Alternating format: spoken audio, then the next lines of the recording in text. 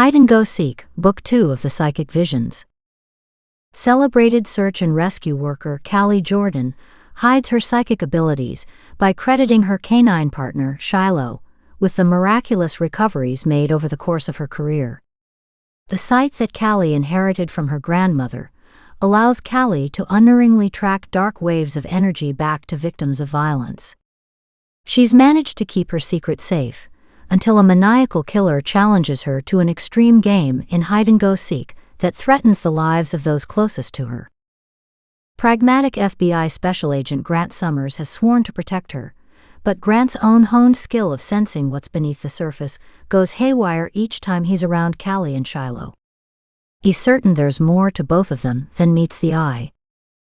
As the killer weaves a tighter and tighter web around Callie, there's no longer any place for her and Shiloh to hide. Can the visions Callie has had so many times before allow her to trace the latest victim's whereabouts before it's too late? Or will this diabolical game of hide and seek cost her everything? Chapter 1. Death shouldn't be so greedy. Everyone came to him eventually. Callie Jordan surveyed the wet gray rubble, her heart aching with sorrow. 3 days ago this giant pile of debris had been a small but thriving Mexican town. Today it was a death trap. Thunder rumbled across the mountain. She squinted at the black clouds gathering on the horizon. Already the weather and the location had hampered rescue efforts, with fog preventing the helicopters from landing.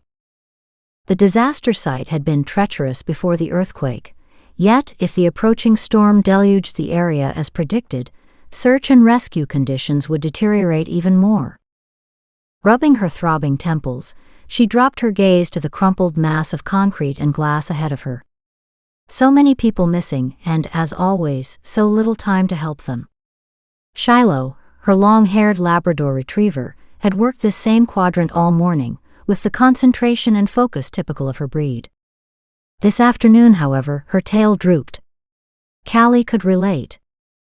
Strong muscles bunched as Shiloh jumped up to another boulder. Her bright orange canine SAR vest stood out against the dusty gray backdrop. Even dirty, the vest was striking enough to be visible. Although Shiloh's fur was an unusual fox red, the grime had an equalizing effect, coating everyone and everything with a uniform layer of dust. An aftershock rattled the ground, shifting the pile under the dog's sturdy feet. Shiloh scrabbled to stay upright. Callie's heart stopped for a second, her breath catching in her throat. The earth stilled. Shiloh caught her balance and kept going. Callie waited an extra moment before exhaling.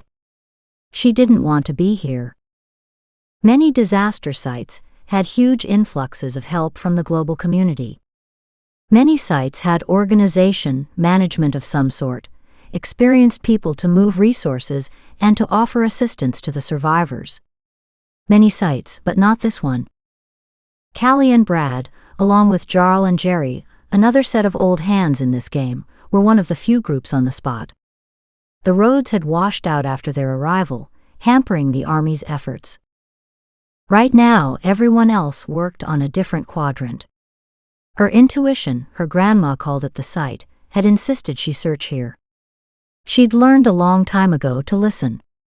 But that didn't mean she liked where it sent her. Shiloh barked. Ignoring her headache, Callie hopped over the mess of ripped supports and roofing. Shiloh barked again, then sat on her haunches, her head high. She wagged her tail, sweeping away the dirt around her. She'd found a survivor. Excitement bloomed.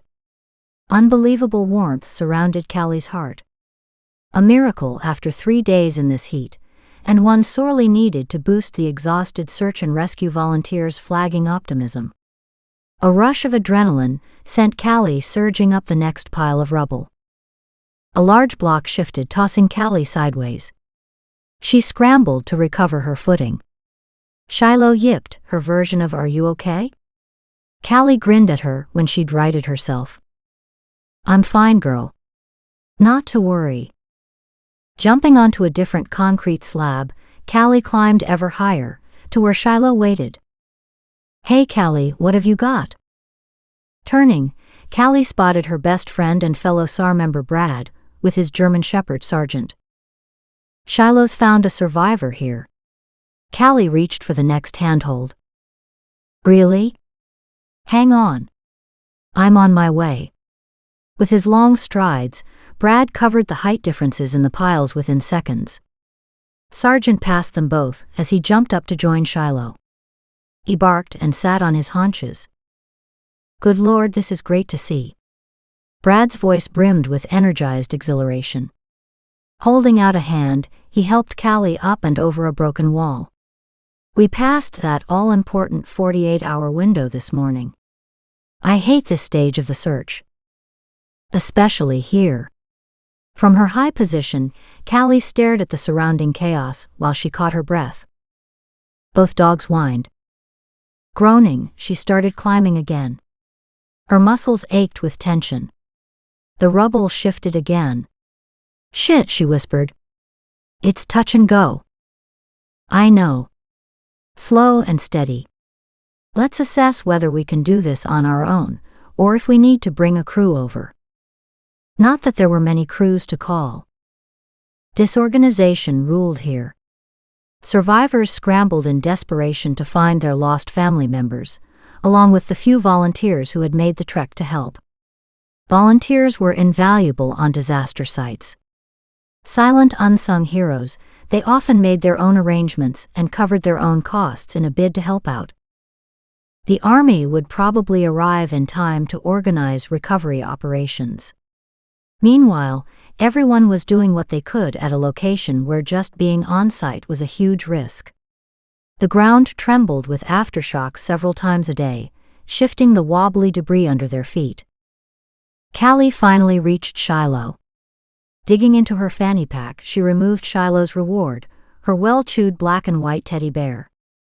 Shiloh gently grasped her cuddly toy before bounding to ground level, where she lay down to rest, her bear tucked under her chin.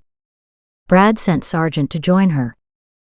Peering through the helter-skelter heap of broken flooring and walls, Callie heard a faint voice. She studied the small pocket of darkness off to the left. "Hello. Is anyone there? Can you hear me?" The tiny echo of a feminine voice bounced upward. "See." Callie let out a whoop. "It's a child." "Brad, call for help." Brad searched the surrounding area to see if anyone was within shouting distance. Several people scrambled toward them. He signaled for assistance, then turned back to her. "A team is on the way. Does she speak English?" Callie shrugged. Peering into the dark opening, Callie squinted at what appeared to be a young girl in the murky shadows. Slowly, a small face came into focus. A tiny hand waved up at her. "She's pointing at her leg." "Ah. I see it now. Her leg is broken just below the knee." Callie called to the girl, "What's your name?" The weak high voice trembled in a new spat of Spanish. From Callie's poor Spanish, she thought the child said her name was Inez. Callie could only hope Inez was old enough to understand what had happened, and to not panic. Although, if Callie were the one stuck in that hole, she'd be panicking plenty. The girl stared up, fear and hope warring on her face. Callie's heart ached. Inez looked so tiny. So alone. She had to be terrified. Hell, Callie was terrified. Needing to help in some way, Callie tried to reassure the child, speaking in a calm and steady voice. "Take it easy, Inez. Help is here. Don't move." The little one might not understand the words, yet Callie's smile and her easy tone of voice would help Inez to relax. A noisy hub of activity heralded the arrival of several other workers. Lilting voices flowed as sing-song conversations bubbled between the suddenly animated girl and the crew. A hubbub of activity commenced. Brad grabbed Callie's arm, pulling her out of the way. She frowned but let herself be moved. She didn't want to leave Inez alone. Callie was too big to squeeze through the opening to the frightened child. On a separate slab 20 feet back, Brad and Callie watched as the crew went to work. The crowd on the ground swelled as news of a survivor spread. Spanish and English mixed into a confusing yet understandable wash of conversation. Callie tuned out most of it, staying focused on the yawning pit that held the promise of life and the threat of death. A buzz of excitement rose as one of the smallest rescue team members descended on ropes. The opening was ringed with hard hats as everyone leaned over to watch. Callie shivered. Instinctively, she backed up several more steps, shifting to a different piece of concrete. Brad followed. "What's the matter?" he whispered against her ear. "Too many of them, too much weight. This could cave at any moment." Brad frowned as he surveyed the straining men, muttering into the cavern. "There have been no major tremors for hours now. Maybe it's all over." Callie snorted, her gaze never leaving the action before them. Right. And this could be a warm-up for an even bigger one. Telling herself everything would be fine didn't help much either. Her instinct said otherwise. Holding her breath, she waited for someone to surface. It seemed to take hours. Callie knew the girl's broken leg had to be splinted, and the child secured into a harness. She knew all that. It didn't matter. Fear knotted Callie's gut. A chill clutched her heart. She wanted to yell for the workers to hurry. The earth grumbled again, a deadly reminder of the risks they all took. The band of workers stood, heaving on ropes. Slow, painful inches at a time, the crew struggled to raise their load. The top of a head popped into view, followed by a very dirty, tired face with a pained smile shining through the grimy tear tracks. Cheers erupted from the crowd. The girl waved as the rescue team worked to bring her up the last few feet. Finally, her splinted leg rose into view. Callie gasped, her breath catching in her throat, her hands clenching and unclenching, as fear dug its claws into her more strongly. The child was almost there. Almost safe. A hard tremor rippled through the region. "Oh God, no," she whispered. "Please, no." The crowd cried out. Their yells morphed into screams of horror. Grating sounds mingled with shouts and screams, followed by heavy grinding, as rocks slid against each other, building to that one final destructive crash. Callie screamed, falling to one side, as tons of shifting material sent her tumbling. Debris rained on top of her. Curled into a ball, she held both arms protectively over her head, crying out as a small concrete block smacked her left arm. She thought she heard a cracking sound, but she was too busy scrambling toward Brad, who'd been tossed several feet below. "Brad. Brad. Are you okay?"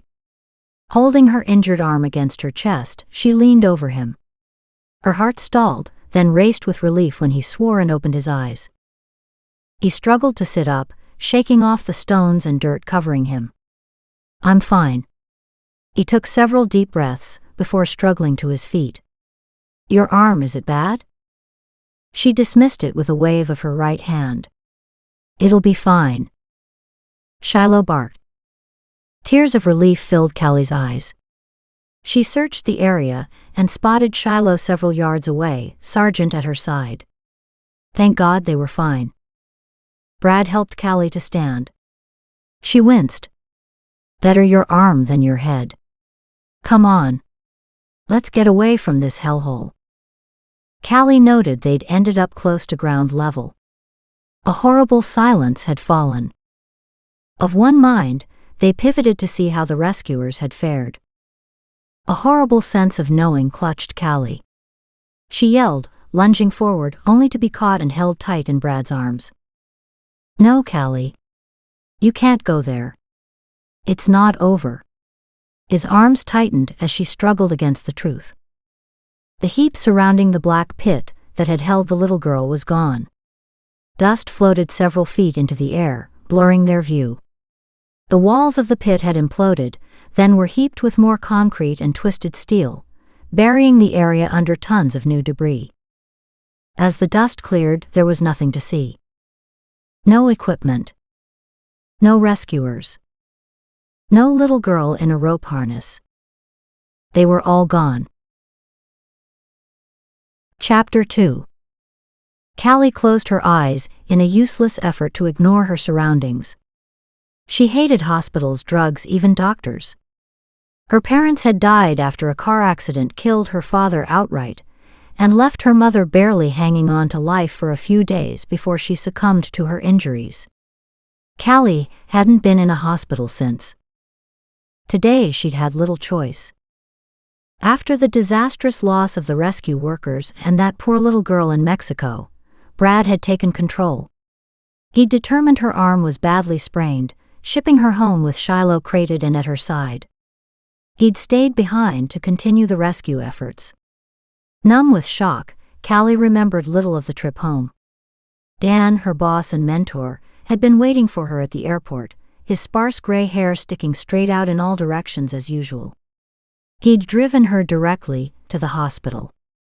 Callie had been beyond arguing. Good thing too. Her left forearm was cracked, just below the elbow. The painkillers Brad had stuffed down her throat prior to loading her on the plane accounted in part for her silence since landing. The loss of the little girl Inez hurt Callie beyond words.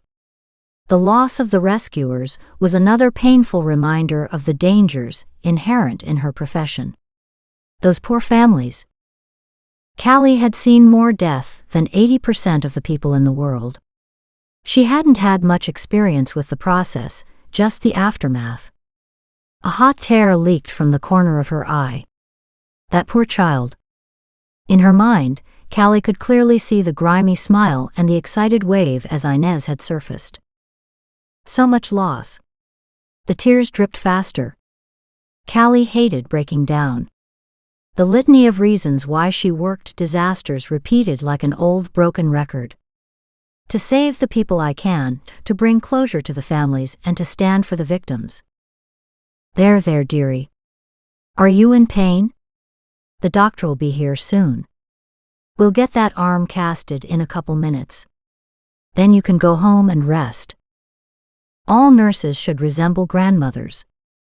This one oozed comfortable reassurance that gave Callie the impression everything would be all right. That was the problem with impressions. They lied. She wasn't sure anything would ever be okay again.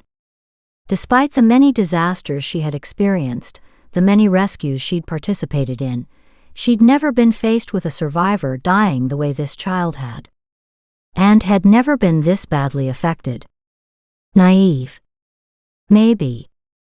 Those who survived were always rushed away to a hospital. Sometimes they succumbed to their injuries, but they did so where Callie wasn't watching. Of course those deaths had hurt too. But they hadn't been as up close and personal as seeing this child vanish before her eyes. During the plane ride home, she hadn't managed to quell the disquieting sense that maybe she should have stayed and searched through those cement slabs herself. Maybe the other rescuers had missed an opening, a crevasse somewhere. Maybe Sargent had made a mistake.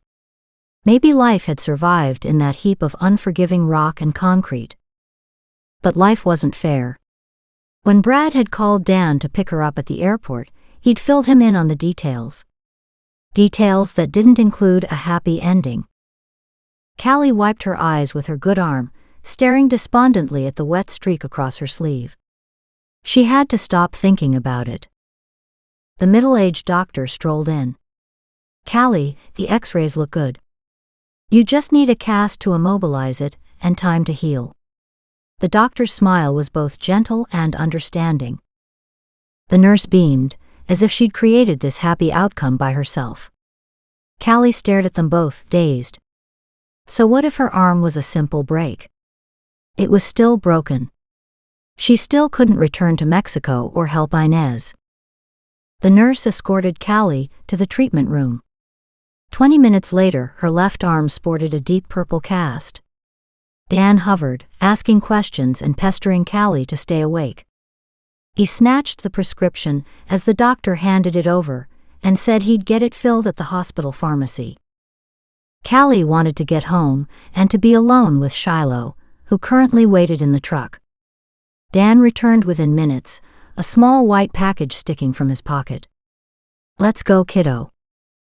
Conversations flowed around her, bits and pieces floating through her awareness.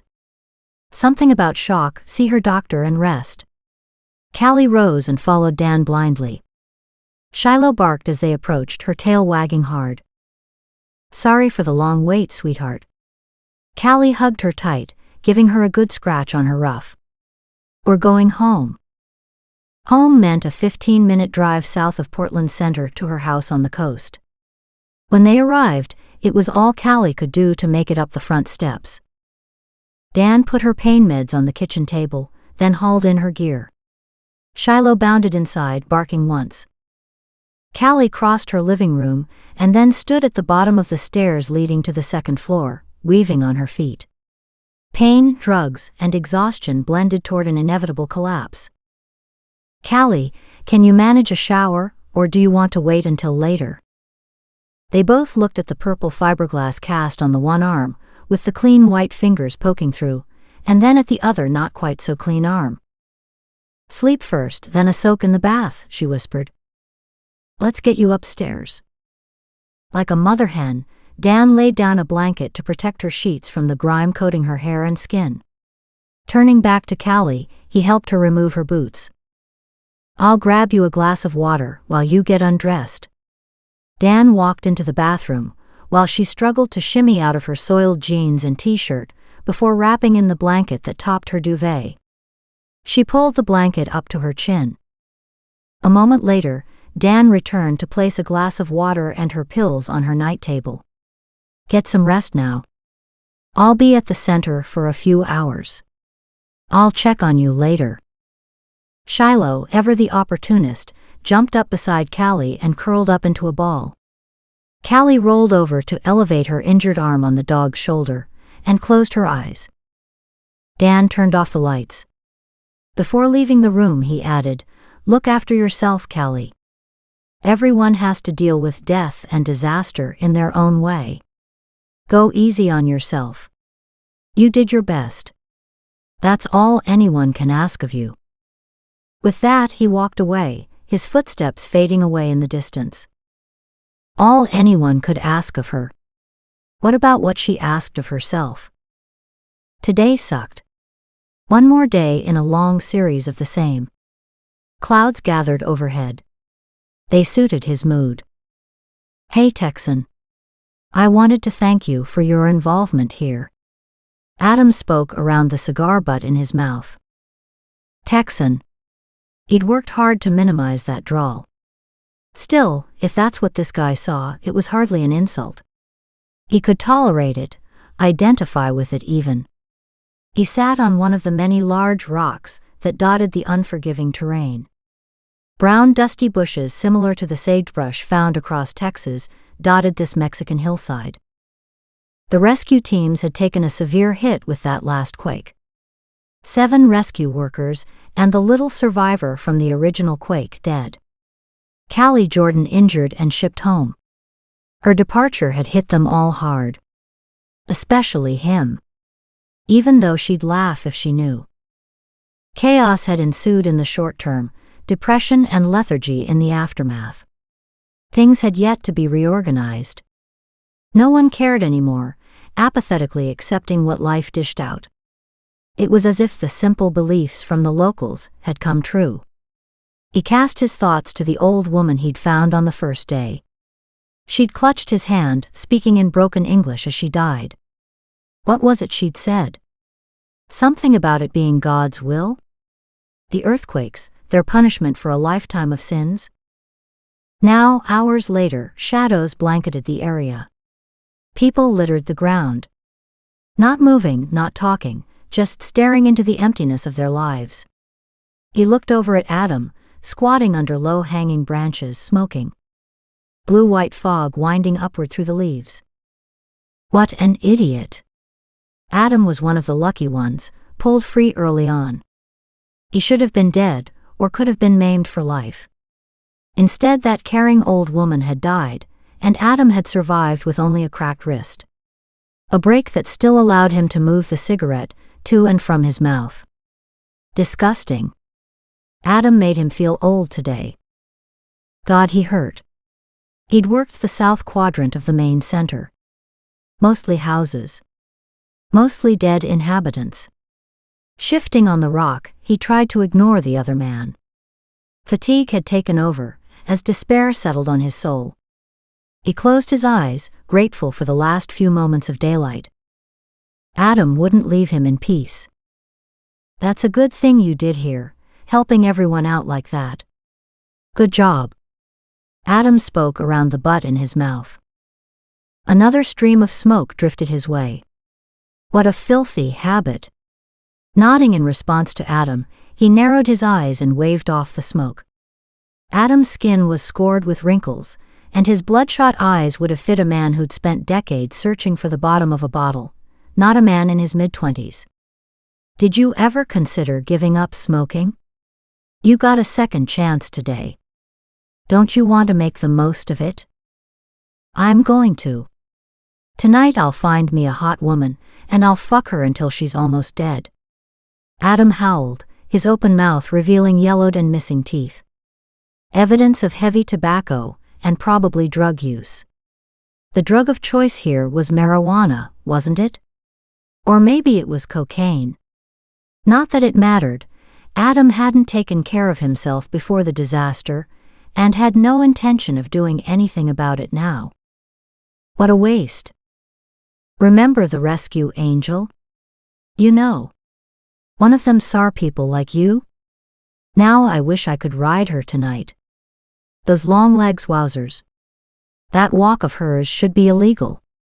Definitely put a spell on my poor pecker. Adam frowned at the lack of response. You should know the pair. The furry bitch is Shiloh. Don't know what the two-legged bitch is called. She must be from one of them foreign Nordic countries.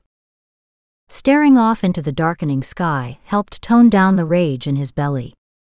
His fist clenched. How dare this asshole talk about Callie Jordan like that? Of course he knew her. Not as well as he'd like to. He'd worked on many sites with her. Besides, with so many rescue totals to her credit, it was hard not to know of her. She was famous. She was special. His grip on his temper slid. His stomach knotted, barely containing the bubbling acid in his gut. The bastard had no right to even speak of her. Imhum.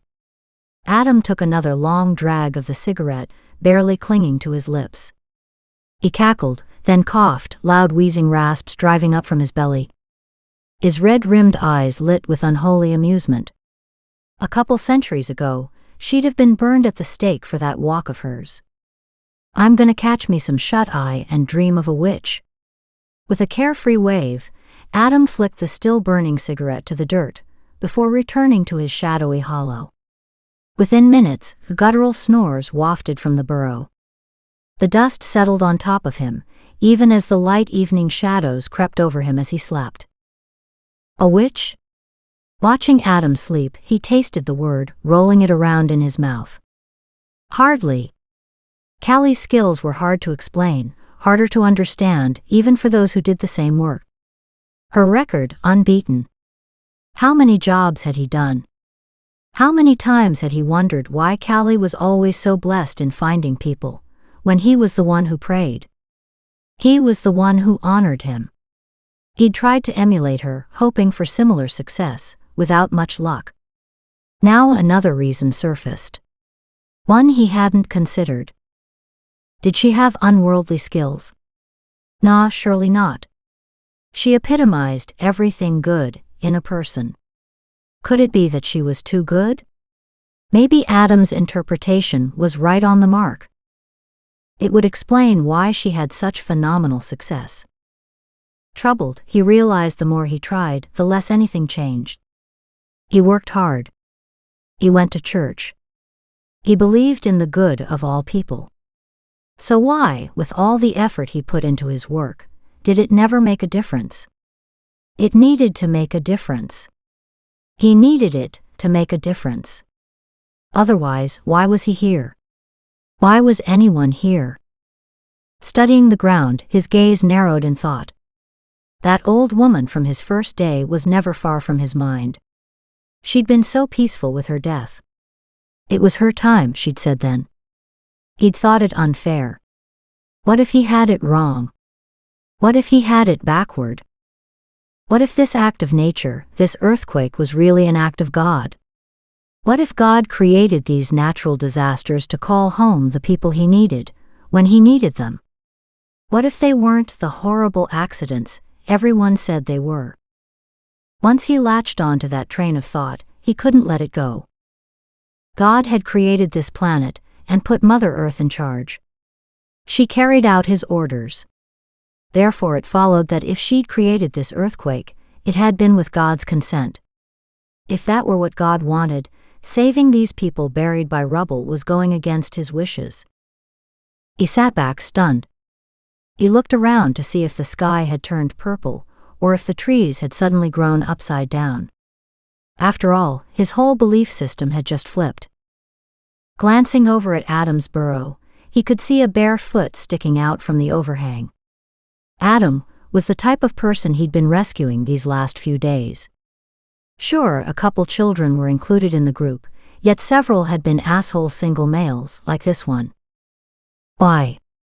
Why bother? He looked up to the sky for answers. What do you want me to do, Lord? All these years he'd been told that God was the creator of all. He believed it, knew deep inside it was true. His faith had been the mainstay of his world. So then God had to be the creator of this earthquake. How simple. Why had he never made that connection before? If God had made this earthquake happen, it was because he wanted these results. He wanted these people to die.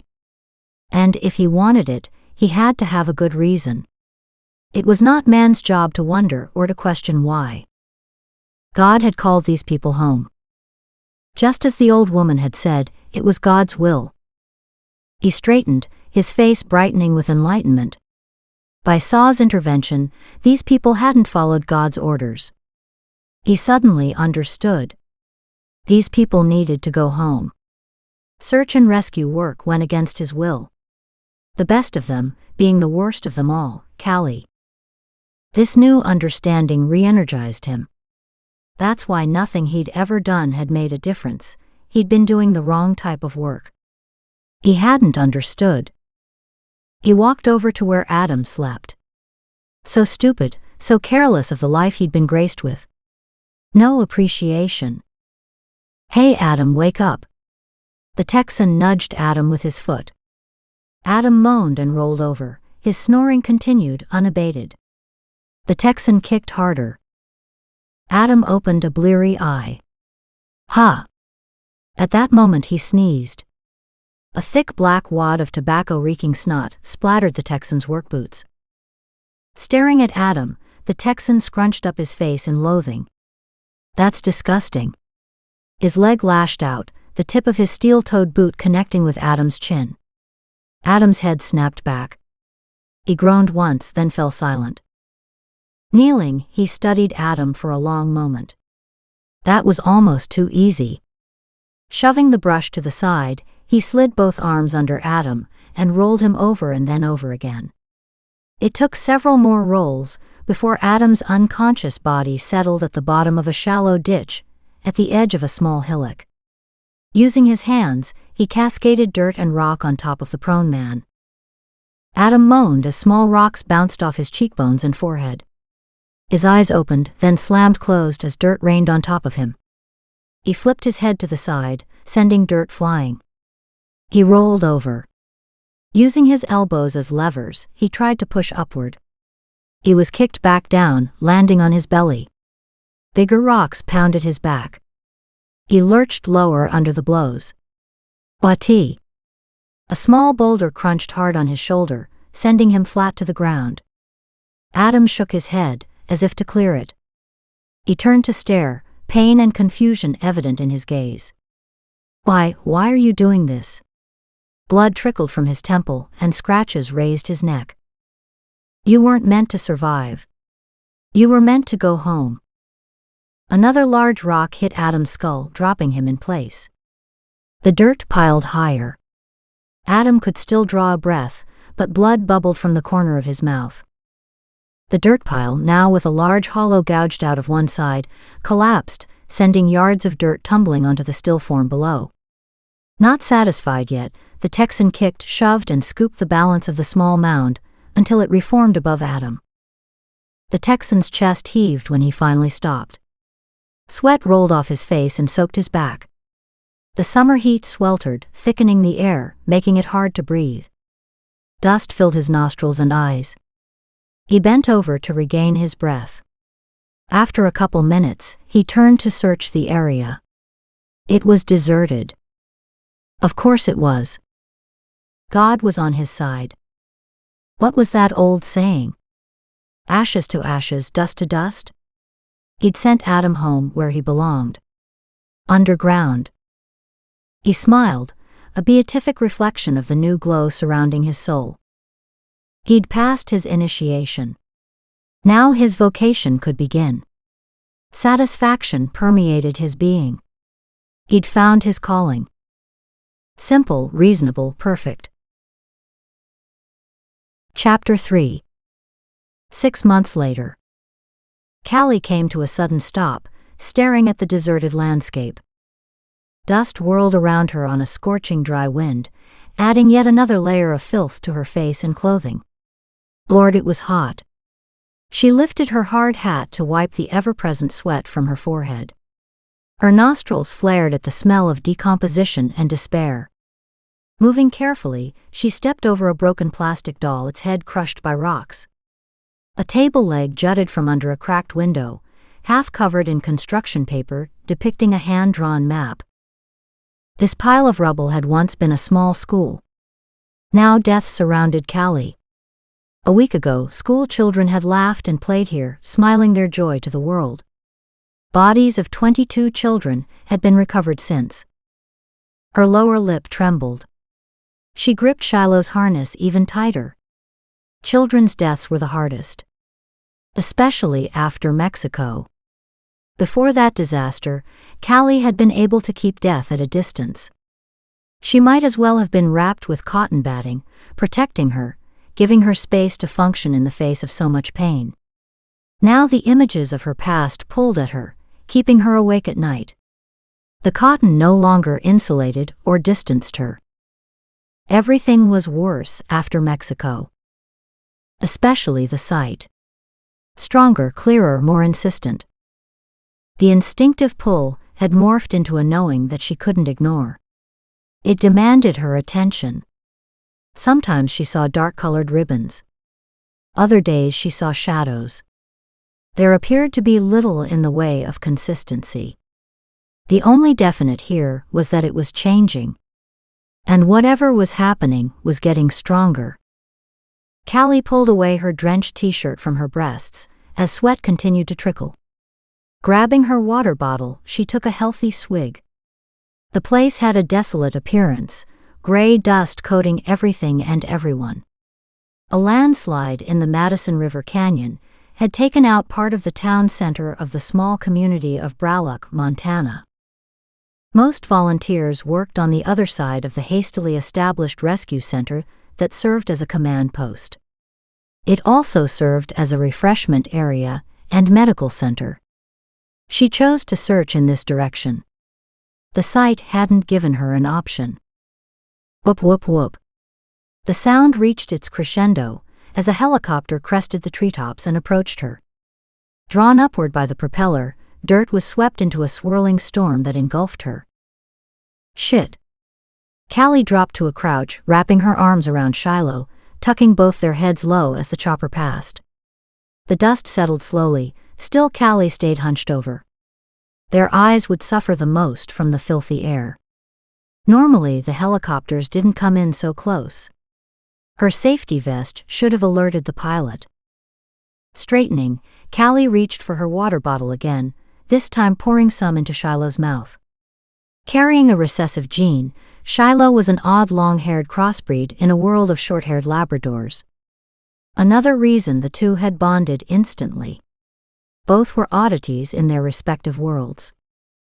Taking a firm hold on her frayed emotions, she tuned into the weird energy calling her. She'd given up calling it intuition. It had become so much more. Right now the ribbons were twisting. Dark tendrils beckoned her. She caught her breath. The murderous threads, black and violent, rustled in the space between life and death. More north. Taking several large steps forward, Callie halted again to listen to the whispers. Stop. Callie bowed her head. Facing her lay something she found all too familiar, with a twist. A twist she'd only started to better understand since Mexico.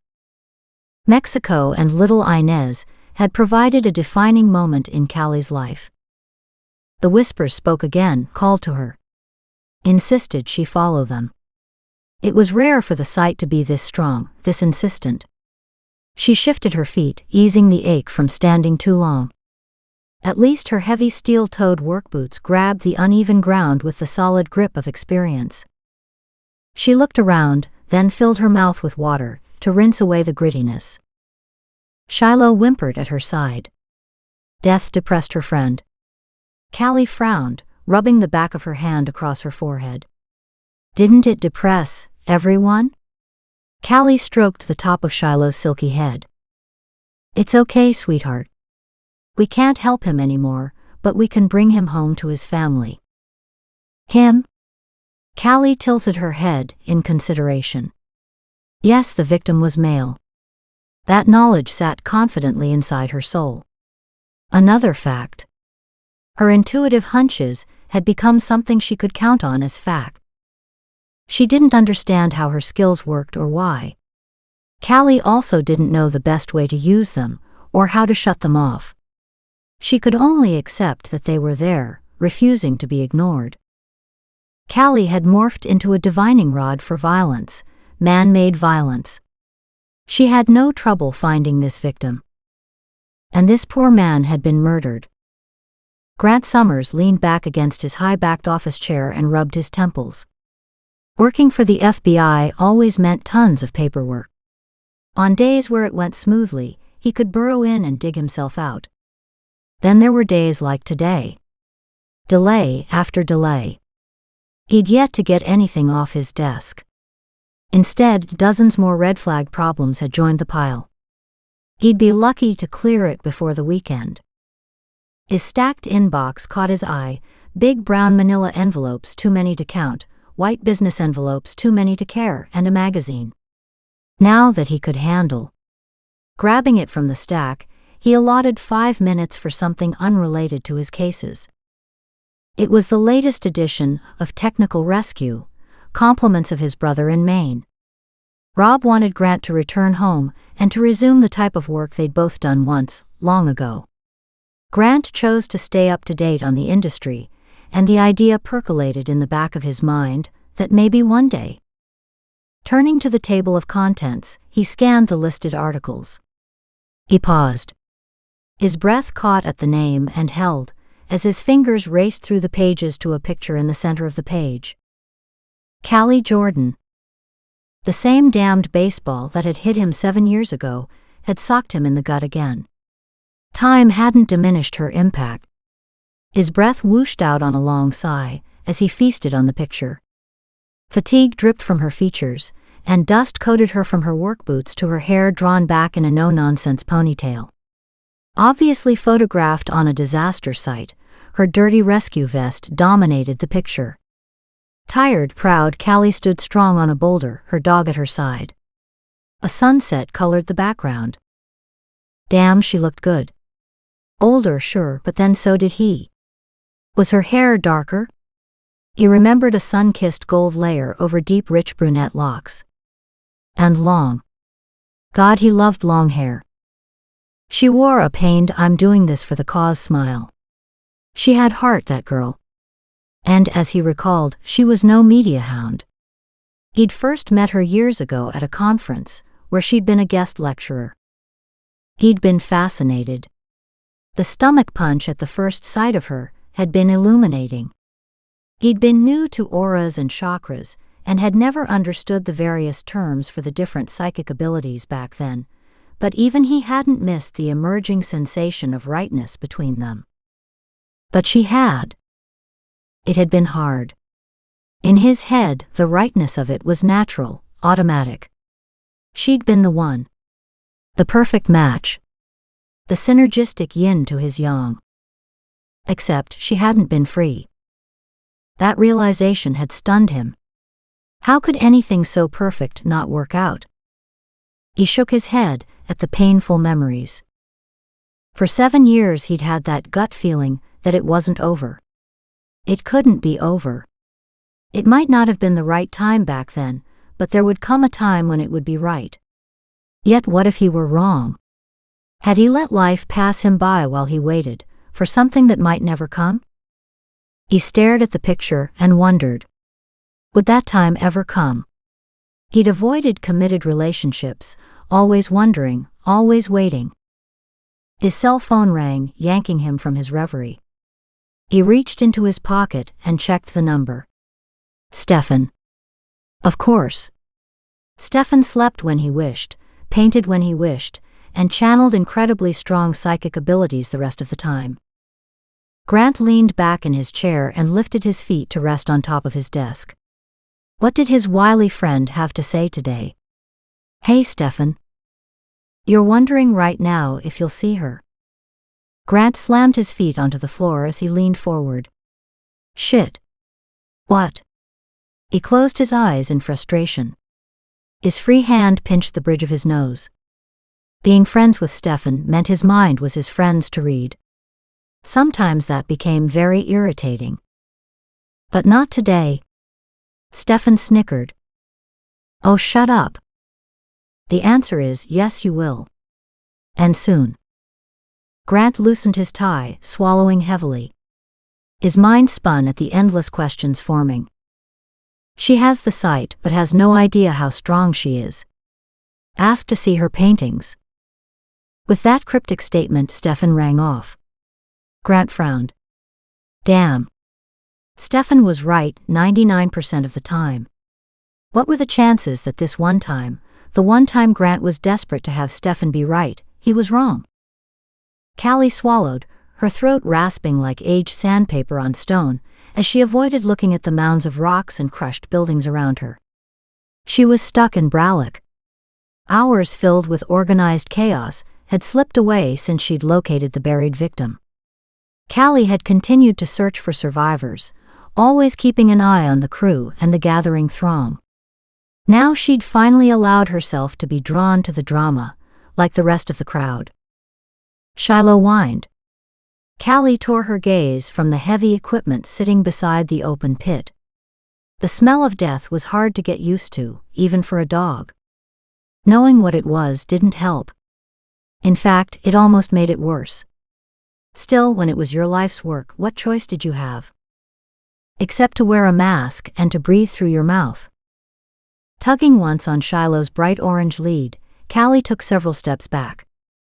At the crime scene, forensic people needed more space. At least that's what she thought they were. Their white coveralls carried no labels but proclaimed them official. She was grateful they'd arrived to take over. The crowd immediately swarmed forward to fill the gap she'd left. When did this crowd arrive? Callie twisted to face Brad. Just after you left. She offered him a tired smile and wiped the dust from her eyes. What took so long? Brad held out a tall takeout cup. I was waiting for Jarl to show. I don't know where he took off to. That guy's a bloody ghost when he wants to be. Besides, I brought this back for you. Forgive me? He wafted the full cup under her nose. Tall, dark, and black? The warm cup passed to her hands. Callie moaned in delight. Coffee. Oh, thank God. I'm so cold.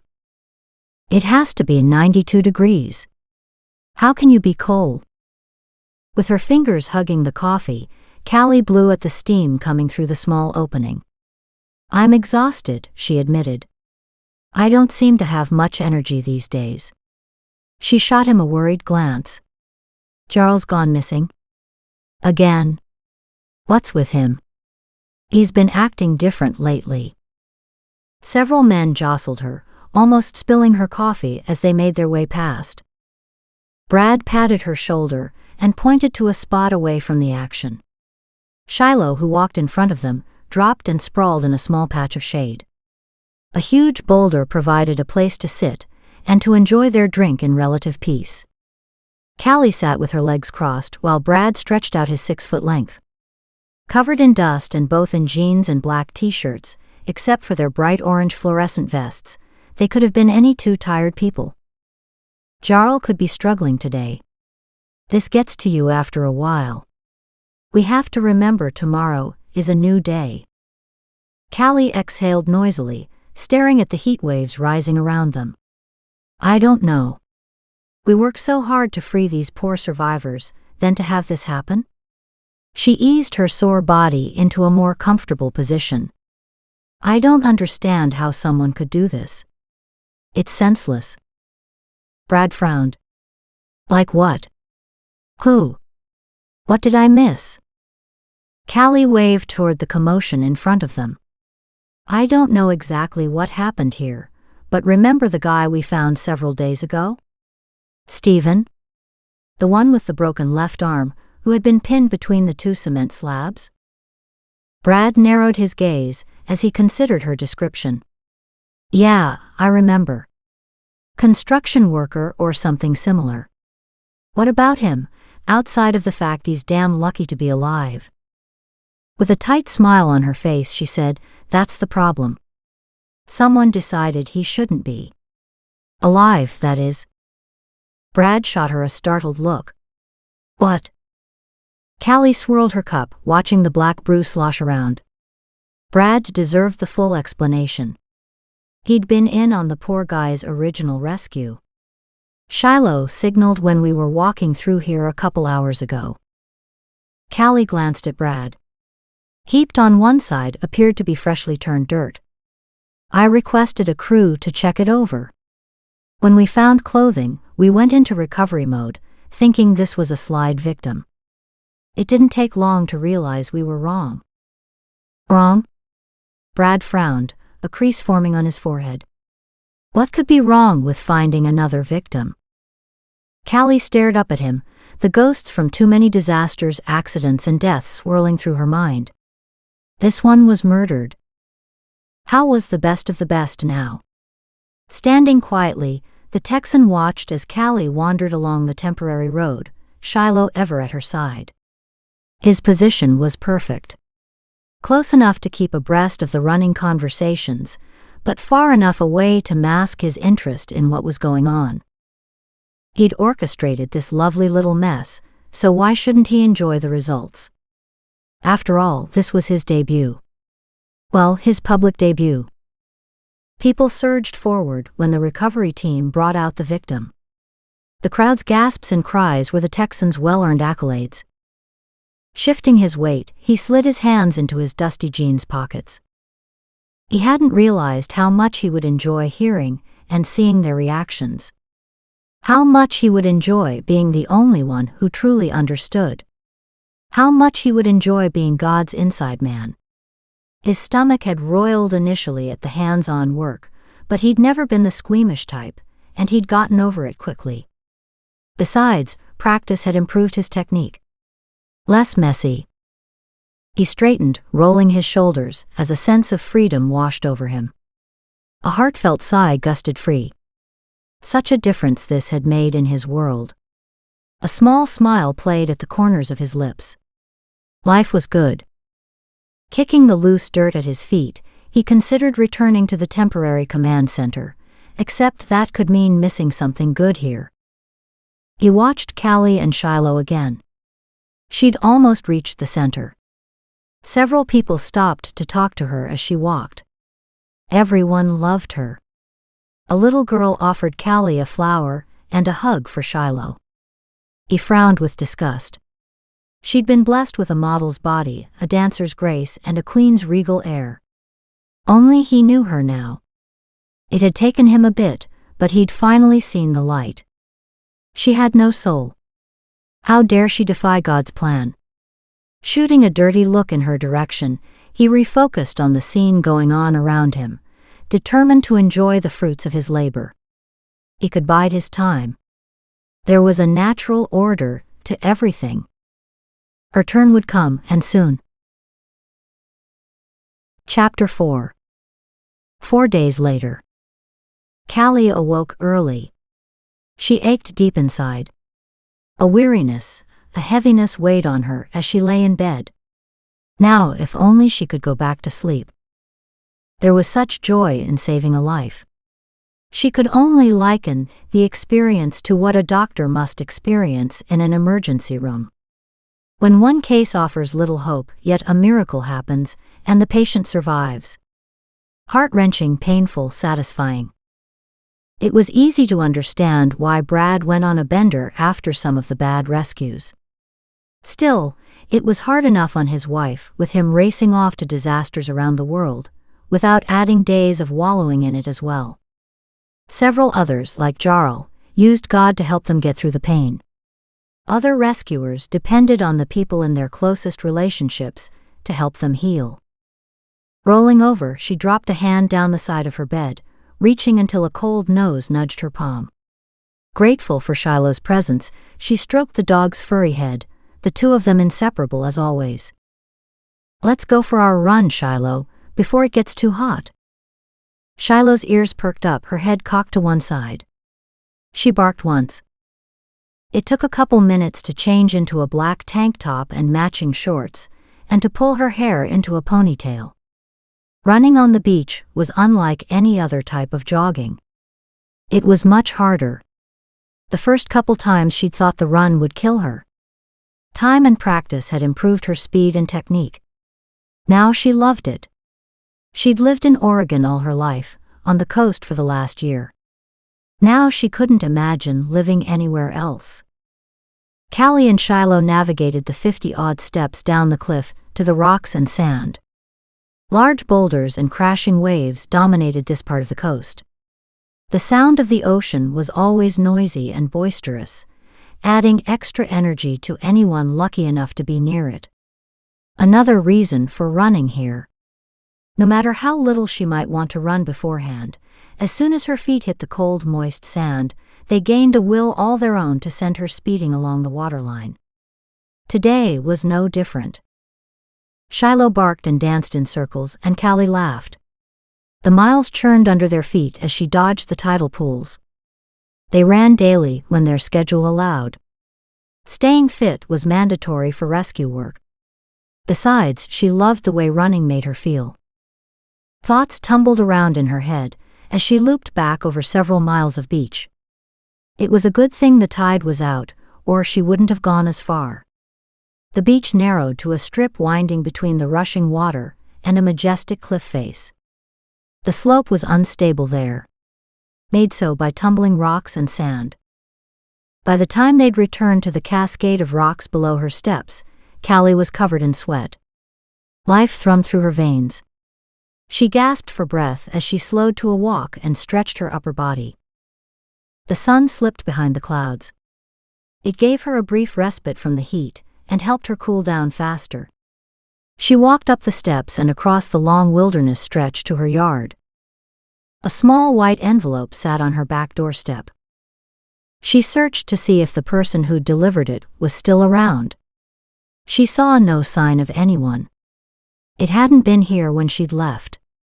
At least she didn't think so. Wiping her sweaty hands on her shorts, she picked it up and flipped it over and back again. No return address, and only her first name printed in ink on the front. Written in all block letters, it appeared more businesslike than personal. Weird. After unlocking the kitchen door, Callie stepped into the kitchen before ripping the envelope open. A small folded sheet of paper fell into her hand. She flipped open the note and read aloud. Game on. Start of round 1. I hide and you seek. See. It's simple. If you don't find them in time, they die. So use those unholy skills. And see. Are you really so much better than he? Get ready because it's game on. Callie dropped the letter on the table and backed away, almost stepping on Shiloh. What the hell was that? Her heart raced, and it was all she could do to stay calm. She wiped her sweaty palms on her t-shirt. She studied the letter from a distance, searching for some clue to identify the sender. No signature, no letterhead, no watermark. Nothing. Reaching for the envelope again, she searched for clues she might have missed. Nothing. The note was printed in the same style as her name on the envelope, blocky hand-printed letters. Shit. She took several deep breaths, as confusion and disbelief argued with fear. Common sense righted itself. This couldn't be real. It had to be a sick joke. Giving herself another moment to calm down, Callie reread it, this time slowly, analyzing the words and the meaning behind them. What game? Who would do the hiding, and what was being hidden? It sounded like a child's game. As part of her SAR work, she found people all the time. Did this person know her personally? Know of her? Know her enough to understand the type of work she did? Was the person a psycho or a sicko? Hard to tell. Best case scenario, this was a stupid prank. Worst case scenario. Well, she didn't want to go there. That question about whether she was better than he made her stomach drop. They couldn't know. She closed her eyes. Don't panic. Don't panic. Added to that line was the fact that the letter had been delivered to her kitchen door. Talk about scaring the crap out of her. The letter writer knew her, in ways she didn't dare contemplate. It might have been a coincidence that she hadn't been here at the time of the delivery, except she couldn't stop wondering if she'd been watched, and if the letter had been delivered after she'd left. The fine hairs on her arms stood straight. Unable to stop herself, Callie locked the back door, then ran to make sure the front door was locked too. What the hell should she do now? She had to inform someone. She'd never sleep again if something bad came of this, and if she hadn't spoken up. That it could be nothing more than a bad joke didn't matter. Ignoring the letter and the envelope, she put on a small pot of coffee, then headed to the shower. She did some of her best thinking under hot water. 20 minutes later, her hair still wrapped in a towel, she walked out onto her deck and took a bracing gulp of her freshly poured java. Callie stared blindly out at the garden, considering her options. The simplest answer was to call the police. They might come and inspect the note, take her statement, and possibly make a couple inquiries. Still, they weren't likely to do more until something else developed. All she really had was a piece of ugly fan mail. Great. Or she could call Dan. In the 20-something years since starting the Second Chance SAR Center, he'd received several threatening letters. Dan was the center. He was as well known as Callie, maybe more so. Had he received a similar letter? She reached for the phone. An hour later, the sound of crunching gravel drew her to the front porch. Beside her, Shiloh stood alert, barking madly at the unfamiliar large black truck. Callie narrowed her gaze as it parked beside her Jeep. As she watched, Dan stepped down from the passenger side, waving at her. She relaxed against the doorframe. Hi, Callie. Dan's smile reassured her further. She waved back, before turning her attention to the driver. Tall and slim, dressed in jeans and a black stretch Henley, he looked big, dangerous, and vaguely familiar. Her stomach twisted. Energy stirred inside. A faint zap crackled between them. She puzzled on it, as he fell into step behind Dan. The two appeared opposites. Dan had wizened into a small gnome of a man, while the larger man resonated health and purpose. Dan and the stranger climbed the steps to her front porch. Dan gave her a quick hug. I called an old friend for help. This is Grant Summers. Callie welcomed them both inside. She'd known Dan a long time, and couldn't remember hearing the other man's name before. Nudging the door shut, she led the way through to the deck. Can I get anyone coffee? It's fresh. Always, thanks. Dan beamed. Grant shook his head. As she walked into the kitchen to find another mug, she glanced back. Grant watched her, an odd look on his face. Callie flushed. She'd seen him before from somewhere, someplace, yet more than that, her energy knew him. Did he sense it too? From where? When? Her stomach pulsed. Which was crazy, she didn't know him, yet she knew him. The two men had taken seats at the outside table. Here you go. Callie placed the mug in Dan's waiting hand. Careful. It's hot. Thanks, Callie. No problem. I was ready for another cup myself. She motioned to the letter open on the table at Dan's side. She'd placed it there earlier, secured by a paperweight. There it is. Dan reached for it when Grant interrupted, read without touching it just in case. Glancing at Callie apologetically, Dan read the letter aloud. When he stopped, Callie spoke, her tone wry. It's covered in my fingerprints.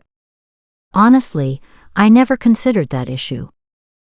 Grant moved to study the envelope beside the letter. Is this the envelope it came in? Yes. It has no markings either, other than my name. He gave a short nod. A muscle in his jaw clenched and unclenched, like he had a twitch. Under lowered lashes, she studied his lean face and narrowed gaze. Jet black hair matched by imposing brows and squared high cheekbones led to a chin that said capable and strong-minded. This was not someone to cross. So still, so stern, she couldn't read him. And if she'd seen him before, surely she'd have remembered that air about him. Yet his energy synced with hers. She didn't really know what that meant. Her energy and Dan's were comfy together. She'd always figured it was because he'd treated her as the daughter he'd never had, giving her the opening to treat him as the father she'd lost. Grant's energy was different. Warmer. Hot. Sexual. Maybe. Except it was more than that. She recognized an instinctive surety, a knowing. She couldn't really explain of what or how. She'd never experienced this with anyone else. He glanced up, and his deep brown gaze locked onto hers. Time stopped. Energy leapt, pulsed between them. She forgot to breathe.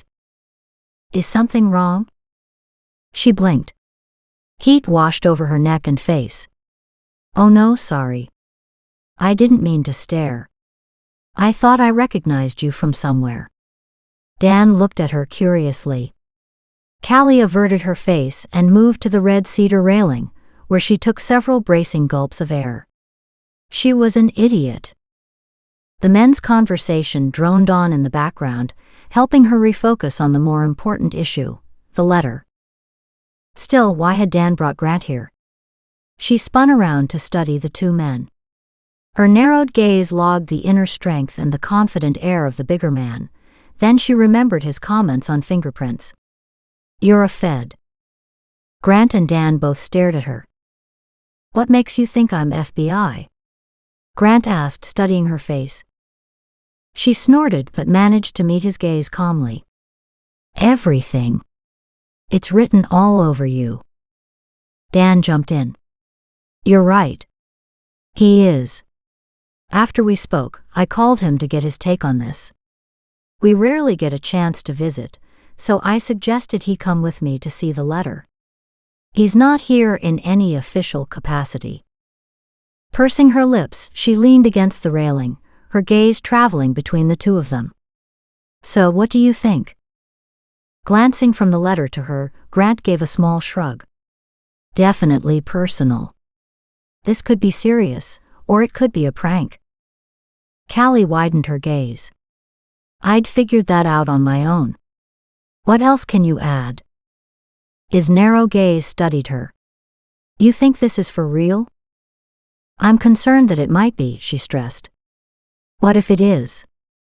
Then we'll deal with it. In the meantime, no way to be certain. I'll take the note and have it checked for fingerprints.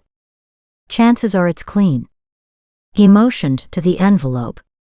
Same for that. Glancing up, he added, show me where you found the letter. Callie walked ahead of the men and through the kitchen to her back doorstep. It was there, resting flat on the top step. Grant stepped over the spot and took stock of the area. Gravel all around the house. No footprints. Cement steps, but the delivery person didn't have to step on them to drop the letter. If you didn't see whoever delivered it, and there's no other evidence where the envelope was found, then we can do little at this point. I can search the files for similar cases. Other than that, it's a waiting game. Callie crossed through the kitchen to the deck, where she slumped into a seat, baffled. You mean there's nothing I can do? I have to admit, this letter is a bit unnerving. Grant's gaze narrowed in consideration. I'm leaning toward it being a real threat. She choked. That's not the answer I was hoping for. On the off chance this isn't a joke gone wrong, I need to ask a few questions. If you don't mind. Grant tilted his head, his dark, compelling eyes studying her. There it was again. That same ping of recognition. Why? Keeping her voice calm, casual, she answered, Of course not. Does this letter mean anything to you? It talks about this being a game. Do you know of, or have any idea where that game idea is coming from? At the violent shake of her head, he continued, Rounds. Any games that have rounds? Competitions with rounds? Surprised, Callie glanced down at the letter. No. I don't. Nothing about finding people is fun or playful. Most of the time the experience is horrible, depressing, and full of disappointment. Don't think of it that way. Think of it more competitively. Back to the wording here. It says I hide and you seek. I'm presuming that is your search and rescue skills being called into play. She shrugged. I don't know. Probably. It's simple. The hell it is. Callie didn't see anything simple about it. Grant continued to read. And if you don't find them in time, they die. Not good. Who or what are them? And how could we find out? He pursed his lips, studied the letter, her face, then the letter again. Definitely a competition. Do you know anyone who is jealous of your reputation? My what? Startled, Callie glanced at Dan for help. What reputation? And why would that matter? Grant explained, I understand from Dan that you and Shiloh are considered one of the best teams in the search and rescue field. He glanced at Dan. That you recently received several awards, and a rather large monetary gift. She shook her head slowly. This wasn't real. It couldn't be. I'm good, yes. So are hundreds of other teams. As far as I know, I don't have a reputation. Callie blinked several times, trying to clear the fog his question had created. That money went to the center to help offset the costs from all the emergency trips. We pay for flights and supplies ourselves, more often than not. You were written up in several magazine articles. Puzzled, she glanced at Dan. I was? Dan answered, a couple times. Once as part of the team, and you've been mentioned several times in write-ups on the rescue work we do. Sure, but so was everyone else. Dan shrugged, adding, Shiloh won that contest. You were interviewed over that. But, she protested, that was last year. He wrinkled his face. Still counts. Grant nodded. I need a list, and preferably a copy of articles where you or the center have been featured. We don't know what might be important here. It seems obvious that this person is jealous, or thinks you undeserving of your reputation. It's almost a challenge of some sort. Prove that you are as good as everyone says you are. Grant looked up at her. Challenge? Prove myself? That sounds so wrong. The whole concept sounded wrong. I'm not the one saying I'm good. That's what other people say. More to boost morale than anything. The media plays up the successes at disaster sites. There's so much pain and suffering, no one wants to focus on the many losses. She hunched her shoulders, hating the influx of memories. I don't think it matters who said what. What matters is that this person believes what's been said. Supposedly people will die if you don't participate in his game. It sounds very personal to me. Callie massaged the building tension at the base of her neck. This was unbelievable. So because he wants to make this a game, I have to play too? Running her fingers through her hair, she added with a touch of humor, at least we know he's male. Dan tilted his head, a puzzled frown between his brows. How can you be so sure? Callie snorted. This is classic male, my penis is bigger than your penis, the old I'm better than you are kind of male competitive behavior. The mano a mano style of competition. A shrink would get that immediately. Grant appeared interested in his notepad, a muscle twitching at the corner of his mouth. I imagine one would, he admitted dryly. With a smirk, Callie leaned back, feeling marginally more in control. Now, according to the letter, he said you're to use your unholy skills. Even more troubling is that your skills appear to be competing against God. He, written with a capitalized H, is likely to mean God, and brings the possibility of a religious fanaticism in play here. As if he's seeing himself as God? Dan asked, shock and disbelief in his voice. He sat here with his hand to his throat, his face pale and aged. That doesn't sound good. Grant nodded. Definitely a possibility. Although he might also see himself as a messenger, a servant of God. Back to the unholy skills part, does that mean anything to you, Callie? She swallowed hard. I'd have to guess my search and rescue skills. Her face froze in place. Her breath caught in her chest. This letter writer couldn't know about the site. No one knew. Hell, she didn't know much about the visions. Her stomach knotted, and the band around her temple tightened with each question. Somewhere along the line it all became too much, and Callie dropped into silence. And the worst line of all is the last one. Game on. Grant stared off in the distance. I'd interpret that to mean, whatever this is, it's about to start. Dan added, or it has already done so, and we just don't know it yet. Callie shuddered. Shivers racked her spine, and a horrible feeling of impending doom filled her heart, boding no good for whatever was coming. The men left soon afterward, taking the evidence with them. Callie closed her eyes in relief as they walked out. Unholy skills. Surely that was conjecture. It had to be. Nothing else was possible. As he walked to his car, Grant forced himself not to look behind him. The energy tug telling him to return to her was hard enough to deal with. His heart made a small jump for joy. Callie Jordan. She changed. Not surprising. Life hadn't been easy on her. Maybe it was due to the circumstances, or what life had dished out over time. Now she appeared distant. To him, she looked every bit as stunning as the first time he'd seen her. She'd been addressing a large group of government employees during a training seminar. A refined beauty with a ready smile, she'd been energized about her topic, her face animated with excitement, her hands waving wildly to make her point. Passionate. She still was, only more restrained. Stefan had been right. Again. She was an incredibly strong psychic, but quite undeveloped. Dan hadn't mentioned that fact. But then he might not know. He wasn't the most intuitive type around. Grant wasn't either.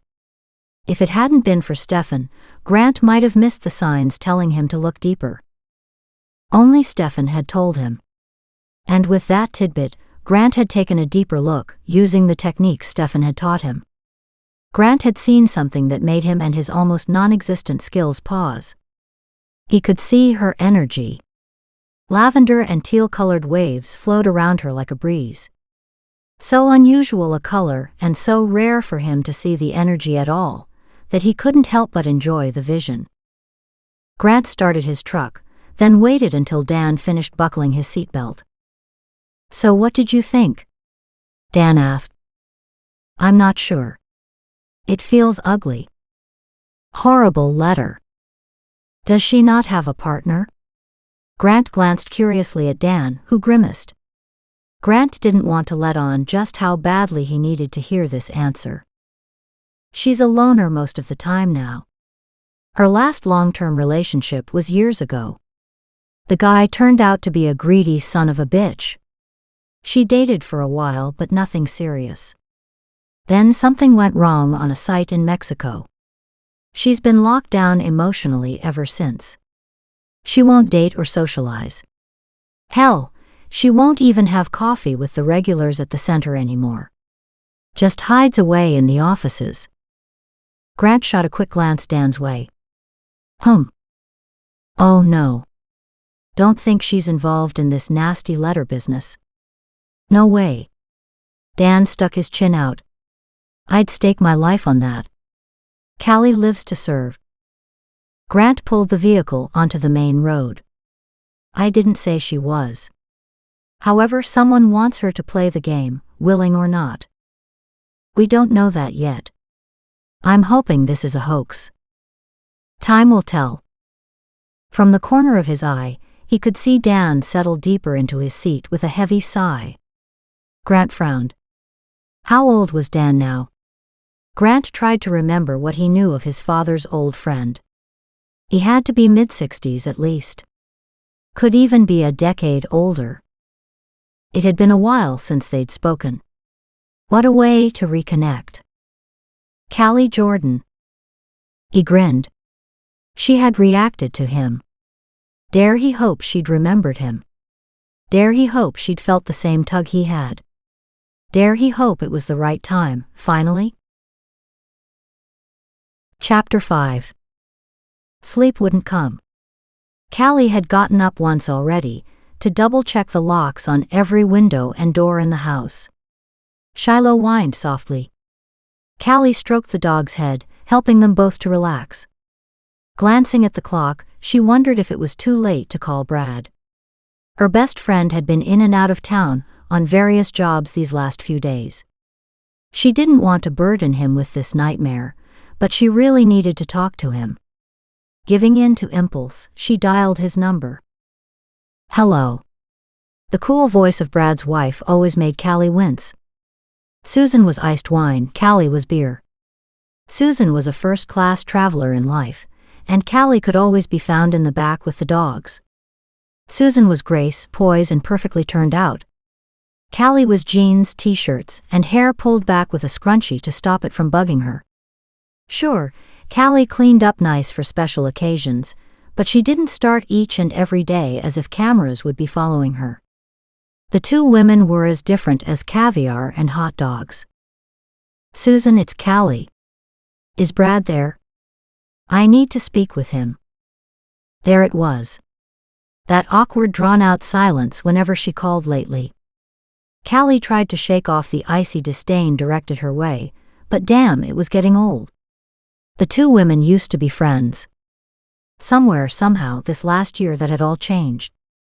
Whether it was from Brad's extended drinking binges, Susan's wish for him to leave the industry, or something else, Callie didn't know. At one time she'd tried to find out. The icy wall had been in place ever since. At the continued silence, Callie double-checked the clock. 10 at night wasn't late, was it? Susan? He's not here. Click. What the hell? Callie stared at the phone. Now she really wouldn't sleep. What a bitch. She allowed herself a moment to mentally vent, then pushed Susan firmly from her mind, focusing instead on Dan's visit and his FBI buddy. Could anyone just pick up the phone and call the FBI? And she couldn't even begin to sort through the weird sense of connectedness she felt with him. Her mind tripped over the questions about the letter writer, all without answers. Time passed while she just lay here, covers up to her chest, a cup of chamomile tea sitting forgotten on the night table beside her. A stranger could know of her. She wasn't proud or boastful, but she knew her name had been bandied about by those in the industry. A private person in many ways, she still attended conferences, spoke at charity events, and had written various reports submitted to SAR organizations all over the world. The trust fund set up after her parents' deaths, while not huge, provided sufficiently for her modest lifestyle and allowed the money from her appearances to go to Second Chance. She worked as hard as anyone to keep the center running. Though she wasn't famous, she was known. She sighed. Her headache slowly returned. Grant could be right. This was personal. Her gut quivering, Callie threw off her covers, turned on a lamp, and retrieved a notebook and pen from her dresser. Scrambling back under her duvet, she turned to a clean page and titled it Competitors. Enemy was too strong a word. Throwing her mind back 10 years, she skipped from disaster to the odd conference and training sessions. She wrote a list of every person who'd been mean, cutting, or jealous of her. Those who had been openly antagonistic received an asterisk beside their names. Then, on another clean page, she repeated the process, this time listing every person she thought was incompetent or dangerous on the scene, and those she'd been forced to file complaints against. Both lists ended up surprisingly short. She frowned and highlighted the couple names that might be worth checking further. Several hadn't been around in years, and still others had left the industry. Completing that task was like pulling a plug in her mind. She yawned, then her eyes finally drifted closed as sleep overtook her. Caught in a dream state, Callie walked across the remains of a cement city, where buildings lay crumpled like tissue. Steel and glass littered the surface, where, underneath, agonized screams for help came from people buried alive, waiting for rescuers who would never come. Their screams echoed in her head. With her arms wrapped tightly around her chest, she scanned the devastation. It was too much. She couldn't help them all. Even as she stood there, the earth grumbled, sending her into an abyss, opening beneath her feet. Twisted metal caught on her legs, stones tumbled on her head. She panicked as she tried to get free of the collapsing rubble. Something clamped her heart and squeezed. She flailed her arms and struggled harder. She cried out her terror. And woke up. Callie jerked upright, fighting against the endless darkness. Her blankets lay on the floor, and the sheets tangled tightly around her legs. Her heart slammed against her ribs. A light film of sweat coated her skin. She shuddered. Her chest rose and fell as her breath gasped out into the empty room. The cool night air wafted over her already clammy skin, raising goosebumps. Oh God! Shiloh's warm furry head brushed her arm, a wet nose nudging her shoulder. Hello, sweetheart. Callie kicked the sheets to the bottom of the bed and swung her legs over the edge. She needed a drink of water. Sleeping pills were not an option. She hated drugs of any kind. The warmth slowly filtered back into her body as she paced her room, trying to slow her racing pulse and catch her breath. Sleep was done for tonight. It was 3 a.m. But it was later in the morning, somewhere in the world. She needed to take her mind off this mess. She needed her paints. She walked downstairs to the guest bedroom turned studio. A blank canvas awaited her on the easel. She donned her favorite smock over her pajamas and grabbed her palette. Shiloh took up her usual position at the doorway, beyond spatter range. Callie couldn't help reaching for black and dark purple. With the brush in hand, she felt her emotions gather strength, reaching for release. Callie drowned in the maelstrom. At her easel, she experienced no hesitation, no decisions of what to create or how. Her brush moved in smooth, sure strokes. A little more here, a dab over there, her brush quickly filled in details. Somewhere along the line, she got lost in the image swirling in her brain. Then she stopped. Her hand hovered midair, the brush ready for yet another stroke. She sagged, barely managing to stop herself from falling to the floor. She dropped her materials on the table. Without gazing at the picture, she wiped her hands on a nearby rag, removed her smock, and headed back upstairs to her bedroom. Her mind felt like a bucket with a large hole in it, completely drained. The steps to her bed took forever. Shiloh plodded slowly beside her. That was the last thing she remembered, before collapsing on her bed, already asleep. The chime of her phone penetrated the fog inside Callie's mind. Stirring, every muscle heavy and sore, she reached for the handset. "Callie, are you there?" Dan's thin, reedy voice gave her the shivers. "Yes, I'm here." Her voice came out scratchy, as if rusty and unused. "There's another letter. It was on the doorstep of the center this morning. It has to be the same guy." Excitement rolled through the phone line, disturbing Callie's senses. Clearly this drama excited Dan. He sounded almost pleased. Callie frowned in dismay. "Another one? At the center? Ha!" She cleared her throat, hoping it would clear her mind. "What does it say?" "It's simple. The first part is just 2 words. Game on. Game on." Dread gripped her throat. That could only mean the game, whatever it was, had started. She'd been included, whether she liked it or not. Something twigged.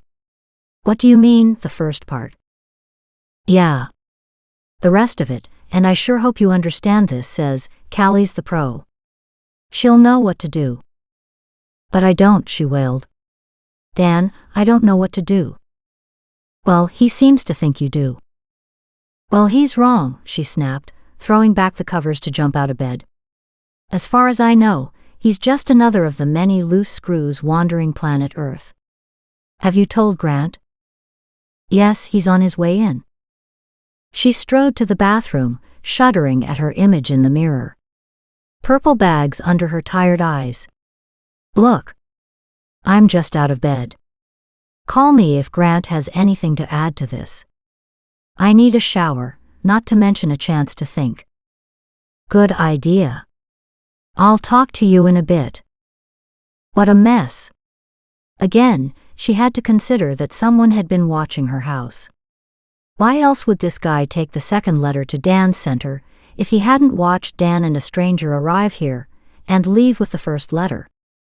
Unless he wanted the center involved in his game. And Dan. 20 minutes later, dressed and depressed, Callie made her way to the kitchen. She fed Shiloh on the deck in the morning sunlight. Running her fingers through her long hair, she remembered last night's painting. She headed to her studio to take a look. She'd almost reached it when apprehension washed over her. The door was closed. She never closed the studio door after painting. It wasn't good for the wet canvases. Besides, the room only had a small window, so the paint fumes built up fast. A frown wrinkled her forehead. Had she simply forgotten? She had been dead tired last night. Bolstering her courage, she pushed the door wide and flinched as the fumes rushed out, stinging her nostrils. Oh, gross. Holding her breath, Callie crossed to the window, shoving it as far open as it would go. Fresh air surged into the small space. She'd love a huge studio, except painting wasn't exactly a full-time career for her, no matter how much she'd like it to be. It was a release she relied on when depression and madness overcame her soul. Maybe later, when she no longer did rescue work, she could indulge in her art as a creative hobby, instead of as an outlet for pain and turmoil. Walking around the easel, Callie stopped mid-stride. The painting stood where she'd left it. With surreal and strangely enticing clarity, blacks and purples and browns popped off the canvas. Heavy paint splotched at places, then thinned and stretched across the top. She stepped back and frowned. Up close, the heavy amount of paint applied to the canvas resembled a distorted nightmare. Not surprising. Still, she caught a glimmer of an intentional design. She tilted her head and looked at it from a different angle. Nothing changed. Sniffing the air, Shiloh ambled into the doorway. Callie smiled down at the dog. Not very sweet smelling, is it? She glanced back at the jumble of colors and stilled. There. She studied the abstract mess, letting the colors move and form to reveal the image hidden within. Shivers slid over her spine. Oh my God. No way. Callie blinked. No mistaking the image of a person buried under small bushes. Civilization of some kind crouched on the horizon, with a series of rough rock formations soaring behind the bushes. What the hell, she whispered. Callie was not a great artist by any means. Blind escapism kept bringing her back to the process because it worked. She painted with wild abandon. The paint slapped on canvas with no thought, discharged her emotions. For some reason it always worked. And it always looked like shit. This, on the other hand, was ingenious. Sure, the subject matter was gruesome. However, given her volunteer work, it was not unexpected. Especially after she had found the letter. The artistic abandon was still there. The paint was so thick in spots, the picture was almost three-dimensional. The terrain had depth and movement. The light was dark and terse, yet still shone with gruesome clarity, and this was way beyond her artistic abilities. It's fucking brilliant. It was also scary as hell. It had started. Finally. He couldn't stop beaming. And he'd learned to be a master of keeping his feelings to himself. 6 months. For 6 months he'd been moving forward, taking tentative steps to clarify his path, bringing events into alignment and planning. Always planning. Finally, he'd reached the stage where he would deal with the abomination called Callie. She couldn't be allowed to continue with her godless ways. Hunkering lower into his makeshift bower, on her neighbor's beachside gate entrance, he used his high-powered binoculars to keep an eye on Callie's cedar house. He had a perfect view of both the back entrance and a large chunk of the sun deck. She'd been storming in and out of the house all morning. Something was up. He smirked. He was up. With a quick tug, he delved in his backpack for his water bottle and the granola bars he always kept handy. He should have brought popcorn for the show. Pushing aside an evergreen branch, he studied the road to Callie's house. She'd chosen the property for the privacy and for the beach access. Even better, the corner of both properties led to a pathway along the edge of the cliff. He'd have to examine those possibilities later. The heavily wooded properties, while designed for maximum privacy, afforded him a secure blind. And one far enough away from Shiloh's incredible nose. Settling into a more comfortable position, he relaxed, prepared to wait and to watch. He had time. He wanted to make sure he got this right. She was a jumping-off point, the supreme test, so to speak. If he rose to the challenge here, then he knew he could handle all of God's work, whatever that might be. Chapter 6. The small plane bucked in the heavy winds. Callie stared out the window, happy her stomach had learned to adjust to turbulence years ago. Dark gray clouds glared back. She hated flying through storms. The lightning hadn't started yet. Not her idea of fun. But necessary today. An apartment building had collapsed on the outskirts of Sacramento, California. 60 apartments lay in rubble. With the collapse occurring during the wee hours of the morning, that meant the building had been occupied. The only good thing about it was it took her away from the letter mess.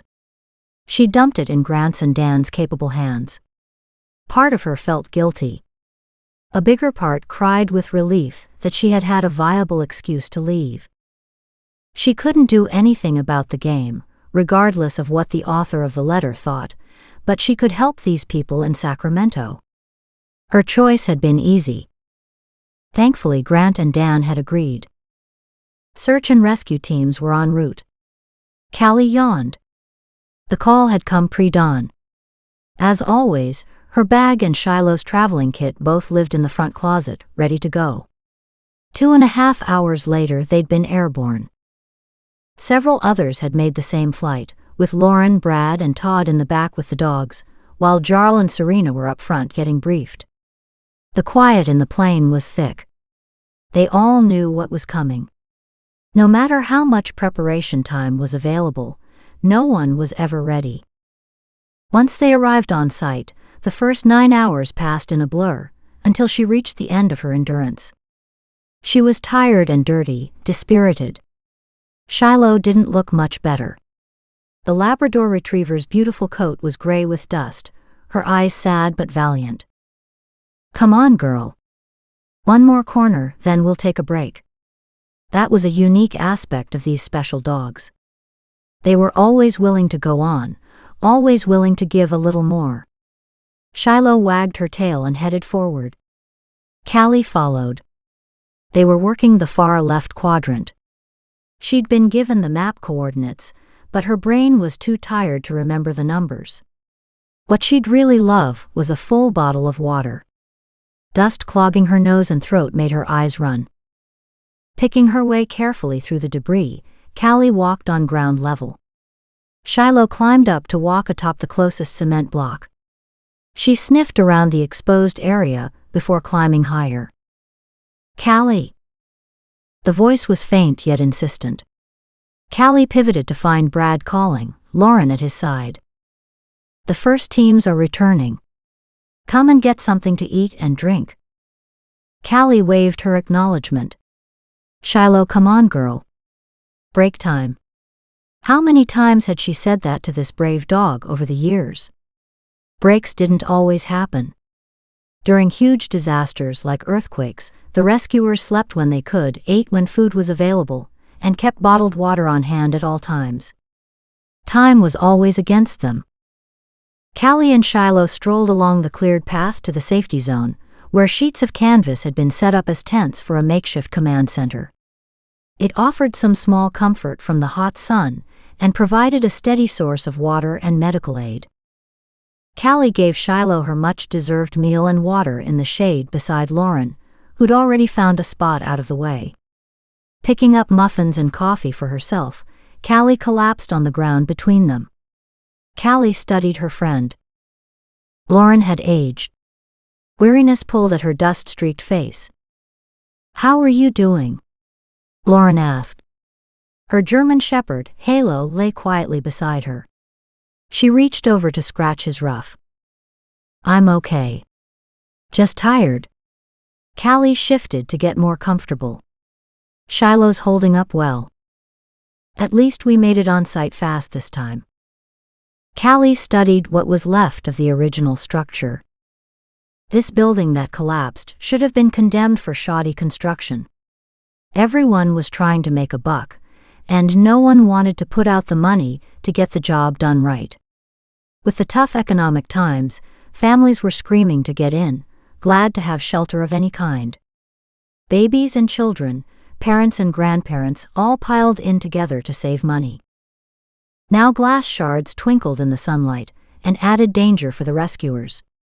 Huge tents had been set up to shield the dead, until they could be tagged and removed. For Callie, one of the most difficult elements was the noise.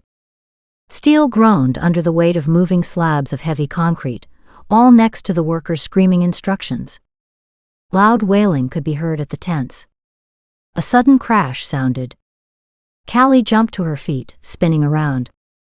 As she watched, a loader lost a chunk of cement, adding a second crash to her frayed nerves. Rubbing her hand over the back of her neck, she shuddered and slowly resumed her place beside Lauren. Loud noises always made her jump at a disaster site, since they often meant more death and destruction. "I'm getting too old for this shit," murmured Lauren, her eyes closed. Callie smiled gently. In her late 40s, Lauren was married with 4 boys, all gone from the nest. She was as sturdy and as dependable as anyone Callie had ever met. Every crisis they'd worked, though, Lauren always said the same thing. "I mean it this time." She laughed lightly and kept her eyes closed. "Then quit. If your heart isn't here, maybe you need to be doing something else." "Oh, my heart's here. That's not the problem."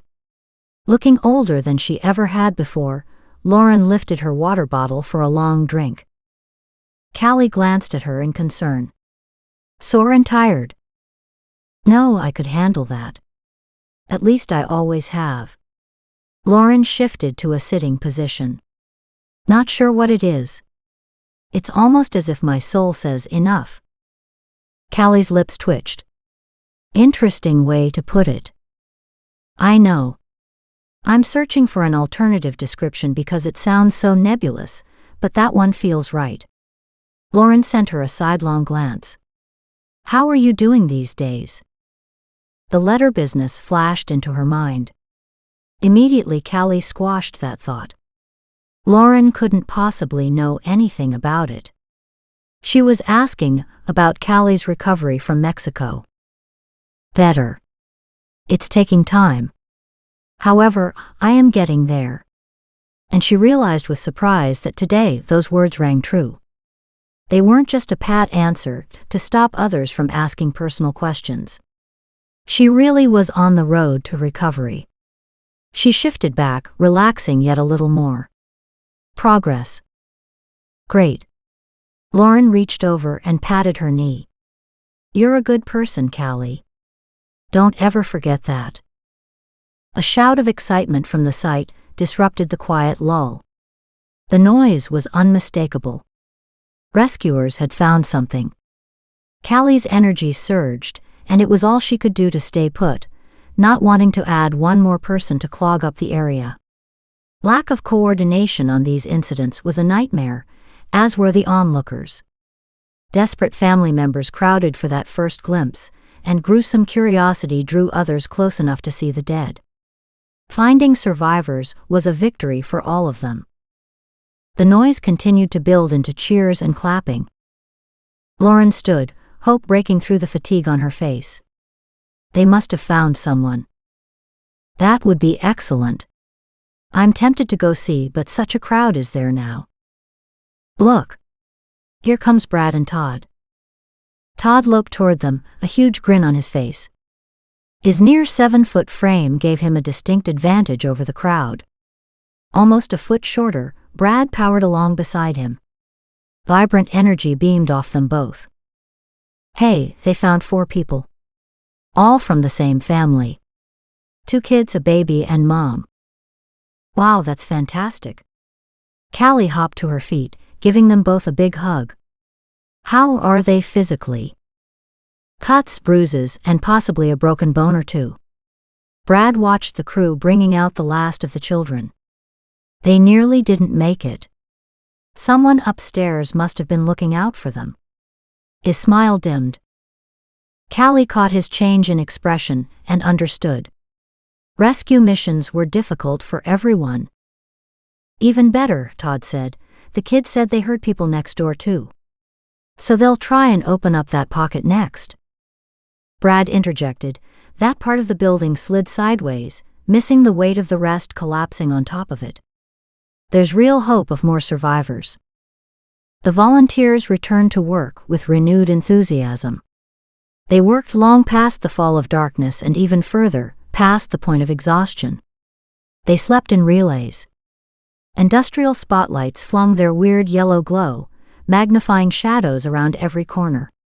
By dawn, exhausted determination ruled as they forced one foot in front of the other. Soon rescue would turn to recovery. The building had sprawled and had shifted, like a sliding deck of cards, with the center of the building taking the worst damage.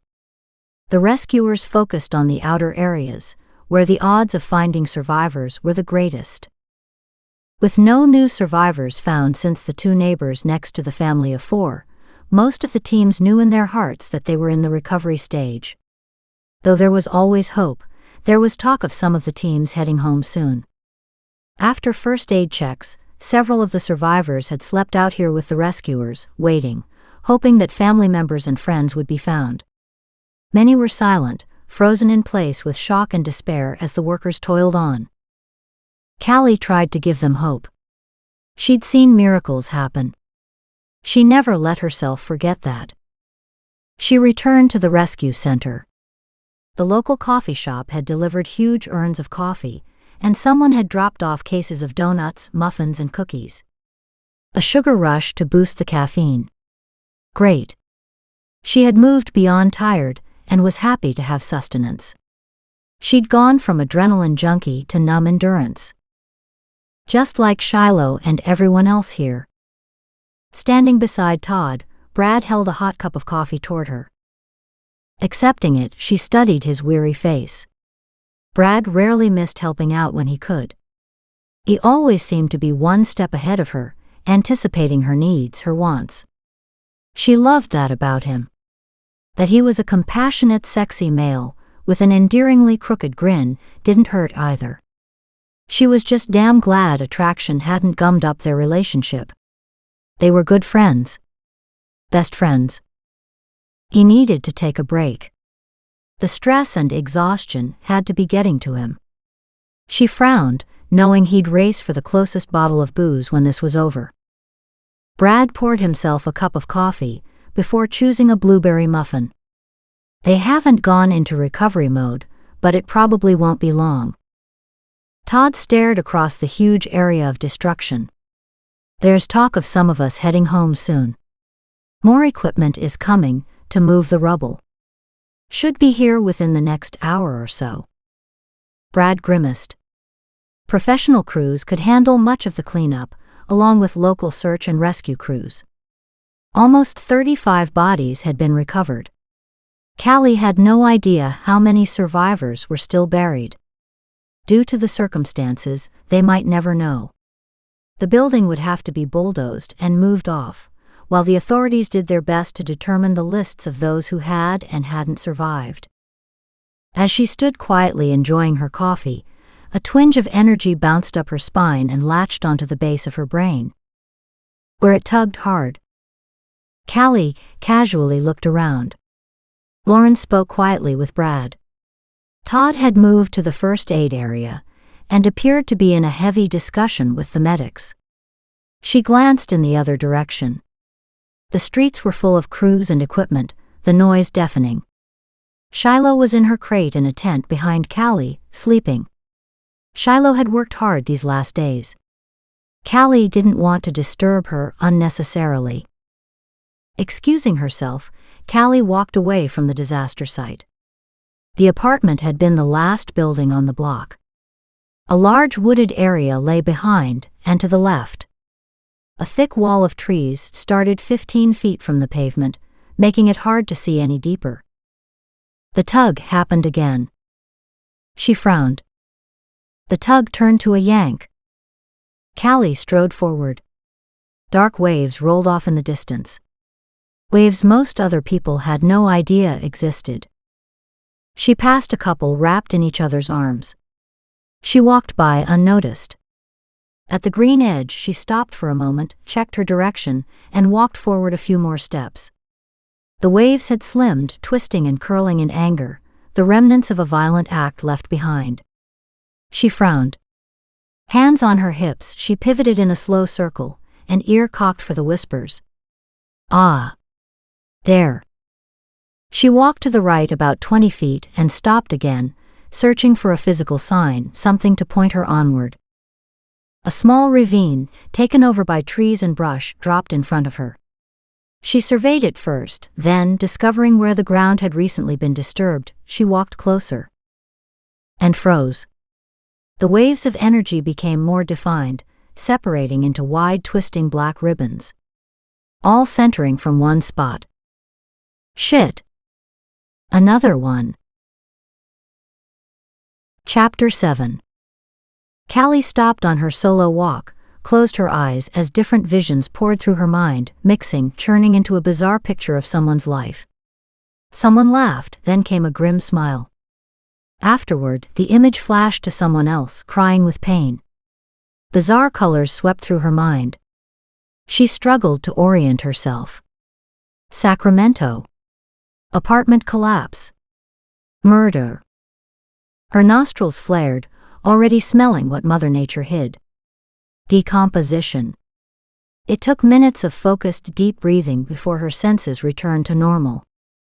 She wandered toward the center, her thoughts consumed with the next problem, disclosing it without anyone knowing about her talents or putting herself forward as a suspect. This required Shiloh. And maybe a witness or two. The coffee station had emptied of people. Callie poured herself another cup of Java, even though her caffeine intake had her floating already. Then she went to check on Shiloh.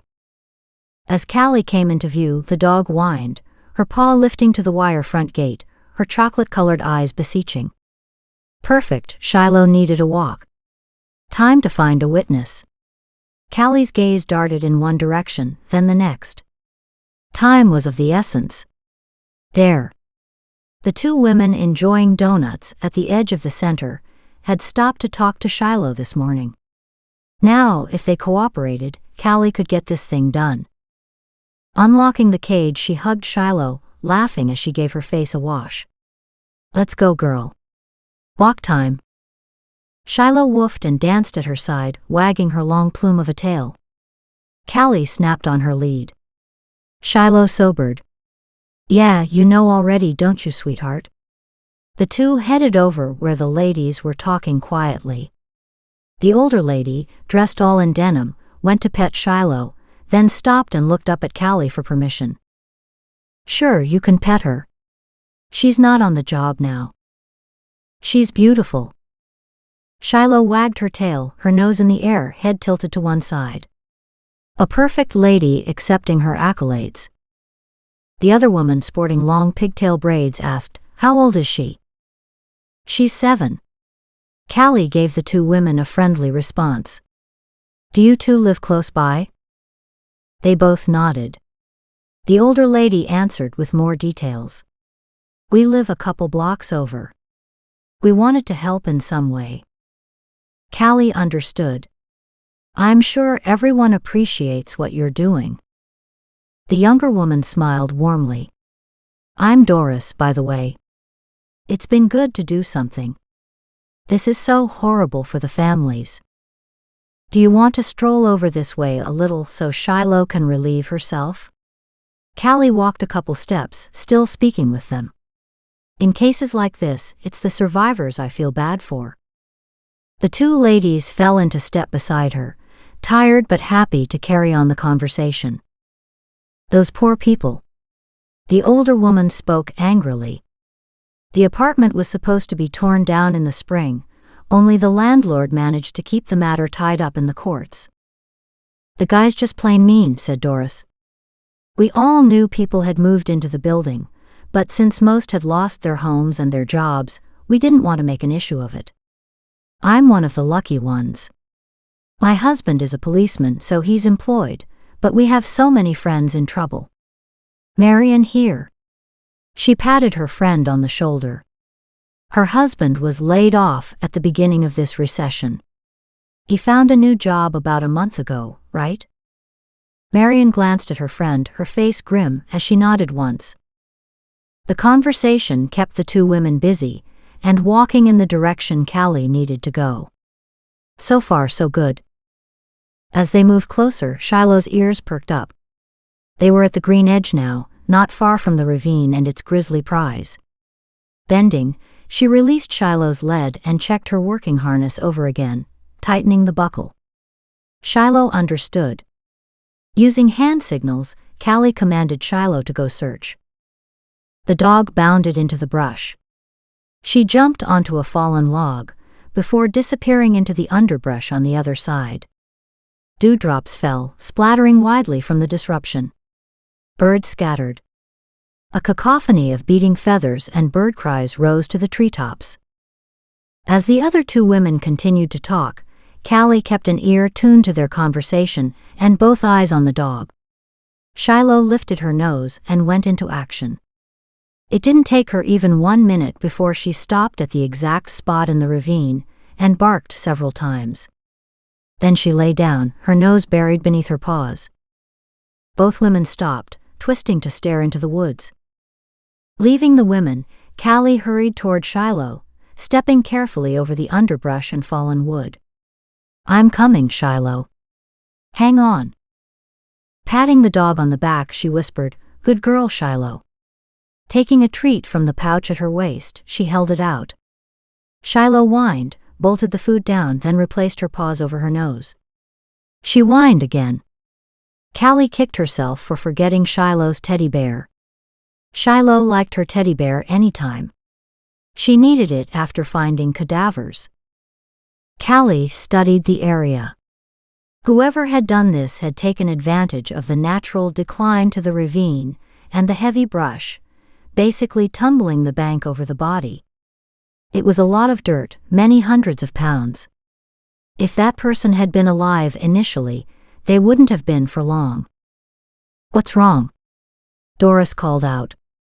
The women were curious yet unconcerned, not understanding a working dog's signals. Not that other rescue workers would either. Due to her special skills, Callie had been forced to create unique signals for Shiloh that could adjust to the different situations. She glanced at the women. "Shiloh says she's found something." "Oh." They both ran closer. Callie yelled, "No." She held up her hands. "Stop. Don't come any closer. We need to call the police. Do either of you have a cell phone?" Both women immediately held up phones, shock on their faces. One phoned the rescue center, and the other phoned her husband, the policeman. Another successful mission, and another successful experiment. Callie had failed beautifully. Now Texan, and damn he liked that moniker, had proof she was using unnatural skills. She must have found the body this far from the site. That had been his mistake with the Bralick victim. He'd buried him on site, where her finding the victim could have been accidental. And he couldn't have that. He needed a definitive answer. Now he had one. There could be no mistake here. Satisfaction permeated his soul. He'd caught her, and now she would pay. Pleasure rippled through him. Safely tucked in the middle of the crowd, he watched as Callie sat and waited, unable to leave. The crime scene surged with waves of people. He carefully hid his smirk. Once again, she didn't appreciate the effort he'd put out for her. That was okay, this time she wasn't meant to. She would, though. Eventually. They had time. It wasn't like he was going anywhere. He studied Callie's face. Fatigue had aged her. Covered in dust, she sat hunched over, weary patience holding her upright. No longer a perfect princess. Her night wasn't over yet either. The police would still want to talk to her. Again and again and again. He chortled. Damn, he liked pissing her life down the drain. Callie wondered how much longer she'd have to remain on scene. With the police short-staffed due to the apartment crisis, it seemed like she'd been waiting forever. She knew the victim had been murdered. She even thought she knew how. She didn't know why or by whom. And that's where the problem stood. She'd considered volunteering more information to the police, only they were quite capable of finding out the cause of death on their own, and would do it regardless of what she had to say. She didn't understand much about these psychic tugs, except that they refused to be ignored. It wasn't as though psychic abilities came with an instruction manual. She'd blundered along in the beginning. Visions had begun to slip into her head, sometimes of the victim's life or their death, usually vague and always confusing as hell. Even when she wasn't on a disaster site, but sitting watching television, the newscaster would mention a murder, and Callie would receive a quick flash, a picture of the dead person. Even worse than knowing all that was not being able to discuss it with anyone. Her last freaky painting was a puzzle too. So was this letter business. With any luck, Grant would solve that problem while she was away. She wanted to mention it to Brad, but couldn't find the right moment. There'd been no time and too many ears to hear what she needed privacy to say. Her butt had gone numb from sitting for so long. Callie sighed and shifted again. Most of the other teams had flown home. She thought she'd seen Lauren and Todd still working, but had no idea where Brad and Jarl had gotten to. Powerful lights turned on suddenly, brightening the atmosphere. Another police cruiser arrived. Callie watched, hoping this would end her wait. An older, grizzled officer walked toward her. "Hi, are you Callie Jordan?" Callie straightened in relief. "Sorry you had to wait so long. Let me take your statement, and you can go home." The process was over in a few minutes. "Callie.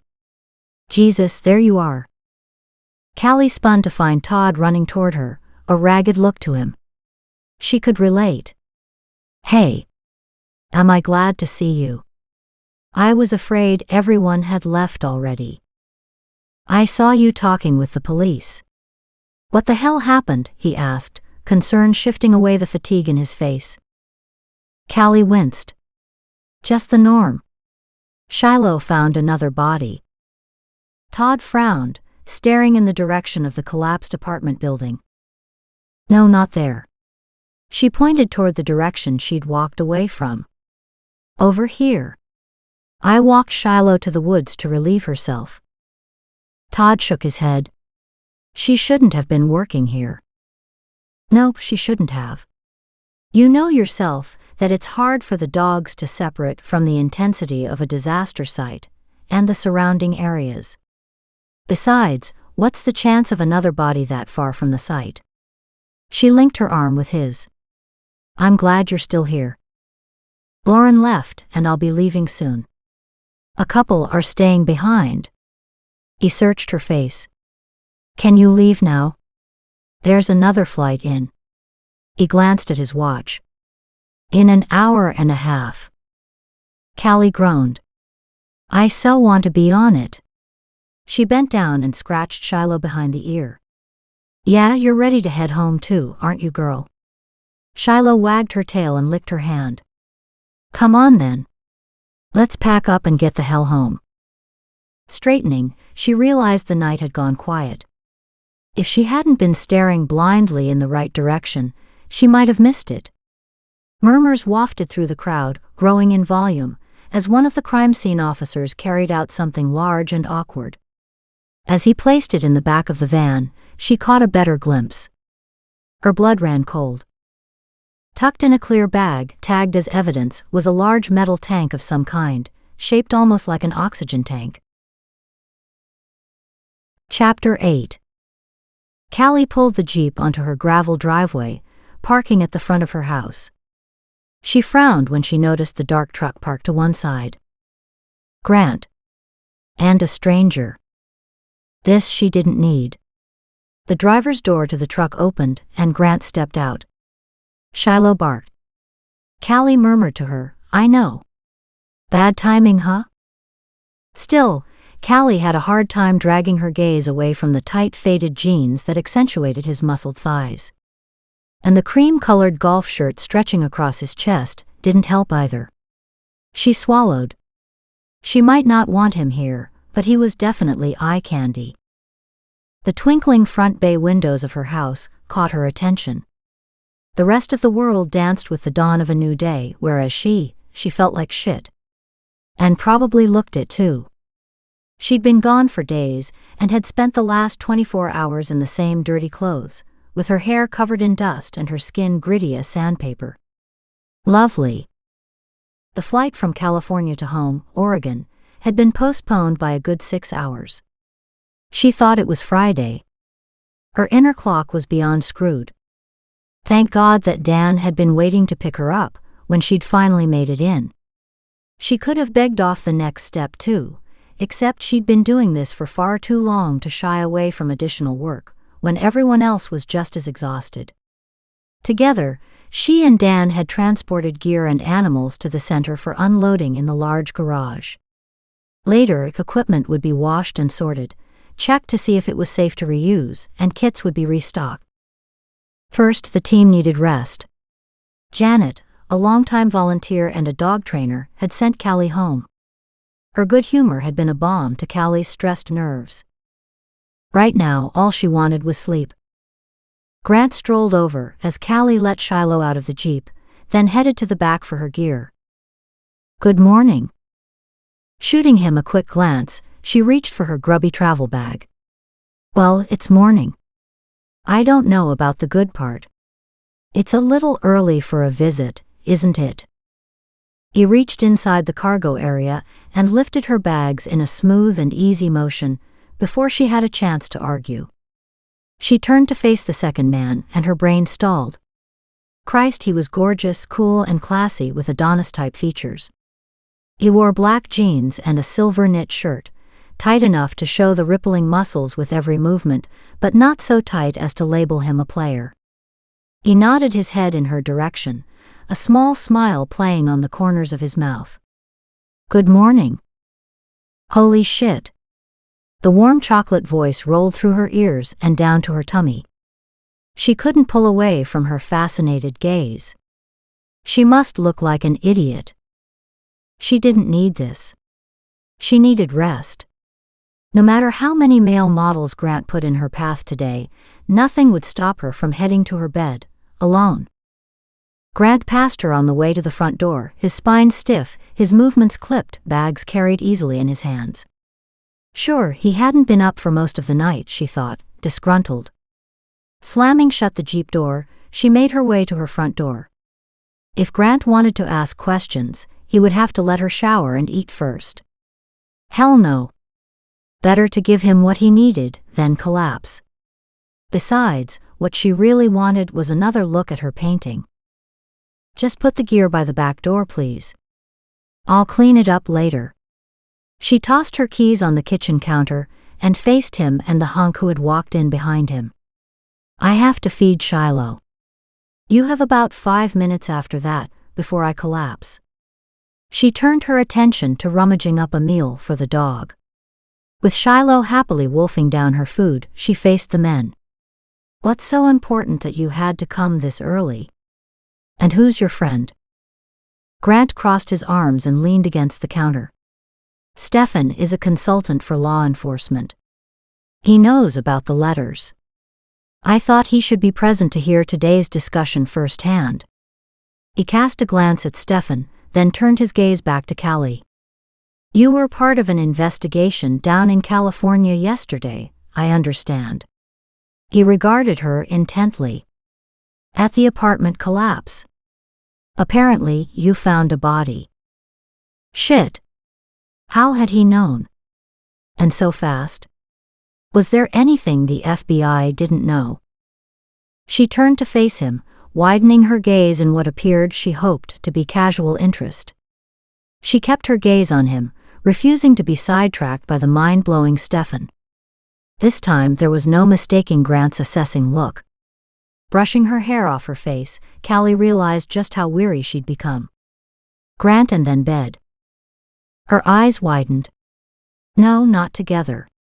She blinked as her hormones stood up and shook free of months, hell years of dormancy. No way. They had a hell of a nerve rearing their heads right now. Slamming a lid on her unruly libido, she met his gaze calmly. We found several victims. I presume you're talking about the last one that Shiloh found separate from the disaster site. He raised one eyebrow. Can you tell me about that, please? Dan had probably told him. Then again, bad news always traveled fast, and anything linked to her name probably had been flagged. It took a few moments to explain. When she fell silent, he studied her for several long seconds. Callie stared back, refusing to let this man unnerve her. Still, he was an imposing figure, causing her belly to quiver uncertainly. They've identified him. Oh good. Exasperation crept into her voice. Does that mean I can go to bed now? He was one of the survivors from the apartment complex.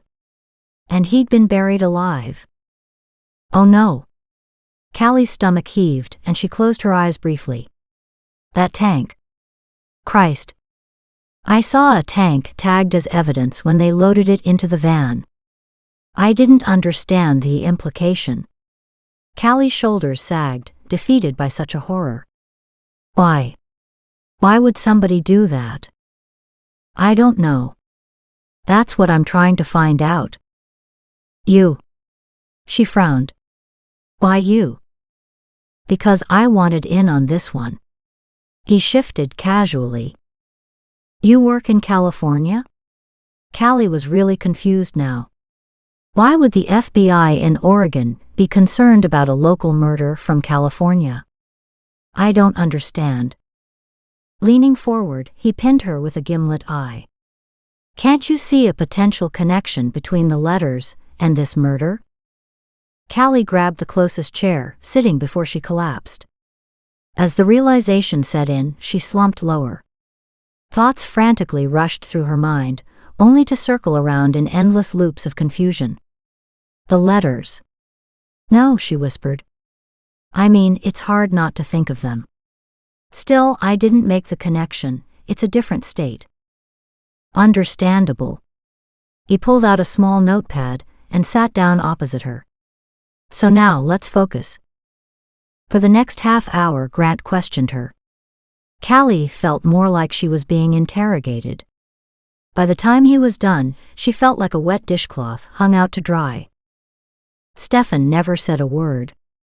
Quiet he might be, stoic he wasn't. His gaze locked on her with unnerving intensity. She struggled to ignore him. Good. I think that's it. Except I need a list from you of every person you recognized in Sacramento. Dan has given me a list of everyone who went from the center. Callie struggled as the world she thought she knew shifted again. You think it's one of us? A rescuer? Defeat tinged her voice. I think it bears reviewing. The person has to be in the know somehow. I'll be at the center for a week or so, posing as a visiting SAR member from Maine. He stood and stretched. The golf shirt pulled across his massive chest, showing every muscle. Then there were the tight-ass pants. Why was it Grant made her throat constrict and the nerves in her stomach dance? The consultant, Stefan, was better looking, with some indefinable charisma she'd never seen before. But it was Grant who interested her. It was Grant's energy that surged toward her whenever they were close together.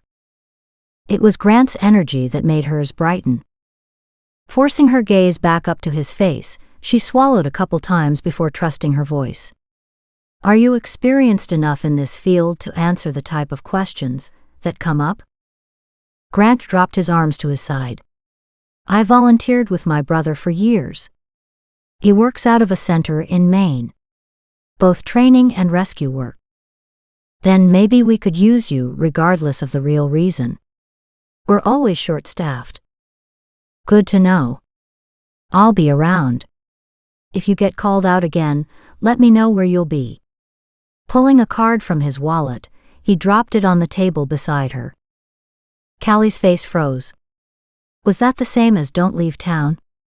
I can do that, she whispered. Something in her face caught his attention. Tough couple days, huh? Yeah, just a bit. Intense weariness made it hard to get up. Stefan spoke, smooth velvet that momentarily hid the punch of his question. How's the painting? She froze for the second time. How do you know I paint? She murmured, her heartbeat knocking so loudly against her rib bones that she was sure the men could hear. You just confirmed it. His gaze locked on hers again. Or still. So intense she couldn't break away. It was as if he were trying to see inside her mind. She blinked, and he broke the connection. She'd been released only because he let her go. She exhaled slowly, a fine tremor racking her spine. It should have scared her. He should have terrified her. Instead, she understood. She didn't know if she'd passed or failed whatever test he'd administered, but she knew he'd been assessing her. Beyond strange. She gathered her strength and stood, stumbled slightly, catching herself on the side of the table. Grant reached out to steady her. Energy zinged through her. She jerked back reflexively. He frowned. She bit her bottom lip. His hand stayed in the air a moment before dropping to his side. He studied her quietly. Heat flamed her cheeks. Bravely she met his gaze. Sorry, I didn't mean that the way it looked. You startled me. With a curt nod, he accepted her excuse and turned to walk away, a slight clip to his step. Stefan stayed behind. She glanced at him, expecting anything but what she saw, compassion. He reached into his back pocket and pulled out his wallet. He handed her a business card. "Here's my card. You'll want to call me." Callie watched the two men drive away. She'd handled that badly. She couldn't stop herself from bolting from Grant's touch and her freaking scary need to touch him. She couldn't explain it any more than she could explain the need to feast her eyes on him. Attraction was one thing. This was something else yet again. She didn't want to care about anyone. Not anymore. It hurt. And she'd had enough hurt lately. The trouble was, her hormones weren't listening. She glanced down at the card in her hand. Stefan Kronos. Consultant. Psychic investigator. What the hell? Grant pulled onto the highway, heading back into Portland. Callie lived in Sorensen, a hiccup of a town nestled between Salem and Portland. By rights it should lose its town status, as it had been all but eaten up by Portland's growth. He drove seamlessly in and out of traffic, his mind caught on Callie's last comment. And her reaction to his touch. Now that had hurt. He'd only been trying to save her from a fall. He'd felt the zing. Had reveled in the energy. She'd bolted from it. And not in a nice way. How could something that powerful not be right? Damn. His hormones went into overdrive every time he thought of her. Yet when he was with her, he went into professional mode. Calm, quiet, and dependable. Not exactly every woman's dream. He needed her to feel the same way he did. She does. Stefan spoke for the first time. Grant snorted, easing the truck into the other lane. Really? How come she couldn't take her eyes off you then? Only at first meet. She got over me pretty quickly. The smile in Stefan's voice had Grant studying his friend's profile. Grant wanted to believe him. And you need to. Staring back at the highway, Grant realized he needed lots of things, but Callie in the middle of this case wasn't one of them. Callie in his arms, Callie in his bed, or how about Callie in his life? As if. His logical mind struggled with the whole logistics of the Sacramento murder. It would be physically challenging to pull off alone. Moving bodies required a physical strength and a level of fitness few people had. The oxygen tank added to the weirdness factor. Although Callie was in great shape, she couldn't have lifted a man the size of the Sacramento victim. If she had a partner, maybe. A partner would open the suspect pool to include almost anyone. Something else to talk to the profilers about. Working with Callie on this case would be like diving into a game of hide-and-seek with the devil. Finding buried victims would be a challenge.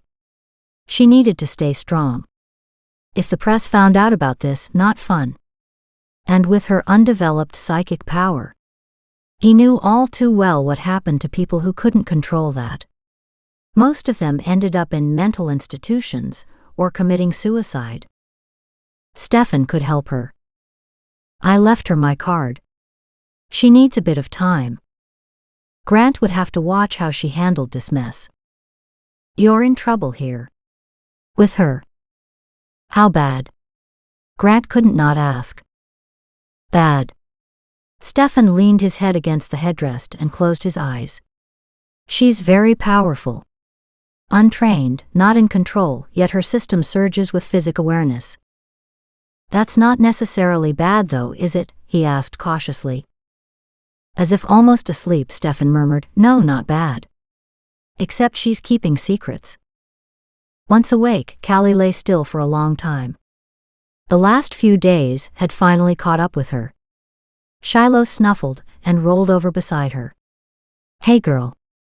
You're as whooped as I am, huh? Maybe it was time to quit. What had Lauren said? It's almost as if my soul says enough. Callie had to admit, a part of her felt the same way. She hadn't handled this last mission very well, and finding a murder victim had definitely added a nasty ending. She rolled over and checked her clock. Noon. Callie yawned and stretched. Shiloh stretched her paws across the pillows, burying her nose into the blanket. A lady in all ways. Callie laughed. Not. She hopped out of the bed, opened the glass doors for Shiloh in case she needed to go out. Having an upper deck with direct access to the backyard was a nice feature to the house. So was having a doggy door in the laundry room. Shiloh could take care of her own needs while Callie slept. Enjoying the clear blue sky for a brief moment, Callie walked inside to shower. By the time she finished dressing in cotton capris and a camisole top, Shiloh had joined her. The two trooped into the kitchen, feeling rested and readier to take on the day. Hopefully without the letter writer's interference. She didn't dare call him a stalker, even in her mind. That sounded more ominous than she could deal with. Callie stopped. Energy pulsed from outside her kitchen. Someone sat on her deck, someone in a black suit. Grant. Again. Shit. Her stomach jumped, her aura pulsed in welcome. What the hell? She so didn't need this. Or want this. And if she kept repeating that, she might actually believe it. What could he possibly need now? She opened the French doors and stepped into the afternoon sun. He immediately stood and faced her. Grim lines etched his face. Her stomach sank. Hello. Sorry if I kept you waiting. I gather you forgot to ask me something this morning? She yawned as the fresh air caught her. You could have just called, you know? She stretched. I feel so much better. It's amazing what a little sleep can do. A quizzical look came over his face. So you should. He studied her expression. I didn't come this morning. I was here yesterday. It's Saturday. Callie stared at him in shock. No way. I only slept for a couple hours at most. No, you slept all day and all night. I was here yesterday, he said firmly. Her stomach growled. Maybe she had missed 3 meals. She spun on her heels and turned on her laptop. She put on a pot of coffee while the machine booted up. When done, she checked the date. Damn. No wonder she felt good. Grant stood in the open door. Do you believe me now? I guess I needed more rest than I thought. She shrugged dismissively, brushing past him to cross the deck. I can't say I'm surprised. These last few days were pretty hellish. Callie walked to the railing to stare out at her half-wild yard, so different from the dust and grayness of the Sacramento site. She took a deep breath, loving the musky scent of the evergreens, warm and heavy from the hot sun. It was good to be home. She turned to him. Will you have coffee? It should be ready soon. Sure. Thanks. Returning with 2 cups, she held his out. I seem to be doing this a lot. So tell me. Now that we have the social niceties out of the way, why are you here this time? Dan received another letter. Callie's stomach clenched. Suddenly she didn't feel quite so well. Carefully placing her mug on the table, she returned to the railing, trying to find balance in the craziness. Turning to face Grant, she leaned against the wood and narrowed her gaze at him. Why Dan again, I wonder? She winced. Not that I want the letters here. Believe me. I'm happy to put some distance between them and me. He glanced at his mug and back up at her. That won't happen. And the most likely reason for delivering the letter to Dan is that the writer knew either that you wouldn't be here to receive it, or that you wouldn't be awake in time to find it. He took a sip of coffee. Or maybe he's trying to discredit the center. Or directing the suspicion toward it and away from something else. We don't know anything at this point. Callie rubbed her temples. God, what a horrible thought. So many people would have known I was out of town. Also, anyone could have watched the house and seen me come home and collapse. And that's just creepy. Shivers rippled over her spine.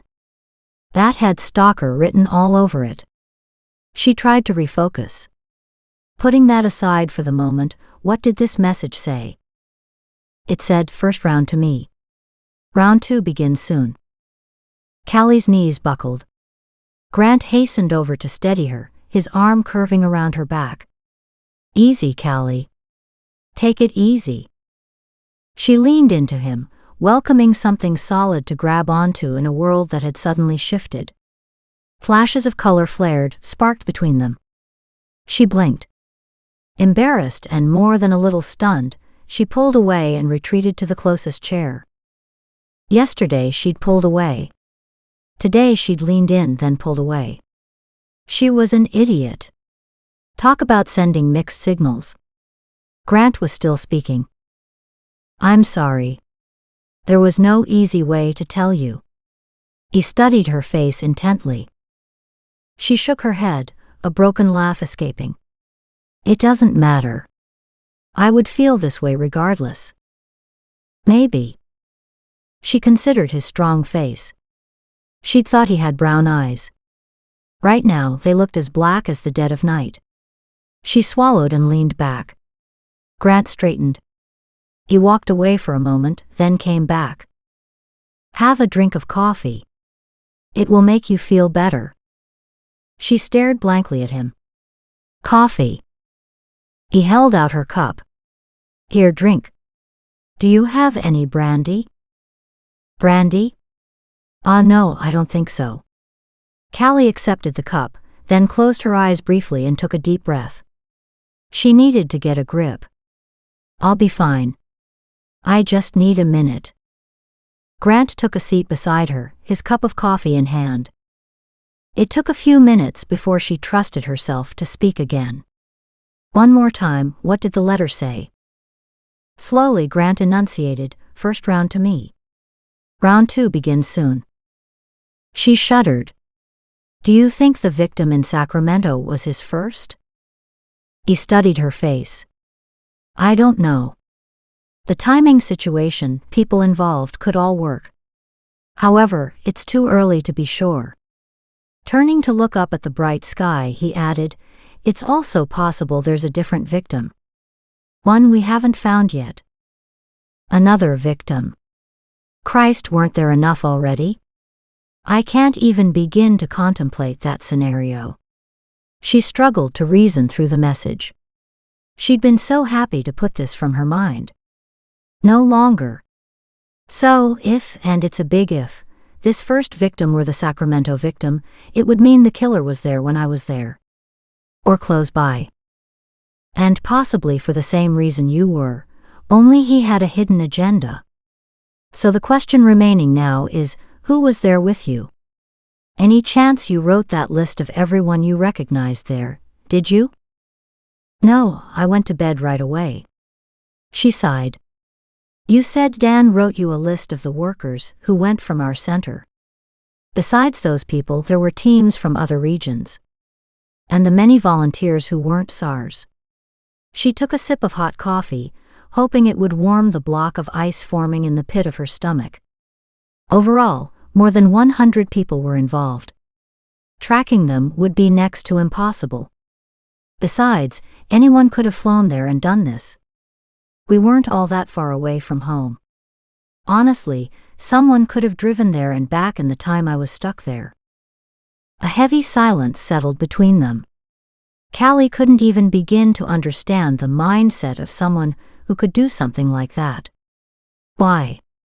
She certainly had trouble with the center being targeted, but that someone had involved her in this nastiness. Well, it didn't make sense. Think carefully.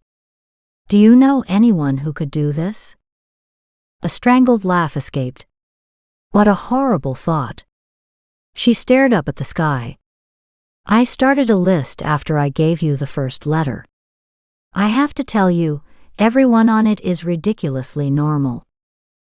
Grant stared at her soberly for a long moment. So were the worst killers in history. Frustration boiled deep inside. It festered, turning her stomach sour. "Why is he doing this?" she whispered. "What does he want?" Grant laid a soothing hand on hers, squeezing gently. Sparks flashed. Amazed, she watched them spark and then be absorbed into both their auras. Why? She couldn't begin to understand the timing for this new awareness.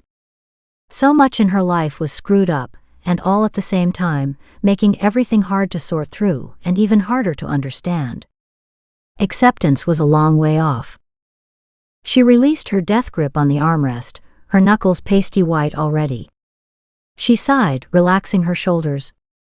Her stomach burned with remnants of the revulsion slithering through her. What matters is that you realize and accept that this is happening. And he paused mid-thought, stretching out his long legs. He knows you very well, which means you know him too. That scared the crap out of her. She liked normal. She liked predictable. She liked routine. She sure as hell didn't like killers who issued challenges. She hopped to her feet. "I'll be right back." She strode to her bedroom to retrieve her notebook. As she returned, she handed it to him. "What's this?" She picked up her cup and walked back into the kitchen, continuing to talk. He followed. "My lists. I tried to think of any known associates who might have a problem with me." She hitched a shoulder. "I don't know how well I did." He flipped through the pages. "This gives us a place to start. If you think of anything else, call me." "I will. Is there anything else I can do?" "Possibly. We're forming a small task force to coordinate with several different local law enforcement agencies. The FBI is working with the Sacramento police to process the evidence from this latest murder. Time is in short supply. We need to know everything we can before he strikes again. Therefore, we need to know what you know." "Except I don't know anything." Callie closed her eyes briefly. "I wish there was a way to predict his next victim, and why he would choose a particular person." Grant loosened his tie. "There isn't yet. We'll know more once we plow through the material we've collected. Then we'll have to wait. For forensic information. For autopsy results. For the handwriting analysis. For a profile." He stood. "If I need anything else, I'll give you a call. Do I need to remind you to lock your doors, to watch out for strange cars, and to keep your cell phone handy?" She winced. "I will. Thanks." The house felt empty after he left. Barren. Cold. A chill had settled into her soul. Her stomach growled again. Callie opened the fridge and rummaged for anything that hadn't spoiled. Something wrinkled and brown sagged in one corner, and something blue in the other. "Lovely." Shiloh barked once. "You're hungry too, aren't you, girl? We both lost a few meals." Callie opened cupboard doors. "Yours is easy enough." She would prefer to feed Shiloh a raw food diet, but the constant traveling and rough conditions made that impossible. Callie opened a can of food and portioned out crunchies to go with it. Putting them together, she gave the mix a good stir before offering it to Shiloh. "There you go, sweetheart.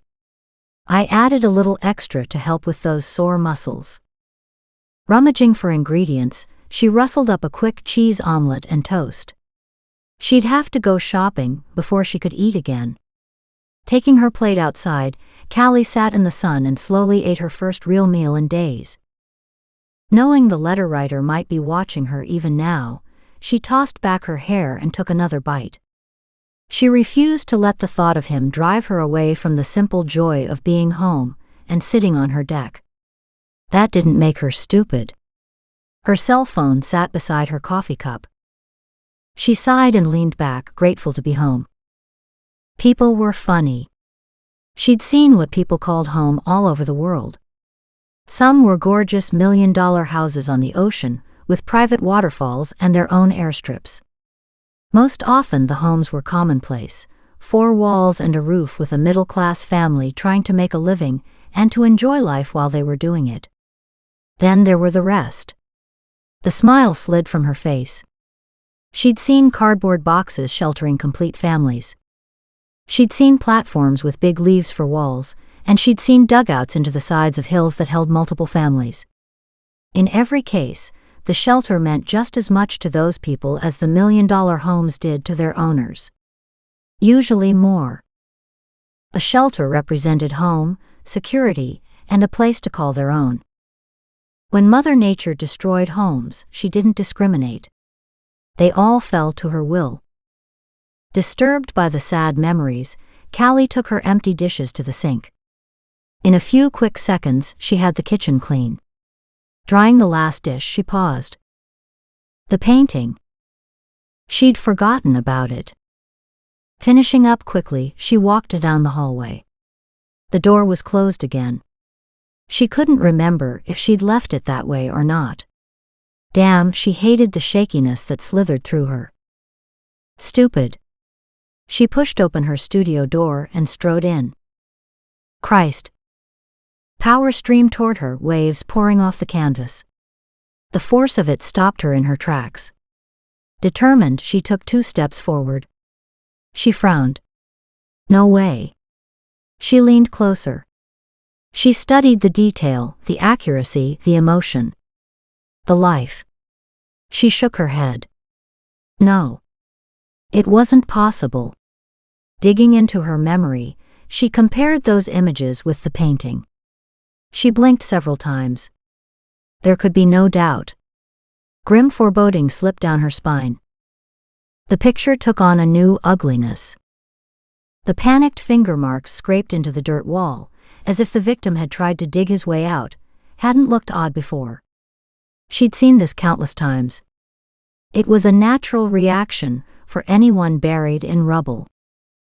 No, it was the tiny cylinder tucked into the image that made her blood run cold. As did the faint tube running to the victim's nose. There could be no doubt. The person in the painting had been buried alive, intentionally. Callie knew there were too many similarities to discount, regardless of how ludicrous. The painting, the scene with a dead body and the oxygen tank, depicted the murder victim she'd just found in California. Not a similar scene, but that same one. Callie lifted a hand to her aching temples. That meant she'd painted this before the murder had happened. Wait. She thought about that for a moment. Was that right? Did she know when that poor man had been buried? No. Grant hadn't offered a time of death or a timeline of any kind. One thing she did know was that this painting would be hard to explain, particularly if anyone knew when she'd created it. On impulse, she bent forward to check something else. No, there was her signature. So she'd actually created this. Now if only she knew how. And what should she do about it? Chapter 9. Callie avoided the center on Saturdays, if she could. Today, Dan had called, asking if she could come in to help with the accounts. He'd been snowed under since Sacramento, and, as usual, his bookkeeping had gotten out of hand. The parking lot was half full when she arrived. With mixed emotions, she parked at the front by the steps. Chaos reigned outside the building, making her tired and energized at the same time. Dogs could be seen and heard everywhere. And that was comforting. Normal. In a way, this really was home. Shiloh barked and bounced from side to side in the back seat. Callie opened the door of her Jeep. Gathering the leash in her purse, she walked toward the front door.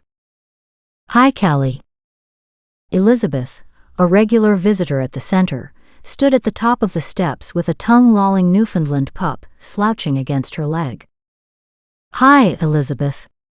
This place is chaos today. Elizabeth laughed. That's Dan's doing. He organized weekend training classes for those of us who work. I signed up Jefferson. Elizabeth motioned to the dog at her side. Hey, Jefferson. When will you grow into those feet? Callie grinned, then couldn't resist bending down and hugging the beautiful teddy bear. Jefferson took immediate advantage, swiping her face with his huge tongue. Callie laughed and used her sleeve to dry her face. How did he do?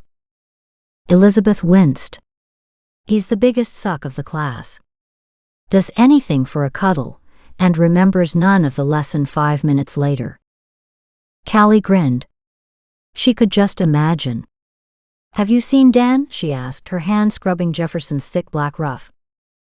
Nope. I think he's hiding. Starting these extra classes has ruined his peace and quiet. Elizabeth tugged on the dog's collar. Let's go home. It's good to see you, Callie. Take care. You too. Callie watched Elizabeth coax the Newfoundland toward her van, before Callie turned and walked into the center. She greeted several other people on her way. Dan would be in his office. She knew he preferred the old days, when the center was more about rescues and less about dogs. He often forgot that he hadn't built a business, he'd built a community. People came to socialize, themselves and their dogs. She appreciated his call today. Helping out should keep her mind off the damn letter writer. A win-win situation. At the open doorway to Dan's office, she watched him stare at reams of paper in his hands. Wrinkles creased his brow, a brown color tinged his jowls. He looked unhealthy. Her heart lurched. She wasn't ready to lose him. He'd been a mainstay of her life for years now. She couldn't imagine life without him. Hey, Dan. Nice trick if you can manage it. Her absent-minded friend lifted his head, confusion clouding his face. It cleared almost instantly. Oh, hi, Callie. Thanks for coming. What was that about a trick? He ran his fingers through his hair, making it stick out at odd angles. Callie sat on the spare chair, Shiloh at her feet. Hiding in your office. What's the matter? The center too full for you right now? His sheepish grin slid free, brightening her spirits. You could say that. It's crazy out there. We've got obedience classes going on right now. I used to enjoy Saturdays. I enjoyed the center more when it was smaller too. He dropped his pencil and leaned back. You had a rough go this time, I hear. And made the headlines again with the Sacramento disaster. At her grimace he added, but then what else is new, right? Dan fixed his gaze on her as if wanting to say something else. His eyes were piercing yet sad. His salt and pepper hair that she remembered had turned to snow white. The wrinkles of his face sagged, reminding her of a topographical map. Every job he'd worked had contributed to those heavy lines. This man had heart. He'd spent a fortune of his own money helping others and keeping the center going. Mostly the center survived on government grants, contracts, training classes, and private donations. Instinct prodded her to look closer. Something deeper was going on. She waited for him to continue. You know that I've seen some nasty sights in my time. I've also learned more than I'd like about what one person can do to another. This letter business. Callie winced. She so didn't want to go there if she could help it. That mess is bad news. I know. She hesitated. Is something else bothering you? Dan wrinkled his forehead, a heavy sigh escaping. It's probably nothing. Not like he hasn't done it before. Brad still hasn't reported in from Sacramento. He shipped Sergeant home that last night, isn't answering his phone, and he hasn't been seen since. Susan's called several times already today. Oh no. Not again. Callie didn't know what to think. Brad often disappeared for a day or two, particularly after a bad disaster. Still, it was rare for him to let Sergeant travel alone. If he's gone on a bender, he wouldn't normally check in for several days. Brad's drinking binges often lasted 3 to 4 days. His wife hated them and usually called his friends to see if he'd bunked on their couches. Susan hadn't called her yet. Apparently they weren't friends anymore. Truthfully, Callie couldn't remember if she'd checked her messages when she woke up. Grant's visit had thrown her off her routine. I wouldn't worry yet. Callie injected hope into her voice. You're right. We'll give him a day or two to check in. Dan's face lightened, and the wrinkles eased as a happier look appeared on his face. Let me know when he calls. Shiloh nudged her hand, and Callie refocused for a moment on her furry friend. Shiloh always knew when she was upset. I'll worry until I know he's okay. Me too. Dan's fingers played restlessly with the stack of papers in his hand. When he looked up at her, the dread revealed in his eyes shook her. I don't know, Callie. I'm not sure what's going on, but I've got a bad feeling about this. So did she. That didn't change anything. The kitchen door lock snicked open. Callie had been gone for hours. She'd probably gone to the center again. He knew he could be cutting it close, but he'd wanted to deliver his gift in person. Careful, he placed the plate on the table and tucked the note half inside the wrapping. His gift stood out like a centerpiece. She couldn't miss it. Perfect. Backtracking to the door, he stopped. Her car lights would be visible well before reaching the house. He'd have lots of time to get away. What could it hurt to look around? Decision made, he headed straight upstairs to her bedroom. He opened her dresser drawers where neat stacks of cotton underwear lay inside, his black gloves a strong contrast to the pristine whiteness. The need to touch the smooth cotton was a temptation he couldn't afford. Slamming the drawer shut, he opened the next and the next. He moved toward the large closet, examining clothes and shoes layered inside. Only then did he allow himself to focus on her bed. He sighed. A cream-colored duvet covered the chocolate-brown sheets, with one corner turned back as if an invitation. As if. He forced himself back, angry as lust twisted against his purpose. She was the devil's tool, and the sooner he proved it to the world, the better they'd all be. He walked downstairs, determined to erase the intimate picture of her bedroom from his mind. He cast a quick glance at the plain but comfortable living room, with several armchairs and couches arranged around the well-used fireplace, before heading down the hall. He passed the laundry room and the main bathroom. The next door was closed. Curious, he pushed it open. A studio? She painted? Her easel stood in the middle of the room, a sheet tossed over the top. Unable to resist, he walked over and lifted the sheet. And jumped back. He hissed his fury. Witch. Evil spawn. Control, cold and clinical, returned his focus. He had to study her work, to know his enemy. And that knowledge sealed her fate. Callie enjoyed bookkeeping. Seeing the overall picture of the financial state of the center, stable and growing, gave her such a great feeling. She was part of something good, worthwhile. And she needed the distraction now. She couldn't get Brad out of her mind. She'd tried to call Susan several times, only she wasn't picking up. Callie had left messages. Susan hadn't returned her calls. Callie thought about the teams she'd met in Sacramento. Her industry was relatively small, and the dogs and handlers were well known. Who could have stayed behind and worked with Brad? It took her a few moments. Then it hit her. Jarl. Pulling out her cell phone, she dialed his number. No answer. She left a message. She hoped he'd call her back.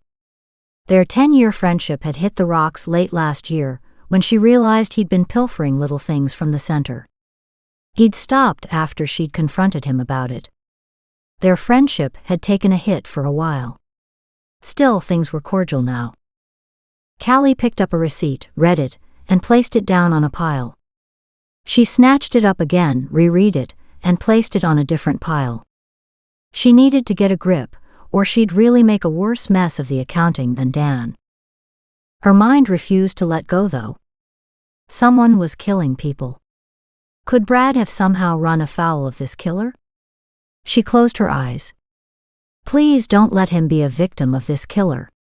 She didn't even want to think about Jarl in the same light. That he hadn't returned her calls yet surely didn't mean he'd been kidnapped too. This nightmare was making her crazy. No.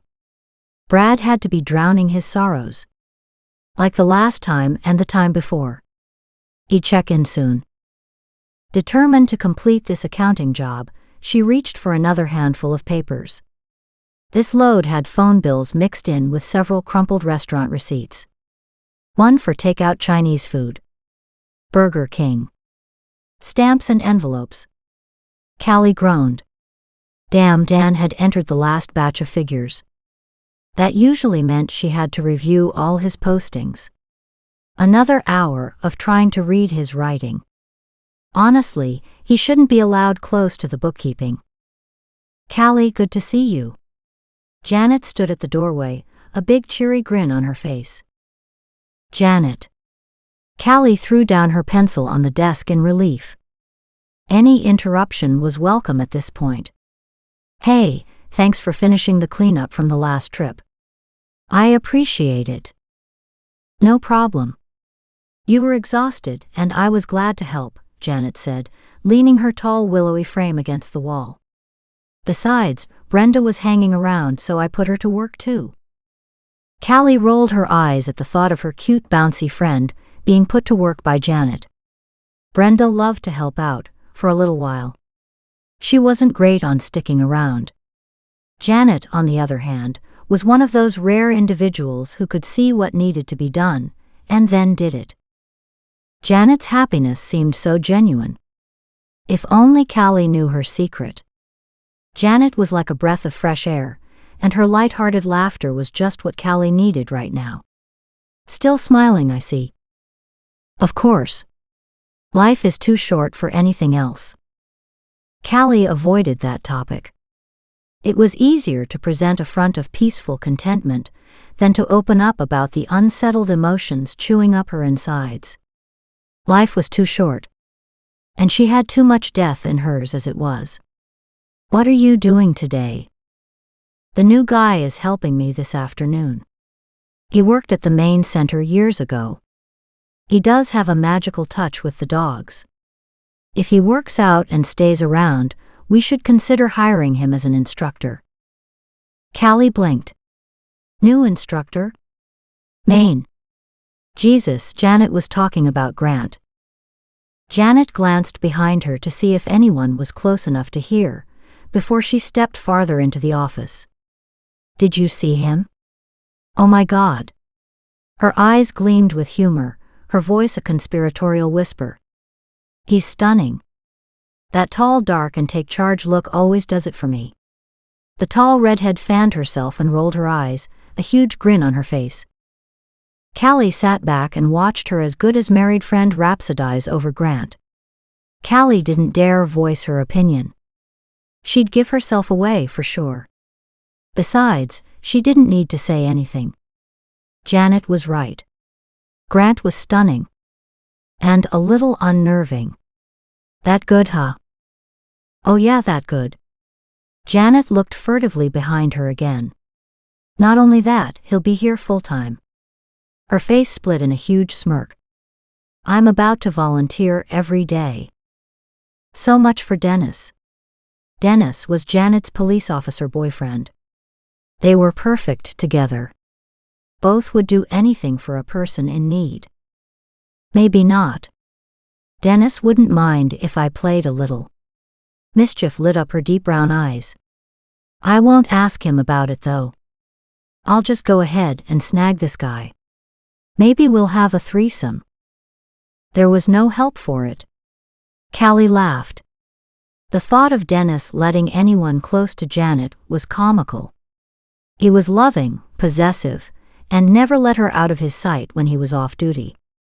Even on duty, he called her several times a day. I can't imagine Dennis with another guy. Well, I'd be in the middle, of course. So technically, it wouldn't be Dennis with another guy. She jutted out one hip, in an exaggerated imitation of deep thinking. This has possibilities. Geez, woman.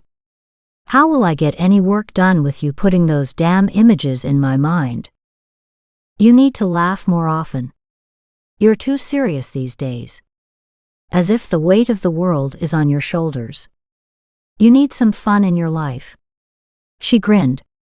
Jesus, I bet you haven't been laid in months. Like she needed thoughts of Grant rolling around in bed, mixed up with her bookkeeping. Callie narrowed her gaze. Like I'd tell you. You just posted on the bulletin board. How about I post a job ad for someone to apply for the position? Janet wiggled her eyebrows rapidly, sending Callie into fits of laughter. What ad are you looking to post, Janet? Dan had arrived behind her, unnoticed, and stood in the doorway. Janet half choked. Nothing, Dan. I'm just hassling Callie. That you are, declared Callie. Energy hummed into the room. Grant. She didn't need to see him to know Grant stood behind Dan. A lightness she was starting to recognize and to respond to filled her. I brought someone for Callie to meet. Dan looked expectantly at Janet. Janet took the hint gracefully. I'm heading out. I'll talk to you later, Callie. Smiling coyly at Grant, she sidled past the two men and left. Dan moved inside the office, whispering, I wanted you to know Grant'll be. He looked behind him and dropped his voice further. You know. Around. Callie barely withheld her smile. If it weren't for the deep worry lines on Dan's face, she'd almost think he was enjoying the cloak and dagger event. As much as she hated the reason for it, it was good to see the normally frail man energized by something. Studying Grant's casual jeans and a white Henley, she could see he'd fit in perfectly as their new instructor. He didn't need power suits like he'd had on this morning. Power radiated off him. His persona came across as large and in charge. Comforting. And attractive. Power had a seductiveness few women could ignore. Hi, Grant. Welcome. He studied her face intently before nodding, as if satisfied at something. Thanks. By the way, do you help out with the classes? Callie looked over at Dan. Sometimes. If I'm needed. It's not what I've been doing lately, but I've taught in the past. Why? Just wondered how many people know you well, and how many might know of you. She groaned. You're after another list of names, aren't you? He tilted his head in acknowledgement. Callie reached for her bag and the list she'd started. This list is those people I could remember seeing in Sacramento. I put an asterisk beside those who aren't fans of mine and vice versa. Everyone loves you. Dan was nothing if not loyal. A half laugh escaped Callie as she shook her head. If only that were true. You know perfectly well that some people resent me. They just don't understand. It was Callie's turn to nod. Don't understand what? Both Dan and Callie looked at Grant, surprised at his question. Dan looked over at Callie. Does he know? She wrinkled her nose at him. I'd have thought so at this point. Dan turned to face Grant. Callie is financially independent. Some small minds would like to blame her success on her wealth. You know. How she can afford better equipment, do more advanced training. Things like that. He straightened his back. I, for one, would be lost without her help. Grant studied her for a long moment. Callie flushed and stared at the stacks of papers piled high in front of her. Has anyone ever said anything about it to you? Startled, Callie looked up at him. Pardon? Pulling out his notepad, Grant asked, has there been anything more than the usual grumbling? Like arguments? Threats? Callie and Dan exchanged looks. No. At least none I know about. She looked over at Dan again. Have there? He shook his head vigorously, sending tufts of hair flying in all directions. No, I don't think so. Okay, but if you do remember anything, let me know. Will do. She waved toward the stacks of paper on the desk. Dan, this is the biggest mess yet. I'm sorry. I tried to stay on top of it, but it ran away from me. Yeah. Callie groaned. It always does. Take off, you two. I've got work to do. The men left. The soft hum of warm energy hung in the air. Reminding her. Teasing her. Did she really want to open her heart again? And was it already too late? Chapter 10. Callie worked on the accounts late into the evening, Shiloh sprawled at her feet. Dan had tried to send her home at one point. She told him that she'd rather finish than come back tomorrow. When she finally locked up, the sun had set, and the intense summer heat had dissipated slightly, a welcome relief from the stuffiness of the office. Shiloh perked up in the fresh air. She explored the brush and pranced through the cool grass. It's past time to go home, isn't it? Callie yawned as she unlocked her Jeep, holding the door open for Shiloh to jump into the back seat. As she threw her purse to the passenger side, a rustling noise sounded by the trees to the left of the front steps. She spun around. Jesus. Her heart pounded as she searched the deepening shadows. Hello. The outside light from the center cast a yellow glow that barely reached the edge of the parking lot. A half-whine, half-growl slid from Shiloh's throat. With one last nervous glance, Callie scrambled into the front seat. Let's go home, Shiloh. Cranking the engine, Callie locked the doors and peered through the tinted windows. Nothing. The eerie sensation of being watched would not dissipate. Callie left the parking lot and drove toward home. She kept one eye trained on the rearview mirror. She didn't think she was being followed, yet couldn't shake the sensation she was. Uneasy enough to not want to go to an empty house, she drove instead to a late-night coffee shop at the mall, and parked close to the patio seating. Callie clipped on Shiloh's leash and walked to the takeout window before choosing a seat close to her vehicle. Hating that she'd let a simple noise unnerve her so badly, Callie hugged her latte and tried to unwind. Several tables were full. A couple of teenagers sat off to one side, heaps of whipping cream topping their concoctions.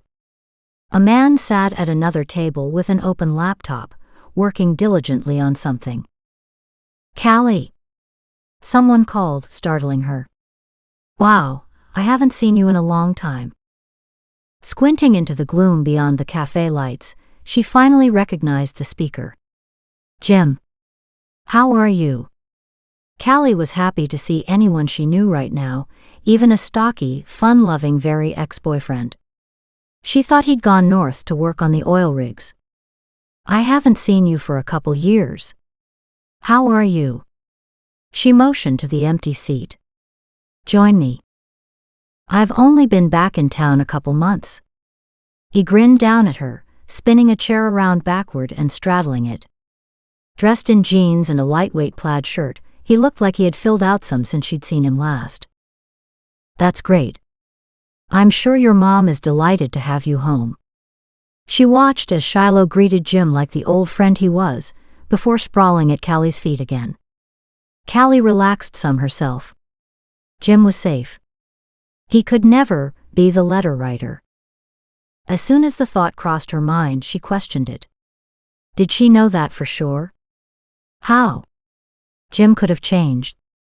For that matter, how well had she known him to begin with? They'd had a hell of a fight before they split. A fight that hadn't been easy to resolve. Callie had bolted from the fight, from the relationship, from him. Then again, that had been years ago. And their relationship hadn't been serious back then. They'd both known it. The breakup hadn't hurt either of them. They'd seen each other enough since then to know they'd both moved on to new relationships. It was actually nice to consider that they could visit on a friendly basis now, without all that relationship stuff to interfere. Shiloh grunted and stretched on the concrete, reminding Callie that if anything were wrong with the company, Shiloh wouldn't be so relaxed. They spent a pleasant hour catching up on their years apart. Then the conversation lulled. Slowly that same sense of unease returned. She sat nursing her empty coffee cup, stalling. She wanted to see Jim drive away before she headed home. Stupid, she knew, but that didn't change how she felt. Her cell phone rang. She frowned. Who'd be calling at this hour? Pulling it out of her pocket, she didn't recognize the number. Hello. Callie. Are you all right? Grant asked. Ah, yeah, she said, hating the instant relief washing over her at the sound of his voice. Her world righted itself. The sense of unease slipped away. Why? Because you look like you're trying to get rid of the guy at your table. His voice deepened, sending delicious shivers along her back. Where are you? Callie smiled apologetically at Jim and continued to search the area around her. Close. I'll walk your way in a couple minutes. Feel free to act like I'm an old friend, he said and hung up. She stared at the phone in her hand. For the number of times she'd seen him lately, he almost was an old friend. And how had he known where she was? As she glanced at Jim, smiling reassuringly at him, another thought occurred. If Grant was that close, maybe he'd been the one following her. No, that didn't make sense. He had no reason to. She searched the parking lot and patio again. Grant should have shown up by now. Jim stood. Time for home. You take care of yourself, you hear? Callie waved goodbye and watched Jim walk away, unsettled again. His exit seemed abrupt, making her once again suspicious of him, though moments ago she'd been wishing he would leave. God, it was horrible thinking like this about people she'd known for years. She had never had a psychic energy connection between any of her past friends and lovers like she had with Grant. There'd never been this sizzle. That reaction was for Grant alone. She watched as other people came and left. Grant didn't show. Sitting long past the time manners would dictate, she finally had enough. She considered phoning him and decided against it. As she walked to the Jeep, her phone rang again. She checked the caller ID. She didn't recognize the number. She ignored it, not wanting to be sold any more free trips to Costa Rica. It rang again as she unlocked the Jeep. Same number. She ignored it again. Then she reconsidered, chewing on her bottom lip. It could be something important. Calls at this hour were often emergencies. As she reached to answer, it stopped. Figures. Callie put her key in the ignition. It rang again, from the same number. Damn it. Shiloh whined. Sorry, Shiloh. I'll answer it this time, okay? She hit the talk button. Hello. No answer. Hello. Still no sound. Then a faint coughing chuckle sounded in her ear. What the hell? Callie stared at her phone, then held it to her ear again. Who is this? What do you want? The same chuckle sounded again, followed by a distinct click. They'd hung up. Callie searched the darkness as she turned the key to start the engine. Placing her phone in the holder, she hit the automatic power lock on the door. She knew locking her doors would not stop her creepy phone calls. However, locking the doors did make her feel marginally better. Where the hell was Grant anyway? Someone pounded on her driver's door window. Callie shrieked. Shiloh barked. Her heart banged against her chest as she peered into the night and saw the swirls of energy. Grant. She closed her eyes as relief and anger rolled through her. Where the hell have you been? Grant motioned for her to roll the window. Relieved and now mildly pissed, she lowered the glass. Take it easy. Take it easy, she snapped. I'm getting freaky prank phone calls, and she unlocked her door and pushed it open, forcing Grant to move back. You were supposed to be here close to an hour ago. Stepping out of the car, she stormed away a few feet to stand, staring at the stars, hands on her hips. Damn it. From the beginning, please. What's made you so jumpy? He asked, concern warming his voice. Just hearing that caring helped. Callie closed her eyes and focused on Grant's energy. She drew in 2 cleansing breaths as she regained control. The last thing she wanted was for him to think she was so easily rattled. In truth, tonight she had been. She wasn't proud of that fact. Until this letter writer mess was over, she didn't think there was much she could do about it. The next deep breath loosened the knot of tension in her spine. She turned to face him. Several things, she said. It started when I left the center. A noise in the bushes rattled me. Shiloh didn't like it much either. Then I thought I was being watched as I left. Grant's eyes narrowed, and he frowned at her but didn't interrupt. She continued, not wanting to go home to an empty house. I came here, where I met Jim. That worked for a while. Then the visit got weird. You called. He raced off, and I sat here waiting for you. She glared at him. Only you never showed up. She took another deep breath. When I finally decided you weren't coming, I headed here to my Jeep when 3 phone calls came in, one after the other. I didn't know the number, and chose not to answer the first 2 calls. She swiped her fingers through her hair before meeting his gaze. I answered the 3rd call. She caught his frown.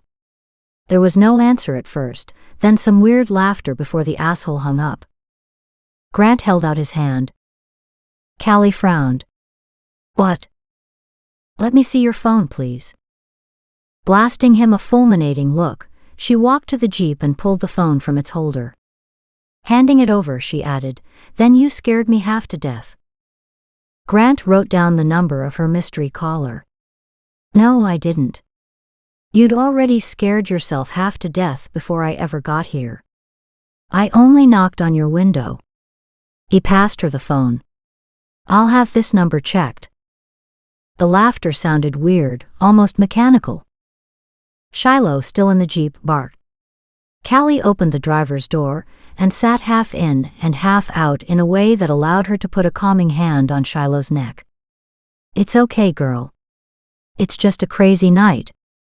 She turned so she was sitting properly in the driver's seat and reached to pull her door closed. What happened to you anyway?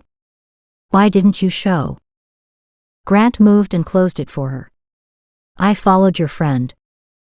Jim? Why? I saw him leave and thought his timing a little suspicious.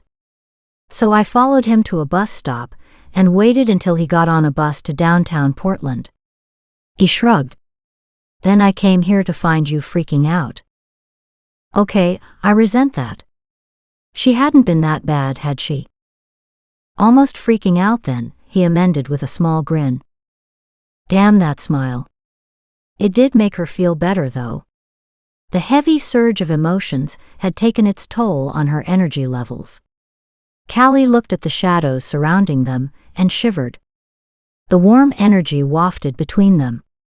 It wasn't enough to dispense the darkness.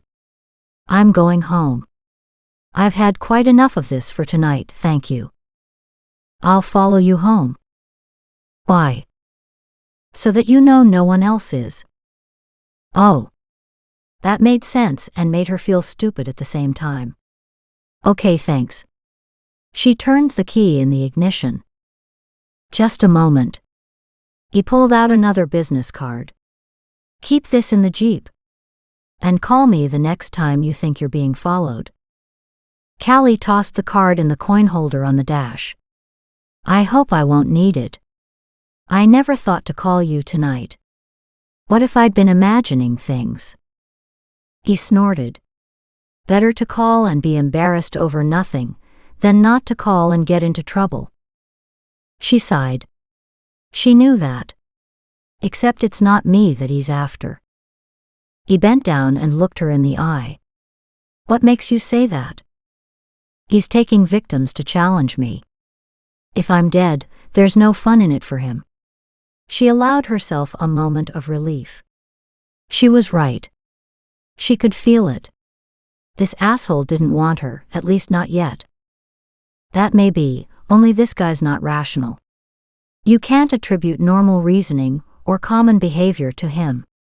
He could switch in a heartbeat and decide that it's more fun to hold you captive for a month or two. A month or two. She gulped. That was not something she wanted to consider. Grant continued, and what about when he decides the game is over? I'm sure he has final plans for you too. Oh God. That didn't bear thinking about. Callie avoided answering by shifting into reverse. True to his promise, Grant stayed behind her the whole way home. As she neared the house, she couldn't decide if she should invite him inside. Still undecided, she watched to see if he'd park or, now that she was home safe, leave again. Locking her vehicle, she headed to her front door, not wanting to appear obvious. Shiloh sniffed the long pampas grass by the front steps, enjoying the fresh air. Behind her, she heard Grant's door slam and the crunch of gravel as he followed her. She unlocked the front door, pushing it open for Shiloh, who wiggled in ahead of her. Shiloh howled and raced down the hall. Callie stepped inside. Shiloh stopped at the entrance to the kitchen and started barking madly. Callie halted, fear demolishing what little calm she'd regained earlier. Grant raced forward. He grabbed her arm and tugged her onto the front porch behind him. I'll go check. Stay here until I tell you that it's safe. Callie's eyes widened. Good. She wasn't a hero. Call Shiloh back. Callie called Shiloh to her and snagged her collar. Both retreated to the front porch. Together they watched as Grant, gun out and ready, took several deliberate steps into the hallway, assessing the scene. He reminded her of herself on a SAR mission.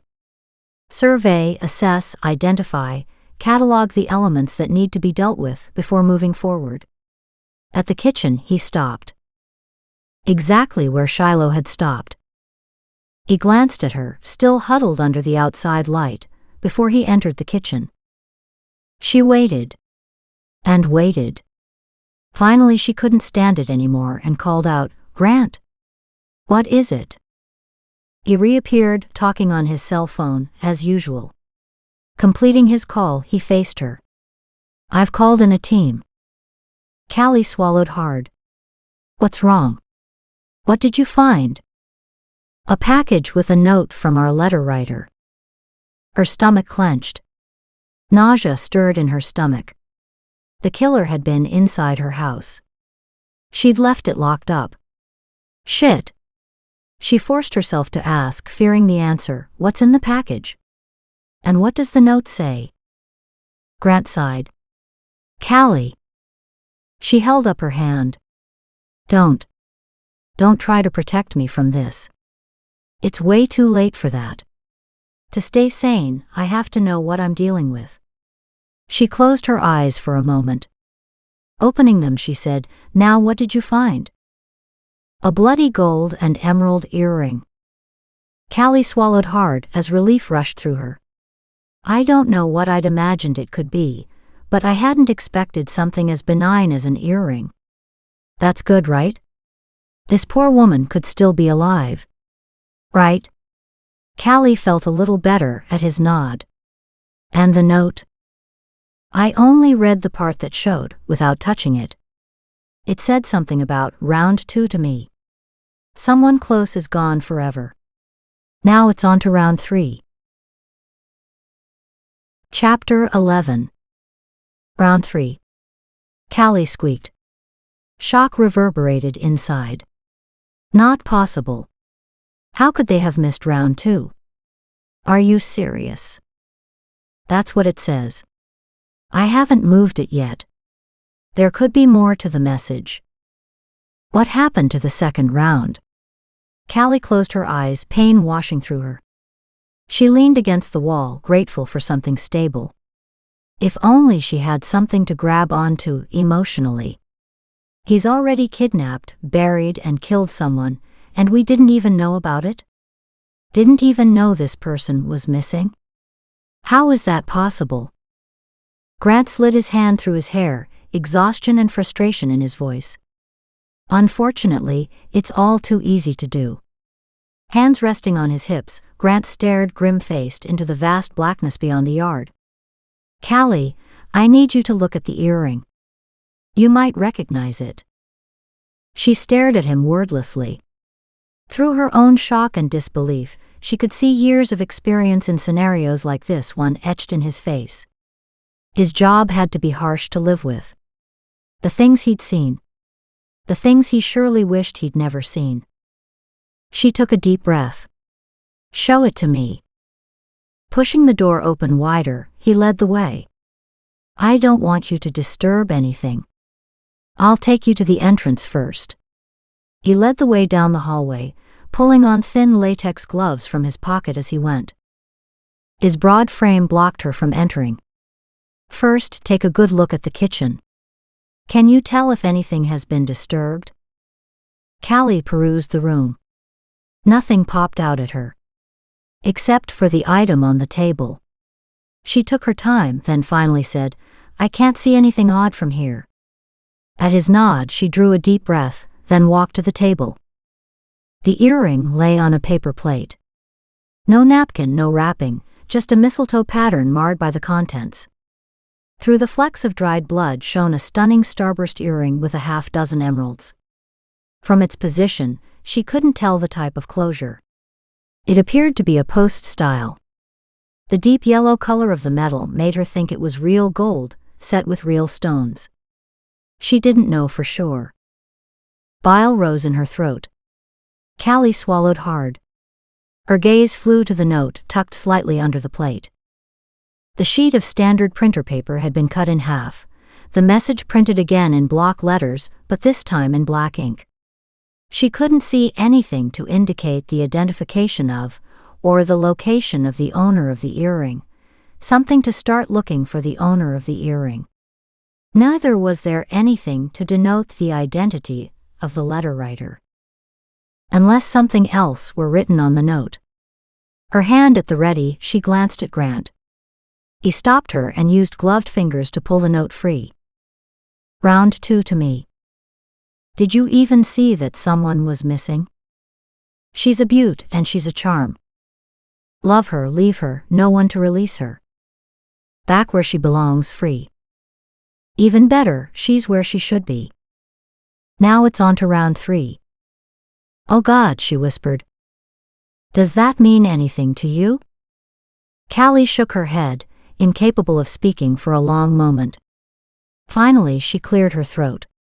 The no one to release her part, I presume, means she's contained in some way. Since I search for buried victims, I can only assume she's also been buried. And yes, she added bitterly. I know we can't assume anything with this psycho. Back where she belongs? That could mean all kinds of things, and none of them nice. But free? Since when is death through being buried alive as the other victims were, an avenue to freedom? And what does it mean that she's where she should be? She should be buried? Dead. She should be dead? She stared wordlessly at Grant. Chances are good that no one will find her, because I don't even know where to begin looking for her, so she will be dead. Do you recognize the earring? Callie shook her head, studying the emerald design. I don't remember it. She shifted her position, trying to see from a different angle. Have I? When was the last time she'd even noticed other women's clothing, much less jewelry? Sorry. I'm not really one who notices that type of thing. He nodded. Understood. What about the note? The killer must think that means something to you. Sure. It means this asshole has taken some poor woman, and I'm supposed to help her. But I can't. I don't know how, she cried out. She gave her cheeks a quick scrub. Sorry. I didn't mean to lose it. Shush. It's understandable. Stop kicking yourself for it. Let's focus on what's here. See if we can find anything useful. The earring has older styling, like something worn by a mature woman. The jewels, if real, are expensive. Someone had money. Or had a friend who could afford it. Not to mention, it could have been a family heirloom handed down. True. Callie stared at the plate with morbid fascination. As much as she wanted to turn away, she couldn't. The cheerful seasonal print contrasted so sharply to its contents.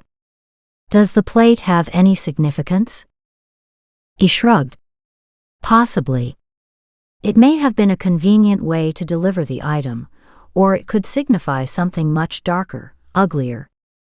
Does anything here give you an idea of where you'd go to look for a person? Callie glanced at the plate, then away again as her stomach roiled. No, she whispered in despair. Nothing. Grant gave her a brief hug. Energy warmed and sparkled between them, not energizing but soothing. For a moment, the chaos faded. Safety surrounded her. Then he dropped his arms, as if realizing what he'd just done. Let's change tactics. Who has keys to your home?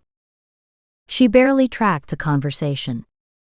Bereft of his heat, so brief and so tantalizing, Callie couldn't help but wonder if he felt any of the energy that hummed between them. How could he when he'd stepped back so casually?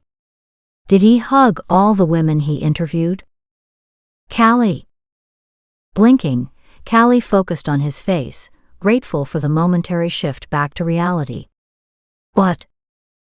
Who has a key to your house? Who would know you weren't home tonight? Who knows the layout of this house? Callie's mind raced to grasp something concrete. Many people have been in here over the years, but I haven't given out spare keys to friends or lovers, if that's what you're asking. I don't do that. I'm gone constantly, and Shiloh always goes with me. I don't have plants that need to be watered, or other animals to be taken care of, so I don't need anyone to check on the place when I'm not here.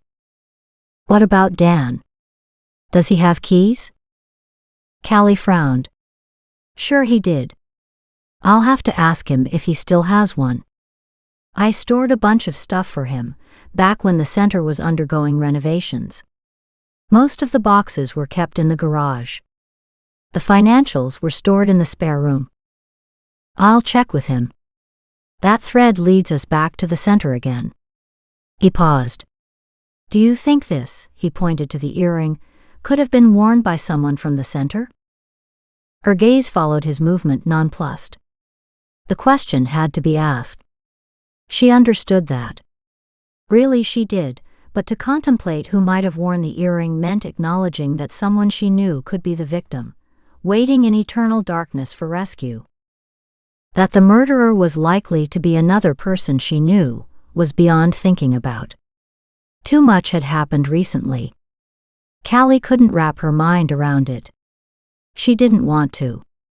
She wanted it all to go away. Not that it would. Of course she could be from the center. If you're asking in a roundabout way if I know who the wearer was, the answer is still no. What about anyone else from the center? Julie? Brad? Jarl? Do any of them have keys? She reared back. No. I don't think so. Bringing up Brad's name just brought up the fear. She took a deep breath and asked, I can't help but wonder if Brad could be the missing victim. He was working the Sacramento disaster with me, but has been missing ever since. Grant opened his mouth to respond, but his beetled brows had her rushing in to say, I know he goes on benders after a rescue. So I know it's probably nothing, but... Grant reached out and squeezed her shoulder. Take it easy. We don't know what, if anything, has happened to Brad. Dan told me, and I alerted the local authorities in Sacramento. If he's there, we'll find him. A nerve twitched in her cheek as she struggled to hold back the sudden tears. I didn't even know that he was missing, until today. I would have found out yesterday, if I hadn't slept the day away. He nudged her toward the double glass doors and outside. Let's go sit on the deck until the team comes. Callie let him lead her onto the deck and to her favorite chaise, where reality hit her all at once. Oh God. The bastard probably taunted them, saying I'd be looking for them. They'd have been waiting for me, hoping I'd come to save them. And I never even knew they were missing. Tremors washed over her. Grief brought tears to her eyes. Now there could be another one. Grant swooped down and grabbed her by the shoulders, giving her a light shake. Energy flipped off them at his movements. Yet he didn't appear to notice. Take it easy, Callie. You can't blame yourself. You didn't know. But maybe I should have. Bitterness colored her voice. You already said that the Sacramento victim was likely to have been his first. Haunted, she stared into the night, as if the surrounding darkness would offer up the answers she needed. Do you think the earring is from the round 2 victim, or from the round 3 victim? Stop. It's not your fault. Got that? With effort she tried to listen to him. Not just listen but hear his words. Rationally she knew it wasn't her fault. And that didn't matter one bit. She bowed her head, rested it against his chest, letting his confidence and calm seep into her soul. And with it came anger. A deep-down pissed-off fire that ripped through her, burning, cleansing, firing up her soul. She lifted her head. You're right. He's responsible. He's been playing on the fact that I consider the center as much mine as Dan does. I'm not there out front like he is, but it's my life's work. Any failure at the center, or any loss of life, feels personal. Like I should have done something to stop it. But you couldn't. Exactly. After a moment she glanced toward the kitchen, then she said, it would help if we had a timeline. Like when the victim went missing. To narrow down which SARS workers were where, although I can't imagine any of them being involved. I slept for a day and a half to recover. No way another of the rescuers could have kidnapped and murdered someone in the same time frame. Unfortunately, a couple hours would have been long enough. Grant checked the time on his cell phone. She dropped back into her deck chair, her emotions churning inside. She needed her sketchbook, or at least a piece of paper. Something to dump the tension winding up inside. Would you get my sketchbook bag? It's hanging in the hall closet. As Grant walked back inside, Callie let her body relax slightly. There was no relaxing her mind. Shiloh nudged her hand, a soft whine escaping. Hey girl. I know. Someone was in there who didn't belong. Not nice, huh? She gently scratched the dog's head. If only you could talk. I wonder what you could add to this. Her blue cloth bag landed in her lap. She dug through it, withdrawing the sketchbook immediately. Grant eyed her curiously. What will you do? Her art was deeply personal and not something she cared to share. Need clawed at her. The need to dump the images in her mind. The need to find a peaceful center again, in the midst of the chaos. Doodle. It helps me calm down when I'm feeling overwhelmed. She shrugged dismissively, hoping he'd take the hint and leave her alone. No big deal. Choosing a pencil, she opened the book to the first page. She loved a new sketchbook with its pristine blank pages, waiting for her creativity. Within moments Grant ceased to exist. She let her fingers flow and move, transforming the page to a jumble of emotions. She knew the result would be garbage. That wasn't the point. She needed to pull the plug and to let her mind drain. Once she paused, she was arrested by sounds in her house. Twisting, she could see Grant in conversation with several men. The team had arrived. Pain spiked again. Callie picked up her pencil, her hand moving at a furious pace. Callie. She stopped and tried to refocus on the face in front of her. Grant. Are they done? Not yet. A team is searching the property, but we need you to do a walkthrough to make sure nothing else was disturbed. Are you up to it? He held out a hand. We'll also need your fingerprints to rule them out from the ones collected tonight. With Grant's help, she stood, her stiff muscles a sure sign that she'd been in one place for too long. Callie stretched, closed her sketchbook, and dropped it on the table. She followed Grant into the house. Putting on gloves, she went systematically through each room, standing first at the doorway, then walking in and checking drawers and cupboards and closets. Everything appeared normal and undisturbed. At her bedroom, she opened dresser drawers, night tables, even her cedar chest at the foot of her bed. Her walk-in closet appeared normal, disorderly and disorganized, but normal. I don't think anything has been disturbed, she said. Everything looks untouched. Okay, that's good. Let's check the rest. They moved downstairs toward her studio. Shit. She hadn't considered they might need her to go in there. The door was also closed. Again. Lately, I've been forgetting to leave this door open. The possibility that the killer had been inside and closed the door on her made her skin crawl. She shoved away that thought. Uneasy, though she didn't know why, she opened the door and stood still, her gaze sweeping her small studio. Her painting stood on the easel, a drop cloth draped over the top. She tilted her head. Had she done that? She might have. The rest of the room appeared undisturbed. The paints sat where she'd placed them. The spills and smears had been there before. She really needed to clean up in here. Checking the door, she found her paint smock hanging on a hook where she'd left it. Callie pivoted to return to the kitchen, hoping to avoid her easel. Don't you want to check that the painting is untouched? Double shit. No, she really didn't. Callie glanced at it, then at Grant. No. I don't really care if the intruder touched the painting, and if he didn't, then nothing has changed. Please. We need to know where he's been and what he might have done. Callie bowed her head briefly, then sighed. He was right. She walked to the easel and lifted the cover. She flinched. It was the same as before. She dropped the sheet and walked out. He didn't touch it. Grant didn't say anything. May I see? She froze. Why? Your reaction as much as anything. I want to know what caused that pained expression. Not necessarily true. Maybe I'm just a bad artist. She tried to quell her nervousness.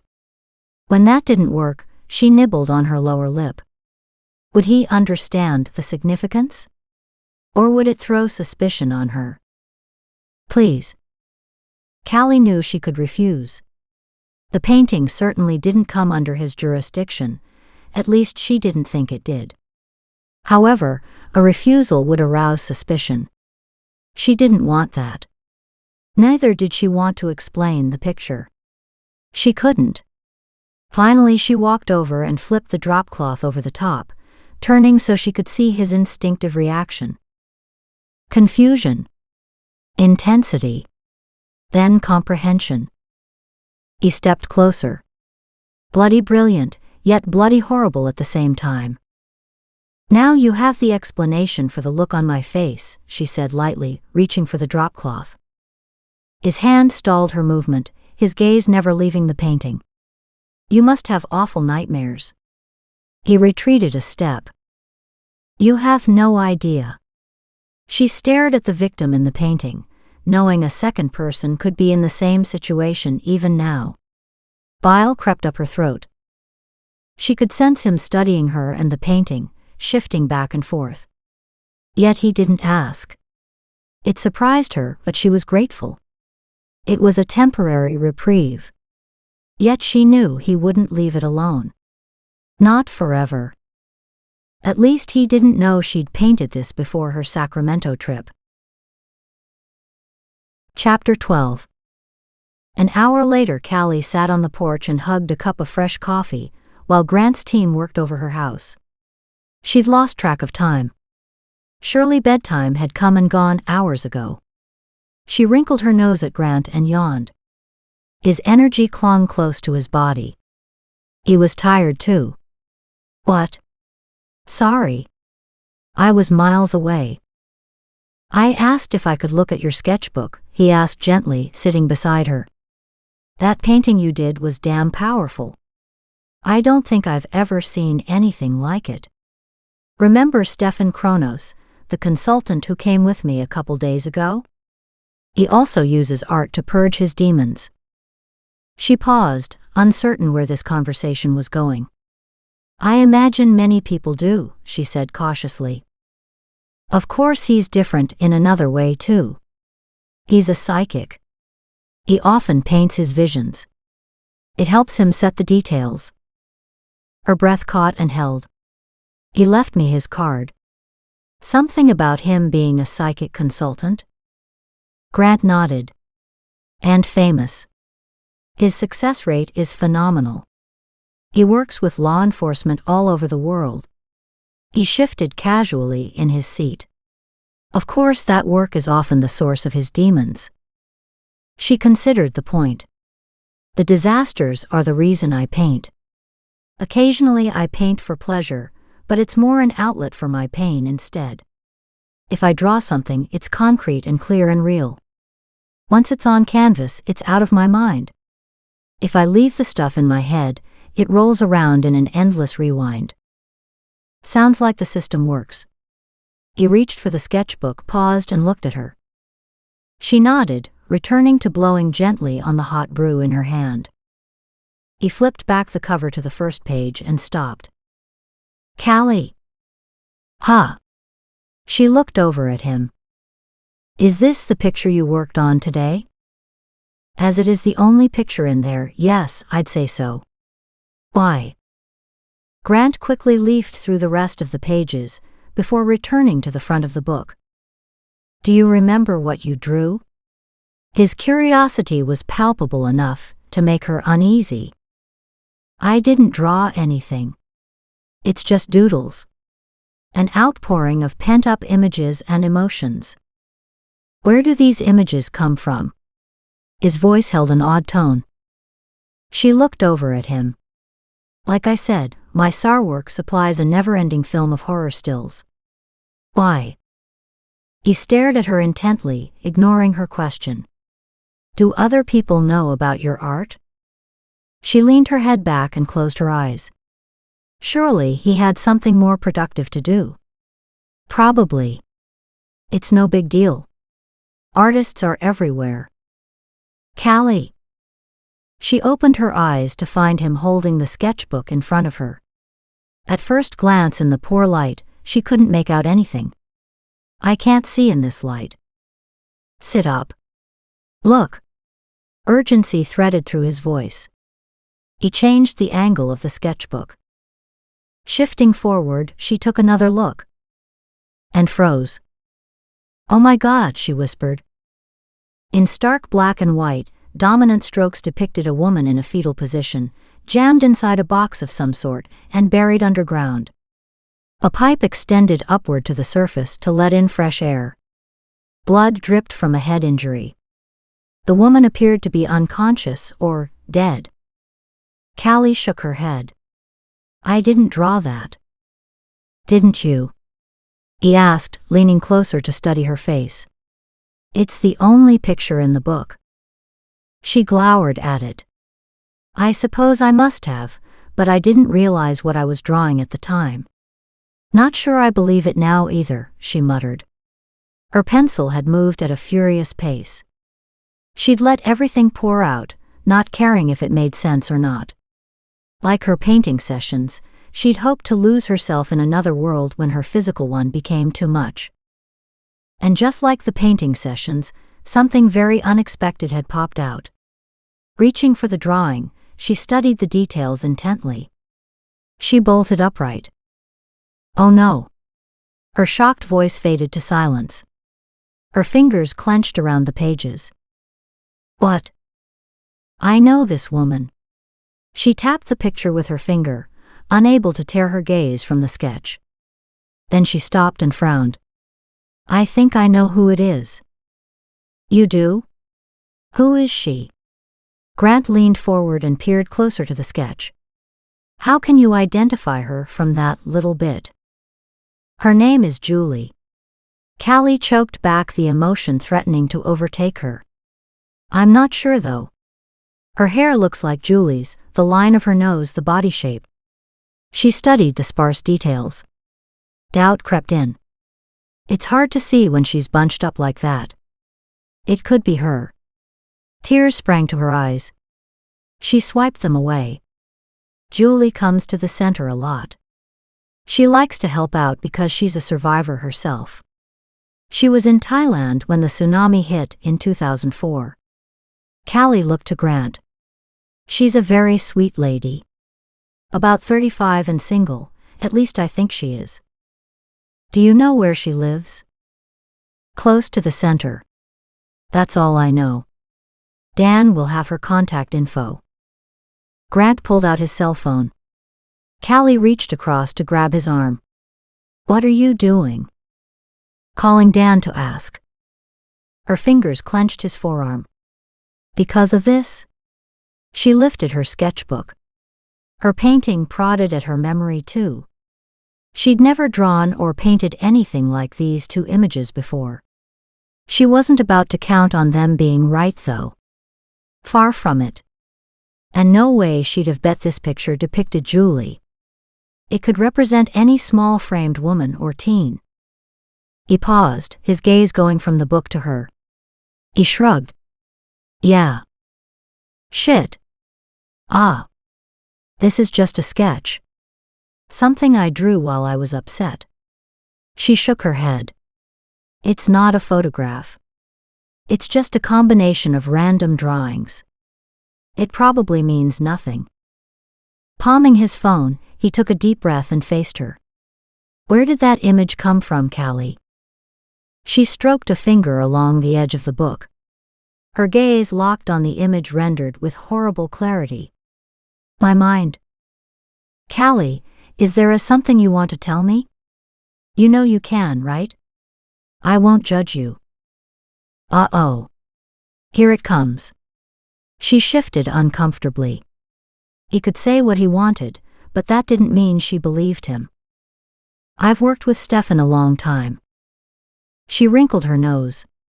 Stefan the psychic. Maybe Grant could comprehend. Still. Callie, surely you recognize what's going on. She swallowed hard. She didn't know how it had happened, but for the first time, she had to talk about something she'd kept hidden from everyone. He stared at her so patiently, his gaze seemed so understanding. Did she dare? How could she not? I've never spoken of this to anyone. He reached for her hands, cradling them in his large, capable ones. His thumb stroked the side of her fingers gently. You're psychic? There. He'd asked her a direct question. She sighed heavily. Honestly, I don't know what I am. My grandmother called it the sight. She had it too. I see things. Know things. Paint things. She half laughed. Apparently. And sketch them too. Can you explain what happens to you? How you perceive the information? She shrugged. Not really. It's been changing so much that I don't have a handle on it. When I think I understand how it works, it changes. Sometimes I just know things. Sometimes I see ribbons of energy that point me one way. She frowned. That painting in my studio is a first. I woke up in the morning with paint on my hands and a faint memory of my actions. She stared into his deep dark eyes, more than a little unnerved by what had happened. I went into my studio, and there it was. His eyes widened. Wow. She gave him a lopsided grin. Yeah. Is it the same way with your sketches? You just close your eyes and draw? I don't know. Now that you mention it, that does seem to be my process. I close my eyes as if I'm asleep. She thought about it. All I can say is, this is all new to me. 6 months ago, I was working a different disaster. We lost a lot of people, including a little girl that Shiloh and I found. The loss really affected me. After that, all this stuff, she tugged one hand free to wave at the sketchbook, went wild. Before then, I had some inkling of where to search for victims on a site, just an instinct that told me where to go. I could find my friends' lost jewelry, keys, pets when I was growing up. It was always minor stuff. Now. She shook her head, unable to finish the thought. Silence hung between them. Then maybe we should give it free rein and see what comes. He straightened, still holding her right hand. Waves of energy slid off him and toward her. Ha! She eyed him and the energy curiously. The more time they spent together, the easier their energy blended, almost joining into a single color. Odd. Comforting. Intriguing. But he'd gone from being a friend to being an agent in that nanosecond it had taken her to understand. And that switch, no matter how intriguing their energy match, was disconcerting. Now he was making calls again. He dropped her hand and stood while he talked on his phone. Then he strode inside to his team. Callie stared at the sketch. Just when she'd figured he'd forgotten about her and the stupid picture, he returned all business again. Callie, Dan's headed to the center to find Julie's contact information. Apparently she moved recently. We'll meet him there. Callie jumped to her feet. It didn't matter that it was past 1 o'clock in the morning. Shiloh watched her, waiting for the signal to say she'd be coming along. She'd be needed if Callie had to search, but that would mean figuring out where to start looking. It would, however, be nice to have her with them. She packed up the sketchbook and pencil to bring along, just in case. It's not likely to be Julie, you know, she muttered, glancing sideways at him. Just saying. Maybe it isn't. Let's find her and we'll know. The doodle might mean nothing, she told him. I'm not Stefan. I don't do this stuff. And it might mean everything. Grant's lips curved in a grim smile. I'm willing to take a chance on you. We'll take my truck. Callie followed Grant, letting Shiloh into the back seat. Moonlight danced between the clouds. A chill had settled in.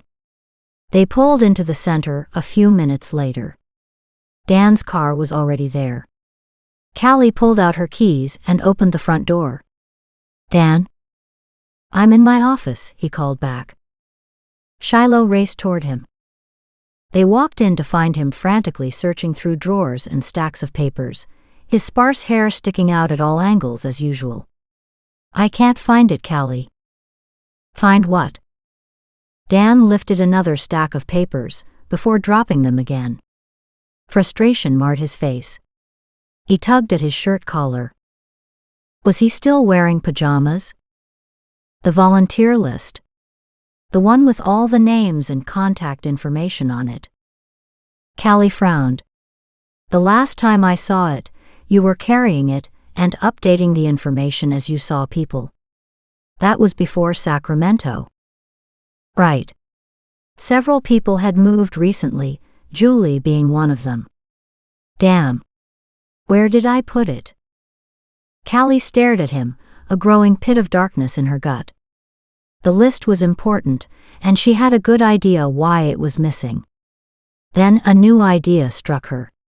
Horrible, but a possible explanation as to why Julie might have been targeted. Dan, are there just names and phone numbers on the list? Or does it have more personal information? He looked up at her, puzzled. The usually vague expression sharpened. It has names and contact information. So addresses, phone numbers, emails, and some information concerning their volunteer status and what areas they worked in. Also information on their readiness to leave at a moment's notice. So if they had kids, did they have a caregiver lined up? Or did they live alone? Did they work for a living? Were they retired, and could they come to help out at odd hours? You know how we come in and out of here all the time. Some people are good with that. Others only want to help out on weekends. He shrugged. We need more volunteers. We've had major changes here, so I was trying to see who was available to do what and when. Like always. Oh God, if the killer had somehow gotten that list, he'd have information on Julie that he might not have gotten anywhere else. Did Julie ever talk about her time in Thailand? Often. You know it helps victims to share their experiences. Even though it's been years for her, it still helps to have someone listening who understands.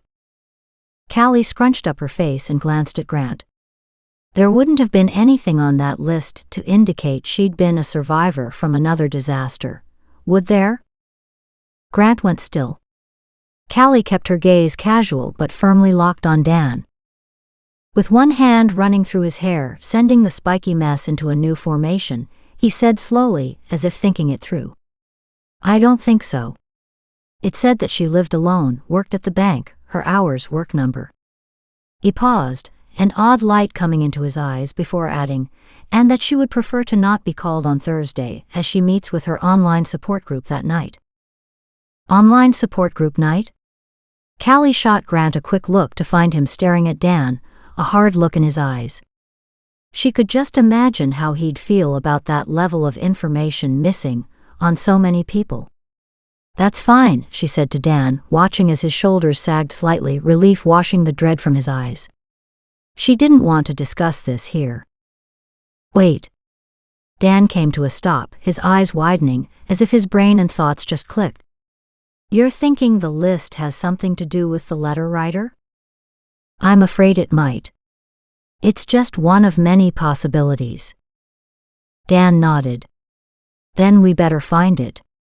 He walked to the filing cabinet by the door. He was wearing pajamas and shoes. Callie lowered her voice as she spoke to Grant. Julie was a survivor from a disaster. So was the last victim in Sacramento. He'd survived the apartment collapse. Could that be a link? That letter said something about, even better, she's back where she's meant to be or something. So, since they survived a disaster, they should be returned to the state where they were found? Doubt colored his voice. Both being survivors of a disaster is a link. Whether it's pertinent in this case, I don't know. Frustration glinted from his eyes. I don't know that they had to be returned to where they were found, but consider how the Sacramento victim was buried under the rubble of the apartment collapse. He was found buried close to the same location. Hell, the oxygen tank could even represent air pockets from the building that collapsed. She frowned. Damn it. They didn't have enough information. They needed more on the second victim. Whoever that was. It's also likely to be sheer coincidence that Julie and the first victim are both survivors. The first could just have been a victim of circumstance. In the wrong place at the wrong time. We know nothing about Julie at this point. Damn him and his logic. Callie's mind tumbled over the possibilities. Then she noticed how silent the room had become. Dan stood stock still, eyes wide, jaw slack as he stared at them. Oh God. You think she's been snatched? Where's that list? Damn it to hell. I figured you needed to talk to her. That she knew something, someone. Damn me for being an old idiot. Shit. He frantically pulled out files, looking for the right one. Don't you have her number in another place? On your cell phone, in the bills somewhere? Grant's hands fisted on his hips. Dan, you have a master list on the computer, don't you? Callie strode over to the desk and pushed the power button. It would take a minute or two to load. He shook his head. That's the old one. That's what I was trying to update the other day. Typical Dan. Still, she could understand. Sometimes she had trouble with priorities too. Any other time, the contact list wouldn't have been critical. The login screen came up. Dan, come log in. This is your computer, not mine. What? Oh yeah. Dan stepped up to the keyboard and pounded out a series of numbers and letters. Callie waited impatiently as the computer finished booting. Then she navigated to the main directory. Here it is. She double-clicked on the document, her fingertips pounding out a rhythm on the desktop as it opened. There. Okay. What's Julie's last name? Do you know? Dan leaned over her shoulder. Taylor. There. Wait. You just passed it. Go back. Okay. Here she is. We have her old address, old phone number of? She rattled off the number to Grant, who wrote it down. Callie quickly rattled off the cell number too. Both men snatched up phones and started dialing. No answer, Dan said. Grant was talking to someone. They both waited until he was done. Grant? I have her new phone number and address. Even as he spoke, he was dialing. Everyone waited to see if Julie would pick up. Callie absent-mindedly stroked the top of Shiloh's head. She watched Grant's face as he left a message on Julie's answering machine. Let's go, she said. Grant headed to the door. Dan looked at her, confusion wrinkling his face. Go where? To her home. Did she have a vehicle? Grant asked abruptly. Callie shrugged. She had no idea. Yes, she does, Dan stressed. But I don't remember what. We'll find it. Let's go. Callie was already through the door and heading back to Grant's truck. Dan, I'll call you if we learn something. She snapped her fingers. Shiloh came running. Dan trailed behind them. Is there anything I can do to help? Callie started to shake her head, then stopped and considered. Pray. Dan shuddered. Call me when you find her, he cried out as they drove away. They arrived at Julie's townhouse within minutes. Callie jumped from the truck before Grant had the engine off. Racing to the front door, she pounced on the doorbell. Then rang it again. The brick townhouse remained dark and silent. Where had Grant gone? She searched the surrounding area, spying him walking through the parking lot to stand behind a small red car. Is it hers? She asked. I'm having the plates run now. She watched as he checked the parking space number. It matched the townhouse number. They both walked around the car, as if it would give up the answers they sought. Grant's cell phone rang. Right. Okay. Yeah, I'm going in. No. Yes. Fine. Grant put away his phone and approached Julie's front door, where he knocked first. Then again. Then he called out, Julie? This is the FBI. Answer the door, please. Silence. He pulled out a small tool and had the door open within seconds. Callie watched, astonished. Isn't that illegal? Not if we have just cause. The car is hers. He pushed open the door and stepped inside. Julie, Callie called out behind him. Julie, are you home? This is Callie. Julie? Grant ran up the stairs 2 at a time. Caught up in his energy, Callie raced after him. There was no sign of Julie. But she'd been here. The bed covers lay crumpled, half on and half off the bed. Several days' worth of clothing decorated a rattan swivel chair. Untidy but normal looking. Grant strode over to the night table and turned on the lamp. A halo of light filled the room. Grim lines wrinkled his forehead as he considered something on the floor. What is it? Callie whispered. Blood. His words punched her in the gut. Oh no. Her imagination took flight. Now all she could think about was that Julie was missing and possibly injured, and Callie was trying to find her with no idea where to look. Shit. Panic set in. Julie didn't deserve this. Callie had known her for years, yet she didn't really know her. She was a great woman, who'd already survived so much. Callie wished she'd taken more time to visit with her. After Mexico, Callie had ignored the people around her, also ignoring the changes going on in the world, and especially at the center. She stood in the middle of Julie's bedroom and held her throbbing temples. "Think, damn it. Think," she whispered. Where could Julie be? What were the chances she'd be doing something ordinary, like visiting friends or staying over with a boyfriend? Just because she wasn't home didn't mean Callie should hit the panic button. And yet, Callie's nerves refused to be calmed.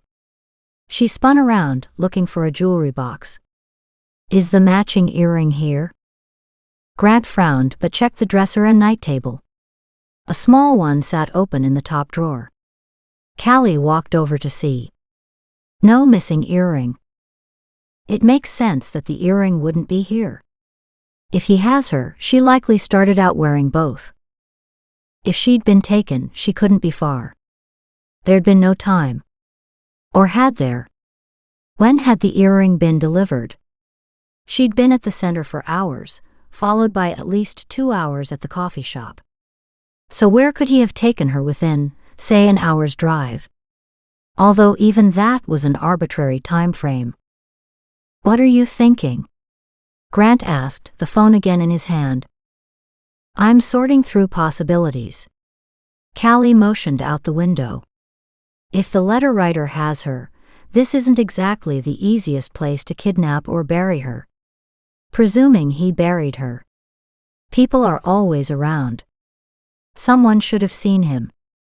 She's small, but surely he'll still be noticed carrying a body, won't he? She might not have been in the box until she was buried. If she didn't walk out on her own, it would be more suspicious. "We'll get a team out to canvass the neighborhood in the morning. It's the middle of the night, but if we're lucky, someone saw something. But chances are we won't find them in time to save her." Callie couldn't keep the bitterness from her voice. "This is not your fault," he reminded her firmly, a gentleness in his eyes. Callie wanted to believe him. Shaking her head, she struggled to concentrate. "My brain understands. My heart, however." "I know." His voice soothed her tattered nerves. She welcomed the comfort, but the deepening connection between them confused her more. So much for locking people out. Grant had wormed his way inside. "Let's stay focused," Grant said. "If she's been taken, and yes, we're jumping to a conclusion here, where could he have taken her?" "Anywhere. Everywhere. Within an hour's drive, there are millions of places to bury someone, so they'd never be found." Places flashed through her mind: ditches, fields, gardens, empty lots. The opportunities were endless. "You found the last victim?" "Sure. But I was already on the scene with a SAR dog in hand." She raised her hands in frustration. "That was the right location with the right tools." "Yes, I have Shiloh with me now, only she won't help unless we can narrow down the location." "Okay, now think. He knows you and how you work, so he must be expecting you to do something. There has to be a clue somewhere." "Yeah, somewhere." Tears of frustration turned her voice into a croak. "Damn it. What about your sketch? Can you identify a location from your picture?" "Maybe," she said, relieved to have something constructive to think about. "I can take another look." Grant retrieved her sketchbook from his truck while she waited at the front door. Using the bright kitchen light, they studied the details. No mountains or major identifiers. Grant bent over the drawing. "It's hard to pick out anything." "I know," Callie whispered. "Yet?" "What?" Grant straightened, his sharp gaze zeroed in on her face. "What do you see?" "It feels familiar." Callie reached out and motioned toward the slope and ground cover surrounding it. She chewed on her bottom lip. "But I can't be sure." "What about it looks right?" It's hard to explain. That single line captures Julie's profile. She pointed it out. This line here captures a hill, on one of the training areas we use for cadaver training. You have a special training area for that? Callie shook her head. It's not full of dead bodies or anything. It's where we run training exercises for the dogs, especially young ones. Would you have trouble finding Julie there? She understood what he meant. No, Shiloh can separate live from dead, and although it may take her a while, she will eventually find everything buried, dead or alive. She pressed her lips together, thinking. It would be a good hiding spot, because the ground is easy to dig. Callie dismissed her words with a headshake.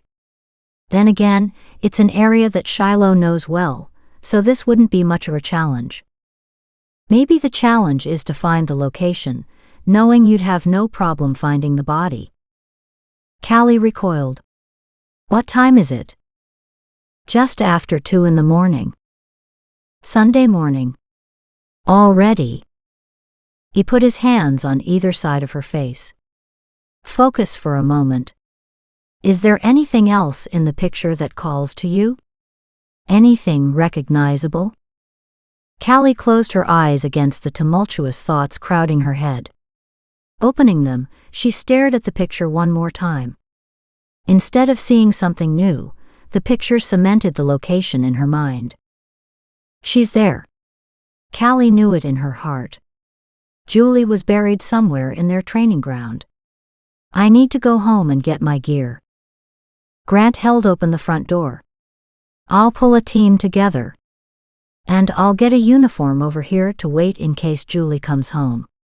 Just in case this is a wild goose chase. He headed for the truck, already talking on the phone, while Callie waited impatiently. She hopped into the truck, wishing he'd hurry up. Her heart pounded and her palms started to sweat. Julie was dying.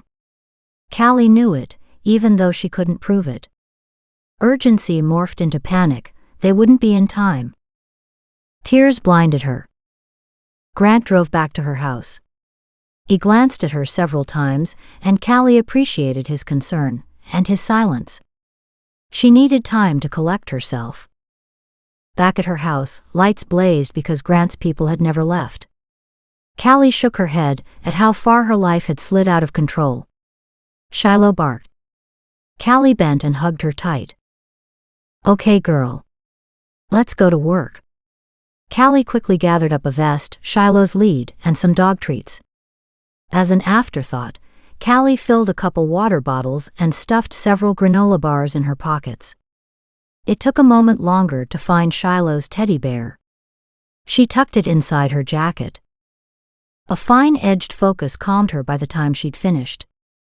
Time to go to work. Ready? She asked Grant on her way to her Jeep.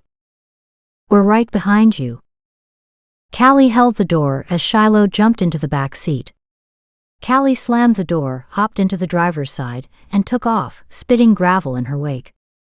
The training ground was a good 20 minutes out of town. Wooded areas and meadows dotted the hilly terrain there. Shiloh's playground. As she drove, she had to wonder who knew the industry and the center well enough to know their training ground schedule, setting their plans in motion when they wouldn't be accidentally disturbed. Detailed records were always kept of who had been where, and who had used what for each training session. Who knew enough to access the schedule? Callie's cell phone rang as she pulled onto the highway. Shiloh whined, an odd note in her tone. She pushed the button, leaving the phone in the holder on her dash. Hello. Eerie laughter filled her Jeep. Hello. Who is this? Callie snapped. You're too late. The strangled whisper ended with a click as the line went dead. Callie's heart stalled. Oh God. Shiloh, please tell me that doesn't mean what I'm afraid it means. Her hands started shaking. Shiloh whined and nudged her nose against Callie's neck. Leaning forward, Callie rummaged through the front cubbyholes for Grant's card. Damn it. Where was it? There. Keeping one eye on the empty highway, she punched in his number. "Grant," she said, "the killer just called me." She quickly relayed the conversation. It had that same mechanical sound as the voice from last night. Chances are he's disguising it. It's easy to do with today's technology. My team will have traced it. I'm betting it's a dead end again.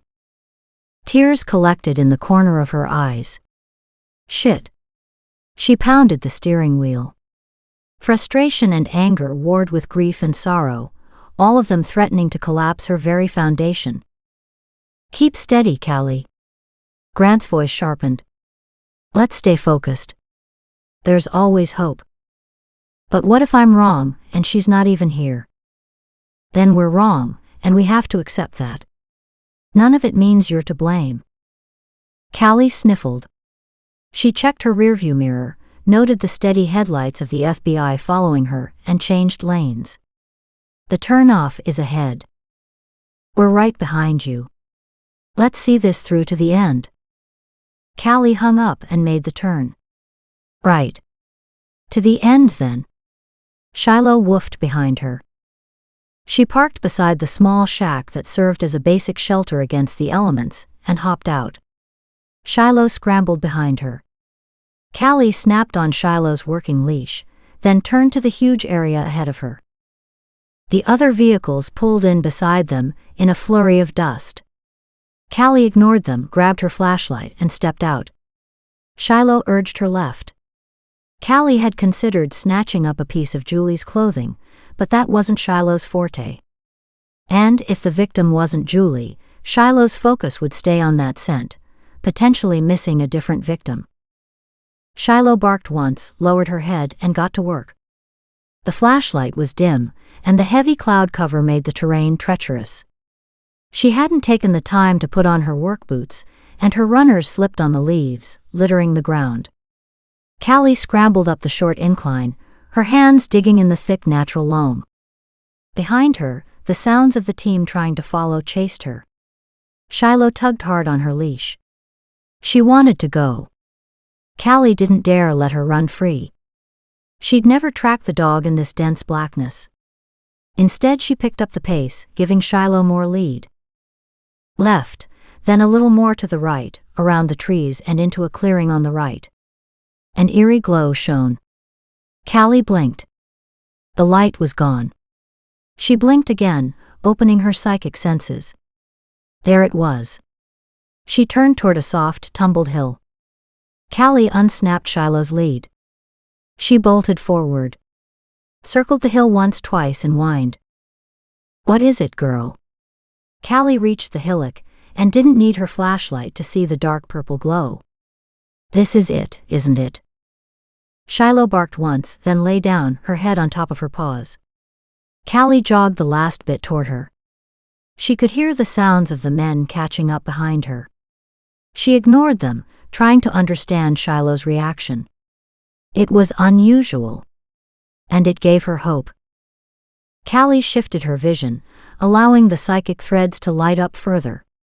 In the darkness, they held an unmistakable luminescence. Only they were deeply dark colors in snaky thin threads, acting unlike anything she'd seen before. They snuggled low to the ground, weak and reedy, instead of reaching upward. She frowned, trying to understand. Noises rustled 10 feet in front of her and off to the left. Callie sucked in her breath. What was that? "Grant," she yelled into the blackness. An odd sound burst through the brush in front of her. Callie spun around. "Grant, are you there?" Heavier thuds clumped into the eerie darkness, before fading away. Callie's heart thudded in panic. Oh God. She hadn't been alone. Callie snapped off her light and hunkered down in the darkness, motionless beside Shiloh. "Callie!" Shouts sounded behind her. "Here!" The men's high-beam flashlights broke through the blackness, picking up Shiloh and her. Callie stood, pointing in the direction of the receding footsteps. "Grant, someone was here. He took off that way." Men scattered. Grant grabbed Callie's arm as she moved. "The men will look. Now, Grant took a deep breath. What did you and Shiloh find? Shiloh, Callie stressed, stopped here. Grant used his flashlight to survey the ground. It's been disturbed recently. He shifted position, scooping the dirt away with his hands. Callie joined him. It looks different from my sketch. He glanced at her. Does it? No air pipe. Grant stopped for a moment, then shone his flashlight over the area in a quick perusal, as Callie continued to dig frantically at the end where she knew the head would be. No, there isn't. He resumed working beside her. 2 other men with shovels joined them. Grant pulled Callie back. Exercising caution, the men went to work. No time for proper procedures. Julie's life hung in the balance. Look, Callie cried out. Flashlights beamed in her direction and locked onto where she pointed. A piece of plaid fabric shone in the light. A shirt. Shovels were tossed aside as careful hands scooped and lifted, clearing the dirt from around the head area. Grant followed the shirt to the body underneath, sliding his hands underneath. He tugged a body upward. With effort, he pulled it free. First a pinkish arm flopped out, and then another, as the dirt grudgingly slid to the side, unwilling to give up its secret. Callie stood, fixated on the chaos, Shiloh cuddled up at her side. The lights created weird shadows in the sky, as men went to work on the victim. An oxygen tank landed off to one side. Callie's heart stopped. She closed her eyes briefly. Is it Julie? Is she still alive? Just then, the sea of men parted. Grant? Grant stepped back a pace as the light flashed on the victim's face. Callie stared. It wasn't Julie. It was a man. That had been too close. Now hidden in a hollow less than 2 miles away from the craziness, Texan struggled to control his breathing. Crap, he shouldn't be this winded already. He went for much longer treks on disaster sites. He hadn't expected panic to steal his strength. Groaning, he rolled over and flopped on his back. Dampness soaked into his shirt, cooling the raging sweat he'd worked up. Callie's black magic was strong. Scary strong. If he hadn't seen her painting, he'd never have believed how strong. His heart had pounded so badly when he'd heard Shiloh coming up behind him that he'd been afraid of having a heart attack. When Shiloh worked, nothing threw her off. He'd bolted, as far and as fast as possible. No easy feat in the dark. Tugging his jacket loosely over his chest, he coughed once, then twice. He'd take just a minute more. His car was quite a distance away yet. The last thing he needed was to run into a roadblock. The dark would hide him for hours, until the searchers brought in high-powered lights and really got to work. He had to be long gone by then. He'd survived this far by being careful and faithful to God's plan. He wasn't about to screw up now. Damn Callie anyway. She'd gotten lucky this time. He'd underestimated the strength of her evil. Forewarned was forearmed. Next time he'd plan better and make damn sure she came out the loser. Chapter 13. Callie stood, a silent island amid the sea of men, surging in the eerie moonlight. Where was Julie? And who was this poor man? Someone bumped her, jarring her to awareness. She looked around. Grant's men blended with the paramedics, at least she thought that's who they were. Having led the way the whole time, she'd had no idea how many people Grant had called in, until she was drowned in this sea of people. High-powered lights had been set up, throwing weird shadows across the area, as men moved about their tasks. Energy wafted high in the night sky. Colors flung and retracted with the movements of the men. So many men, so much energy. She blinked several times and tried to shift her awareness away from her own personal borealis. Nudging the agent closest to her, she asked, "Is he alive?" Looking up at the sky beginning to lighten ever so slightly, he gave a small shake of his head. "No." His voice dropped to a low whisper. "But he's still warm." "Oh God," she whispered, pulling her light jacket tighter. That explained the low to the ground and barely visible black threads among the brighter waves. It also explained Shiloh's reaction. Crouching down, she hugged Shiloh, who lay with her teddy bear under her chin. Shiloh understood. Callie buried her head in the thick pelt as her hot tears pooled. They ran and mingled as sorrow overwhelmed her. They'd been so close so fast. Had almost saved him. Almost. Where could Julie be? And if Callie had gotten this wrong, was Julie even missing? Some psychic she was. Callie sniffled softly as she stared out in the night. The picture clicked into her mind, drawing her attention back to the missing air pipe from the victim to the surface of the ground. She'd been so sure the picture had depicted this location, yet she'd found someone else. God. Another victim.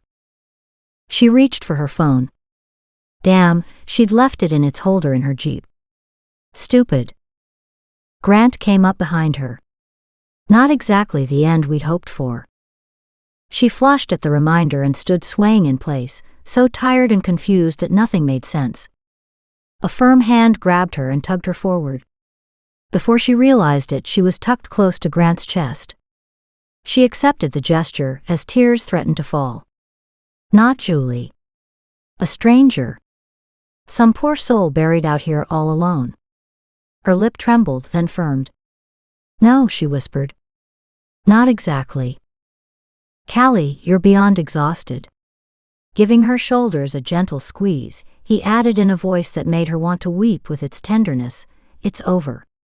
Let's get you home. It would never be over. It's not over. Julie is still missing. Callie opened her eyes and stared at him. Who is he? She asked, grief warring with the pain in her voice. We don't know yet. Turning her slightly, he pulled up her vest zipper before stepping back, putting a slight distance between them. I'd hoped, she swallowed, her throat dry and rough. I really hoped to find someone alive. We all did. Nudging her gently in the right direction, he led her forward. Let's get you home and into bed. Callie didn't fight him. I doubt I'll sleep. A choked laugh escaped. We can't forget about Julie. We have to find her. And we will. I'll have a team continue to track her down. Don't worry about it now. We'll handle it. You need rest. She did need sleep. Having burned through the adrenaline rush, she had nothing left. Maybe come morning, everything would make sense. The caller was right. The words blurted out on their own. The emotions threatened to overwhelm her. She stumbled, righted herself, and then stumbled again, her feet like ungainly blocks of wood. We were too late. I know. Take it easy. We're almost there. Grant's voice echoed from the shadows. Callie kept moving forward. Her eyes focused on the shifting beam of light as it moved over the uneven ground. They passed several team members, carrying gear one way or another. Grant spoke to them. Callie kept moving forward. She wanted to go home. After another 10 minutes, Callie recognized the small shack and the outline of her Jeep. Thank God. Shiloh, quiet for the whole trip, barked once as they approached the parking lot. Yes, Shiloh. Time to go home. Callie opened the back door of the Jeep for Shiloh, before collapsing into the driver's seat. She leaned her head on the perforated steering wheel cover and caught sight of her phone. She checked for messages. Julie's voice, faint and reedy sounding, came out clear. Callie, what's going on? Call me back. Relief overwhelmed her. Callie. Dan's voice signaled the next message. Callie, I found Julie. She's fine. She went to the hospital last night for a bad nosebleed. She's home now. I hope you get this. The next message was an exact repeat. Grant crouched and leaned on her driver's door. So now we have the answer to the Julie mystery. And yes, we'll have someone go talk to her. Warn her just in case. Okay. At her tired smile, he added, Callie, let me get someone to drive you home. I'm fine, just tired. She shook her head. And I'd rather be alone right now. Grant stood, understanding evident in his expression. Call me when you get home. He started to turn away but stopped. Remember, I set up surveillance on your house, so don't worry and sleep well. Callie lifted an eyebrow. How easily she gave up her prized privacy. Her mind was numb, on overdrive, and yet nothing fit together in there. Too exhausted to sort this out, she stopped trying. All she could focus on was that it wasn't Julie. Julie wasn't in danger. She'd never been in danger. Or was she? What about her painting? She'd painted that before they'd found the victim in Sacramento, if it even depicted that victim. She was good at what she did, finding people. As a psychic, she sucked. Big time. Her earlier sketch, and even her painting, were nothing but twisted meanderings of an exhausted mind. Confusion, fatigue, and she'd admit a little shock linked and twisted everything together.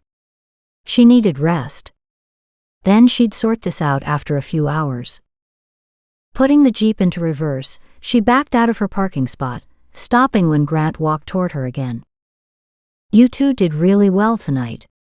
Don't forget that. She whispered to the dark, empty interior. So why do I feel like such a failure? Damn it. As soon as Callie turned onto the highway, Grant regretted not driving her home. She might want to be alone, but she probably shouldn't be. He was needed here. Yet he couldn't shake the bad feeling in his gut. He wasn't really psychic, but with effort, he could see some energy like Callie's, and he'd learned to trust his intuition. He called to one of the junior team members, returning with equipment. Grab a car and see that Callie gets to her house, safe and sound. He pointed to the taillights disappearing down the road. Grant watched the second car peel out after her. In a marginally better frame of mind, he returned to the crime scene. Clouds whispered across the moon, giving the night a surreal look. That went along with the surreal events of the night. Thomas approached. I don't know, Grant. You sure collect weird friends. Grant laughed, a sound at odds with the scene open around them. Still, he appreciated the easing of the macabre tension. That I do. Have you ever seen anything like this? Thomas, his demeanor grimmer than usual, said, Never. To imagine one person carrying this guy all this way is pretty unbelievable. He is small and wiry, but still. Unless he was forced to walk in at gunpoint. I mentioned that to Callie. She said the training is not only extensive, but also intensive, with some people becoming fanatical about their fitness levels. She said this level of fitness wasn't out of line with some of the stronger people. Then we should be focusing on them. Thomas glanced at Grant. Did she really draw a picture of this scene? He waved his arm to the controlled chaos going on around them. 'Cause that's beyond bizarre. I know. I need her to connect with Stefan. He could help her a lot. I have to ask. Thomas hesitated.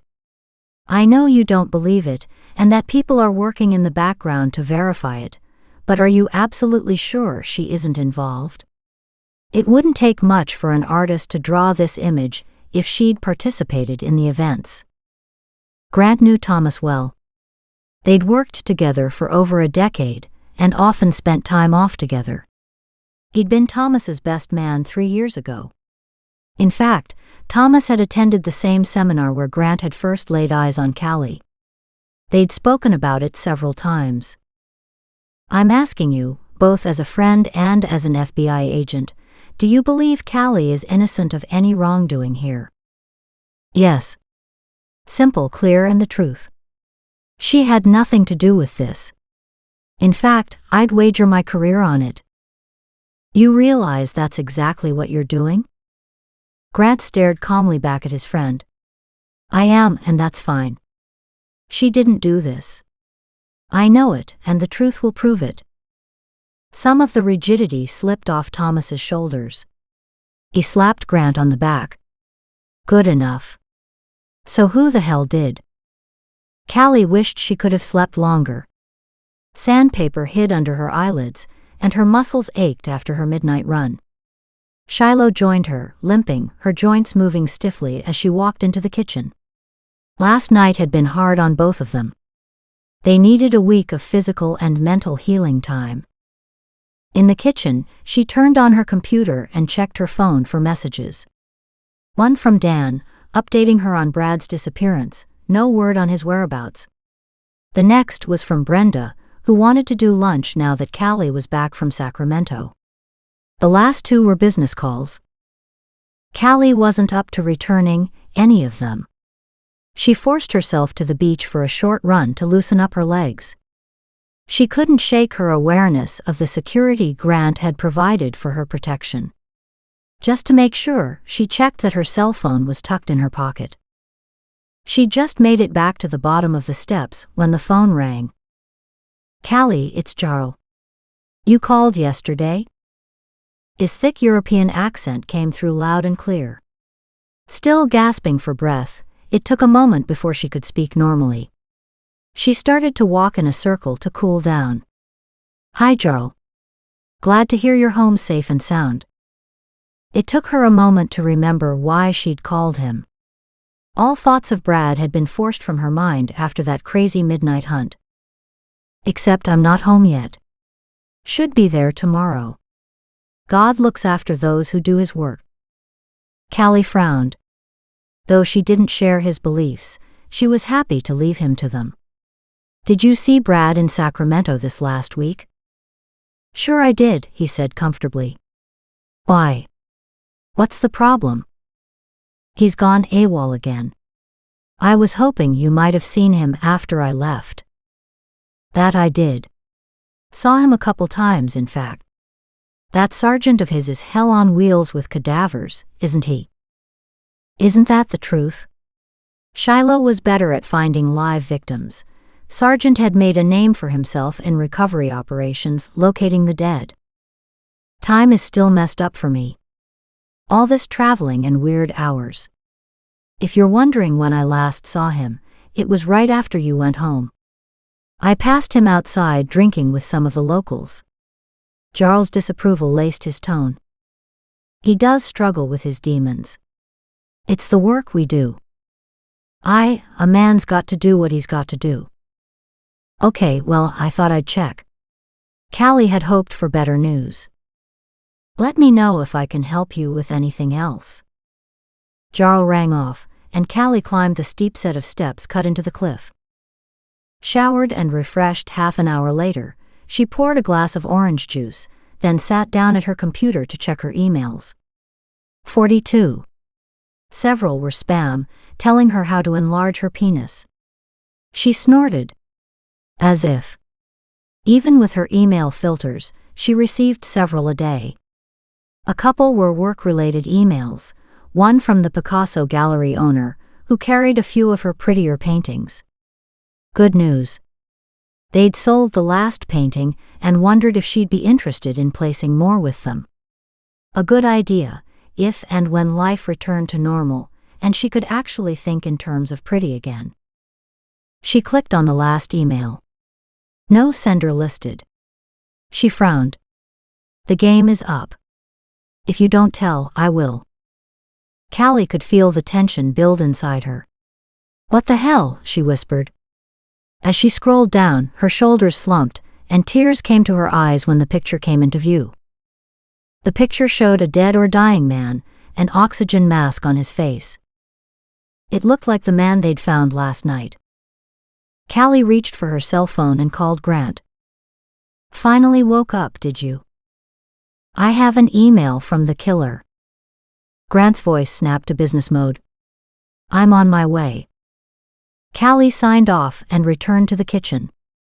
She put on coffee and turned her attention to food. Anything to stay busy and to keep her mind off that email. Besides, Shiloh had missed enough meals. Searching the fridge, she realized it had to be a skinny omelet and toast again for her. Shiloh dug into her breakfast with gusto. Callie ate hers slower, her mind now locked on her weird sketches. If they'd come at any other time, she'd have assumed they were an outpouring of ugly memories. Yet they'd proven vital in sending her, for all the wrong reasons, straight to the wrong victim, but a victim nonetheless. Callie stared at the Julie sketch, as she'd come to think of it, even though it had led to a man and not Julie. It looked the same as it had 5 minutes ago, if anything a bit freakier. She'd used it as a map straight to a dead body last night. That would freak anyone out. She needed to take another look at her painting. Callie opened the door to her studio, grimacing at the mess.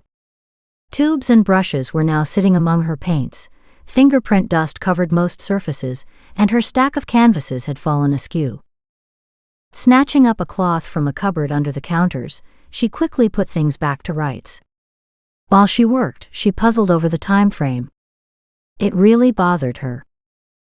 Turning her attention to the canvas, she flipped back the cover, struck anew by the power streaming off the painting. Then it hit her. She'd done this painting before she'd traveled to the apartment disaster in Sacramento. If, and it was a big if, she'd done the same thing again, it meant that her doodle of Julie should have happened before Julie was snatched. Then, theoretically, Julie should not have been kidnapped yet. Which meant she was in danger even now. Thank God Grant had left someone at Julie's house last night. And she needed to talk to him. But it was a hell of an assumption to think this sketch had anything to do with her oil painting. Or that either picture depicted real-life murders, which brought her full circle to one indisputable fact. The last sketch had led them to a victim. Hearing the crunch of tires, she raced to the front door. Grant walked toward her, as a second vehicle pulled in behind him. She sighed. How was it that he could appear handsome despite his exhaustion? She sighed. You don't look like you got much rest. Thanks for reminding me. Where's the coffee? In the kitchen, she answered tartly. Go get a cup. Leaving Grant to direct his men as needed, Callie walked straight out to the porch with her cup, biting her lips to keep from blurting out her fear about Julie. She'd give Grant some time before she dumped that on his shoulders. The email is up. From the porch, she heard another vehicle arriving. More of his team, she supposed. Turning, she found Grant standing in the doorway. Did you get the name or email of the sender? Grant shook his head. I can't, our specialist, he nodded toward the man she could barely see behind him, should. Does he have to take it away? I need my laptop. It was Grant's turn to shrug. Probably. Frustration colored his voice. Did you learn anything about last night's victim? She hadn't wanted to think about the dead man, and therefore, hadn't been able to put him out of her mind. Yes and no. His ID said David Stewart. A 50-year-old trucker. We're waiting on confirmation, but there's no reason to doubt that's his name at this point. Callie stared at him. A trucker. How did this guy get to him? Grant looked up into the sky and then dropped his gaze to her. We don't know. Or what the connection is to the killer, or to the other victims. Bitterness rose up. We don't know very much at all, do we? Without you, he could have been left there for a long time. Grant squeezed her shoulder gently before dropping his arm. You brought him home. For that, we are all grateful. Tears rose, surprising her. How could such a simple touch comfort her? Disturbed, she blinked away the tears, rubbing the back of her neck, feeling a stiffness she hadn't noticed earlier. He'd have been found soon anyway, since we do regular training there. The killer probably counted on that. Only it happened sooner rather than later, through dumb luck. Callie looked over at him. We focused on that stupid picture. Regardless, we did hit the right destination. But not in time. The bitterness returned. Chances are David wouldn't have survived anyway. Callie stared at him in shock. What? I thought we just missed saving his life. That's what we all thought. His head injury was severe, and the oxygen mask hadn't sealed around his face. The coroner should be. Grant looked at his watch and said, doing the autopsy right now. Callie's cell phone rang. Turning away slightly, she clicked it open. Hello. Hi, Callie. Did you get my message? I did, Dan, she answered. Sorry for not getting back to you sooner. She could hear the happiness in his voice. No problem. I'm calling about Julie. We upset her last night. Can we give her a better explanation now? Ask Grant. Here. Grant raised an eyebrow and accepted the phone. Hi, Dan. Callie shut off the rest of the conversation and headed to the far end of the deck, where she could catch a glimpse of the ocean through the treetops. Grant joined her a few minutes later. We're done here. The email was sent through a special server, and that account has been closed already. I doubt we'll get anything from it. His voice shifted, becoming brisk.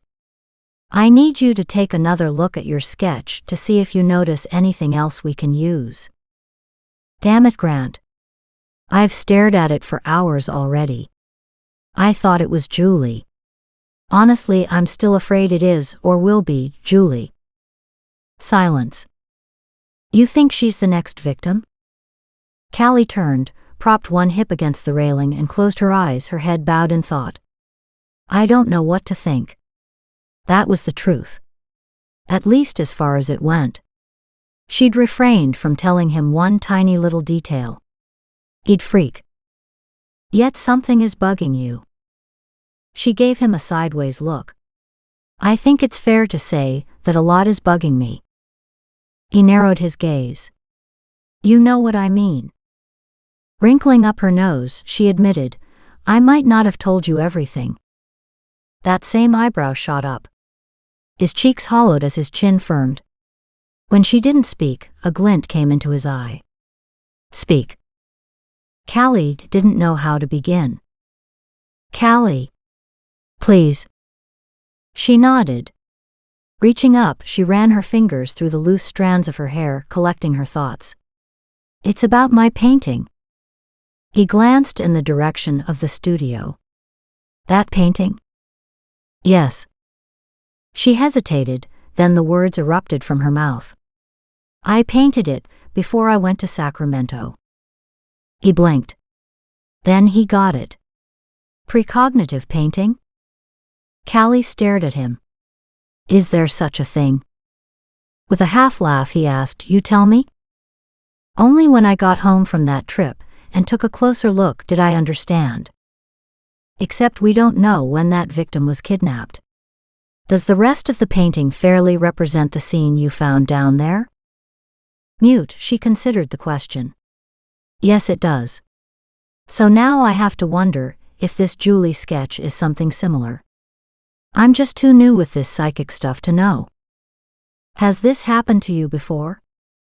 Drawings like this? No. Never. Or had it? She frowned pensively. Would she have recognized other paintings for what they were? Not likely.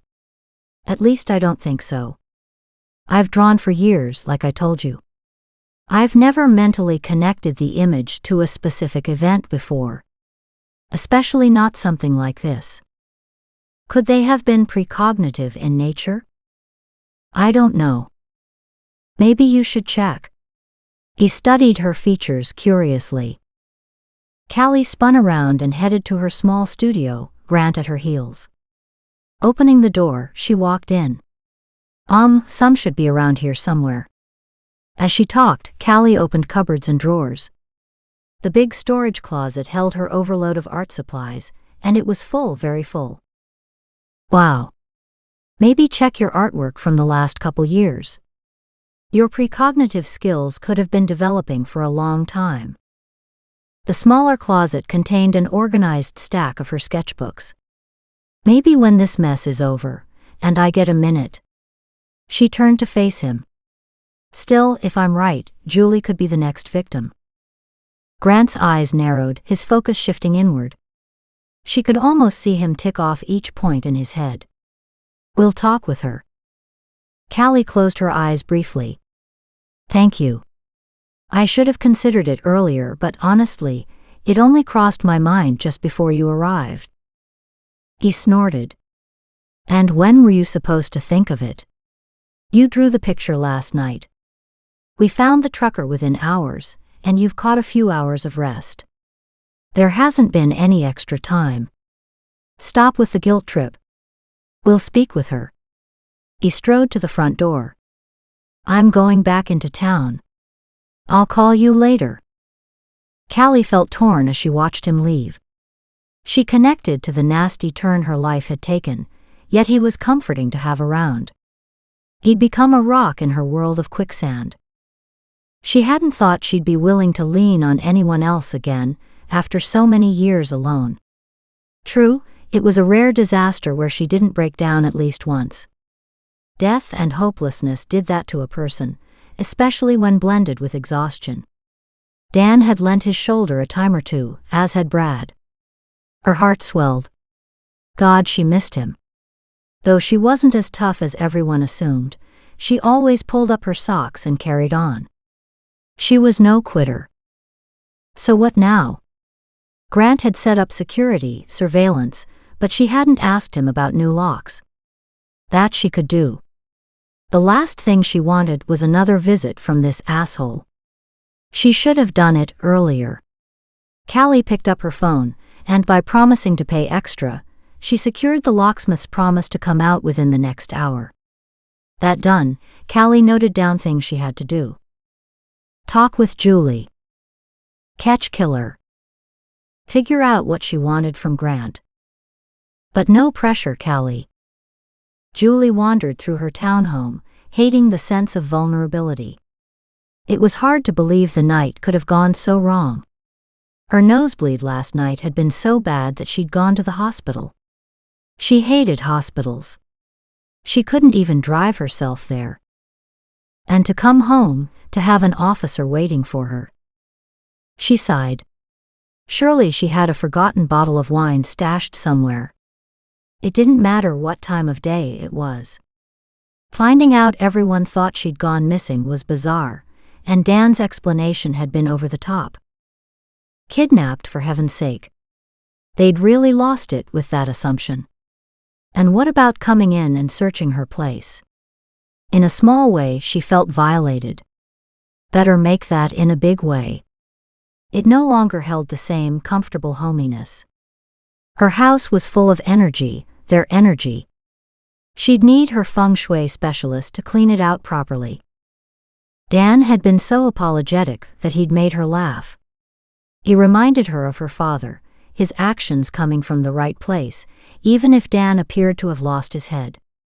He was the epitome of the forgetful professor. Harmless. Callie was downright scary. How could she do the type of work she did with such eerie calm? Julie shook her head as she opened her fridge. Wine. That would take the edge off.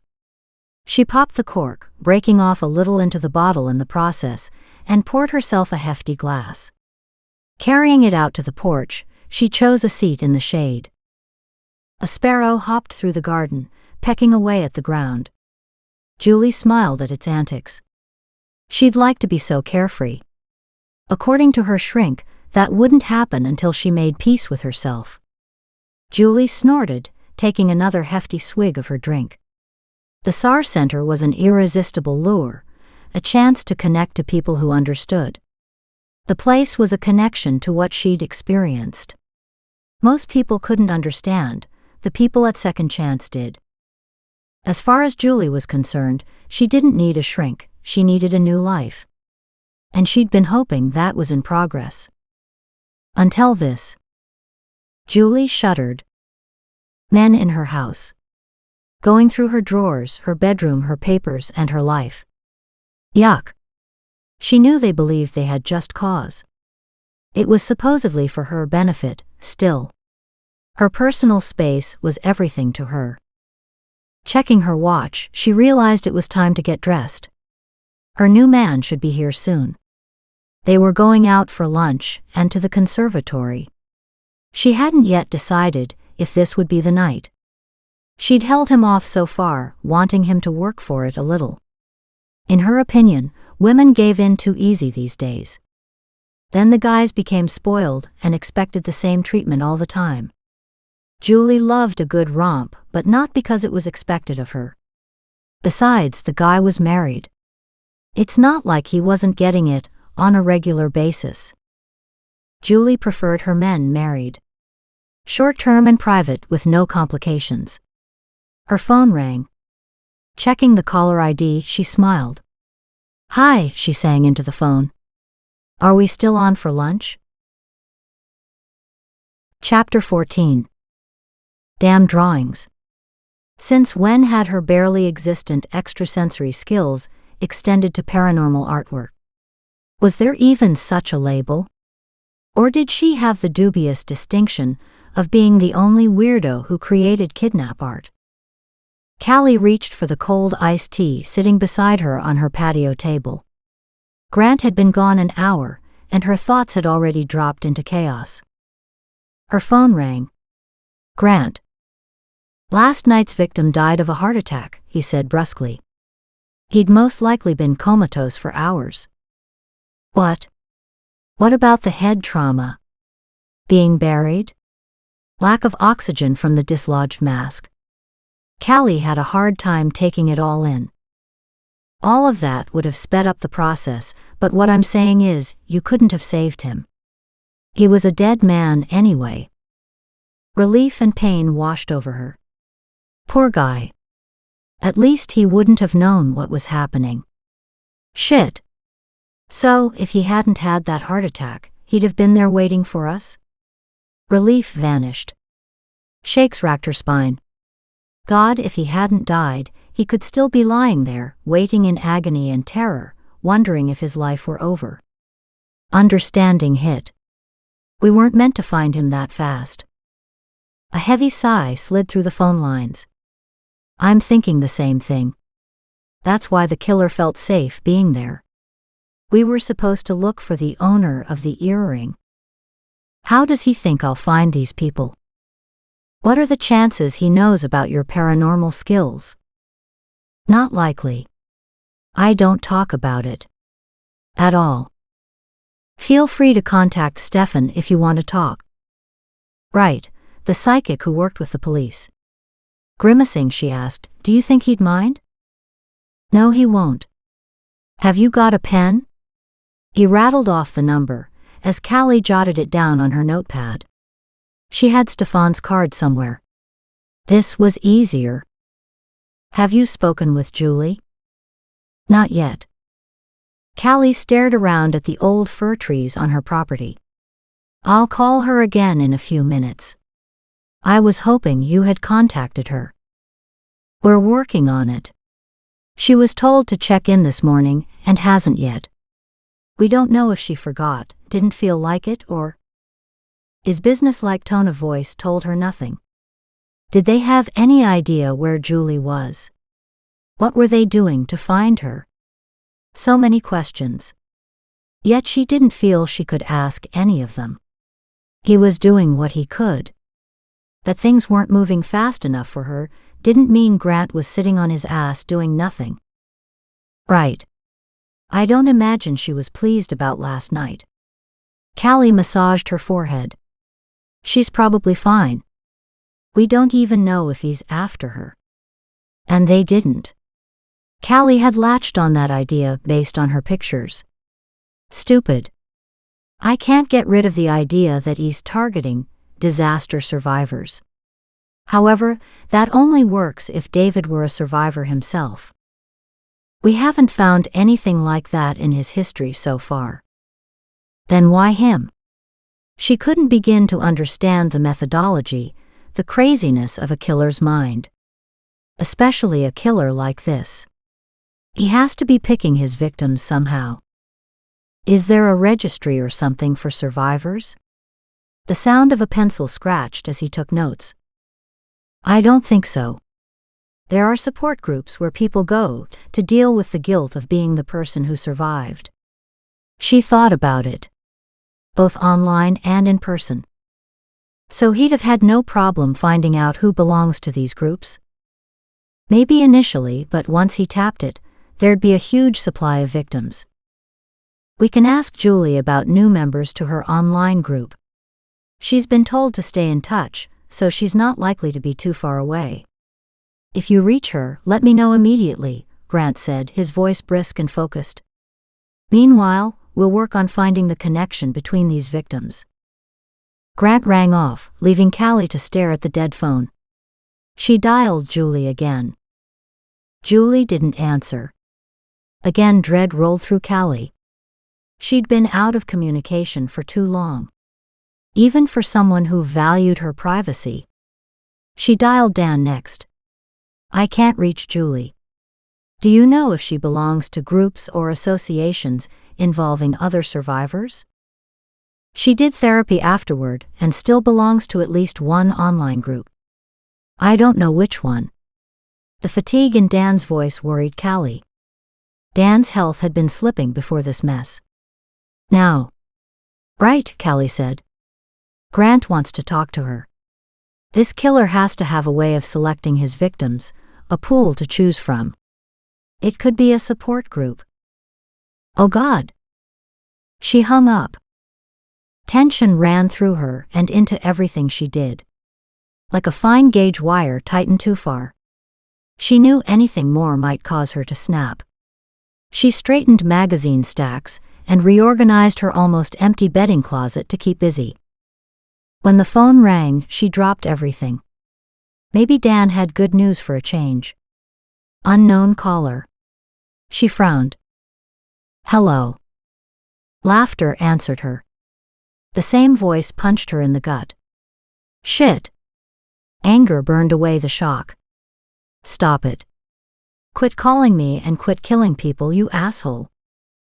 Callie hung up on him, her temper simmering with the rising fear. Grant's men should have picked that up too. There. It rang again.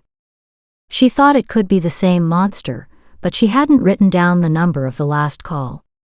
She did this time and refused to answer. Then doubts crept into her mind. Shit. She snatched up the phone and answered it. The same laughter answered her. What do you want? She screamed into the receiver. You missed one. What? But Callie was talking to a dead phone. Shit. Fingers trembling, she had to dial twice before she punched in the right numbers. Grant answered on the first ring. He just called. We missed one. She started crying. He said we miss. What? Sharp tension shot through the phone. Callie, calm down. Take a deep breath. Choking back a sob, Callie released a shuddering breath. She wiped her eyes. Sorry, she whispered. Just a second. She wiped her eyes on her sleeve and sniffled back the tears. Better. Now again, slowly, please. After a slow, deep breath, Callie repeated what he'd said. I've been trying to reach Julie. I'm only getting voicemail. Callie glanced at the clock, frowning, her stomach knotting. It's early. I want to believe her cell phone battery is dead, but now you're afraid she won't be coming home. His grim voice added to her queasiness. She could hear him talking to someone in the background, asking for a copy of the call. She vaguely remembered him saying he'd put a trace on her phone. Good, maybe they'd catch this asshole after all. I don't know what to believe, she whispered. The horror of the previous night rose to clog her throat with tears again. She walked outside into the early afternoon sun. Her shoes clicked on the cedar slats. Shiloh joined her, nudging her nose against Callie's bare legs. Bending down, Callie hugged her close, needing the comfort as much as giving it. As she straightened, she looked surreptitiously across the property. You're sure there's surveillance on the house? I'd hate to have to stay inside, but it feels weird out on my deck. Go in and stay in when you're alone. We don't want to give him any opportunity. His voice sharpened. And yes, there's a team watching. 24 hours a day. That helped. Rotating her shoulders, easing back the tension, she looked around without tearing up again. It truly was a beautiful day. Sun, blue sky, and a warm breeze. She took a deep breath of the salty, tangy air. That helped too. Now she'd follow orders and go inside. Refocusing, she asked, I'm really hoping he's referring to the round 2 victim. I'd hate to think there's another one we don't know about. His silence was agreement enough. Soberly she asked, what now? We're working on it. Great. The waiting game. Callie couldn't stop the sarcasm from slipping into her voice. Please call me if there's any new development. Callie hung up the phone. This asshole had to be stopped. A thought glimmered in the back of her mind. She didn't know if it would work or not, but she needed to try. Gathering her art stuff, she poured herself a cup of coffee. This might take a while. What she really needed was Grant's friend. What was his name? Stefan. Yes, he could be a big help. Stefan leaned against the front grille of his Beamer and watched the seagulls floating on the wind. The sense of freedom from the physical plane, achieved through an out-of-body experience, was a sensation like no other. He'd come to crave it after all these years. Being a sensitive, a psychic, meant he was often buffeted by factors other people couldn't imagine. For some, it was all hocus-pocus bullshit. For others, like him, it was a strange hidden world coexisting in the same time-space continuum as theirs. For him, the rest of the world appeared to be sleeping. They didn't see what he saw. They didn't hear what he heard. They definitely didn't know what he knew. It was lonely in the ethers. Probably why he'd started to build a network of friends who were like him. With the world being as judgmental and disbelieving as it was, anyone struggling to understand his abilities had nowhere to go. No one to talk to. He'd been there with hellish results. Leaning back, he tilted his face to the sky, letting the sun warm his skin. He hated traveling. Being in traffic with all those tempers and personalities put him in a maelstrom of other people's emotions. They were like children. They let everything out, verbally, physically, and for him almost worse was the endless blasting they did mentally. Keeping his shields in place was automatic, but in rush hour especially, he needed a suit of armor to repel the energies. He loved the water. It held a life force that drew him, calmed him. Sitting here, watching the waves, enjoying the respite, he heard his name whispered. Opening his eyes, he considered the speaker. Callie. And what did he want to do about it? Checking his watch, he smiled slowly. I know exactly what I'll do. The real question was, should he tell Grant? With the locksmith come and gone, now alone once again, Callie opened up her sketchbook, stared at the old picture for a few moments, then turned to a clean page toward the end of the book. The 2 previous pictures had come about as a result of exhaustion and mental overload. Neither of which applies here, she muttered to Shiloh. Callie stared at the blank page, hoping for inspiration. None came. Frustrated, she realized she didn't know what to do. She knew the desired result, but not the methodology. Just when she was ready to throw down her sketchbook in disgust, the doorbell rang. Shiloh jumped to her feet, barking crazily. She followed Shiloh to the front door, where she stopped to look through the small peephole. Holy shit, she whispered. It was Stefan, Grant's psychic friend. No forgetting that face. He was tall, and his golden hair had a hint of a curl, just as she remembered. He stared down at her, amusement glinting from liquid chocolate brown eyes. Double shit. She looked behind her toward the kitchen where she'd been when she'd wished he could be here with her, and here he was. Coincidence? Surely he couldn't know she'd been thinking of him. Could he? She opened the door and her brain hitched. Christ, he was beautiful. She stared as something else triggered. His energy was warm and soothing, captivating, yet contained. It didn't reach for her. It didn't tease her, attract her. It wasn't for her. And hers didn't respond to his either. His lips curved. Hello, Callie. Remember me? Stephen, Grant's friend. Grant. Her world righted itself. She sighed happily. The artist in me would love to paint your face. The woman in me is glad I have other interests. He laughed with honest humor. Thanks. I'm glad for Grant too. Heat washed over her cheeks. She gave an embarrassed laugh. Oh, that's great. You can read minds too. Only wide open ones. And mine is. Ouch. She didn't like the sound of that. It was when you opened the door, he said. You've slammed it shut now. Yeah, duh. Do you always have that effect on women? She opened the door wider for him to enter. With her own perspective back in balance, she took a closer look. He really was male model material.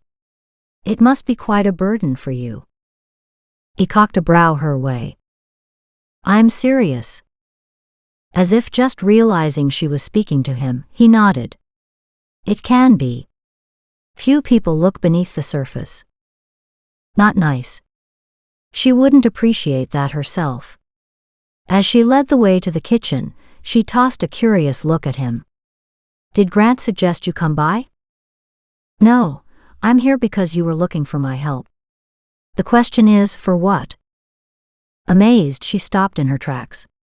You're saying you're here because I was thinking I'd like to have your help with something? She couldn't quite get her mind wrapped around it. Surely you don't hear every time someone thinks of you or says your name? It would drive you crazy. Some of the light in his face dimmed. His voice deepened, a weariness entered. That's quite true. I have to keep guards in place for just that reason. Christ. She was almost bereft of words. That is so not nice. Back in the kitchen, she motioned toward a chair beside her own. Take a seat. Can I offer you a drink of some kind? Coffee? A boyish grin whispered across his face. You do like your coffee, don't you? She couldn't help but laugh. You don't have to be a mind reader to pick up on that. She lifted her mega-size cup from the table and took a sip. I'm fine for right now. He motioned to her sketchbook, lying open on the table. What type of help are you looking for? Artistic or psychic or both?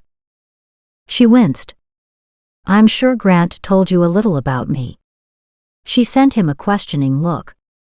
At his nod, she quirked her lips. The thing is, even though I'm doing this stuff, I don't know how to do it. If that makes any sense. My drawings always just happened, usually when I'm horribly exhausted. Meaning your abilities just happen when they will, without you having any control? As if you're along for the ride, instead of being in the driver's seat? Exactly. And now that I'm trying to consciously connect to these abilities, I can't. That's because your mind is getting in the way. When you're exhausted, your subconscious can shut down your conscious mind more easily, as it's too tired to fight back. Her confusion must have been evident because his lips curved, and he pulled the sketchbook closer and picked up her pencil. Looking sidelong at her, he raised an eyebrow in question. Go for it. Callie hitched her chair closer. When you draw, you look at your page, determine where you'll start, and then you begin.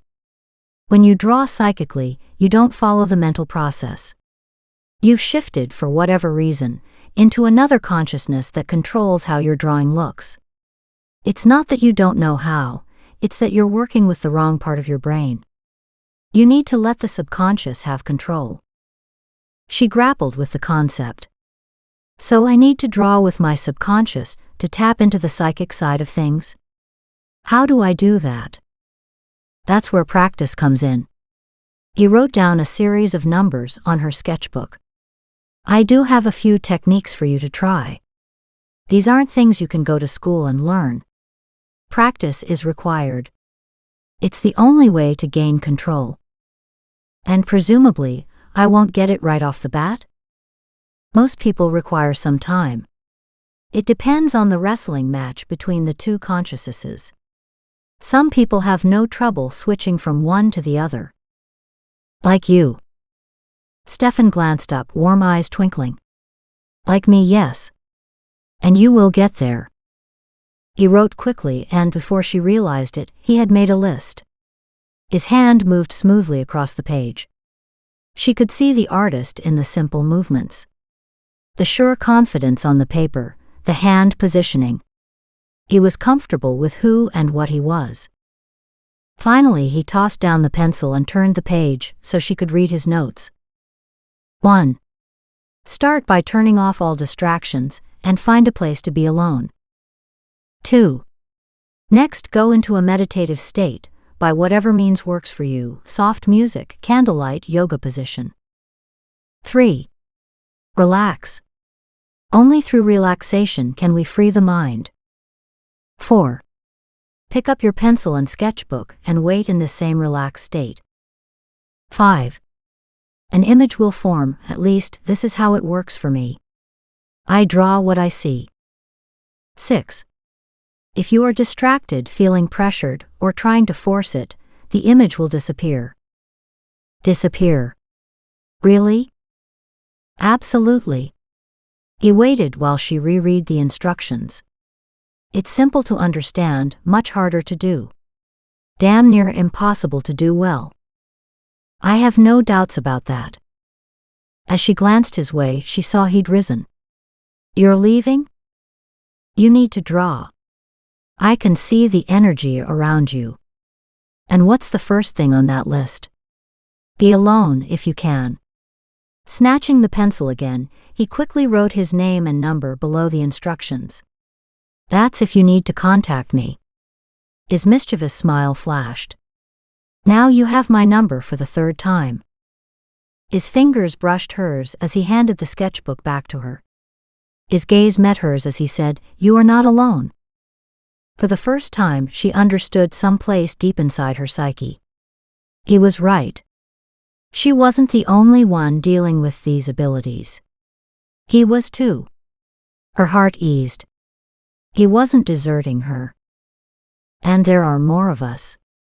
One lives not too far from here. She's unfortunate enough to connect with murder victims as they are being killed. A skill that damn near killed her, as her body would manifest the same wounds as the victims during their attacks. Oh no. That's horrible. She couldn't imagine having to deal with more than one murdering bastard, and to physically be harmed in the process. That was just wrong. He nodded. It is indeed. But Sam is learning to control that ability, and her many other gifts. The more you open yourself up to this, he motioned toward her sketchbook, the more your abilities will be enhanced. They can strengthen, and new ones can develop. We really don't know what the limit is. That's enough to make anyone think twice. Exactly. Like Sam, you will find a level of satisfaction and a self-confidence you can't imagine, as your abilities let you see and understand more about how the world you live in operates. She couldn't help asking, Sam, is she okay?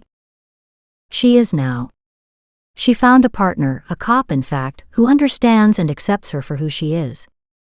He helps her to stay grounded. I'll have to introduce the two of you. You have a lot in common. Before she'd realized it, Stefan had reached the front door with her trailing behind. She hated for him to leave. I'm glad for her. Be glad for yourself too. That's one of those things you have in common. Without a backward glance, he walked out to his car, leaving her sputtering in his wake.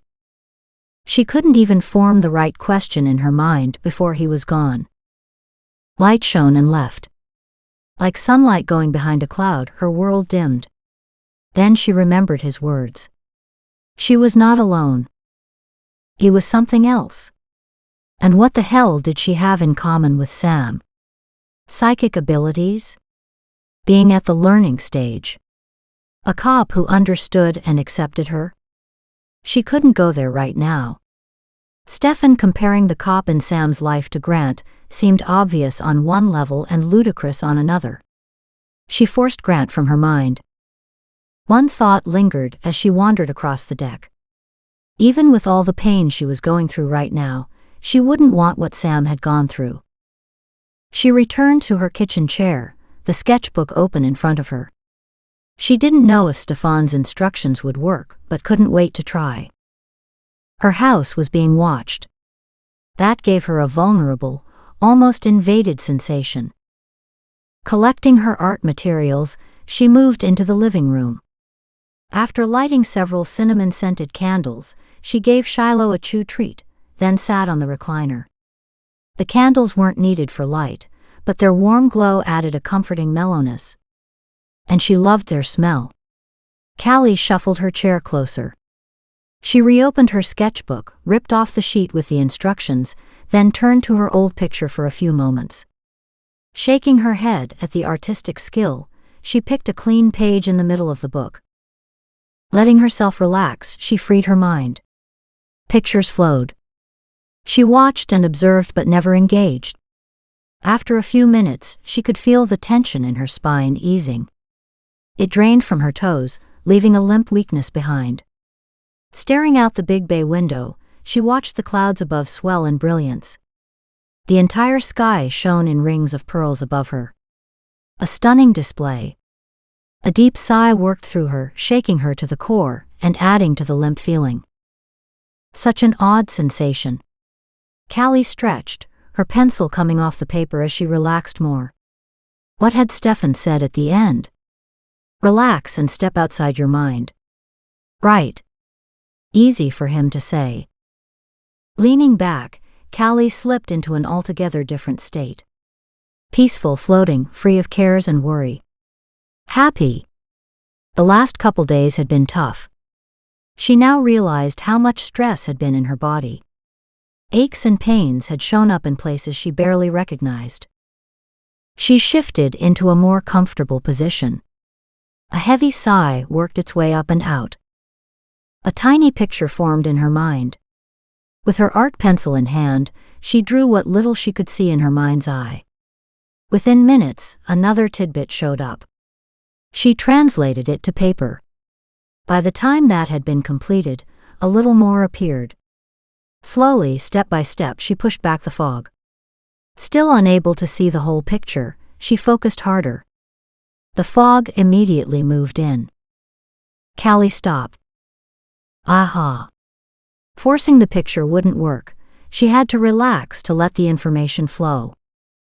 Callie leaned back again and took several deep breaths. And closed her eyes. There. A tiny twig of the picture emerged again. Her pencil moved at a furious pace. Callie lost herself in the process. The crazy pace continued for 15 minutes. Then everything stopped. Callie's pencil stilled. Drawing blind? Who'd have considered that as an artistic system? Not her. She opened her eyes. And couldn't see anything. The soft candlelight sent a weird flickering glow over the black lines. She turned on a pole lamp beside her. Laying down the sketchbook, Callie sat back and studied the drawing. It was a picture at least. Not a messed-up series of scribbles on top of each other, as she'd feared. But what a picture! A tiny woman or child lay curled up in a tight ball, surrounded by intense darkness and almost nothing else. A few sharp lines set the scene, and a minute bit of shading finished the job. Another victim. Callie stood to look at the picture from a different angle. Grim foreboding hit her in the gut. The picture had a very different look than last time.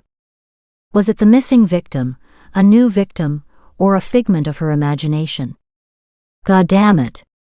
If her mind could produce the image, then it could damn well produce some parameters. So how? Callie studied the picture and then backed off and closed her eyes. The information had to be there. She just had to access it somehow. Closing her eyes, she relaxed into the picture. Out of the bubbling cauldron of emotions and self-doubt came a day. Friday. Letting the information roll around inside, she sat quietly to see if anything new came to mind.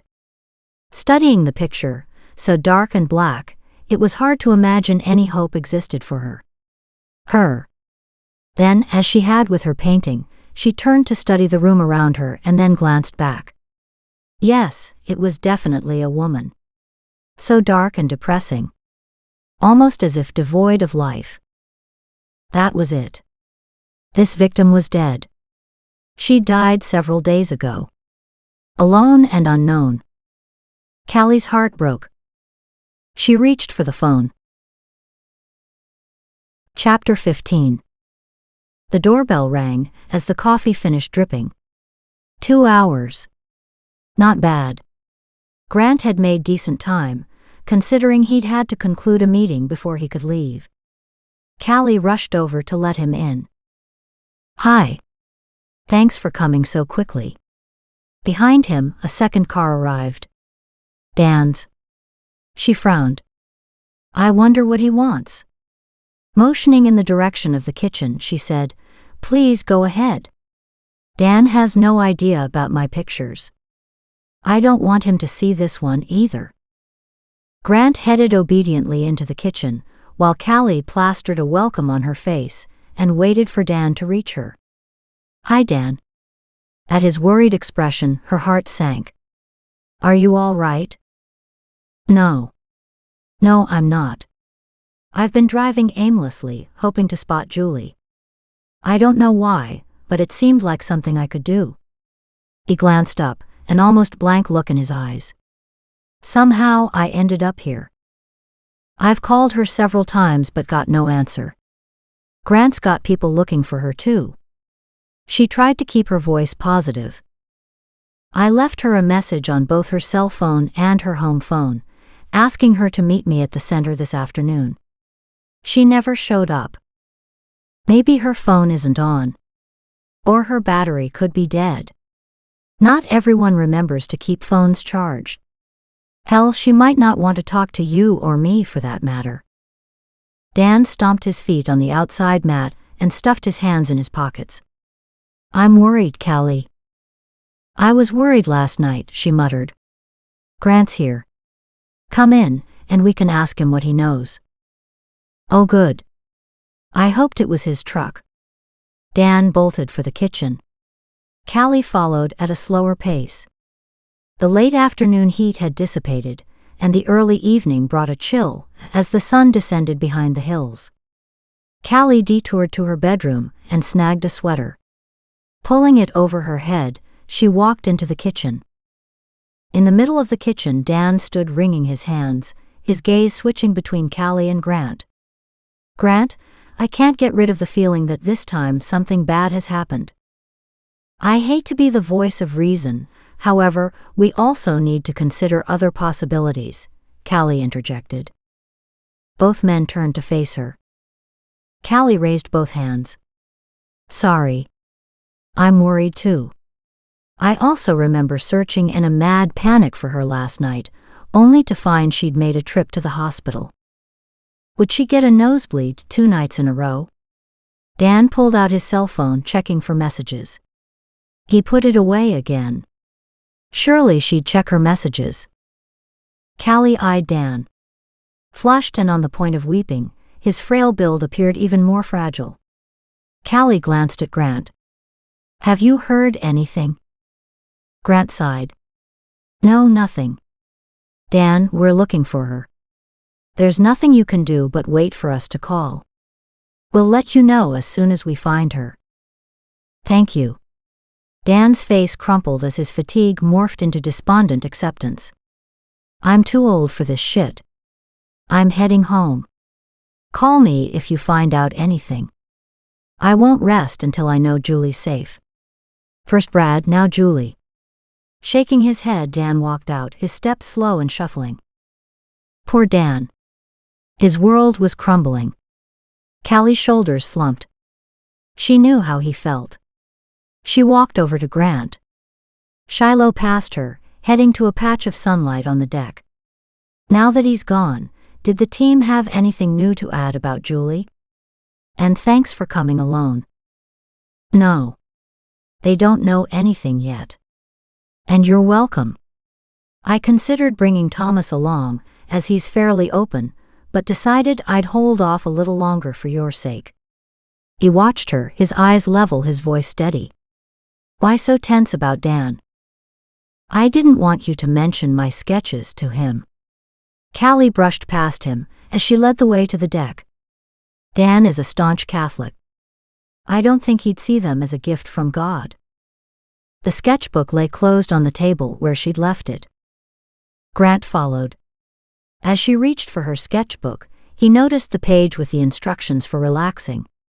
His gaze locked on the name and phone number on the bottom. Stefan was here? She paused. Yes. And what a weird visit that was. You're lucky to have seen him at all. The man's a hermit. He hesitated. As if the question was dragged from him, he asked, What do you think of him? Callie studied Grant's face, sensing but not understanding the insecurity that colored his energy when he asked. I think he knows his stuff. He arrived out of the blue. He said he heard me call. I'd planned on phoning him when the doorbell rang, and there he was. He's very powerful. And gorgeous. She shook her head. He should be a cover model. I believe he's been asked. He's a very private person. You should feel honored that he came here. That made her pause. She thought about Stefan's visit, and the sense of urgency she felt to practice his instructions. He could have called me. Or waited until I phoned him. He didn't. He came here to talk to me. To assess me, maybe? She looked up at Grant. It was good, but a really weird visit. Grant's face turned grim. He didn't offer any comment on Stefan's behavior. He obviously helped you, since you called and told me that you'd drawn a new picture. Right. Opening the sketchbook in her hands to the proper page, Callie studied her sketch. Next she flipped to the first picture she'd drawn. The one they'd followed to find David. Grant's curious gaze followed her every move. I believe this first picture depicts Julie, and that it's precognitive in nature. So it foretells the future.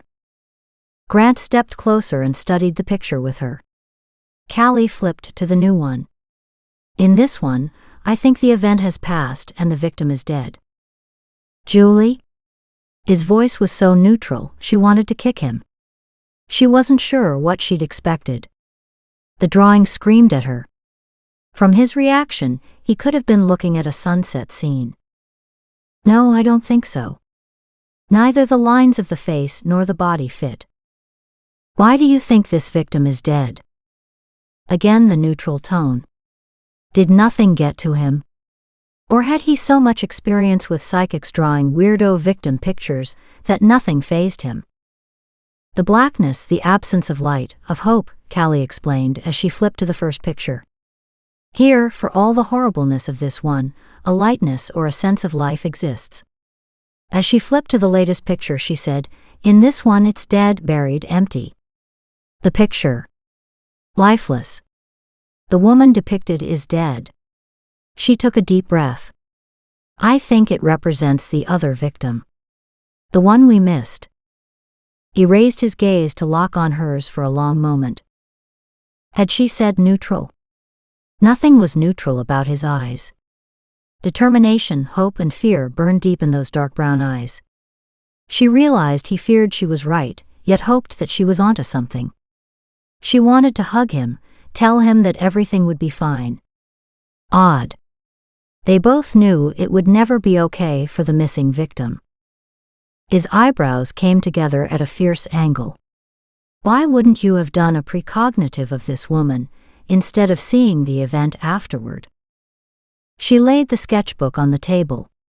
I thought about that. I think it's because I was in Sacramento, or sleeping off the exhaustion from that trip at the time. He considered her point. No sketchbook time or energy. More than the lack of time and energy, my focus was on helping those people right in front of me. I might have picked up on this victim if it hadn't been for that disaster, but... Grant reached for the book, flipped between the two pictures. Finally he said, I can see what you're saying based on the pictures.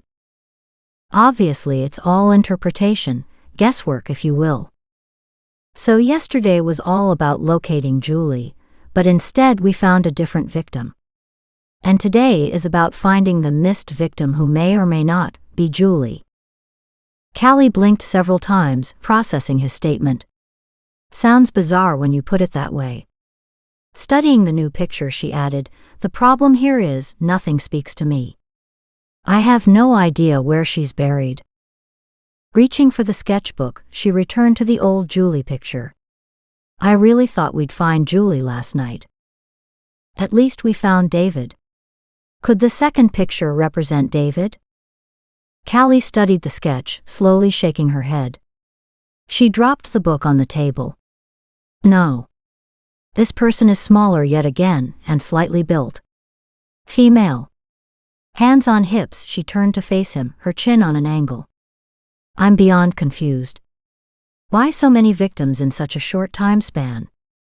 Has a timeline been developed? We're listing the Sacramento victim as the beginning of the timeline. Unless you can offer a different one. He studied her. With all the deaths you've seen, have any others been similar, connected even in the smallest way? Other murdered victims who have been buried? Bralek. Callie stared at him in shock. How had she missed it? She blinked, sinking into her chair as she thought it over. Speaking slowly, trying to focus her thoughts, she said, I don't know. Maybe. I hadn't considered it before. Everything surrounding the other victim was different. I didn't connect the dots. Grant crouched in front of her. What victim? Tell me. Callie filled him in on the murder victim she'd discovered in Bralek. The man had been buried. There didn't appear to be any attempt to keep him alive. No oxygen tank. She swallowed hard, trying to remember details. Guilt plagued her. Why hadn't she made the connection? This guy had survived the disaster with only a broken arm and bruises. He'd been one of the lucky ones. That connects. At her nod, he continued, a very distinctive mo. Potentially, he's our first victim. Possibly the one who set this killer on his path. That's huge. Each victim gives us information about the killer. We need to run the lists of suspects. See who was at Bralek and in Sacramento. He withdrew a notepad from the back pocket of his pants and jotted notes. What else can you tell me about that event? Callie's cell phone rang. Shiloh whined. She got up and walked over to Callie, butting up against her leg. Callie frowned at her reaction, dropping one hand on the dog's head. Picking up the phone, she checked the number. She didn't recognize it and displayed the number for Grant. He wrote it down. Go ahead and answer it. She put the phone close to both their heads. Hello. The same damn laughter. Still trying to figure it out, huh? His voice had the same tinny sound as before. You're not making this much of a challenge, are you? Why, the poor trucker. What did he do to you? She asked, her voice tight and controlled. David. Oh, David never did anything to me, except live. No, David was supposed to die years ago during the San Francisco quake. Wait, you mean you killed David because he had the gall to survive? Laughter floated through the line. God, she hated that sound. She held the phone a little away from her head so Grant could hear. An interesting way to put it. God called him home. David refused to answer. It's my job to make these people show up for their appointment, even if they're a little late. And Julie, what could she have done to you? A heavy silence took over the space between them. An ugly silence. Tight anger threaded his voice. That's good. That's very good. Julie's a survivor. I'm sure she'll survive for a while. The killer laughed again, a more normal laugh than earlier. If anything, that terrified her more. Then he hung up. Callie very slowly, very carefully disconnected her cell phone. Taking a deep breath, she said, "All our fears were correct. The asshole has Julie." Grant, already punching in numbers on his cell phone, disappeared inside. Callie dropped her head to her arms. Everything hurt. Her head ached, her heart wept, her soul cried for this to stop. God, she was so tired. Her adrenaline and overexcitement were long gone. Her eyes drifted closed. A minute or two of respite, that's all she needed. Just until Grant finished making the necessary calls. And she fell asleep. Julie opened her eyes, a blinding pain stabbed the back of her eyeballs. A moan escaped, the sound barely audible. She shifted her head, confused. Scared, she tried to move, only couldn't. Where was she? What had happened? Darkness surrounded her. Blinking rapidly, she struggled to clear the black spots before her. She couldn't see anything. Her eyes drooped, her head sagging to one side. She tried to swallow. Sandpaper scraped the delicate tissues of her throat in a futile search for saliva. Cloth filled her mouth. Panicking, she struggled to push the material out of her mouth with her tongue. Managing to get it out far enough to breathe easier, she got her first swallow. Several attempts later, her throat eased. A shudder of relief worked up her spine, and she sagged in place. Carpet scratched her cheeks. Where the hell was she? What the hell had happened? Weird shapes formed in the darkness. Squinting, she tried to focus. Nothing changed. Shifting her position, she gasped. Her shoulders hurt, her back ached. Her hands were constrained. Every movement brought her up against a wall. A wall. No. She blinked as reality seeped in. Consciously, she moved experimentally. She'd been tied up. As that understanding filtered in, the odd look of the area surrounding her made sense. She was in a small enclosed space of some sort. Callie had been right. Someone had been after her. She'd been kidnapped. Julie screamed. Hidden in his bower deep on the neighbor's property, Texan adjusted his binoculars so he could see the drama playing out in Callie's house. He could hardly contain his glee. Plans, and more plans. He jumped into this scenario a bit recklessly and a little quicker than normal. Now adjustments had to be made. Anticipation rippled through him. The phone calls. Well, he really enjoyed them. Except this last one. The smile dropped from his face. They knew about Julie. How? Even though he knew about Callie's black magic, it had been a stunning blow to hear Callie mention Julie. Still, knowing he had Julie wouldn't help Callie find her. Not this time. He'd stashed her for the night and would move her tomorrow. He couldn't contain another ripple of excitement. Finally, Callie was in the game.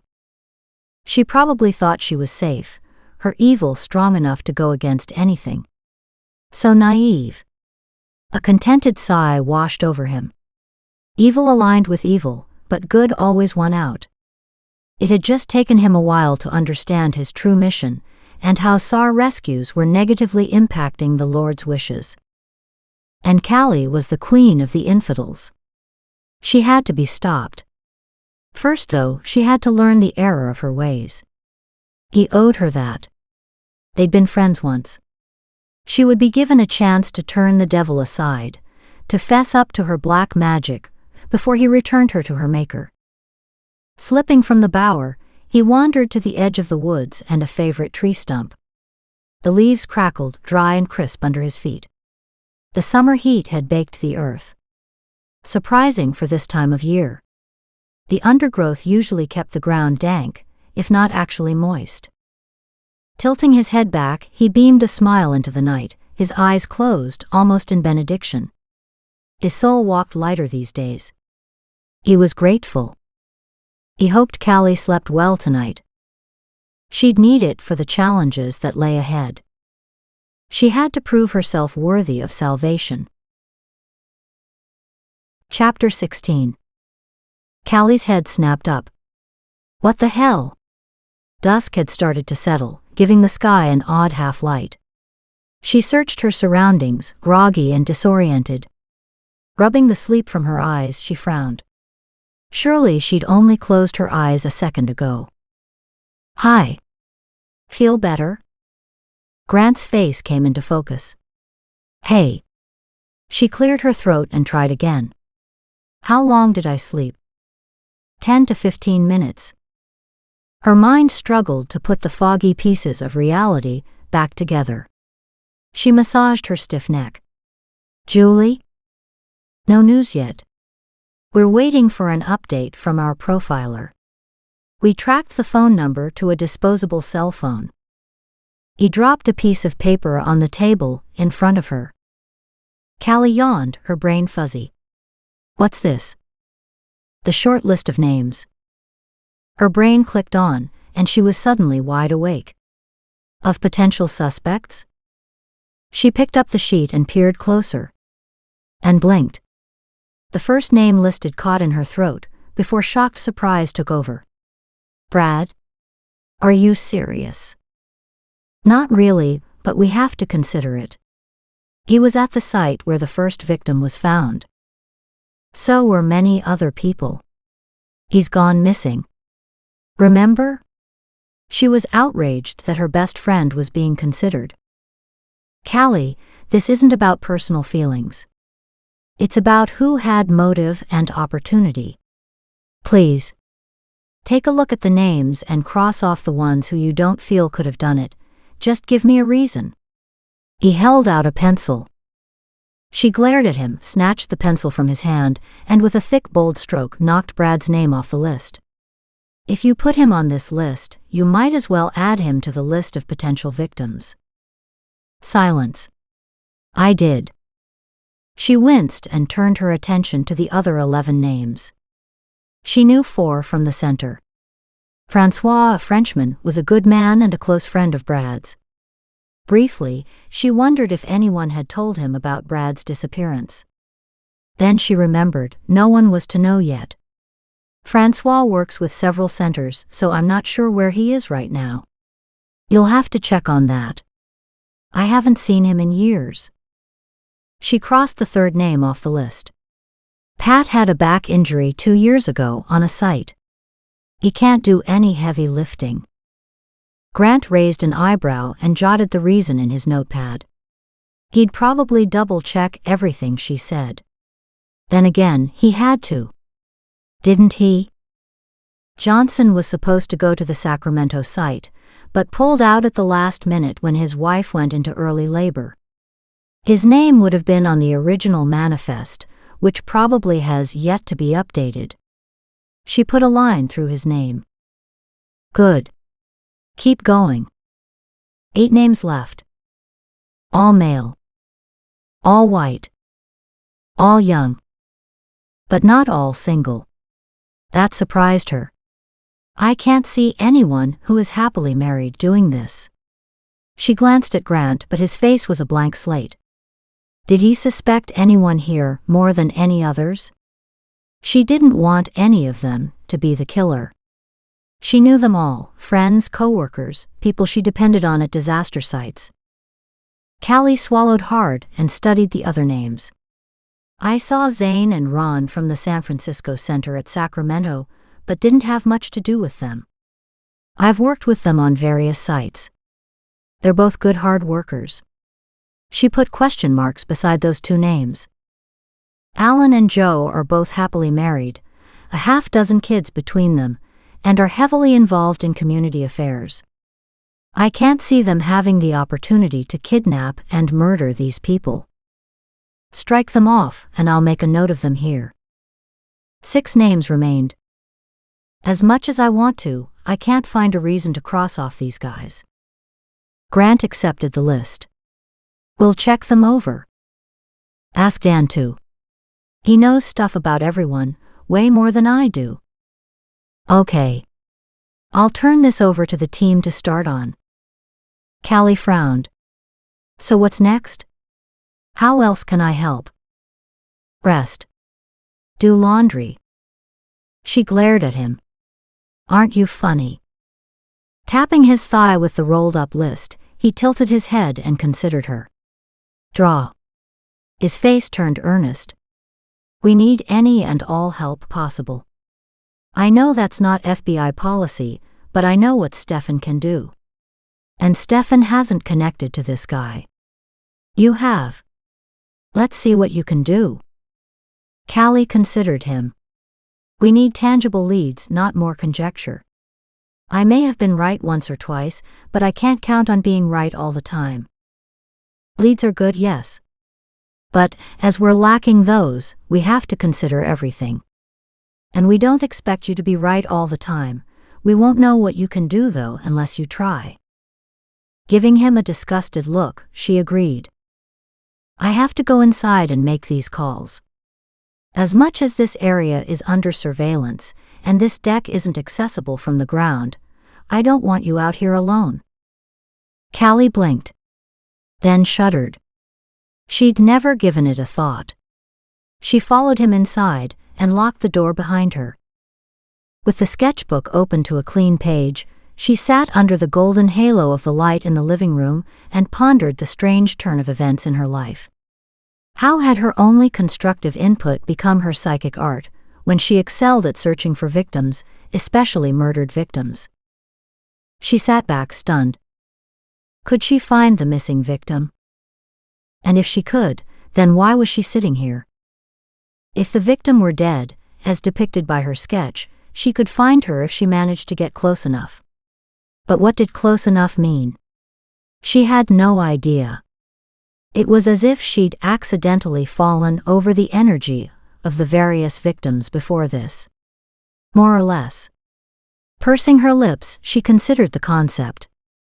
She went to locate Grant and test it out. She found him in the kitchen and said, I need to go out. Grant frowned. Where? Callie sighed and wouldn't meet his gaze. I don't exactly know. Grant's gaze narrowed. Explain. This time Callie met his gaze calmly. I need to try something. She waved toward the sketchbook. It occurred to me that my specialty up until now has been finding, not drawing, people. She came to a stop, not knowing how else to explain it. With a defiant toss of her head, she added, I want to give it a try. I'll go with you. Callie stared at him, nonplussed. If nothing came of her attempt, she'd feel like an idiot. Who needed an audience to that? You don't have to. I can go alone. The niggling sense prodded her. Go. Now. No. Grant placed a hand on the small of her back, propelling her forward. It's with me or not at all. There's a killer loose. Remember? Fine. Callie hurried to the front door. At the familiar sound, Shiloh bounded toward her, her tail wagging. Callie bent to cuddle her. We're just going driving for a little while. We won't be long. You don't want to bring her. Callie paused, frowning. What I'm trying to do tonight isn't something I've tried before. I don't want to be distracted or influenced by Shiloh and her energy. As we'll only drive around for a bit, I think I'll leave her behind. She could do with a rest too. Opening the door, she stepped into the cool night to check the temperature. Turning back, she snagged a jacket from the hooks by the door. Glancing at her slip-on shoes, she opted to change into sturdy hiking boots, just in case. Grant waited for her on the gravel path. Stern, patient, professional, he was never really approachable. No, that wasn't quite true. With a casual glance his way, Callie blurted out, "You rarely smile." "Why?" He raised one eyebrow and frowned. "That's not true. I smile a lot." She hid her smile and said lightly, "Really? Have I seen you smile?" Shooting her a look, he added, "Yes, you have. Besides, there isn't much to be happy about right now."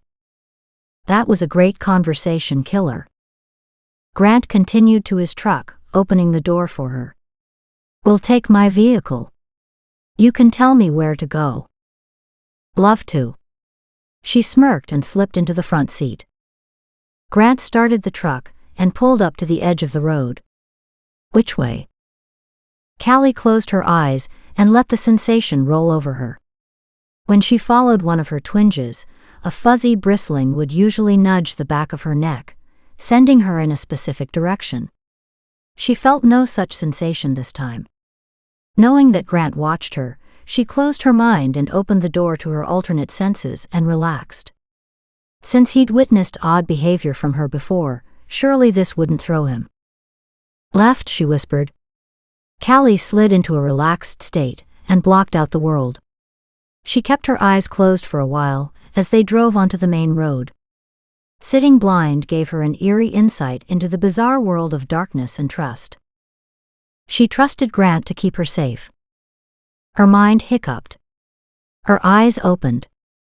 What the hell did that mean? Safe in the truck? With her life? With her body? Oh God. She couldn't do this right now. She couldn't do energy work with all the unanswered questions. She had to focus. Slamming her eyes shut, she forced herself to draw on Stefan's instructions. Calm down. Relax. She was so caught up following his instructions that the twinge on the back of her neck came out of the blue, making her flinch. Whoa. Grant hit the brakes. Callie opened her eyes as they passed a road sign. They were on the outskirts of the city. Left again. Grant glanced at her but obliged. The road curved through hillsides and wooded areas. She searched the region. Now where? She waited for a couple minutes. Nothing. She settled into the seat and closed her eyes again. Bringing thoughts about the victim to the forefront, she imagined her lost and alone and needing to come home. Callie concentrated on the fear, pain, and horror of her last days, then brought in conscious awareness, a willingness, a need to find her. Nothing crystallized. Frustrated, she set up a map in her head, waiting for the next step to appear, only to find herself blocked. Of course. Like her drawing, she'd tried to force the information highway to give up its secrets. Callie relaxed the building tension, releasing a heavy sigh, shutting down her mind. Problems? Callie shrugged. I don't know where to go. You knew the last two turns. They came clearly, didn't they? Yes. So let's not doubt the process. We'll keep driving in this direction until you say otherwise. Fine. But that's an odd attitude for a black and white FBI agent. How disconcerting to have him so amiable. Contrarily, she wanted to prod him out of his reasonableness. What if I'm wrong? She muttered. What then?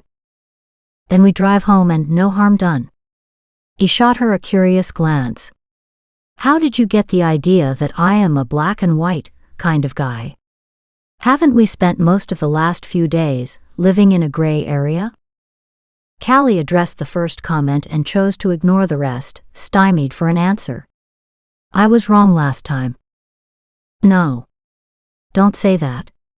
You might have been wrong regarding the identity of the victim, but you weren't wrong about there being a victim, or where he was located. It might be different this time. Relax. The inklings won't come if you don't give them a chance. Maybe, but it's never worked like this before. A pregnant pause. Before. That's something I haven't mentioned yet. Callie stared out at the window. Christ, she'd look like a certifiable nutcase when this mess was finally over. Explain. Shiloh makes a great rescue dog because she finds people who are alive. Finding dead people upsets her, but she can do it. Can she tell the difference? Callie glanced at him. Definitely. And you're saying you can do the same thing? No, not quite. Callie answered slowly, considering her words carefully.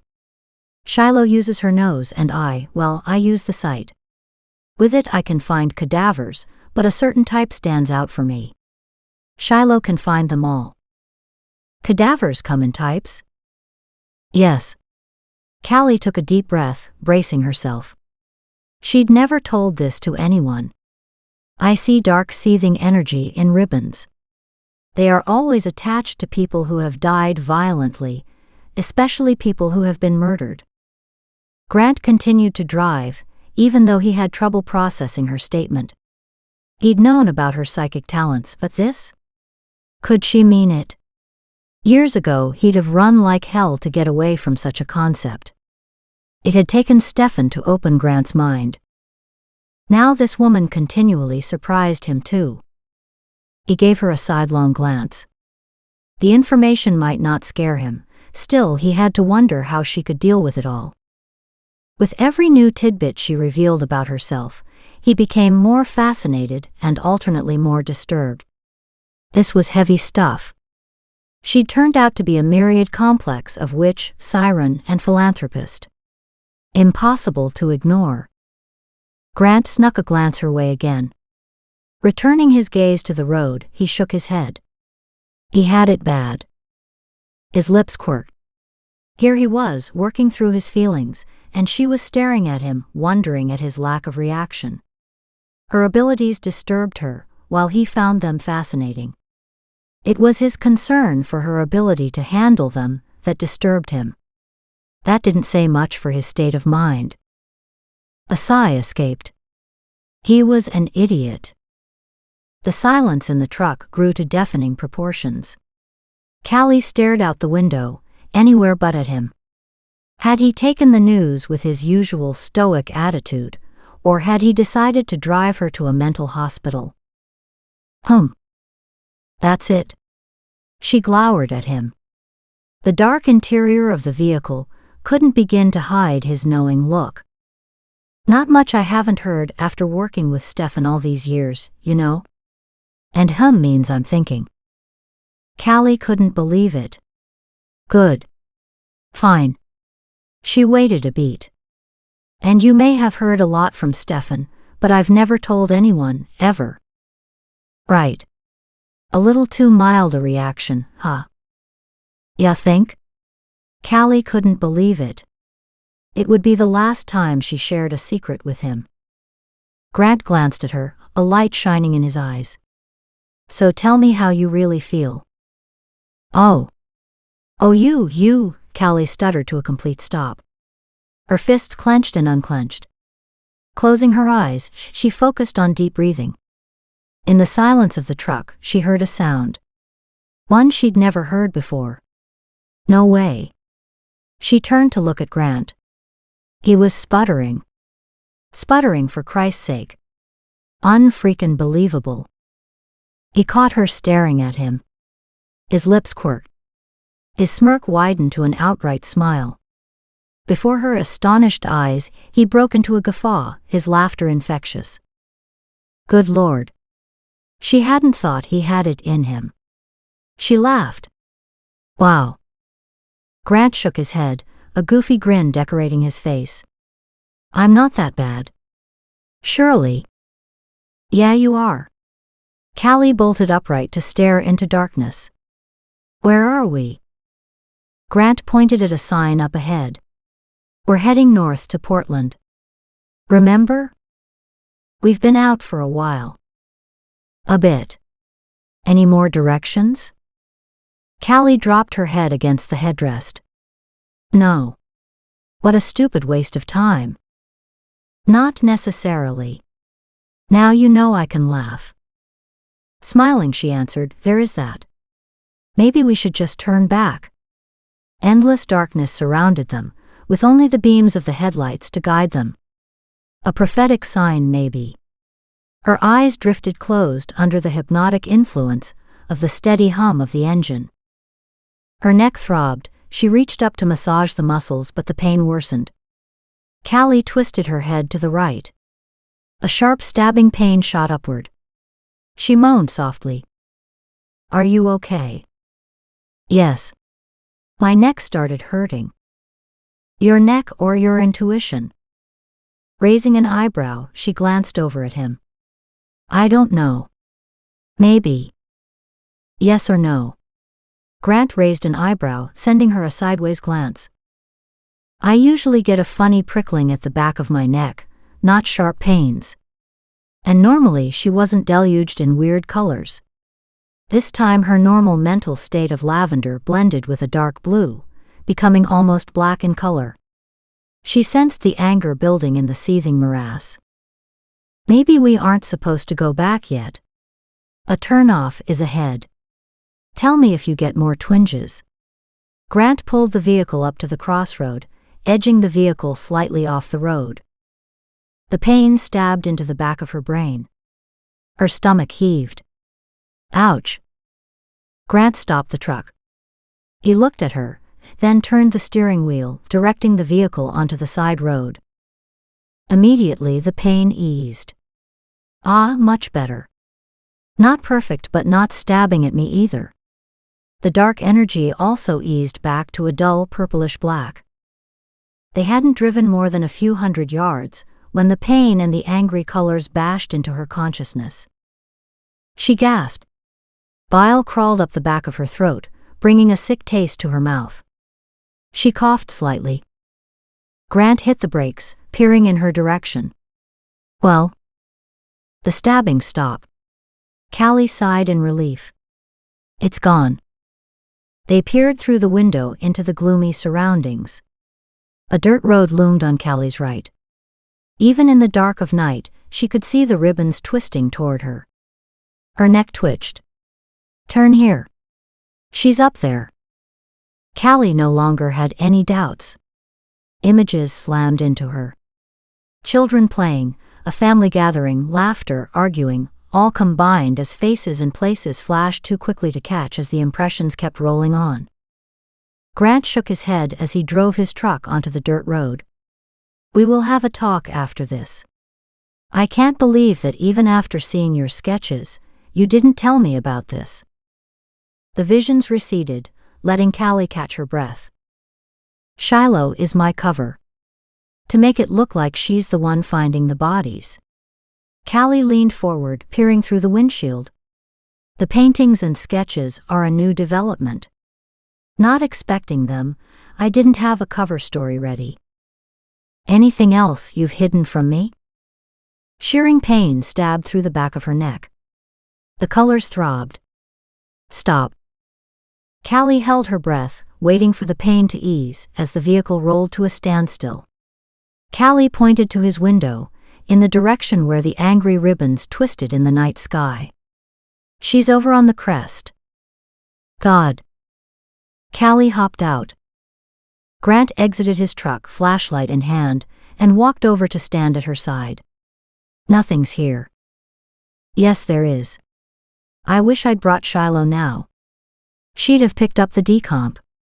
Closing her zipper against the chill of the night, she pointed at storm clouds off to the north. "We need to hurry to beat the storm." Grant lifted his head to study the horizon. "Why didn't we bring Shiloh again? If we find anything, I'll have to get a team here fast."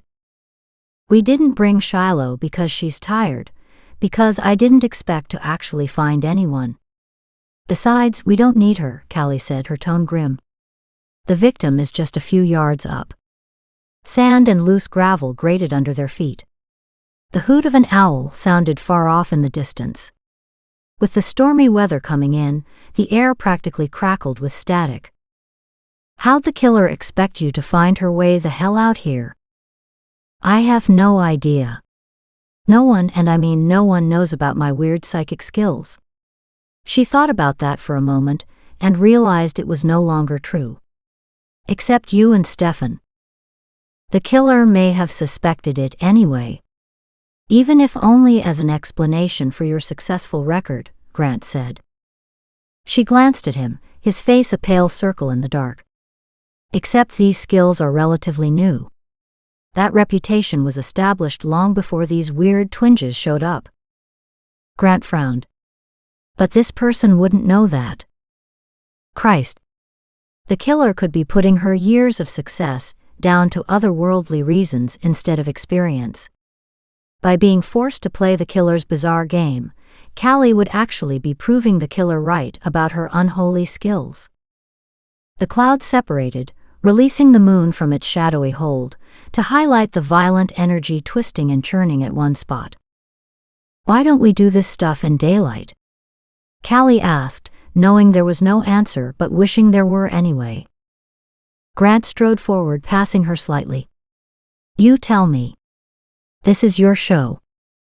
No, this is the killer's show. Callie stumbled in the dark, caught herself, and carried on. The terrain leveled off. They angled around a crop of bushes and stopped. They were at the top of a knoll, the ground dropping off on the other side. Callie stopped, hands on her hips to catch her breath. Right, she's here. At least I think she is. Normally I have Shiloh to confirm something like this. Grant walked closer. The dirt is loose, and the slope is accessible on the downward side. As he shone the light over the surrounding area and the big evergreen in front of them, Callie saw some of the dirt had fallen away. Moonlight highlighted the skeleton roots, exposing huge hollows underneath. The dirt pile underneath suggested something was buried there.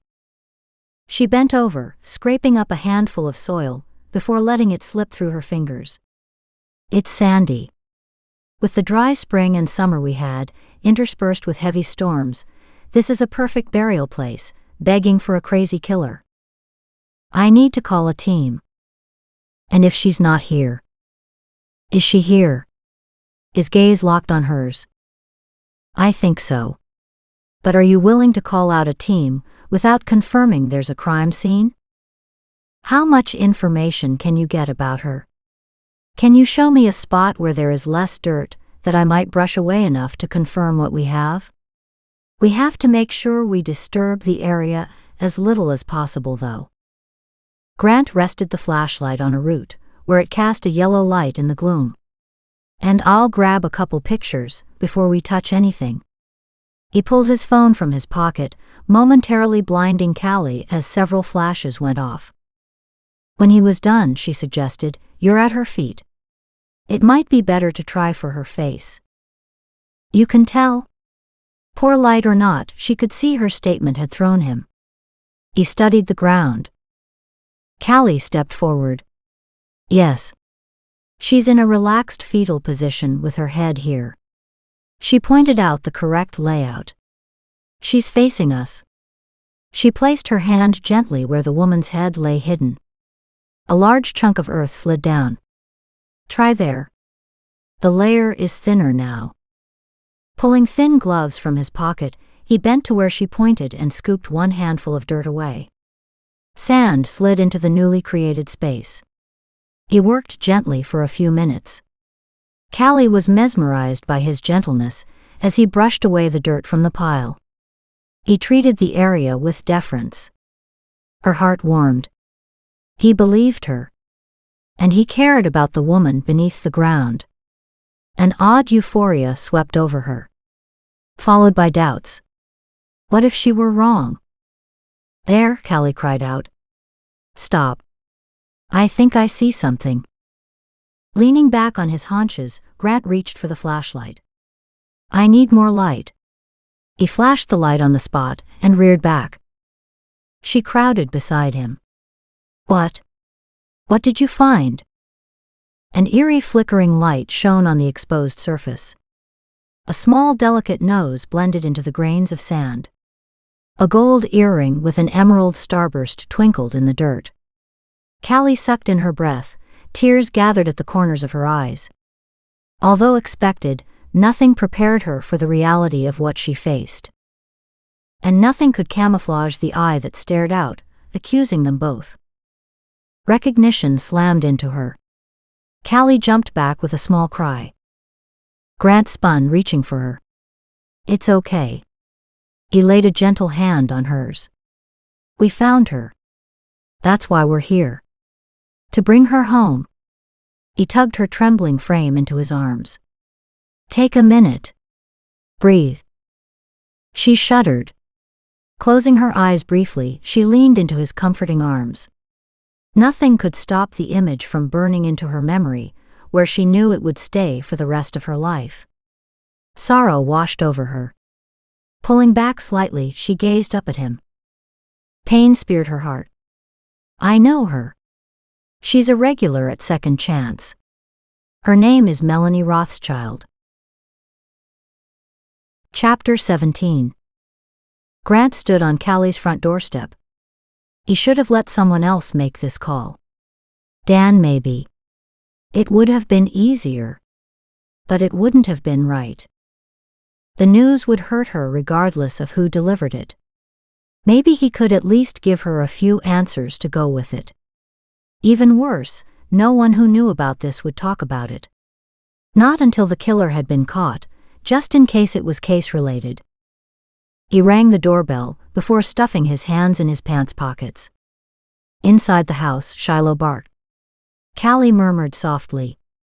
He loved the soft caring in her voice as it took on an almost sing-song tone when she spoke to the dog. He didn't want to break her heart today. But his news would. He glared at the low-lying clouds. Rain could break before he made it back to town.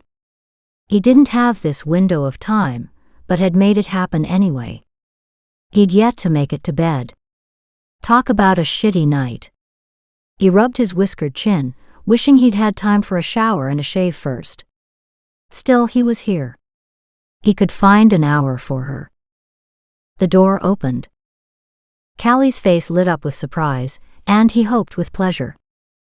Callie, may I come in? Her surprise dropped away, a hint of dread slipped in to replace it. Wordlessly, she opened the door wide enough for him to enter. I have fresh coffee. Would you like a cup? Thanks. She led the way to the kitchen. I presume you have news about last night. I have to admit that I didn't sleep very well. Just the thought of. I didn't come about last night. He hated to see her step falter, her back stiffen. Then her shoulders hunched as if fearing a blow, but despite that she slowly turned to face him. I'm sorry. I wish I had better news.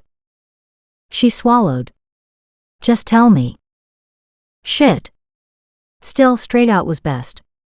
We found Brad. What? He's dead. Callie closed her eyes briefly and bowed her head. Her hand climbed to her neck as she sagged into the first chair. She tried to speak, but no words came out. Shiloh came to her side, whining deep in her throat. She laid her head on Callie's leg. To give her a moment, Grant walked over to the coffee pot and poured her a cup. Returning, he placed it on the table beside her. He walked to the open porch doors and stared out at the sky that couldn't make up its mind. What happened? He walked back, pulled out a second chair, and sat down in front of her. Reaching over, he picked up one chilled hand and warmed it in his. We don't have all the details at this point. His body was found a few hours ago. Apparently, it had been there for a while. Where? She whispered, her other hand buried in Shiloh's ruff. In Sacramento. He never left. The authorities are working on the theory that he stumbled into the cordoned-off area after a night of drinking. The area was unstable. Part of the building shifted, crushing him under a heavy load of concrete. Callie placed her second hand over his and squeezed tight. Poor Susan. She stared at their clasped hands, but he doubted she saw them. Callie. Callie, I'm so sorry. When? Clearing her throat, she asked in a hoarse voice, when did he die? Grant stroked the side of her hand on his. Don't know yet for sure. He was found in Sector 4 at the site. His thumb moved gently back and forth. She watched the movement for a long moment, then lifted her head to face him. He didn't have much more information to give her. Except one thing. He would have died instantly. Her eyelids slammed shut. He could only imagine she knew exactly what condition Brad's body was in when it had been found. She had a wealth of images to draw on for that. Her bottom lip trembled as she struggled for control. He admired her even more when her lips firmed, but his heart broke when she asked the next question. How do they know it was him? Could there be a mistake? Her shoulders hunched against his answer. No way to make it easier on her. He turned her hand protectively, then squeezed her hand gently, bracing her. I'm sorry. The victim's DNA is being tested to be sure, but there's little doubt.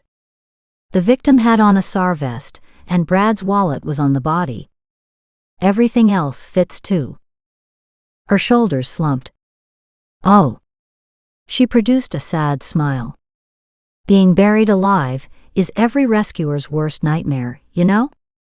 It's something we see too often. Something that sits in the back of our psyche and festers. Callie closed her eyes, hot tears meandering downward at the corners. It really hurts that he died alone. A couple of the locals said he'd stayed around for a while, drinking heavily. Callie nodded. He sent Sargent home to Susan and stayed behind to drink away his demons alone. Tugging her hands free, she stood and walked to the railing. Shiloh followed to lean against her leg. Several sniffles sounded. Grant had wanted to walk over and to take her into his arms, but she'd walked away. A part of him understood. She needed to find her balance in a world that had suddenly shifted. As he watched, she wiped away her tears on her sleeve before turning her face to the breeze. Is there anything I can do? She asked after a moment. Grant joined her at the railing. I don't think so. Susan's mother is arriving tonight. Brad's body will be shipped home in the next few days. I'll keep you up to date on arrangements when they're made. Please do. How's Sargent? According to Susan, he's fine. Callie cringed. Sargent will be lost. Brad raised, trained, and worked him from a young pup. Grant didn't have an answer for that.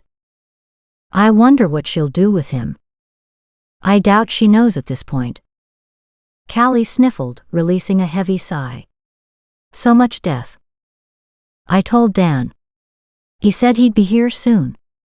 Grant checked his watch. I can't stay. I'm meeting with the profiler. Then I'll grab a few hours of sleep. Oh, you've been out all night on the scene, haven't you? She rubbed her eyes. Any news on last night's victim? Do we know if it was Melanie for sure? Not yet. The coroner has her now. She sighed. I accepted a lift home instead of hanging around, but I didn't sleep. It gets harder every night. It's difficult to rest knowing this killer is out there, isn't it? She stopped. Damn, this is hard. Could Brad have been a victim of the killer? Grant's heart ached. No, Callie. All indications say it was an accident. With a tremulous smile, she nodded. Thanks. After that note saying I lost someone close to me, I was worried. It does make it easier. I don't think I could have stood it otherwise. It's tough enough to deal with as it is. Dan and I will both miss him. New tears formed at the corner of her eyes. She wiped them away. I relied on Brad's laughter, his compassion, and most of all his support. My world has become a darker place. She forced a tremulous smile through her tears. He couldn't stand it. Stepping closer, he opened his arms. And she drifted into them. Enfolding her close, he held her while the tears poured. He'd be late. Too damn bad. Sometimes schedules had to adapt. He closed his eyes and rested his head against hers. It surprised him how quickly her emotional storm burned out. Finally, she lay with her head resting against his chest, staring out toward the ocean. He just held her. When she made a move to retreat, he forced himself to drop his arms, allowing her to step back. Better? He searched her eyes, beautiful deep blue awash in tears. But thankfully not so lost as before. Thank you. It'll take some time, but I will get there. Brad wouldn't have wanted me to wallow. He'd rather I open a bottle of champagne and celebrate his life. I'll talk to Dan, maybe plan something like that. She retreated another few steps. He hated the widening distance, but the moment was over. Hold off spreading the news. We've asked Susan and Dan to keep a lid on this for a few days. To try to avoid any interference in our investigation. Just for a day or two. She attempted a smile. Right. We still have a killer to catch. And you need to go. I'm fine. Dan will be here soon, and that will help. I want you to make your meeting with the profiler, then please get some rest. This madness needs to stop. She hooked Grant's arm and ushered him back through the house to the front door. She opened it and damn near pushed him out. You're sure you're all right? I hate to leave you alone. This time her smile had real humor. I'm fine. Go. And she reached up and kissed his cheek. So gently, so tenderly, he almost snatched her back into his arms. It was the first physical move she'd made toward him. With that, he left. But in his truck, driving down the highway, he couldn't stop grinning. Progress. Callie stood, looking out at the empty driveway, long after Grant left. She hated that sense of loss, as the distance between them widened. Could he see the energy, the colors vibrating between them? Even through her grief and tears, she found the good signs hard to miss. It gave her hope. Something she badly needed today. Her eyes burned from her tears already shed, and she could only imagine how they'd be by the end of the day. God. Brad, her staunchest defender and her best friend since forever, would never come home again. With this psychic murder stuff consuming her, she hadn't had time to really worry about him. She hadn't allowed herself to consider such an outcome. She'd been expecting him to show up out of the blue, with that sheepish look of his. Instead, he was already dead. And no one had known. Picking up the phone, Callie dialed Susan's number. As painful as Brad's death was for Callie, she could only imagine what Susan was going through right now. Callie's heart ached for the widow. Susan and Brad had been married for over 10 years. Callie had lost a beautiful friend, but Susan had lost her partner. Hello. Susan's ravaged voice made Callie's stomach clench in sympathy. Susan, it's Callie. I just heard. I'm so sorry. Sorry? Susan's voice had a dreamlike quality, as if she weren't fully hearing Callie's words. Yes. I know how difficult Brad's death is for you. It's hard on all of us. These rescue missions can be dangerous, but we don't really expect anything bad to happen to those we love. Love? Susan's voice sharpened. What do you know about love? Brad was my husband. He was down there because of you. Because you needed him. This is your fault. Yours. He's dead because of you. Her voice cracked with tension, her blistering words singed Callie's heart. Stay away from me. Don't call me again, ever. I hate you. Callie sat frozen.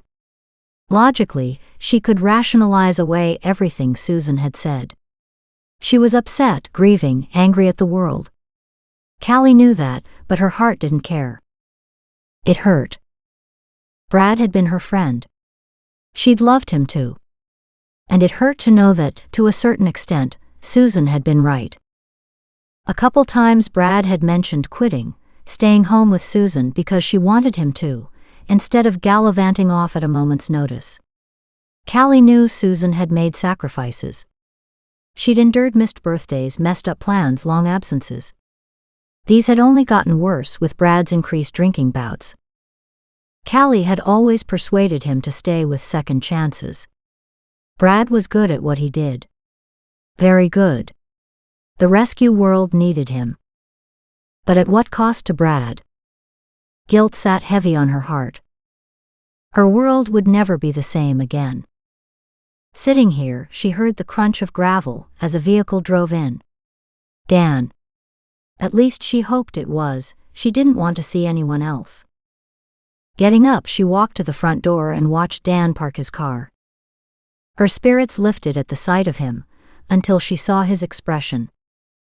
Grief had ravaged his face, wrinkles appearing where there hadn't been any. Skin folds deeper but thinner, like all the substance had drained from him. Callie. She teared up. Oh, Dan. They held each other for several minutes. Holding Dan's frail body, her grief receded as concern for him grew. Dan couldn't handle much more. She pulled back slightly, gave him a sad smile, and ushered him toward the kitchen. God, I can't imagine not seeing Brad ever again. I know. Dan hesitated, as if wanting to ask a question but not daring.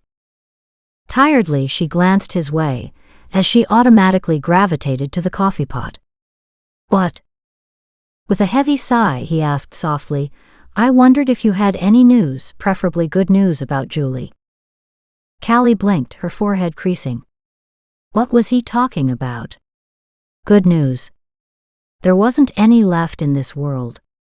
News? Julie? Oh my God. She spun around. That's right, you haven't heard. What? What did you find? We found the other victim. What? Dan grabbed her by the shoulders. Where? Was it Julie? Please tell me it wasn't. Callie, surprised by his outburst, didn't answer fast enough. Callie, please. Tell me. Agony threaded his voice. She closed her eyes. She didn't want to tell him. They had too much pain now. Death surrounded them. It wasn't Julie. Oh, thank God. Dan searched her face, but what he read from Callie's expression made his shoulders slump. His arms dropped to his side while dread hooded his eyes. Who was it? Pain shattered Callie's calm once again. The FBI people have to confirm it. She took a deep breath. But I think it's Melanie. This time tears washed Dan's rummy eyes. Melanie. Little Melanie Rothschild. She's just a girl. A teenager. She celebrated her 20th birthday a couple months ago, I think. Callie's voice choked. Not even 21. Oh my God. Why? What could she possibly have done to this guy? Callie had no answer. Dan stepped through the glass doors into the sunlight shining on the deck, one hand over his face, his head bowed, his shoulders shaking. Callie gave him a few moments. She poured coffee and took her time carrying the cups outside. She sat down in her favorite chair and waited. The air was fresh and clean. No sign of the horror and pain going on in the world. No fear or sense of threat out here. Maybe because she knew about the surveillance team, and that she wasn't alone. She didn't believe the killer was after her, yet. But neither did she want Dan to be a target. Dan turned to face her, one last sniffle sounding. I saw her at the center a couple days ago. He screwed up his face. Maybe. I can't be sure until I check the schedule. Do you remember who else was there? Dan wiped his eyes with the back of his hand and frowned. I remember a class had started. I'd escaped to my office and she stopped in to say hi. Although I admit my memory is a bit faulty lately. A ghost of a smile kissed Callie's lips. Dan's memory had long been an issue, but particularly this last year. Jesus, Callie. What kind of evil has found us? We have to close the center until this is over. He can't have any more of our people. Let's cut off his supply. I think it's way past that point. He already knows many of the people. We can ask Grant about closing the center. Callie dialed his number, hoping to catch him between his meeting with the profiler and his planned nap. Ask him about Melanie too. Dan collapsed on the kitchen chair and rested his head on his hands. Maybe it's a mistake. As she waited for Grant to pick up, Callie turned to look at Dan. What about Melanie's family? Wouldn't they have missed her? Have they called her in as a missing person? They've gone east for a couple weeks. Melanie's in college part-time and didn't want to miss classes. The mention of schooling twigged Callie's memory. Right. She'd worked part-time in a vet clinic for years and wanted to become one herself. Yeah. I can't believe she's... Let's find out for sure. Grant's tired but welcoming voice filled her ears, easing some of the hard knots from today's series of shocks. How are you? She understood what he was asking. I'm okay. I'm adjusting. Slowly. Dan is with me. Good, I'm glad he made it. It's better if you're not alone right now. Probably better for him too. She glanced apologetically at Dan and moved her conversation into the kitchen. Did you confirm ID of last night's victim? Was it Melanie? It appears so, but we haven't located her next of kin. Also, I wondered if you knew if she'd been a survivor of some kind. If she had been, that would help to cement the link with the others. Melanie lived at home, but her parents have gone back east for a couple weeks. Dan says she was a student here at Rosewood College. As to the other, I'm not sure. Hang on. Callie turned and asked Dan. Dan's eyes clouded over and he stared at her, thinking hard. Then he nodded. Oh shit. In New Zealand. Remember? Callie shook her head. I don't think I ever heard about it. What happened? And how would the killer know? She'd spoken of it several times. They were caught in a big rock slide. Her family survived, but a couple they were traveling with didn't. She turned back to the phone. Grant. I heard. Let me talk to Dan for a moment. Yes, here. Callie handed the phone to Dan. With raised eyebrows, he accepted the phone, clearing his throat before saying in an almost normal tone of voice, Grant? What can I do for you? Callie slumped in her chair, letting the conversation drift around her. Too many shocks too fast. Christ, she hated this. Her neck throbbed as she let her mind wander. She wanted to do something for Brad, and didn't know what. She'd wait until those at the center heard. Brad had been well loved. Maybe shutting down the center until this craziness was over, and the killer was caught would be the best idea. She couldn't bear it if anyone else was taken. Melanie and Julie were already too many.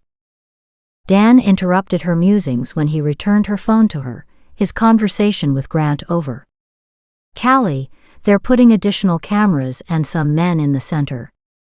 They're operating on the assumption the killer's a regular, and don't want to close the center in the event it might scare him off. It's been well over 24 hours for Julie. I know they have her listed as a missing person, and an APB is out there, but it doesn't feel like enough. That made sense. She thought of something she'd meant to ask him before the bad news had chased everything else from her mind. Dan, do you know any religious fanatic types at the center? His eyes narrowed in consideration. No one comes to mind. Don't know about the groupies though. He shrugged. Groupies formed and dissipated on a regular basis. Year in and year out, there'd be a half-dozen core members and a dozen who rotated between the various centers. For the most part they were harmless, only wanting to belong, to be cool. To remember them all would take a miracle, as they came and went with regularity. Callie eased deeper into her seat, slowly rubbing her thigh muscles. Everything ached today. What's on your mind? Dan asked. She gave him a dispirited smile. The loss of innocence. He stared. Ha! We've been naive. Cavalier, with people entering and leaving the center at will. Our records are dismal, mostly covering payroll and expenses. She looked over at him. We assumed nothing could go wrong. That because we worked to help people, thought we'd be protected. Instead, we've left ourselves wide open for this. Dan hunched his shoulders. Grant made a similar comment. Callie shuddered. She could just imagine. I don't understand. Why is this guy doing this? It's almost as if he sees himself as an angel of death, correcting the balance, like in that movie, Final Destination, where death comes after everyone who escaped him. Shivers rode her spine to her hip bones, making her consider the theory a little longer. Dan's eyes widened. These people are given a second chance by surviving a disaster. Their lives are changed forever. Many suffer the after effects every single day. His words burst out, as if his frustration and emotion had finally boiled over. I know that, and you know that, but this guy isn't playing with a full deck. The conversation waned on that note. Callie studied Dan's face, the fatigue, the dullness of his gaze. He'd been through a lot already. Did she dare ask him about something painful? Taking a deep breath, she plunged in. Dan, I called Susan today to offer my condolences. I've actually phoned several times, but she wouldn't return my calls. Callie took a steadying breath. I know she's hurting right now, but she sounded like she hated me. She blames me for Brad's death. I understand that. But something about the phone call, her words, her voice, made me think something else is going on. Dan shifted uncomfortably, his glance sliding away. Uh-oh. Callie frowned. Dan, what aren't you telling me? His sorrowful gaze brushed her face briefly, before flitting off again. I don't want to spread rumors, Callie. Brad's dead. Leave the past where it belongs. But that's the problem. He's dead. I can't ask him. And I'd like to understand her behavior. Dan ran a tired hand through his thinning hair. He stayed silent for a long moment, then his shoulders drooped. Susan believed you and Brad were close, too close.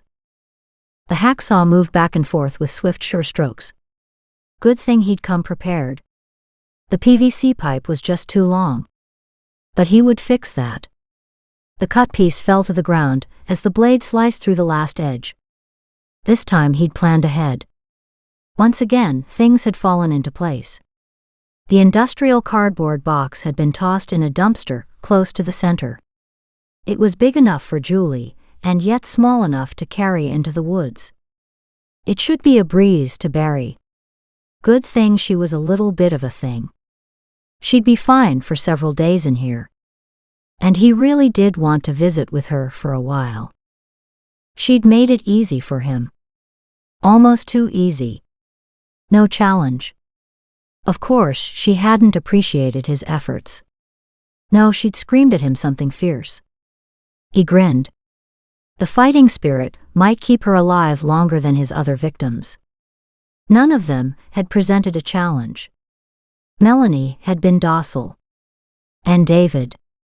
Well, he'd gone out like a light after that blow to the head, never even whimpered.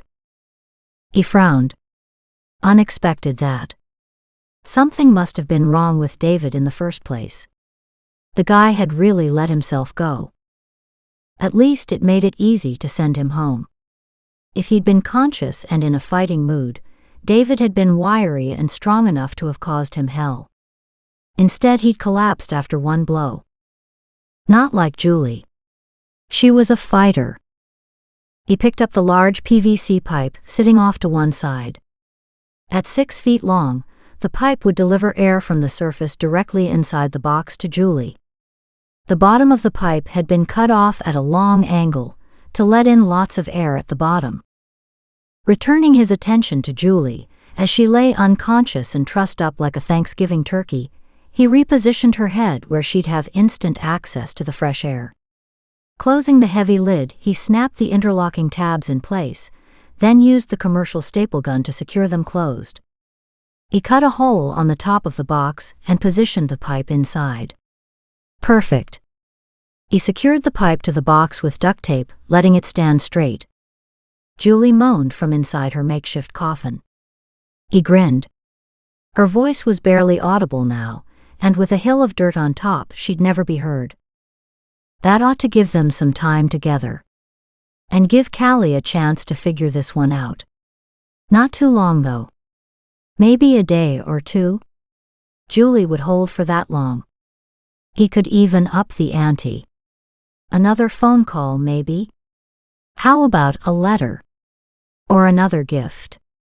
He doubted that Callie appreciated his last one.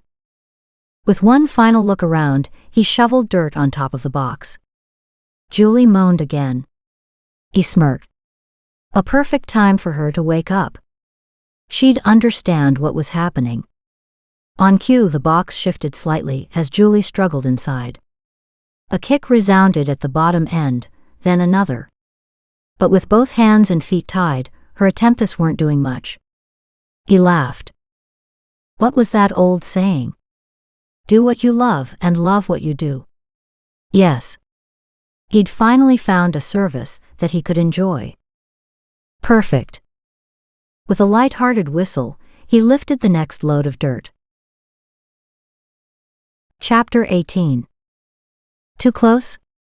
As in more than friends close? Callie asked cautiously, trying to wrap her thinking around Dan's words. Dan's wrinkles scrunched before relaxing in defeat. Yeah. But we weren't. We never. I mean, it wasn't like that between us. Outrage sparked. Dan, we were friends and co-workers but nothing more. He held up his hands. Callie, I believe you. But I doubt you'll convince Susan. But why? We were never. She leaned forward and emphasized the next word. Lovers. He squinted, considering her words. Did you really not know how Brad felt? Memories crowded in on her. Brad finishing her sentences. Brad delivering coffee when she'd hit exhaustion. The caring hugs during emotional, overwrought times. The constant comforting presence at her side. I loved him, she whispered, hating the paradigm shift in her world. Like a brother. And he loved you.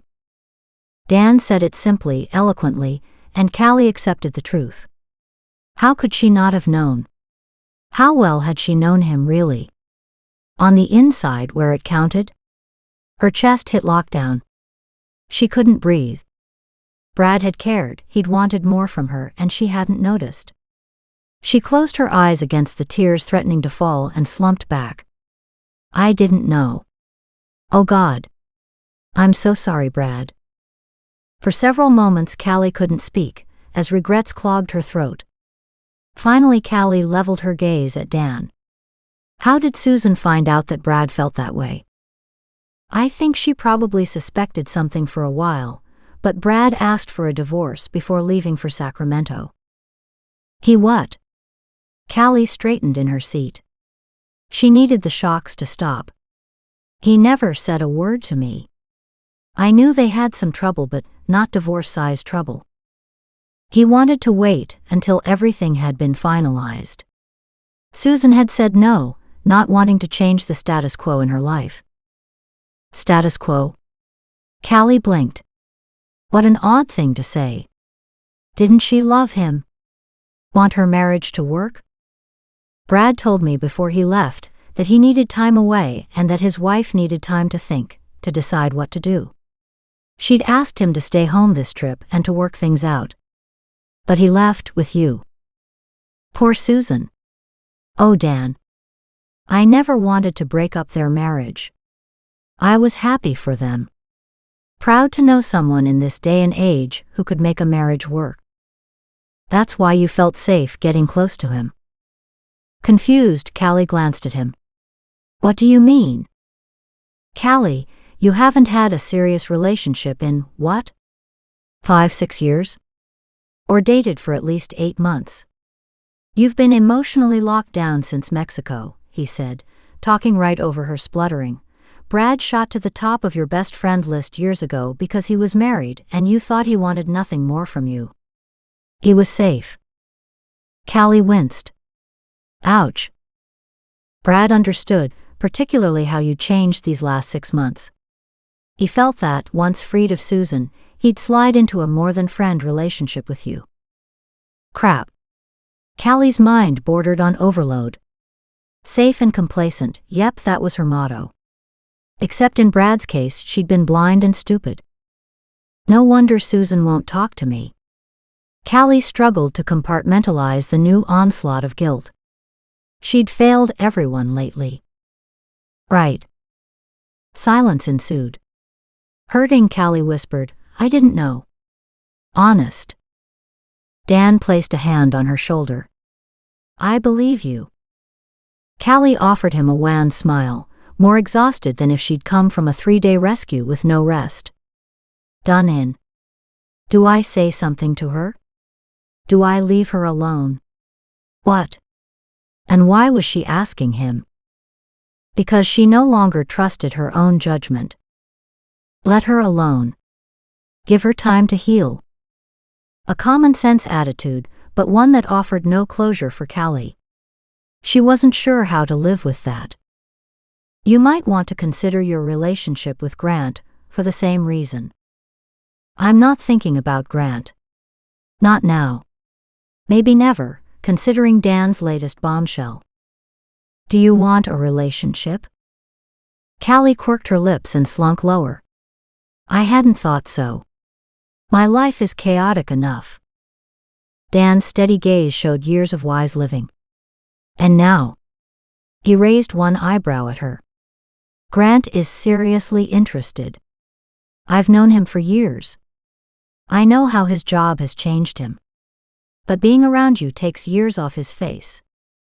No way. Dan was just being sweet. Then again, Grant's energy reinforced Dan's words. There'd be no blending of their energies if Grant weren't interested, if being together wasn't right on some deep level. That didn't make this the right time or place. He and I are all about the victims. No, Dan corrected. That is your relationship. You see things the same way, think the same way, and do the same work. With so much in common, you haven't realized you're working and growing together. Growing together. Did you hear it the second time, or do I need to say it again? Callie hated the squirming child inside her, as if she'd been caught in a lie. Dan was right. She knew it, but she didn't know what she wanted to do about it. And what did Grant want with her? Right. Dan stood. I'll head to the center. I want to be on hand in case some of this news sneaks out, so I can put a stop to the talk. I doubt they'll release Melanie's name yet. It'll be hard to keep a lid on this for long. And you? Well, you need to think about what I said. Callie gave Dan a goodbye hug at the front door. Her phone rang. Hurrying into the kitchen, Callie answered it. Hello. Found another one, did you? Too late again. And I'd hoped you'd be a decent challenge. Instead, you can't even get into the game. Fury and pain exploded through her. What have you done with Julie? An ugly silence filled the phone line. Julie is fine for the moment. I've given her a fighting chance, as you appear to need the extra time. The voice cackled once before ringing off. Fingers shaking, Callie struggled to dial Grant's number. Her words tripped over each other as she tried to explain. He just called. He has Julie. Something about a fighting chance. I don't know. He said something about I needed the help. Grant fired several questions at her. Think. Did he say anything specific to help us find her? It's been recorded, but give me what you remember right now. Callie repeated the conversation the best she could. I hate to ask, but Julie's life is at stake. Will you please sit with your sketch pad and try to get another picture? There's no guarantee, she warned. I know. But everything helps, and at this moment you're the best hope Julie has. Ha! Stumped them this round. Damn straight. A breeze slipped through the branches. He adjusted his stolen jacket, grateful for his foresight in lifting it off the neighbor's back deck. Anything to throw Shiloh off his scent. Leaning forward, he adjusted the focus on his binoculars to peer through his heavily treed bower directly at Callie's deck. Callie leaned over the railing, her face a picture of pain. Perfect. Let her stew. The killer opened up his granola bar, ripped off a piece, and popped it into his mouth. This was better than dinner and a show. He vaguely remembered evenings long past spent in theaters. At a time when he believed in everlasting love. Right. Those were his young and stupid years. His face puckered. He washed the granola bar down with lukewarm coffee from the thermos. Not a great meal. Still, he wasn't ready to leave yet. The sun would be hot soon. Here in the trees, with a breeze blowing in off the ocean, the heat had yet to penetrate. A great day, which promised an even better evening. He chortled. Later, once darkness fell, he'd go visit Julie. She'd be waiting for him. He didn't want to disappoint her. Callie reached for her sketchbook and turned to the sketch that was supposedly of Julie.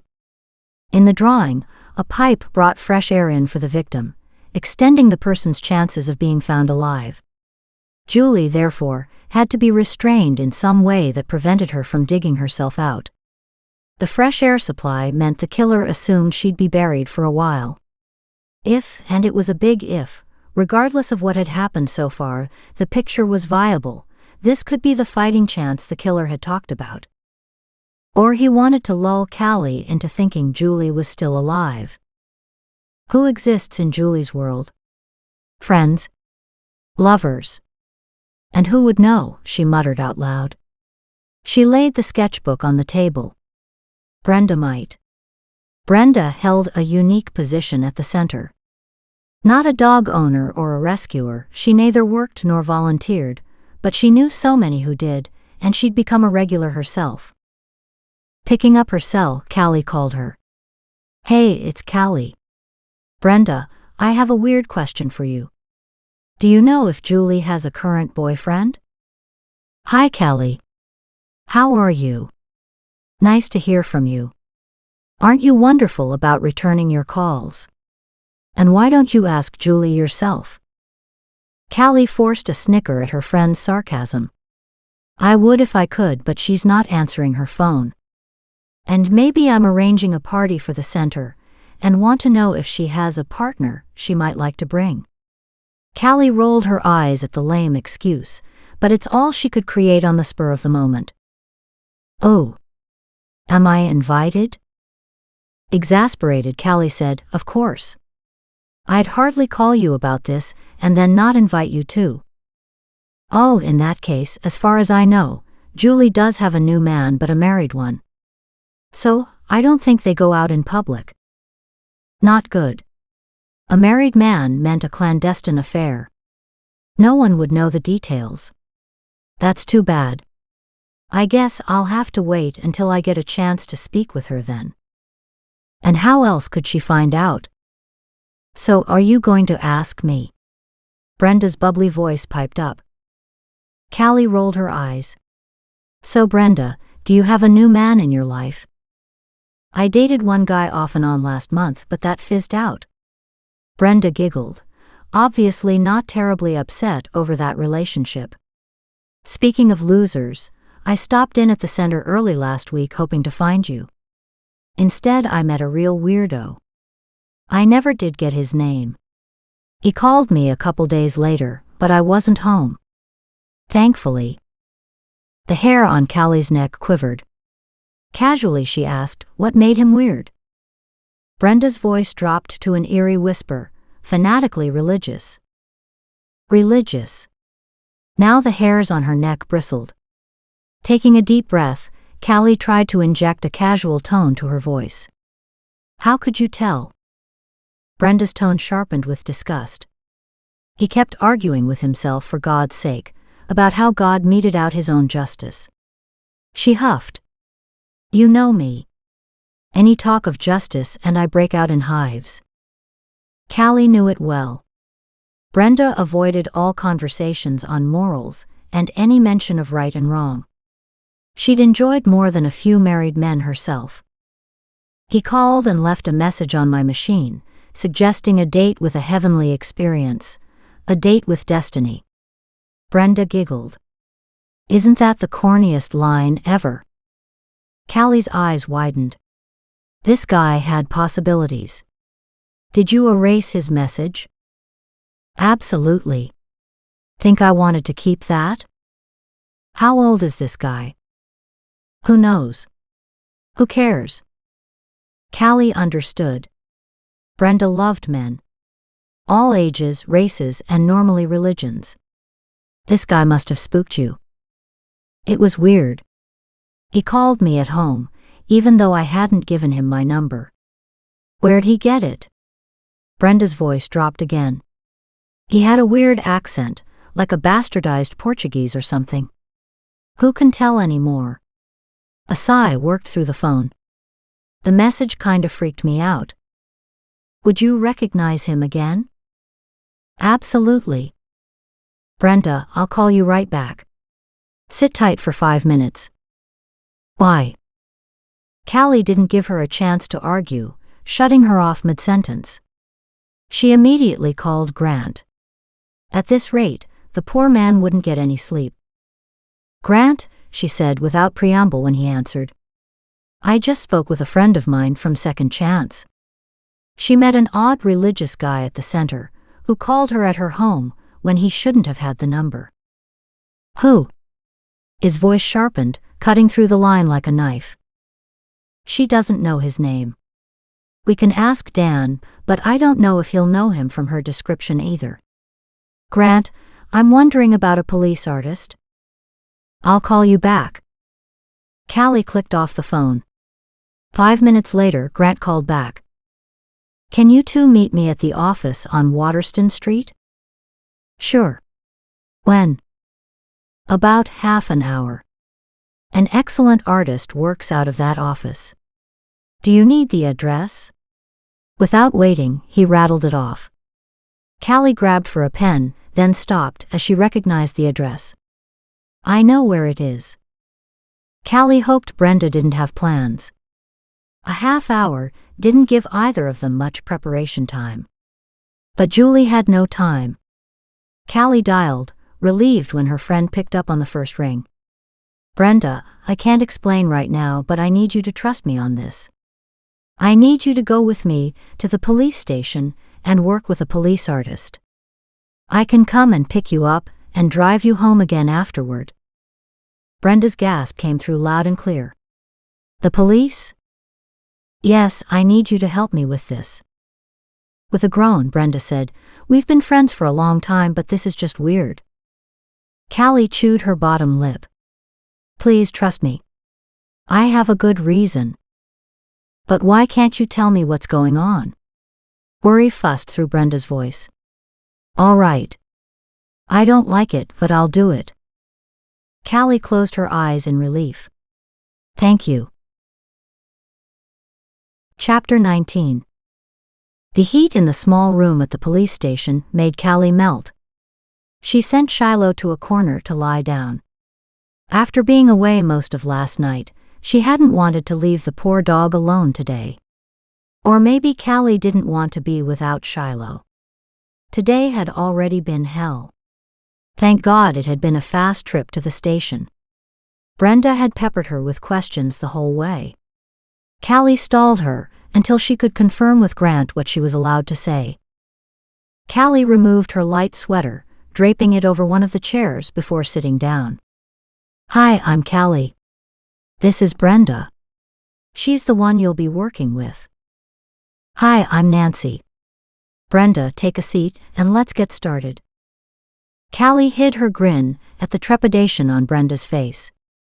Still, her friend willingly turned to Nancy's fancy computer program. Once seated, Nancy got straight to work. Brenda, start by closing your eyes and think back to when you saw this person. Block out all else and focus on his face. Do you see him in your mind's eye? Yes. Good. With your eyes closed, give me your impression on the shape of his face. Don't focus on the details. Let his face blur into giving you the shape. Round face. Squared off? Perhaps it's more triangular, or maybe a heart shape. Callie watched as they worked through the various aspects of the face. The artist in her found it fascinating to watch. An irresistible process. A stack of paper sat to one side, with pencils sitting on top. At an opportune moment, Callie snitched one of each, a questioning look on her face as she caught Nancy's eye. Nancy nodded. Listening to Brenda's answers, Callie sketched the oval face, the large oversized nose followed with the deep-set eyes. She followed the conversation, understanding the insights as they surfaced. Somewhere along the line, she slipped from awake and aware into something else. Her hand moved at an incredible pace, filling in, shading, adding a detail here, thickening a line there. As if a switch had been thrown, she came to an abrupt stop. She leaned back with a deep sigh and rotated her stiff neck. A deafening silence alerted her. The other two women stared at her. Callie frowned. What? Brenda spoke first. You're an artist? It's a hobby of mine. Callie shrugged. I paint more than I sketch, but I'm comfortable with both. That's obvious. Nancy spoke up for the first time. Flipping her laptop around, she showed Callie the artistic rendering. Callie couldn't help but stare. Something about him she half recognized. Like someone she should know. The picture, although clear, had a generic look to it. It needed something. But what? Now compare the screen to this. Nancy reached across the table for Callie's sketch. She held the sketch up beside the monitor, so the other two women could see the pictures side by side. Oh my God! Callie had drawn the same male face. Except her drawing was almost terrifying in its detail. I just followed along with your instructions and her answers. Brenda peered closer. How bloody freaky, Callie. You're my friend and I love you, but that drawing is plain scary. Shooting Brenda a quick glance, Callie returned to analyze the sketch. Hot, fervent eyes stared out at her. A zealot peeped out. The large nose and thin lips represented a simple verbal description that translated into a hawkish nose and a cold, angry mouth that promised retribution. Maybe my imagination just went wild. Callie avoided looking in their direction. These women had no idea of her weird talents. And Callie didn't want them asking for an explanation. The door opened. Grant walked in. In the small room, his energy surged her way. Tired and pale, it blended with hers, that very act strengthening his. Callie had never seen anything like it, as she watched Grant throw off some of the fatigue that had been weighing him down. He even stood straighter. Casting a surreptitious look at the other two women, she was relieved to see them focused on the drawings. Good. You're done? Grant asked Nancy. Yep, we're done, Nancy confirmed, but it turns out you didn't need me. Take a look at what Callie sketched while we worked on the digital version. Callie watched Brenda's reaction to her first glimpse of Grant. Brenda was a notorious flirt. Nothing. Not even a smile for him. Stepping closer, Grant peered at the paper and the digital sketches. Brenda, is the sketch a good likeness? No, it's a freaking awesome one. Callie nailed him. She shuddered. Christ, he gives me the chills. Grant picked up the paper sketch.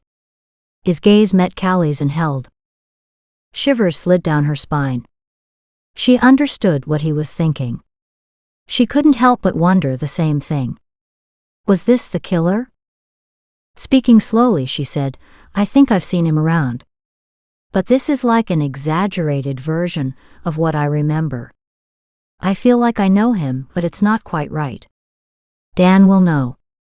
She gave Grant an apologetic look. I've spent too much time away or hidden in my office at the center. Then let's go. We'll have him take a look before I circulate this as a person of interest. Callie pulled out her cell phone and dialed Second Chance. Reaching for her bag, Nancy asked, "We're done, aren't we?" "I'd like to head out." Grant shook her hand. "Yes, thanks for helping. We appreciate it.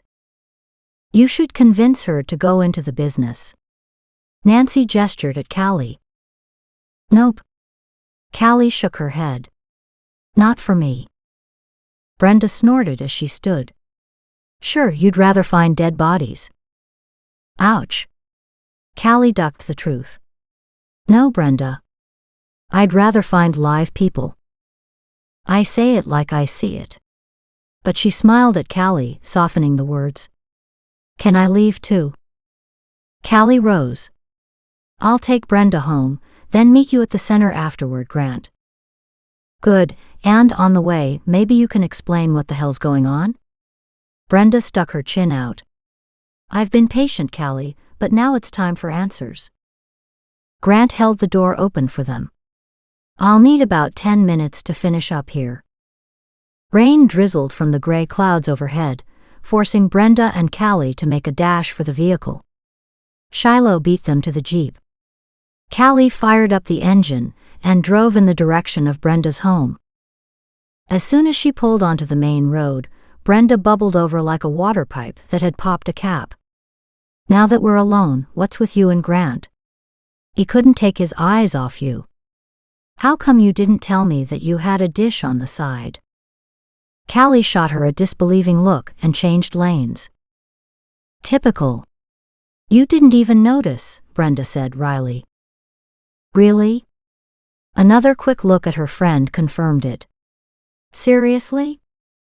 "Yeah, girlfriend." "Oh." Warmth bloomed in her chest. Maybe something solid was there. Good. She could work with that. Brenda giggled. Callie pulled up outside Brenda's house. "Home. Thanks for helping this afternoon." Collecting her purse from the floor, Brenda commented, "You never did explain what's going on." "I get that it's all hush-hush. Grant did give that whole thank you for coming, and your cooperation is appreciated line. But still, a little more please. You know my curiosity, it'll kill me. Several people have been kidnapped, and 2, possibly 3 have been murdered. This guy could be a suspect." Callie stared out the front windshield. "Don't go out with anyone you don't know really well." "Good enough." Brenda shuddered as she opened the door. "The same warning applies to you. Thanks for a unique afternoon. Stay safe." The door slammed shut as Callie repeated the words to the empty interior, as her friend disappeared into her house.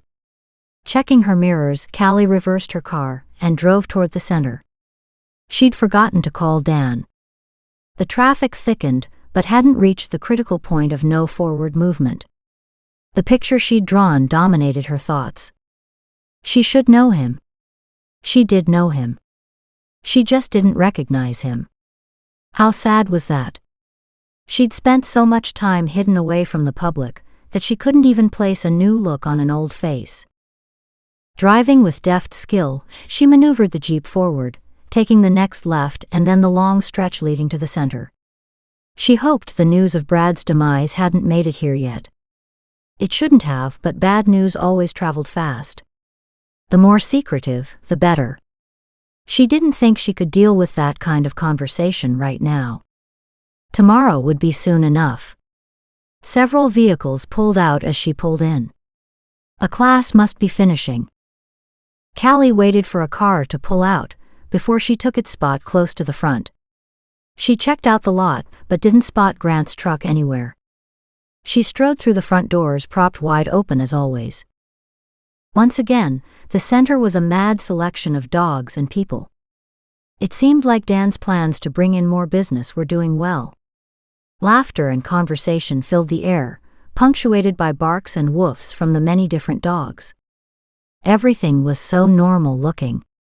How could the rest of the world carry on, oblivious to the danger that stalked them? Needing a touch of normalcy herself, Shiloh enjoyed making the rounds, catching hugs and scratches from friends old and new. Callie waved at a couple people she knew as she made her way to the coffee pot. Empty as usual.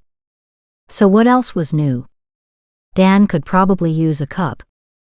She took a minute to make a fresh pot. "You're gonna share that, aren't you?"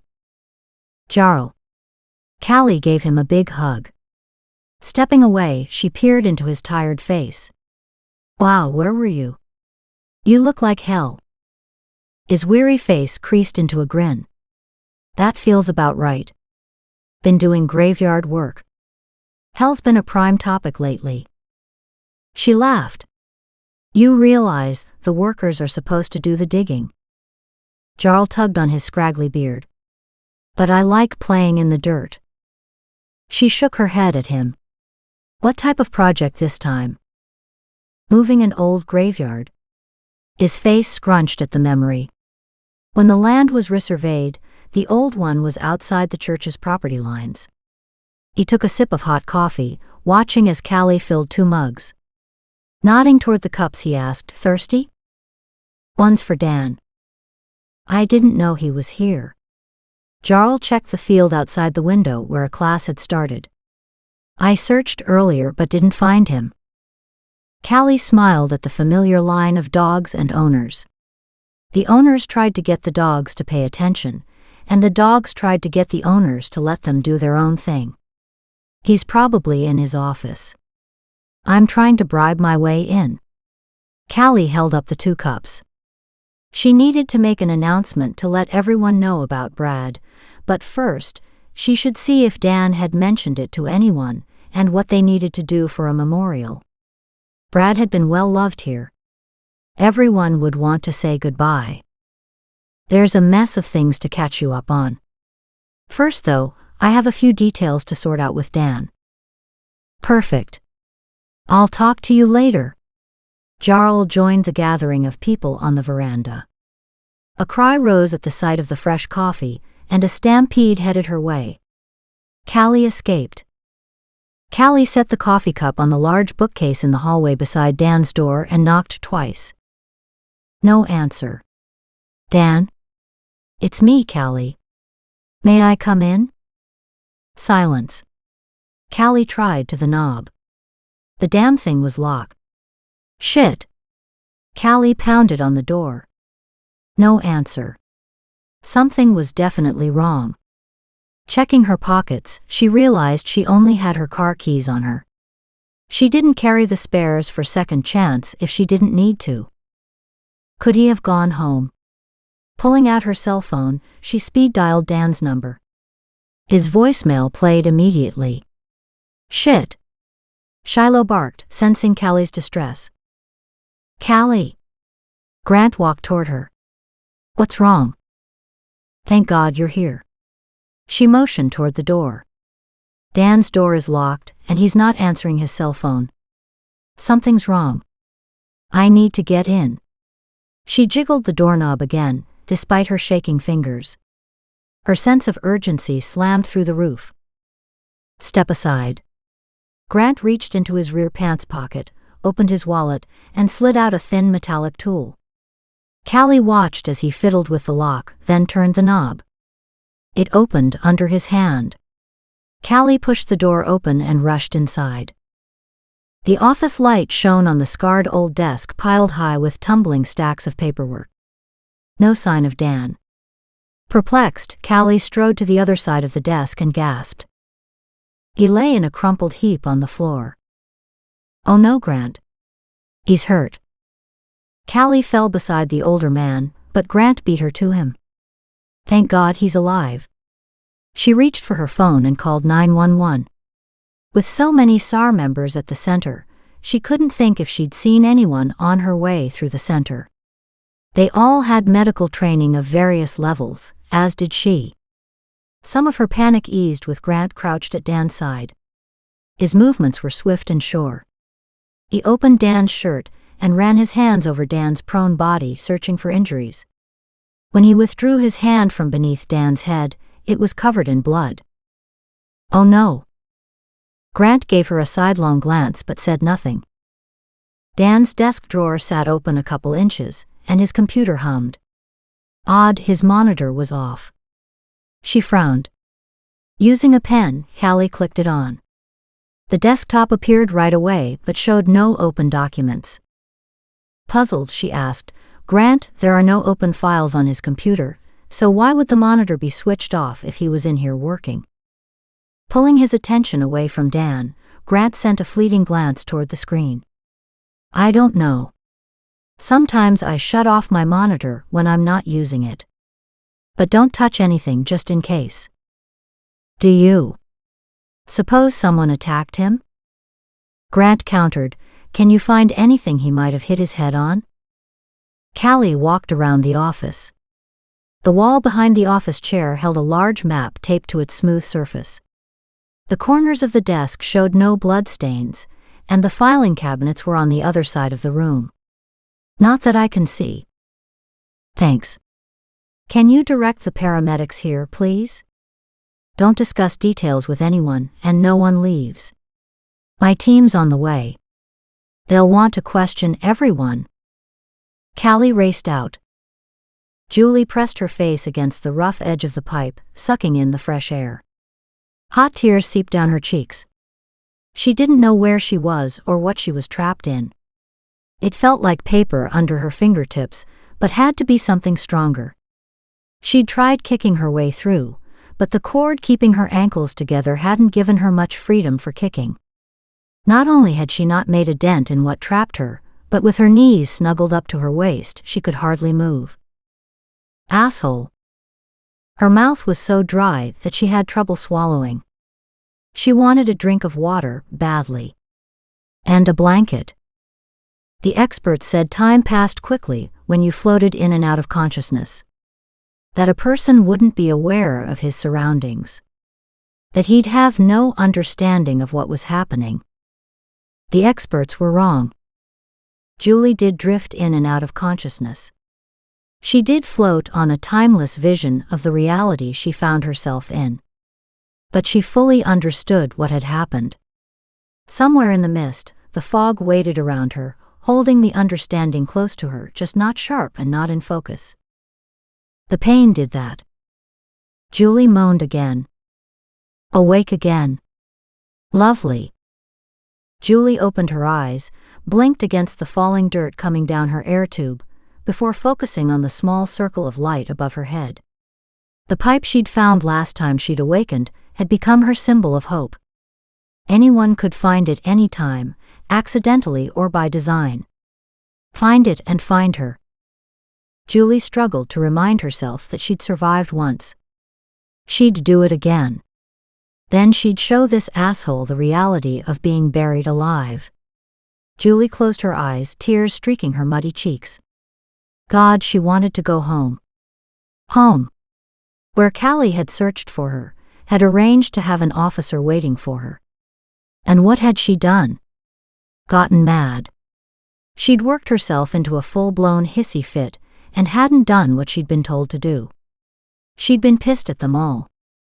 What a hell of a time to come to her senses. When it was too fucking late. Through dry lips she whispered, "Bastard." Laughter floated through the pipe. A small surge of anger whipped through her. Where the fuck was Callie? Callie burst outside through the front door to the center. Sirens were already audible approaching the main road. People ran behind her. Callie, what's wrong? Hey, what's going on? Callie shot them a frantic glance as the ambulance pulled into the lot. Dan's collapsed. Oh no. More people joined in the commotion. As soon as the EMTs emerged, Callie led the way to the office. There she blocked the stream of curious onlookers. The arrival of Grant's men shifted the crowd back. Several moments later, Grant strode toward her. They're stabilizing him now for the trip to the hospital.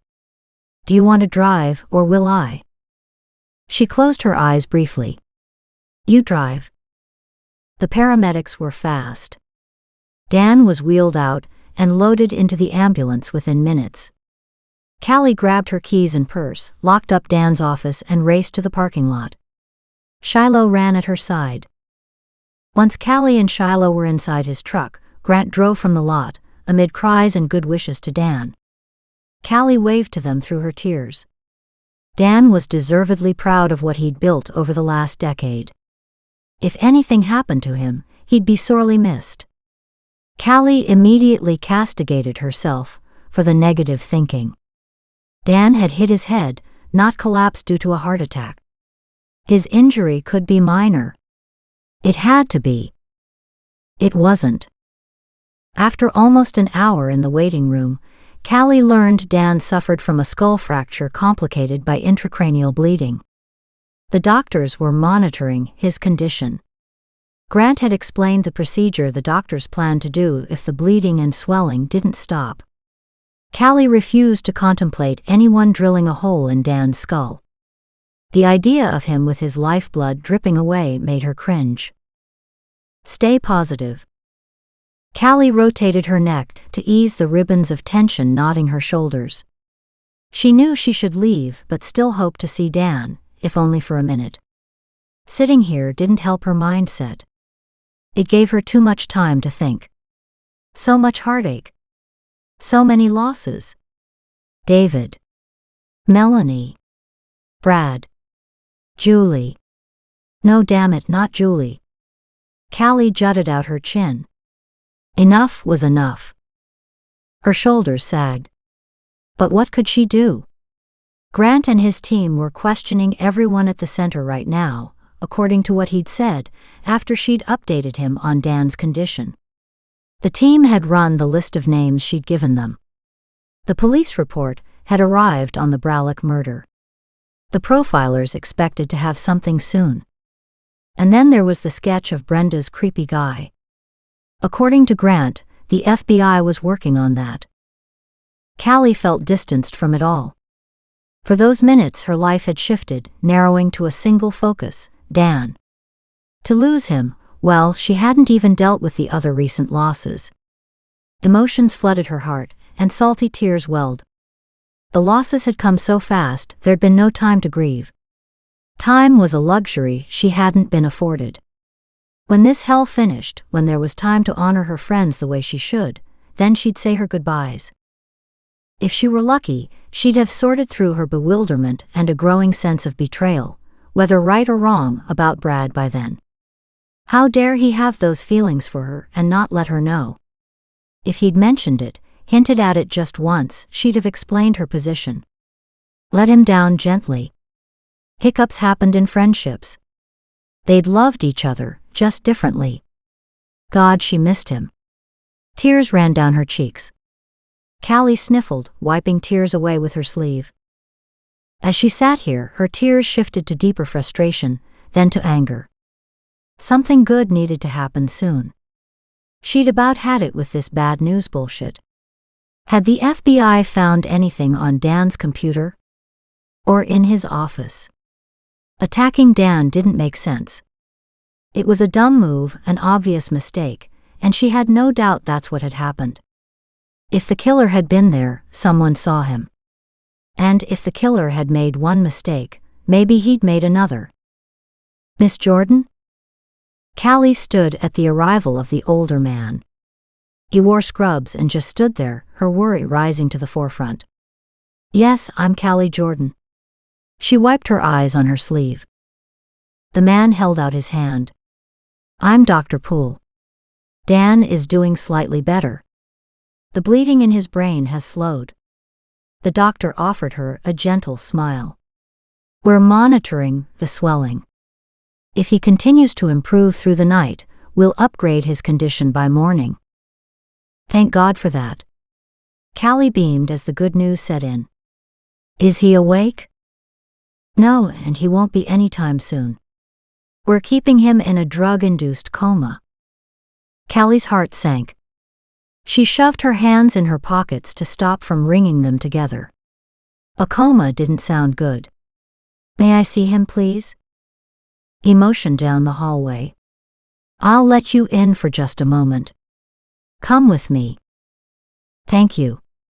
Callie grabbed her purse and sweater, then followed him. I appreciate this.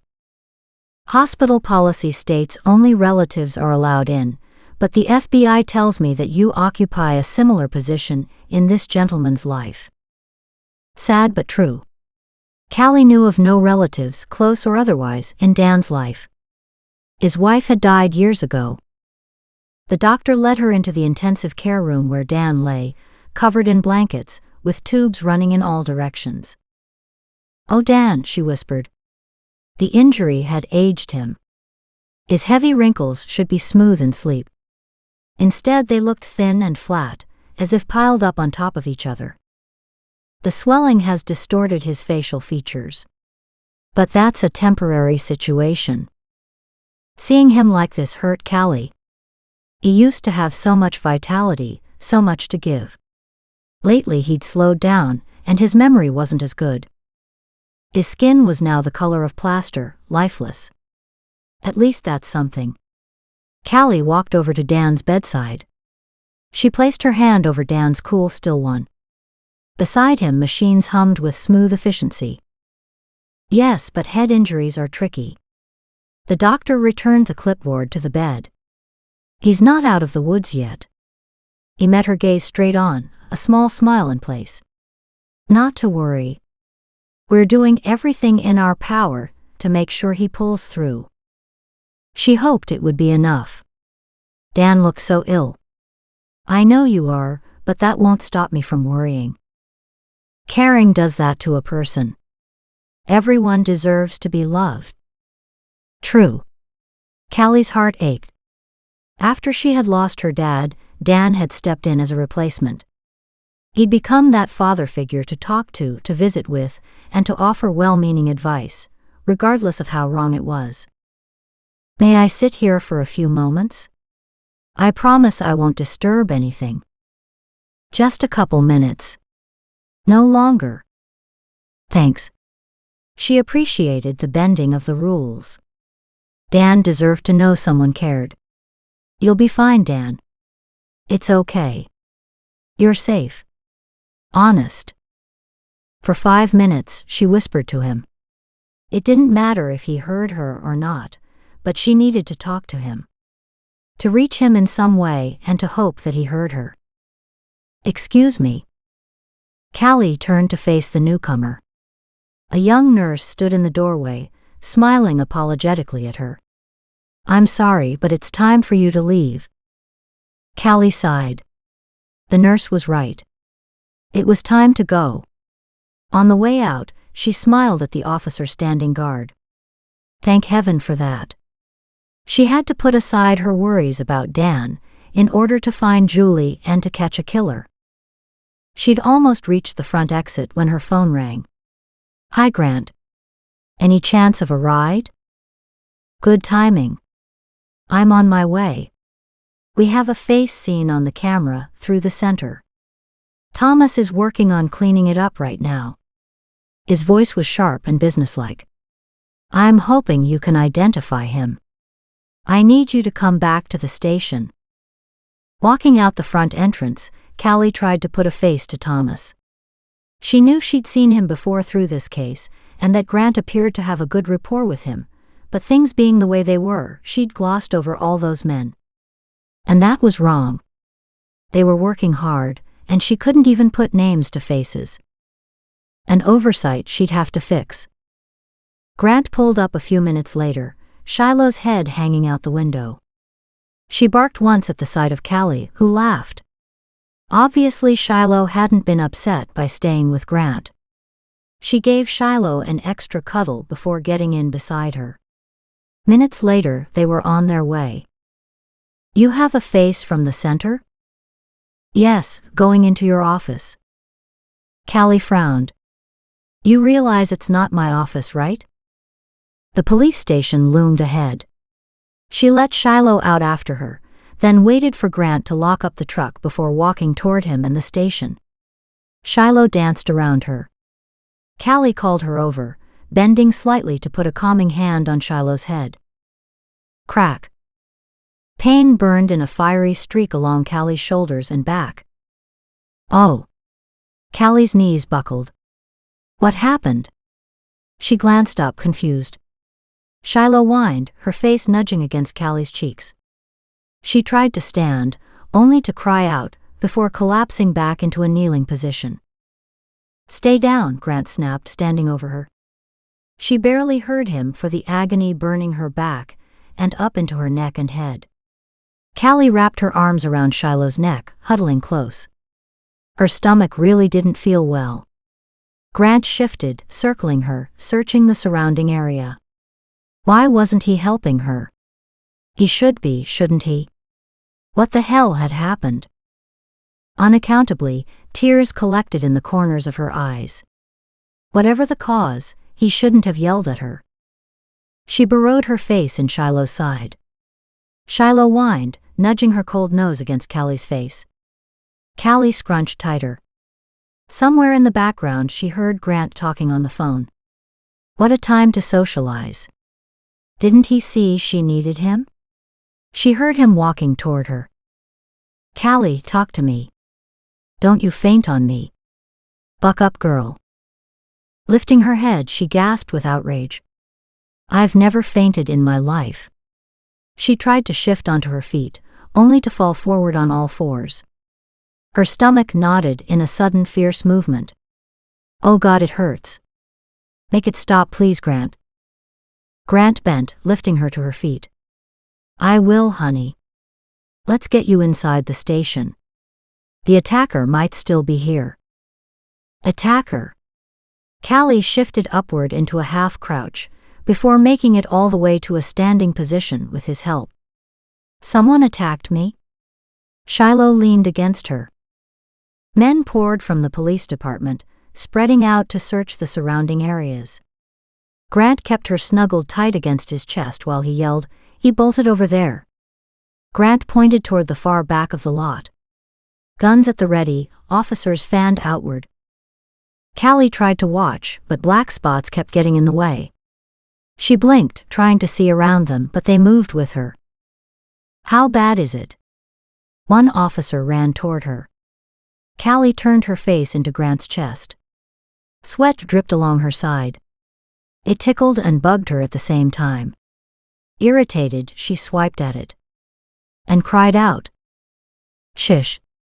Take it easy, Callie. Don't try to move, Grant whispered against her ear, his arms loosely holding her in place. Through the haze of pain, she caught part of the conversation happening, caught the new arrival's last comment. I've called for an ambulance. Callie lifted her head, pulling a frown at the men. An ambulance? The two men glanced at each other, then at her. In a soft, gentle voice, Grant responded, Callie, it's for you. You've been shot. Chapter 20. Shot. Pain blasted through her system tenfold with his words. You shouldn't have told me, she said peevishly. Now it really hurts. Grant hugged her close. Bile floated up her throat at the movement. Callie closed her eyes and clenched her teeth. A moan escaped, and she rested against his chest. A whine first, then the gentle paw on her thigh caught her attention. Shiloh sat beside her, her huge chocolate-colored eyes focused on Callie. Reaching down, Callie tried to reassure her, but damn, it hurt. It's okay, sweetheart. Grant's words were calming, and he rested his chin on the top of her head. You'll be fine. Appears to be a flesh wound, maybe scraping through the layer of fat on your back. Oh. Callie reared back and slugged him, regretted the movement and the additional pain. How dare you? Grant stared at her in astonishment. Whoa. What's wrong? What did I say? Callie snorted at the glint in his eyes. I don't have any, she said, emphasizing the next word, fat on my back. A telltale shaking rumble ran through his chest as he wrapped his big arms around her waist, hopefully avoiding her wound, her fists tucked up tightly against his chest. In a voice thick with mischief, he added, if you say so. I do, she mumbled, burrowing deeper in his arms. Only the pain dug in deeper, grabbed on tighter. I don't need an ambulance. No, maybe not, he whispered, his cheek resting against her hair, but I might. What? She gasped, pulling free to pat his chest and shoulders. Where? Did you get shot too? Where does it hurt? Damn the stupid male psyche, always having to play the big strong role. With a tug, he pulled her back more securely against him, cuddling her closer. I'm not hurt. You are. But. Callie stopped fighting to free herself, trying to understand. But nothing. I want you in an ambulance. Why? She slugged him once more for good measure, then collapsed against his chest. Ow! What was that for? Grant asked. For making me worry. Grant shook his head at her. You're making me crazy. Sirens sounded in the distance. Pulling free, Callie ran her fingers through her hair to smooth it down. A wave of intense pain bent her over double. She crumpled to her knees. Shiloh whimpered, nudging her nose against Callie's hands. Gasping for breath, she rocked in place. Stay with me, Callie. Focus on your breathing. Callie heard him, only that irritating trickle down her side now deluged into a stream of wetness. She slapped her hand over the spot. As she pulled away her hand, blood dripped freely off her fingers. Christ! Her stomach revolted, she wavered. Digging deep, Callie struggled to remain conscious. Lord, she hurt. Grant's face appeared in front of her, his forehead creased with worry. Callie drew a deep breath. I'm okay. It's just blood. Attempting to reassure him, she patted his hand, while ice trickled along her spine. Pausing, her hand midair, Callie cast a puzzled gaze at Grant. Something's wrong. Ice pooled in her tummy. Callie gazed at her belly. The warmth drained from her face, converting her cheeks to frost. Grant's face blurred. Callie opened her mouth. The words froze inside. She pitched headfirst toward the pavement. Callie! Grant caught her before she hit the ground, immediately checking for a heartbeat. It pulsed slow and steady. Several other men joined him. Shiloh twisted between them, getting in the way. Her nose pushing against Callie whenever she could reach her. Where's the damn ambulance? The sirens screamed louder. They're here, Grant. Take it easy. The ambulance peeled into the parking lot. Two men hopped from the vehicle. One ran toward them. The second one opened the rear doors of the ambulance and withdrew a gurney. Move aside, please. Sir, please stand aside. Grant. Thomas placed a heavy hand on Grant's shoulder. Move, buddy. These guys need to do their job. As if shaking free of a mental hold, Grant allowed his friend to pull him back. It was obvious Shiloh was anxious as the men worked on Callie, so Grant stepped forward and tugged her toward him. Come on, girl. Sit over here with us. He crouched, stroking her beautiful coat. Finally, the overwrought dog calmed enough to lie down. Grant straightened to speak to Thomas. Such an odd look was on her face when she collapsed. Shock. Maybe. The two men watched the EMTs work on Callie. Grant puzzled over the shooting. It doesn't make any sense. There's no reason to have targeted her. How close were you to her at the time? Any chance you were the target? Grant closed his eyes, picturing Callie walking toward him with Shiloh at her side.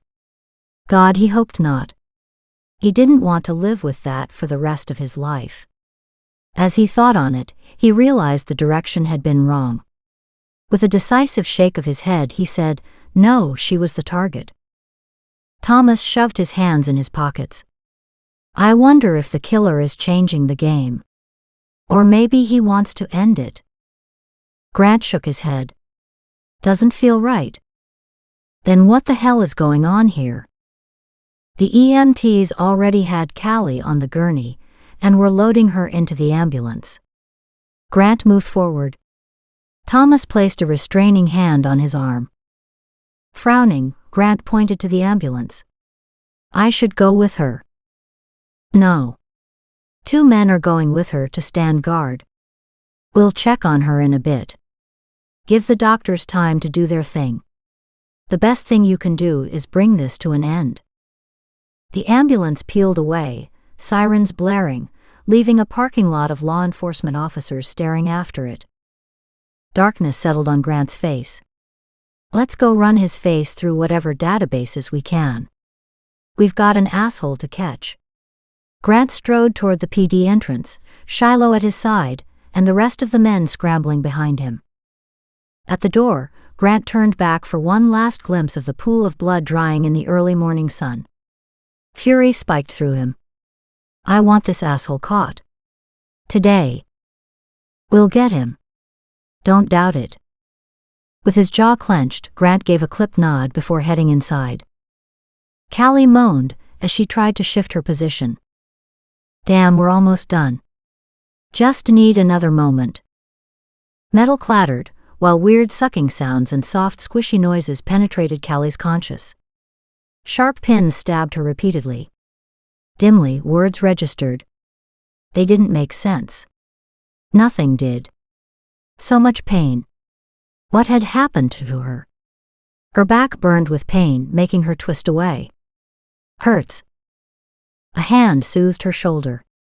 The movement blended into the confusion of sounds and sensations. Easy, sweetie. We're done. It'll be okay. Callie moved again, desperate to stop the deep aching pain. Her mind was so fogged. Why was she here? What were they doing to her? Try to stay still. No, she moaned in protest as something jabbed her again. Let's go, people. We're not quite done. Put her under so we can finish this. We can't let her tear out the stitches before we get this closed. Bright lights flashed in strobe symmetry as Callie blinked rapidly. Stitches. Injured. Hospital. Callie struggled to make sense of the distorted words and the images, all interspersed with the pain. Then none of it mattered. Clouds and soft white cotton batting closed in. Sighing with relief, she drifted under. Grant parked his truck beside several other vehicles at the front of Second Chance. A couple people wandered the large, lazy veranda, and fewer dogs were here than he'd become accustomed to seeing. Shiloh woofed deep in her throat. That's right. This is a second home for you, isn't it, girl? It's a busy place. So how do you want to play this? Thomas studied the layout of the center and its adjoining fields.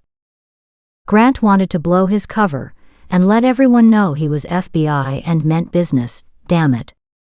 But that could cost someone else their life, if the wrong person figured out they were closing the net on him. I'd love to go pound heads and get answers, but we can't. No one here knows about your FBI connection at this point, and we need to keep it that way.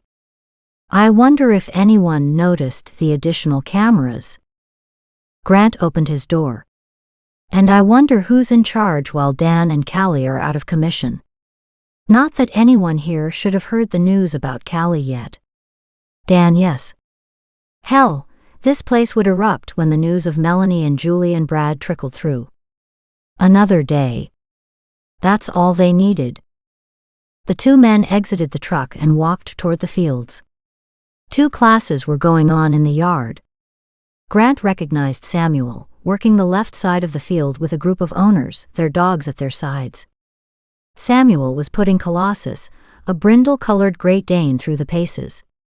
Grant checked the opposite end of the field. There, Caroline, her diminutive stature almost obscured by the attendees, demonstrated obedience training with her Jack Russell Terrier. His admiration went up a notch. Anyone who successfully commanded a Jack Russell had skill. Returning to the white clapboard center, they walked into the general lobby. Shiloh raced over to Maureen. She bent and cuddled Shiloh. Grant, any news on Dan? The place has been crawling with cops, but no one's talking. Good. Grant responded to the question voiced, and not the palpable curiosity in her voice. "He's doing better." Joseph spoke from behind the two men. "That's great. Fresh coffee is dripping if you want a cup." Turning to watch the younger man approach, Grant said, "Great. I could use one. The day's been a little rough." And that was the truth. He'd caught a power nap earlier, but sheer adrenaline was keeping him going at the moment. Later he'd crash and burn, but only after he had answers and knew Callie was safe. "Were you two here this morning during all the chaos?" "No. We teach on afternoons, evenings, and weekends, then drop in at odd times during the week," Joseph answered. Grant glanced over at Maureen, who nodded her agreement. Walking to the still dripping coffee pot, Grant thieved a cup for himself. "Thomas here," Grant motioned in his partner's direction, "is trying to identify a couple men. Maybe you two can help." Thomas obligingly held up the first picture they'd recovered from the new cameras installed at Second Chance. Joseph piped up. Jarl. Blackburn. He's worked here since forever. I heard he just returned yesterday or the day before." "Any idea from where?" Thomas wrote Jarl's name on the back of the picture. "Not far from here, I think. I heard he moved part of a graveyard or some such thing, for a church." Thomas paused, pen in midair, a blank look on his face. "Huh." Maureen grinned. "Bizarre, huh? The longer you hang around here, the more normal the bizarre becomes. The story I heard was the church lost a parcel of land when the area was surveyed for a new development. The land held old graves. However, some of the markers were gone, so Jarl located the bodies for removal and reburied them in the new graveyard." Grant raised an eyebrow. "He can do that?" "Jarl specializes in it." How did that fit into his investigation? They'd have to confirm the dates, but it sounded like the timing, if what Maureen said were true, gave Jarl an alibi for the early kidnappings and murders. So many of these people were experts at digging and burying bodies. Kinda creepy. Thomas spoke up. "Do you know how we can reach him by any chance?" Joseph stepped up to answer. "He'll be on the contact list in the office." He motioned toward the hallway, heading to the offices. "If you can't find it, contact Callie. She'll know where it is." Figures. Neither Dan nor Callie were in a position to help. Holding up the second image, the sketch Callie had done at the police station, Thomas asked, "What about this guy?" Maureen frowned. "I've seen him but don't know his name. I think he's one of Brad's friends." Thomas adjusted the angle of the sketch so Joseph could get a better look. He studied it for a moment, then shrugged. "No. I'm not sure I've ever seen him." "No problem. Thanks for helping us identify the first one. Anyone else here have access to the office?" Thomas studied the almost empty center. "Someone who might be here now, so we don't have to disturb Callie?" The two instructors exchanged frowns. "I don't know. Those two run the place. A couple of us have keys but only to this common area, and the bathrooms, not the offices." Grant exchanged a glance with Thomas. "Okay, I'll ask Callie. Thanks for the help." Thomas and Grant reached Callie's office a moment later. Reaching out, Grant tested the knob. Locked. Pulling out his pick from his wallet, Grant opened the door in seconds. Glancing at Thomas first, he stepped inside. The room appeared normal, untouched. Grant walked to the far side of her desk and booted up her computer. While they waited for it to load, both of them perused her desk, drawers, and bookshelves. Unlike Dan, Callie's workspace was sparse and clean. Cold. Hardly looks lived in. Callie mentioned she didn't come in often, but when she did, she mostly worked. Obviously. Thomas paced the small room, checking for anything of interest. The computer requested a login and a password. Grant frowned, sat down and entered several possible logins. None of them worked. No luck here. Head to the hospital and Callie. Thomas asked. Where's Shiloh, by the way? At the center, which is a second home for her. Just until I can take Callie home. Grant sighed and rubbed his eyes. His cell phone said 4 o'clock. Time to try the hospital again, for at least the 5th time today. This time, Grant reached the nurse's station and, as luck would have it, the doctor. Hi, Dr. Sanderson. Have you an update on Callie Jordan? The shooting victim from the police parking lot this morning? Jordan? Oh, right. That's one lucky lady. The doctor coughed several times, clearing his throat. Grant waited for him. How's she doing? I've put in close to 30 stitches. The bullet's path scored the trapezoid and triceps muscles. The skin will take the longest to heal. However, everything's been repaired. Time will heal the rest. That's good news. He straightened as the load of worry slipped off his shoulders. Yes. If that bullet had gone in at a slightly different angle, she'd likely be dead. I understand. Grant didn't dare dwell on what-ifs. Is she awake? May I speak with her? Maybe in an hour or so. Grant finished the call to update Thomas. She's still under. We can't talk to her for a bit. Then let's try to identify the second man, then find Jarl. Chapter 21. Hey. Callie turned her head, rising up slightly onto her arms so she could see him. Lying on her stomach gave her a limited view. Grant? His footsteps sounded first, then the sound of him moving a chair to the head of her bed. He added a second one. She twisted for another look, only the second person stood just out of view. Don't try to move, Callie. I brought Stefan. What? Great, she couldn't even turn to sit properly. At least she wore a gown, though her back lay exposed, the blankets covered her lower half. She'd been so looking forward to seeing Stefan again. She must look awful right now. She swallowed hard before saying as nonchalantly as she could, I'd say hello except it's a little hard to see you. Grant, can you give me a hand, please? Grant's strong arms grabbed her below the ribs, and he carefully lifted her free of both bed and bedding. Callie shrieked as the world spun in a chaotic movement, before righting itself. She snagged the blankets to cover herself, as she settled in a sitting position. Unorthodox but effective. She smiled up at him. Thanks. Arranging herself cross-legged on top of the bed, she looked up and lost her breath again. Good Lord, I'd forgotten. You're too gorgeous to wander loose, Stefan, she exclaimed.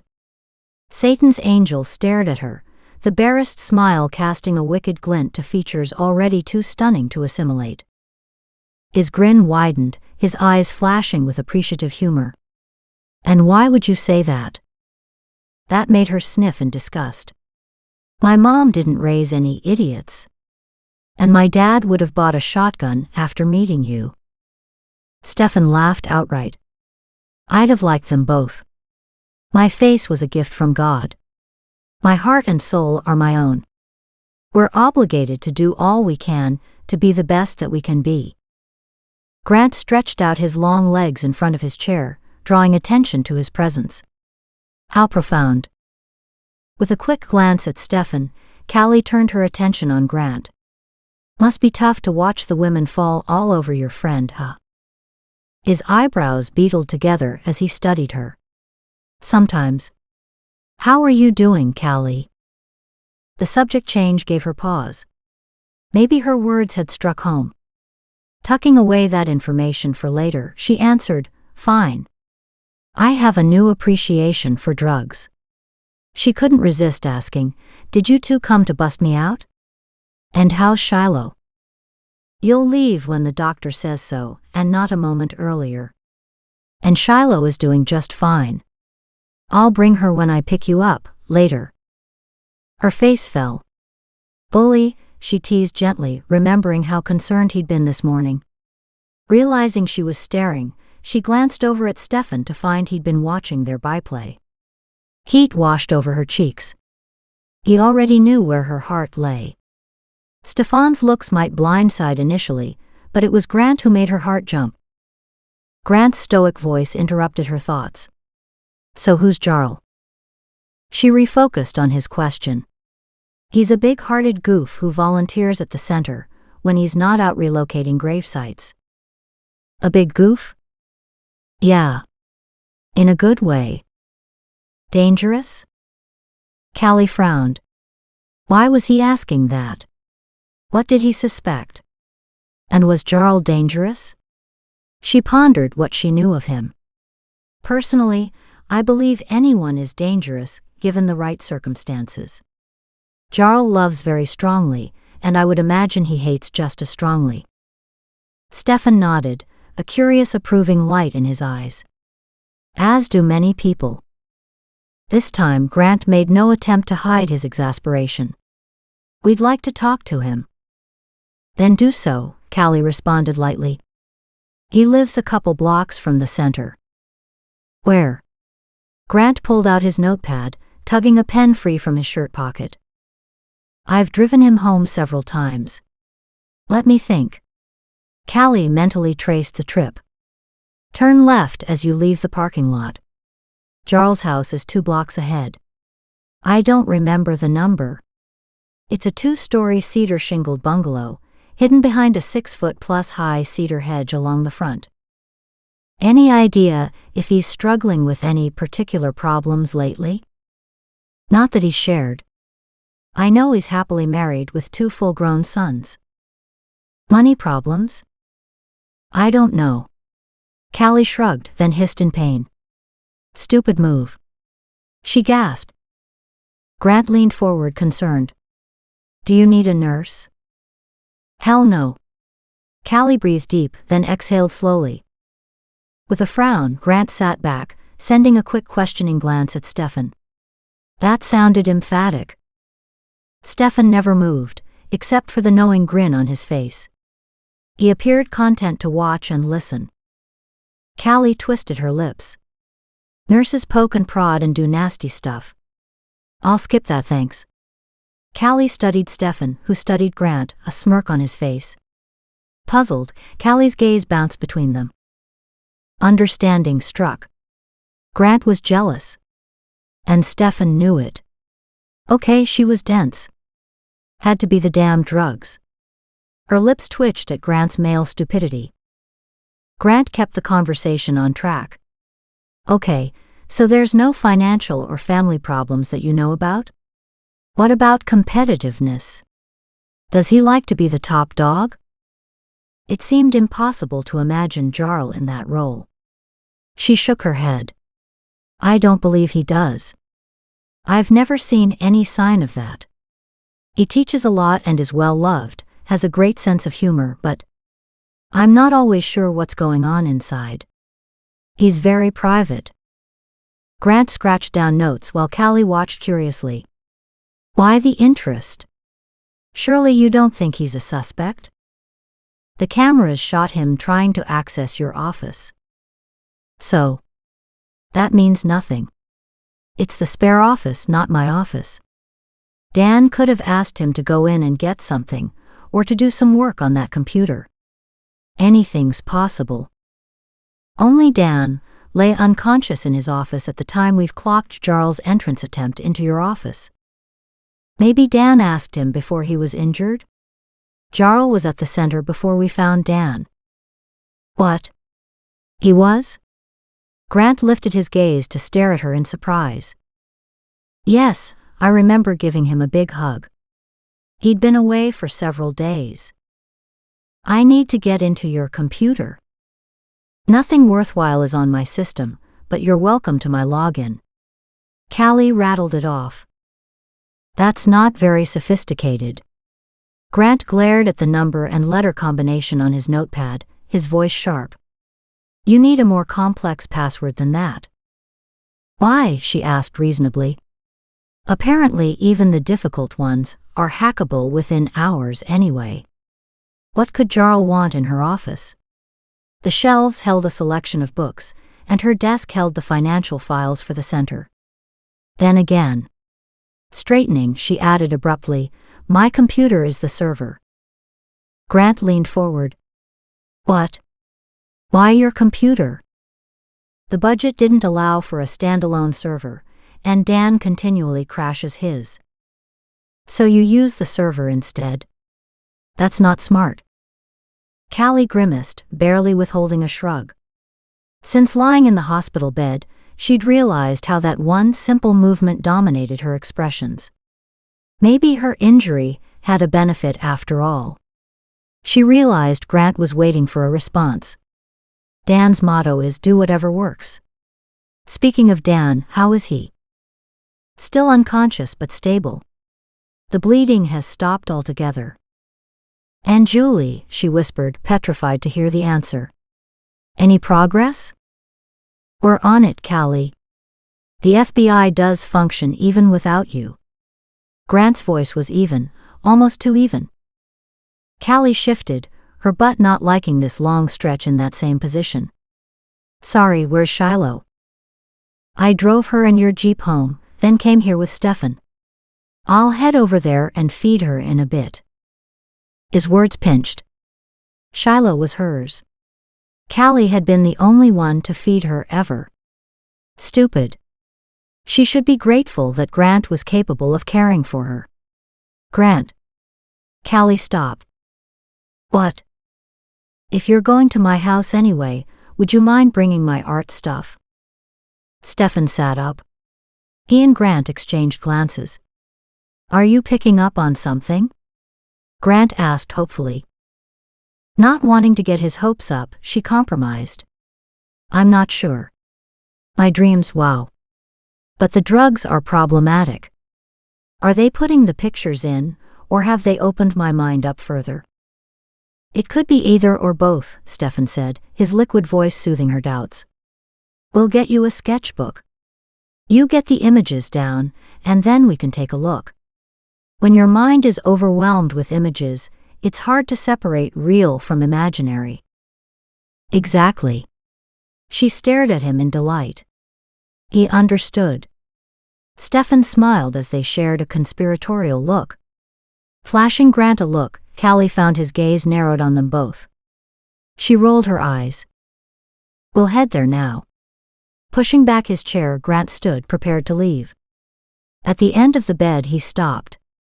"I have to ask, are these images related to Julie?" Stefan had reached the door, but at the question, he stopped to hear her answer. "I can't be certain until I've drawn it," Callie said soberly. "Maybe. Back in 40 minutes. He started for the door. Stefan winked at her before walking out of the room. "Grant." Almost at the door, he pivoted and raised one eyebrow in question. Crooking her finger, she motioned him closer. When he stood at her bedside, she reached up and tugged him to her level. Staring him in the eye, she said, "Your friend is gorgeous. That does not mean I'm nuts over him." "Okay." A fine flush worked over his face, highlighting his strong features. "Ouch. I'm that obvious?" "I understand. Really, I do. I'm sure women fall all over him. However, and get this straight, I am not other women." His eyes warmed. Grant bent and dropped a kiss on her forehead. "I'll be back soon." Callie listened as his footsteps faded away. Time for help. She reached for the call button. A nurse arrived within minutes. "How's the pain, dearie?" "Livable. But I have to go to the bathroom." "Good." With efficient practice, the nurse pulled back the blanket and dropped it over the bed. "Now on your feet, and let's see how steady you are." A disappointing try, as Callie wasn't as steady as she'd hoped. Eventually Callie wove her way back to her bed, with the nurse's help. Then bone-weary exhaustion invaded her limbs. The bed loomed in front of them. 3 full steps and a baby one. Climbing up onto the bed, she collapsed onto her belly, then buried her face in the pillow. Oh Christ, she hurt. Flames burned along her shoulders, tremors vibrated along her limbs. There'd be no more lifting her head. Oh, she moaned against the crackling hospital pillow. Painkillers? Callie twisted her head sideways. No thanks. Do you know when I can leave? Nope, but I can tell you that going to the bathroom on your own is a definite requisite. Right. Failed that one. Callie closed her eyes and waited for her breathing to calm down. She woke up an hour later and felt so much better. It was hard to understand how that was possible. Had she missed Grant? She frowned, searching her room. No sign of her sketchbook. A hospital tray waited for her, a large metal dome hiding its contents. Callie pushed herself up and attempted to sit sideways on the bed.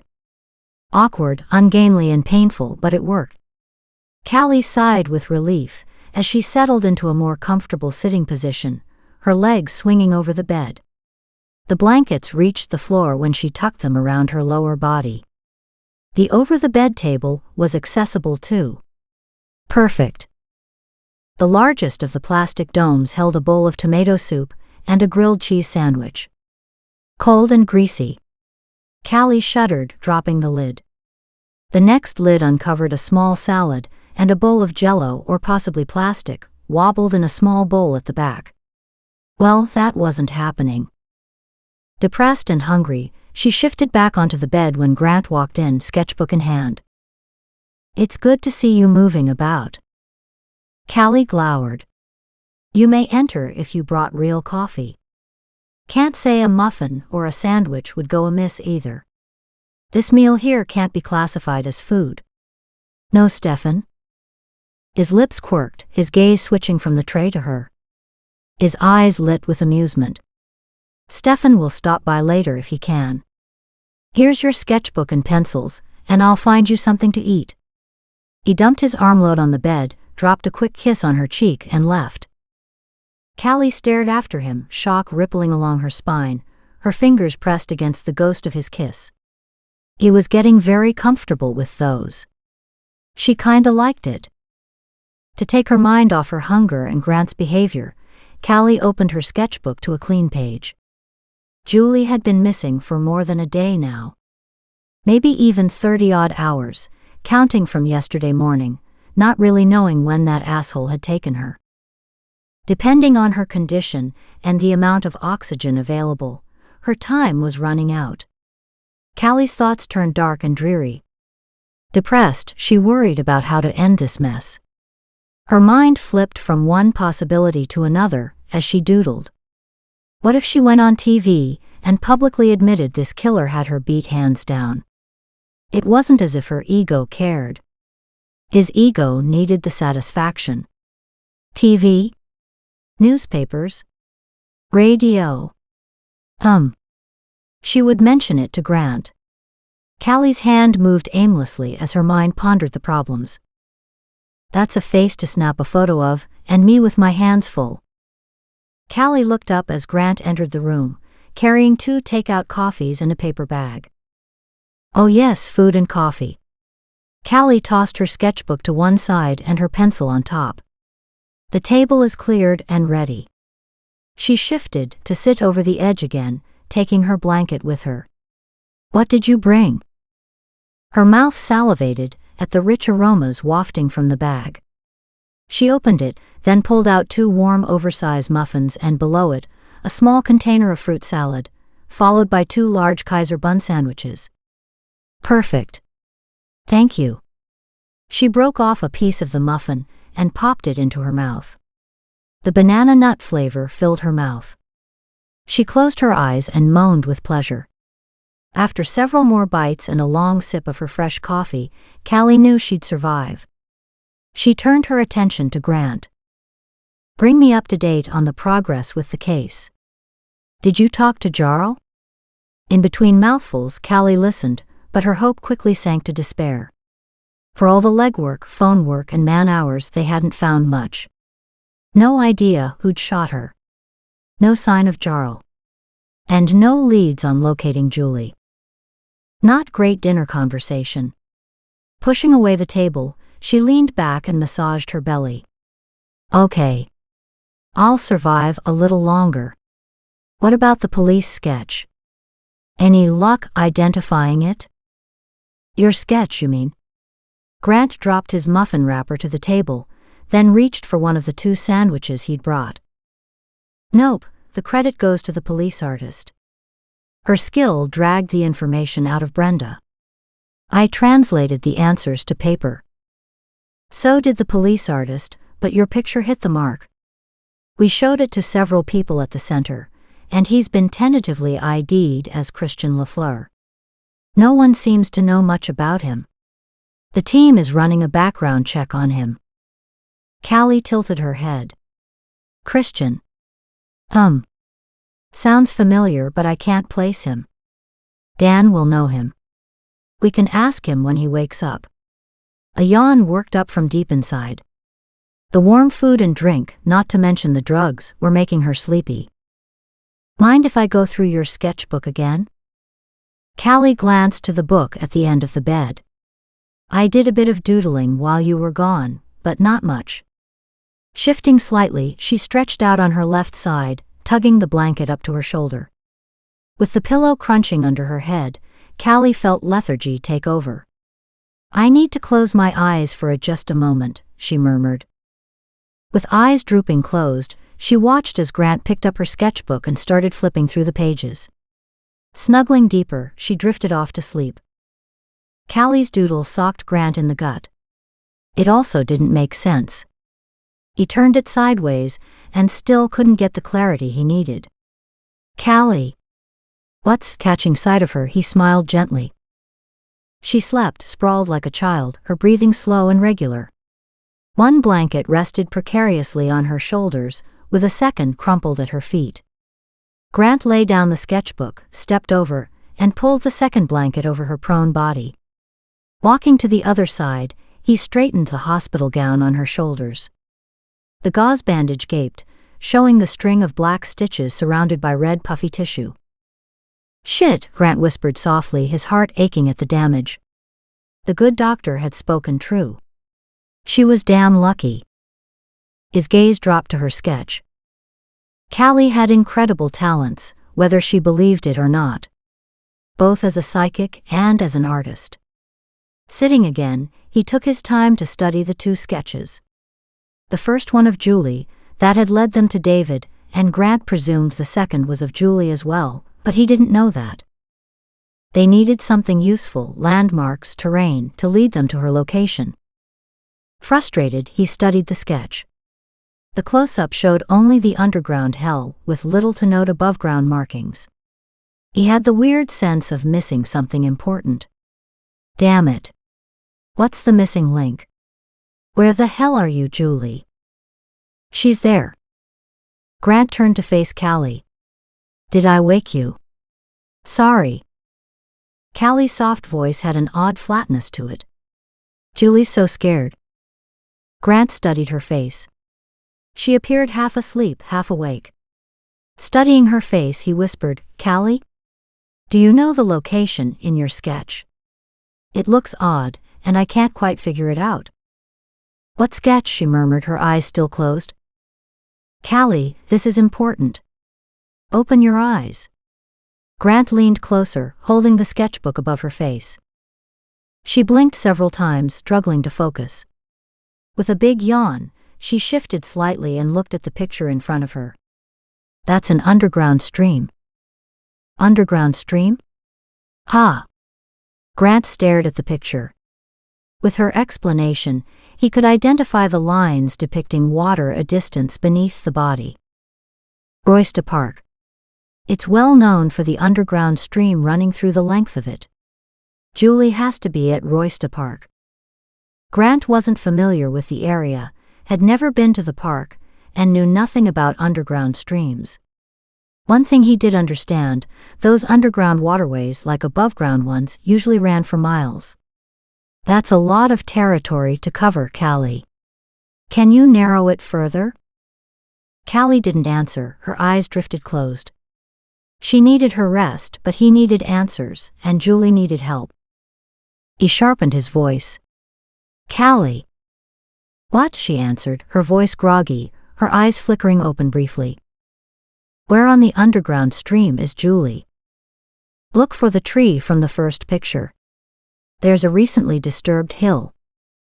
Snatching up the sketchbook, Grant flipped to the first Julie picture. The first picture showed a unique tree. "Christ. I need to borrow your sketchbook, Callie. I need to copy these pictures." Callie yawned, her eyelids drooping closed. "Nurse's station." "Back in a minute." Grant bent over, dropped a hard kiss on her forehead, only to hear her slow, even breathing. She was asleep. Chapter 22. Callie shifted her position gently, wincing at the tugs on her shoulders and spine. Hospital beds weren't comfy to begin with, but for the injured, they really sucked. Opening her eyes, she watched the shadows stretch across the room. She yawned. The afternoon had long disappeared. With a sense of relaxation permeating her soul, Callie realized, despite all her aches and soreness, she felt better. Less like she'd been hit by a bus.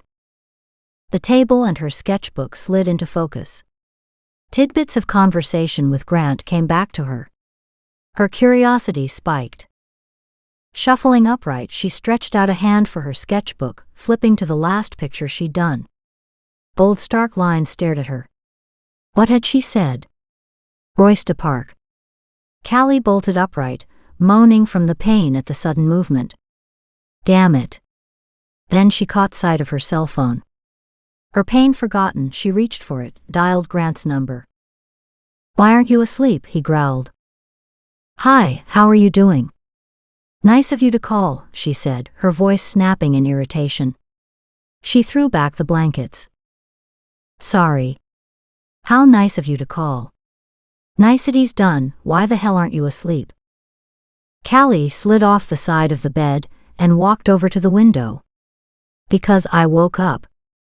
Cut the attitude and tell me what's going on.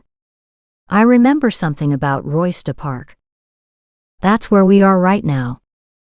Good, what handlers have you called in? Silence filled the phone. Callie's heart sank and she closed her eyes. You didn't call any, did you? Callie couldn't believe it. Jesus, Grant.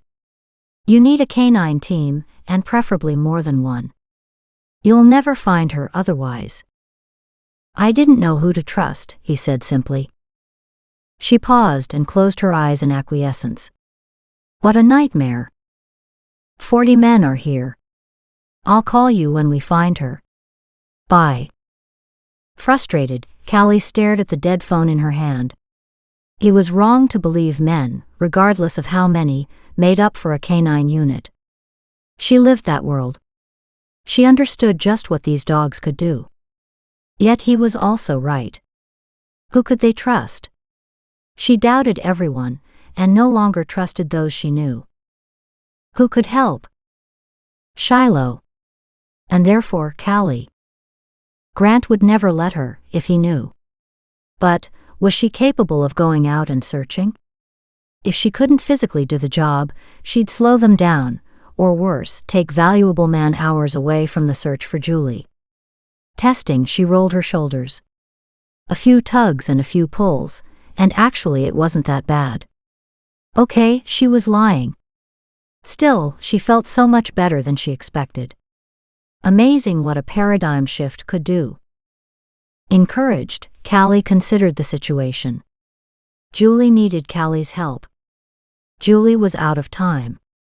They had a potential location, and all the stops needed to be pulled out to make the most of the next few hours. Callie. She stilled. Spun around. The room was empty. Callie, it's Stefan. Stefan, she whispered. Where are you? Warm laughter filled her mind. At home. She smiled. Damn. You're good. The same laughter wafted throughout the room. So are you. He was speaking in her mind. And she was answering. A mess of questions rose to the surface, but even the concept of telepathic communication seemed too much right now. She shook her head. Later. Right now. I have to help Julie. I need to search for her. Interesting. Why can't Grant's team handle it? She needed him to understand. He hasn't got a SAR dog. Shiloh and I easily replace 40 men. A deep hum filled the air. Callie turned around slowly, finally laughing as she realized what it was. Stefan, thinking. I have to go. If heavy painkillers worked and allowed her to function at a safe level, she might pull this off. If she fell and ripped her stitches, well, better to not go there. Definitely don't go there. I'll help. We will find her. Callie walked experimentally around the room, then attempted to twist and bend slightly one way, and then another. Painful but not agonizing, sore yet doable.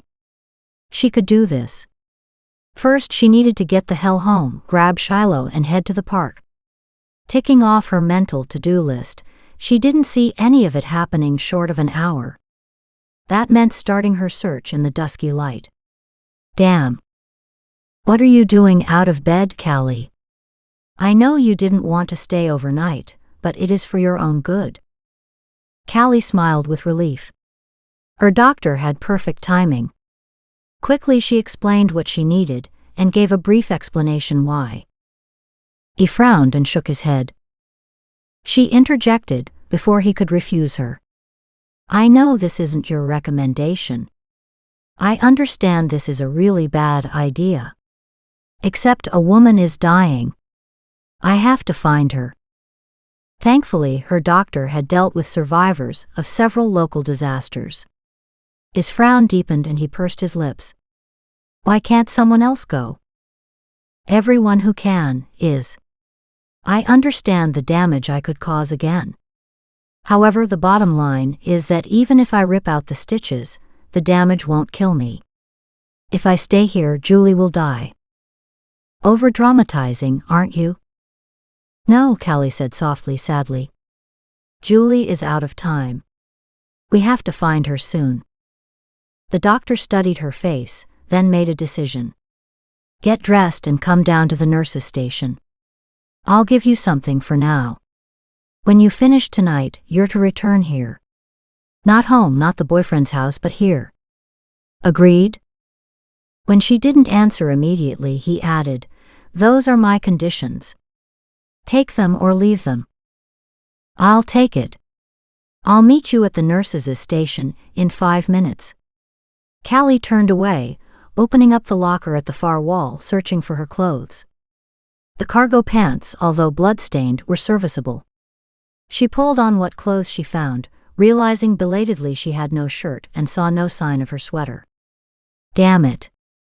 The doctor must have cut it off when she'd been brought in. A nurse walked in. I guess you don't need my help getting dressed. You've done just fine. I'm okay so far, but I can't find a shirt or my sweater. I'm presuming they were destroyed? The nurse walked over to look in the locker. Possibly. But assorted clothes are in the lost and found. Give me a moment. What a relief. Callie hadn't relished the idea of walking out topless. No way she would attempt to wear a bra. In the small bathroom, she washed up and ran her fingers through her hair. Dried blood clung to the ends. More blood dotted her arms and chest. Using a washcloth, she did a quick wipe, removing the worst of the mess. The pain made her shudder, yet it was the change in awareness that made it possible. Knowing Stefan was here helping made her stronger. She paused, or was he? She couldn't sense his presence any longer. Here. Try these on. The same nurse held out a big black t-shirt and a large hoodie in royal blue. Perfect. The nurse dressed her as if Callie were a 2-year-old, with her arms in front, sliding the t-shirt close to her chest before slipping it over her head. Let's wait until the doctor gives you a shot, then put the hoodie on. Then Callie tackled her shoes, a much harder proposition. Biting her tongue, she finally finished and stood again. Okay, let's go. She walked out of her room and came face to face with a guard, one of Grant's men. Easily 6'4", with steely eyes and a linebacker build, he didn't look like compromise was in his dictionary. He raised one eyebrow and stared down at her. Oh shit. The eyebrow went higher. She sighed and considered. It would be so much easier if you overheard my conversation with my doctor. She waited a beat. Did you? He nodded his head. Oh, thank heavens. Sue, I'm hoping that, like the good doctor, you'll understand. I have to do this. A woman's life is at stake. Again silence, then a clipped nod. Were all Grant's men so taciturn? She brightened. Then you'll let me go? Yes. But I'm going with you. Actually, I'd be pleased to have you. But I can't have you telling Grant. He won't let me go, or allow you to let me go. The guard narrowed his gaze as he stared down at her and sifted through her words. I have to do this. Julie's dying. I might be able to save her. One final clipped nod of that closely shaved head, and relief flooded through her. First stop is home to collect Shiloh, my SAR dog. Then to the site. We're out of time.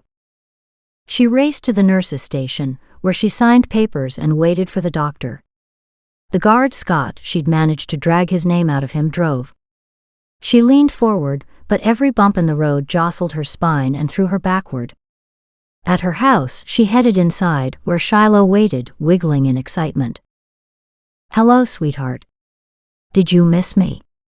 I'd love to cuddle, but we need to go to work. Callie walked into the kitchen and filled her pockets with granola bars and energy drinks. Water bottles had to be filled, dog bones collected, and what else? Another 5 minutes, and Callie decided they were ready to go. Flashlights, rescue bag, snacks, drinks, warm vest, and a blanket for Shiloh. At the last minute, Callie snatched up Shiloh's teddy bear. Shiloh understood and waited at the door. You had to love a dog that gave her all, no matter where or when. Stefan. No answer. Stefan. Still no luck. Neither could she still feel his presence. As long as he showed up when she needed him. Scott backed out of the driveway and headed in the direction of Roysta Park. Callie had to push her seat to the farthest setting and sit on the edge to avoid hitting her sore back with every bump. Chewing on her lip, she wondered how much ground Grant had covered. Then she snorted and laughed a little grimly. It didn't matter. She'd have to go over the same miles to confirm they hadn't missed Julie. Shiloh could pick up a human scent within 1/4 mile and track it forward. Any idea where they are in the park, Scott? He shook his head. Haven't had an update. Callie called Grant. So, she asked. Any news? No, nothing yet. But it's early yet. How many miles do you think you have to cover? Callie pointed, and Scott turned to the right. It should take her another 5 minutes to reach Roysta Park. About 10. The hydrogeologist gave us a map of the underground creek. It's on the west side of the park, running parallel to the back fence. Her heart sank. 10 miles. That was likely more than she could do. What do I hear? Callie heard the frown in his voice and lied without a qualm. The nurse's trolley is coming. Oh. You rest and heal. I promise I'll call if I hear anything. Okay. I'll talk to you later. Callie clicked off before he had time to ask questions. Shiloh knew the park relatively well, as they'd spent many a happy day roaming the area. Although Callie didn't remember seeing a fence along the back. By the time they pulled into the park and then reached the relevant parking lot, they'd already driven several miles. The kidnapper could use the access roads to go wherever he wanted to, but she couldn't take the chance of missing Julie. She'd start this search in an orderly fashion. A couple FBI vehicles were in the parking lot. She could only presume the rest were using the service roads. A dozen vehicles should be here to account for 40 men. "Scott, I'm going cross-country." As she gave him instructions, a group of FBI agents came out of the woods, their powerful lights shining in eerie patterns in the sky. She needed to be gone before they saw her. "Scott, grab the others and come behind me. You should see my light easily to catch up. I'm going up this fence line." She pointed it out to him. Unloading what she needed, Callie clipped Shiloh onto her lead and headed off, the adrenaline pumping, giving her a shot of energy. Feeling good and feeling strong, she let her body settle into a steady stride. Grant had said the underground creek surfaced south of here. The park was a huge, rough rectangle, but the entrance led to this parking lot in the center of the park. Left and right were the options. The left would offer an easier route with a slight downhill slope, but the creek traveled closer to the surface if she headed right. Shiloh would decide. "Shiloh.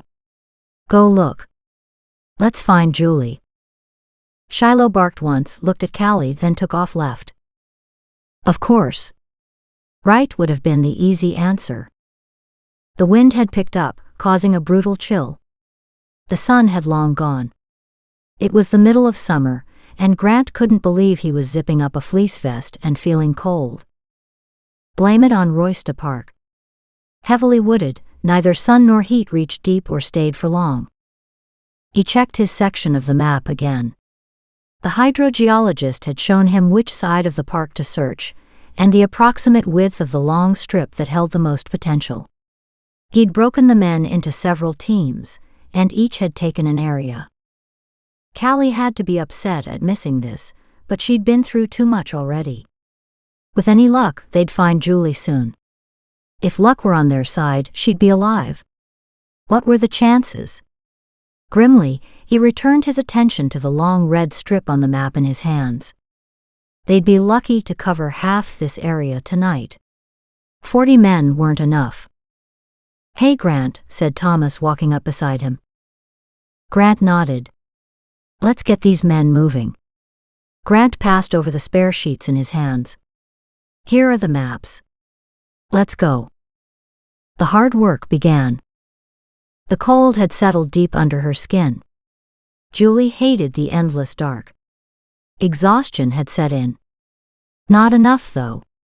Her body still screamed with pain from the unnatural position every time she twitched. How much longer? Surely someone would notice the pipe in the ground soon. She wasn't done yet. That bastard could gloat all he wanted, but she wouldn't give him the satisfaction of dying in this underground hell. She fanned the faint flames of anger. It kept her warm at night. Endurance had stepped in. Replaying memories of happy times kept her mind busy, which helped, but also reminded her of those people already gone from this world. And that she might join them tonight. She was so cold. A part of her was ready to die. Callie and Shiloh, Dan, all those SAR specialists probably didn't know she was even missing. How ironic. She'd been pissed at them for entering her home before, and now she could only hope they were still concerned enough to check on her again. Typical. You never knew the value of your friends until it was too late. Or the value of law enforcement.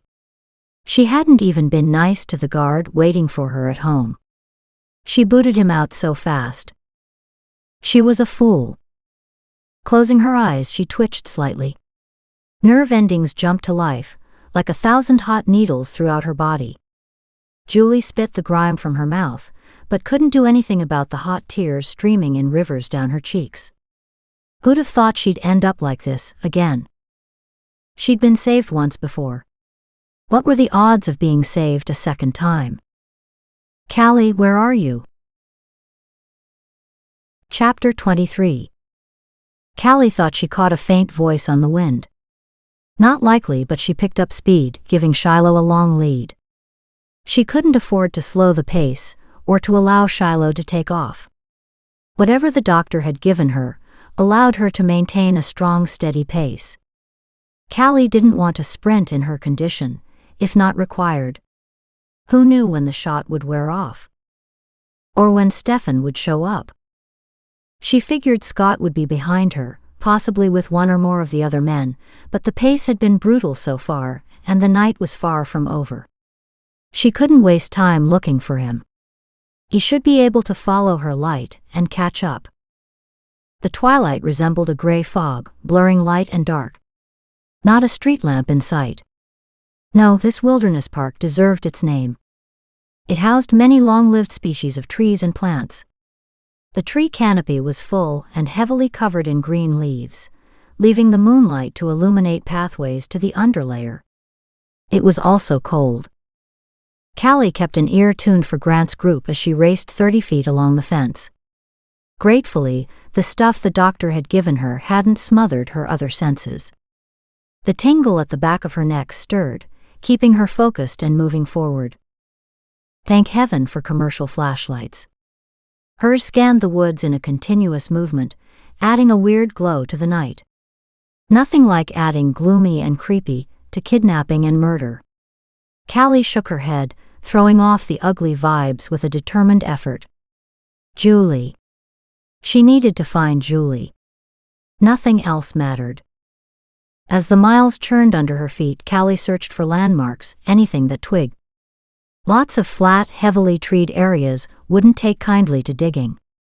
A sinking knot settled into her stomach. She faced a huge job, especially in the dark. Scott should be just behind her. This park was massive. People were known to get lost here for days. Tonight, Shiloh's skills came into play, with Callie as the handler. As she moved through the bush, her mind locked on her weird skills. She'd yet to take the time to study them. She'd always assumed they happened naturally. Lately, though, natural had become wild and weird. It confused, terrified, and, if she were honest, delighted her on some level. Since she had met Stefan, she realized that she might learn to control her skills. Skills that had helped them find David and Melanie. Now if only she could find Julie, alive. Shiloh, how are you doing? Callie found comfort in hearing the sound of her voice. Being alone out here is unusual, isn't it? Normally we're surrounded by people. Although Scott should be here soon. Shiloh ran toward Callie to say hi. Her ear twitched as she accepted a caress, then she took off again, her nose to the ground, her lead stretching a solid 10 feet in front. Callie walked faster to narrow the distance between them, but then with the slack in the lead, Shiloh pulled forward. Take it easy, girl. We need to conserve our energy. Shiloh ignored her and ran ahead. Callie caught the same sense of urgency and quickly ran up to her, using the powerful light of the flashlight to shine their way. A wind picked up, filling the woods with a chill and odd sounds of dry leaves rustling. Callie pulled up the zipper of her multi-pocketed vest to her neck. The shiver that overcame her was a sign of her lowered health. The doctor's stuff wouldn't sustain her for long at this rate. Callie hunkered deeper in her vest. The moon peeked out behind the clouds for a brief moment, illuminating the eerie darkness. Branches cast villainous shapes, and bushes whispered dire warnings. Callie hurried to stay close behind Shiloh. Her watch illuminated the time. An hour had passed. 1 hour, and she'd already reached the cold sweat stage. Callie's cell phone rang. She jumped at the noise.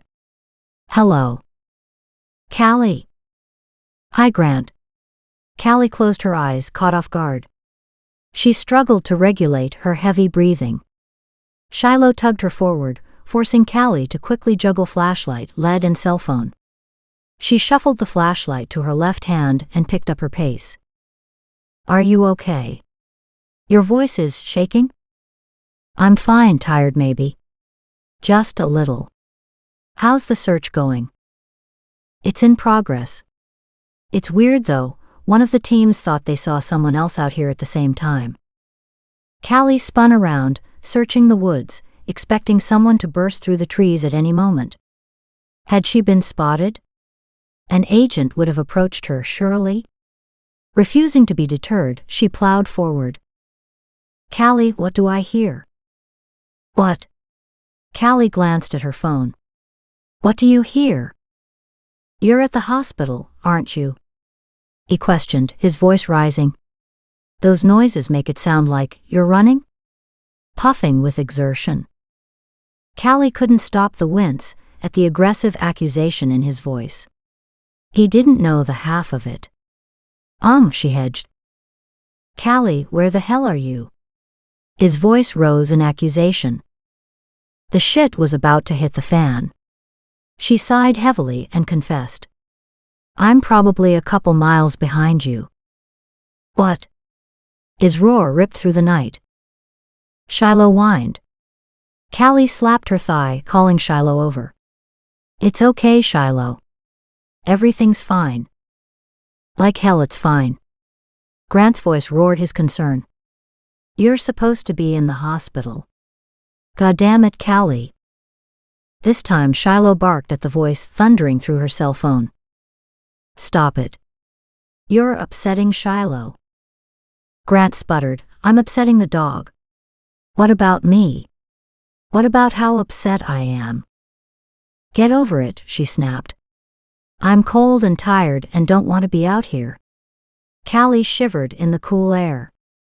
She wanted to be in her bed. Julie wanted the same thing, and she deserved to have it. Callie wouldn't quit. Then don't try, turn around. The phone line crackled with bits of conversation trickling through from Grant's side. Go home. I'd love to, she said, letting her irritation grow. It helped dispel the fatigue. Except this isn't about you or me. This is about Julie. And I didn't come alone. I brought Scott, the guard from the hospital, except he was supposed to grab another group of men and catch up, only they haven't yet. Shit. 40 good men are here. Callie shook her head, interrupting, and not one dog team. Shiloh's sense of smell beats your 40 men in a heartbeat. And then there's me. Where are you? I'm searching 20 feet off the west fence. Callie scanned the gloom to identify a landmark. After a hard walk for an hour plus, I'd guess we're about 3 miles in. Maybe only 2.5. Hard to say with the rough terrain. Callie tripped and caught herself as she spoke. Shit. What happened? Grant asked, concern overriding the anger in his voice. She bit back the moan as the burning in her back heated up. Damn it, answer me. I'm here.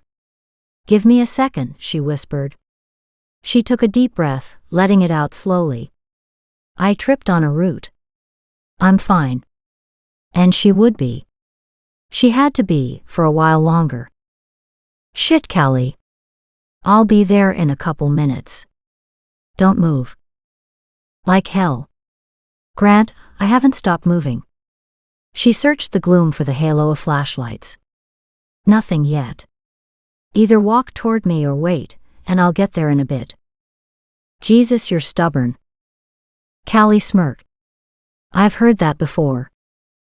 Nearby the brush rustled. Callie stopped, her hand to her throat. What was that? What did you hear? Noises. In front of me. Shiloh growled deep in her throat, the sound raising the hairs on the back of Callie's neck. Callie's gaze followed Shiloh's stare. The shadows stilled, blending bushes to trees into a dark silhouette. Clicking off her flashlight, she hunkered close to the ground, one arm wrapped around Shiloh. Grant. Did you say someone else is out here? Several teams are out here. I have men everywhere. Damn it, I don't have an update pinpointing everyone's location. Scott should have stayed with you. Where the hell is he? I'm hoping that's him, but I don't want to call out, just in case. Memories of startling the killer at David's burial site filled her mind. Impatience gnawed at her. She hated the reminder that the killer could be here watching her. I'd really like to know if friend or foe is in the area. She did not want a repeat of the last incident, where she'd come upon the killer in the dark. "I can't get the information on the others, because I'm talking to you. As I can see just enough to run, I should be within earshot within 5 to 10 minutes. "Thank God," she whispered, wishing he'd already arrived. She could hear his uneven breathing on the phone as he covered the ground between them. Callie stayed quiet, hugging Shiloh. She knew Scott would have trouble finding her like this with her flashlight off, but she felt safer. Poor Julie, she must be going through hell. Cold, tired, worn out with the effort of staying alive. Survival wasn't for the weak. Callie buried her face in Shiloh's warm fur and waited. "Callie." "Who said that?" Callie snapped upright, frowning. Had someone called her name? Grant? No, he'd call out several times. Not in a grated whisper. Her heart pounded. She wasn't alone. Noises crashed through the underbrush up ahead. No attempt to be quiet. Callie slipped farther into the shadows and was grabbed from behind. Callie screamed and struggled to free herself. Shiloh barked and jumped at her attacker, dashing in for an attack before retreating, dancing out of reach of the kicks, then rushing in again. "Shit." The man grunted, the muffled sound blasting in her ear. A gloved hand slapped over her mouth. Callie fought, a scream gurgling past his leather-covered fingers. His strong arm pulled her backward. Fire tore across her shoulder. She cried out with pain, tripping and falling to one side. Her movement broke her free of the one restraining arm. Pivoting, she kicked at him, screaming at the top of her lungs for Grant. "Callie!" The distant shout sounded off to the left. Grant. Although she couldn't be sure, because of Shiloh's constant yipping. At least Grant would hear her too. Her attacker dropped on top of her, trying to pin her arms, his shoulders shoved against her mouth, pinning her head low. Pain stabbed at her constantly as her stitches argued with the hard ground. Twisting and kicking with only limited success, Callie managed to slide one arm free. She immediately raked her nails across his face. "Bitch." It was enough to remove his shoulder from her mouth, but her attacker didn't let up his assault. "Grant, help." Pain enveloped her entire body. Fire licked across her back and shoulders. Christ, she hurt. Callie ignored her injures as she strove for freedom and to still the movements that pulled at her stitches. Bile climbed the inside of her throat. Shiloh added to the nightmare, barking and nipping at any body part she could reach to stop the man. Her attacker roared, his arms clamping on hers, pivoting her onto her belly, his knee slammed against her spine as his weight came down, holding her there. "Fucking bitch." Callie gasped for breath, but couldn't get any oxygen. Her spine felt seared, and she couldn't imagine the damage to her wounds. "Shiloh," she whispered. Shiloh charged. Her attacker screamed again. Suddenly his weight lifted, and Callie scrambled to her feet, bolting into the darkness in her panic. "Shiloh. Here, Shiloh." Callie raced ahead in the blackness of the night. "Grant," she screamed. "Grant, help. I'm free." "Callie." Strong arms reached and grabbed her. She screamed and panicked. "It's me." Grant pulled her tight into his embrace. "Stop, it's all right. Calm down. It's okay now. It's me." His words finally penetrated the sound of blood pounding through her veins. "Grant." She burrowed against his chest, her body quivering in fear. With added relief, Shiloh leaned against her legs.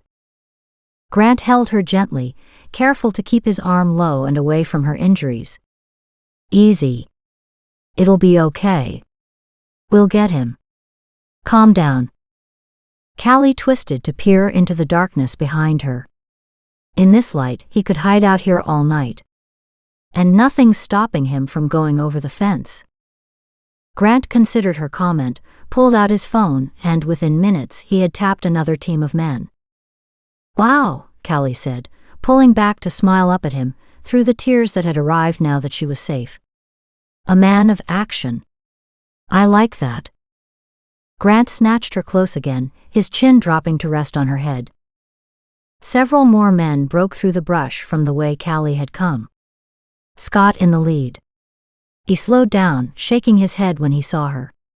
Jesus, when you said catch up, Callie, I didn't figure you'd be sprinting for miles. The men with him dispersed, on the hunt for the killer. Comforted, Callie closed her eyes and leaned in. Just as the tension drained from her spine, Grant tilted her head back so she could see his face. Why the hell aren't you safe in the hospital? He demanded in angry frustration. God damn it. Why the hell can't you stay in one place like you're told to? Do you know how much shit I'll give Scott for letting you out? Don't. I begged him to. And it was the right decision. Besides, I'm not a damn dog, she fired back, glaring at him. Nor am I ragdoll. Stop shaking me. You're ripping out my stitches. Cheap shot, yet effective. Instantly he stopped. Shit. Did I hurt you? His arms cradled her and rocked her back and forth. I'm so sorry. He shifted gears again, pushing her back a step, his hands running over her. Did he hurt you? One of my men will take you back to the hospital right now. Get those stitches checked. Stop. Callie placed her hands on his chest and pushed him backward. Of course I'm sore, but I'm going nowhere, not until I find Julie. Don't. She held up a hand to forestall his words as he opened his mouth. It's now or never for her. Shrugging free of his grasp, Callie bent to pat Shiloh on her back. I need a flashlight. I dropped mine when he attacked me. I should have hit him with the damn thing. At least then I'd still have it. Jesus. Grant splayed his flashlight across the area. Trampled grass and broken branches were a testament to her panicked flight. His face grew grim. Callie watched the hollows beneath his cheekbones deepen. It's over, and I'm fine.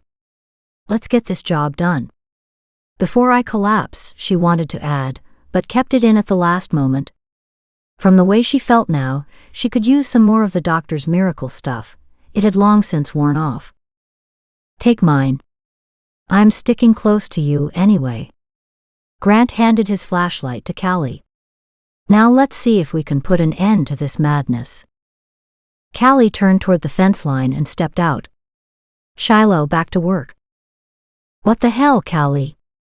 Frustration oozed from Grant's voice, but he fell into step at her side. We're close. I can feel it. It would explain the killer's presence, and she had no doubt that's who'd attacked her. Grant compromised. 1 hour. If we don't find her in an hour, you're returning to the hospital, and we continue without you. Like hell, she muttered under her breath. Hopefully it would be resolved before that. Callie picked up the pace, as Shiloh strained on her lead. Callie felt the exhaustion and the cold gnawing away at her. Even as she thought of her fatigue, energy surged through her, colors erupted in her mind, bathing her body in a warm lavender energy. Callie didn't dare stop. In fact, she suddenly felt like she could go all day. Then recognition hit her. She laughed inside. Stefan. A rumble of warm laughter wafted through her mind. Thanks. I needed that boost. You're welcome. Can you connect to Julie? Tell her to hang on. We're coming. That same weird humming filled her mind. I'll try. Not getting much of a reading. Shit, what did that mean? And Stefan left, leaving a pulsing, throbbing surge of power in her legs and her body. She didn't know how long it would last, but she was grateful to have it at all. She hadn't been sure she could go on much longer. Callie raced now, focused and determined to finish this job before her body or Grant finished it for her. For 15 minutes they raced forward in the darkness. Going left, then right, under trees and around brushes and hillocks, as Shiloh tugged on the lead.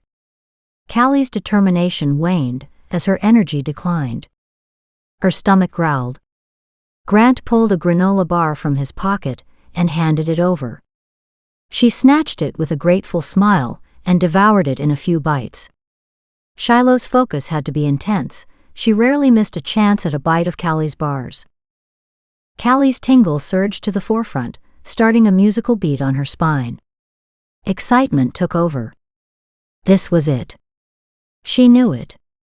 It had to be. She couldn't go much more. Shiloh had caught the scent. She barked, tearing off in a flat-out run. Callie was jerked forward, her flagging energy gathering for this final lunge. She raced behind Shiloh. Callie! Grant caught up, running easily at her side. What's going on? We're close, Callie gasped. Hearing footsteps, she checked behind her to see a team of men running at her heels. The eerie lights of multiple flashlights in motion, crisscrossing in all directions as the group moved across the rough terrain, gave an otherworldly appearance to the landscape. The knowledge that everyone believed in Shiloh, in her, warmed her heart. And scared the crap out of her.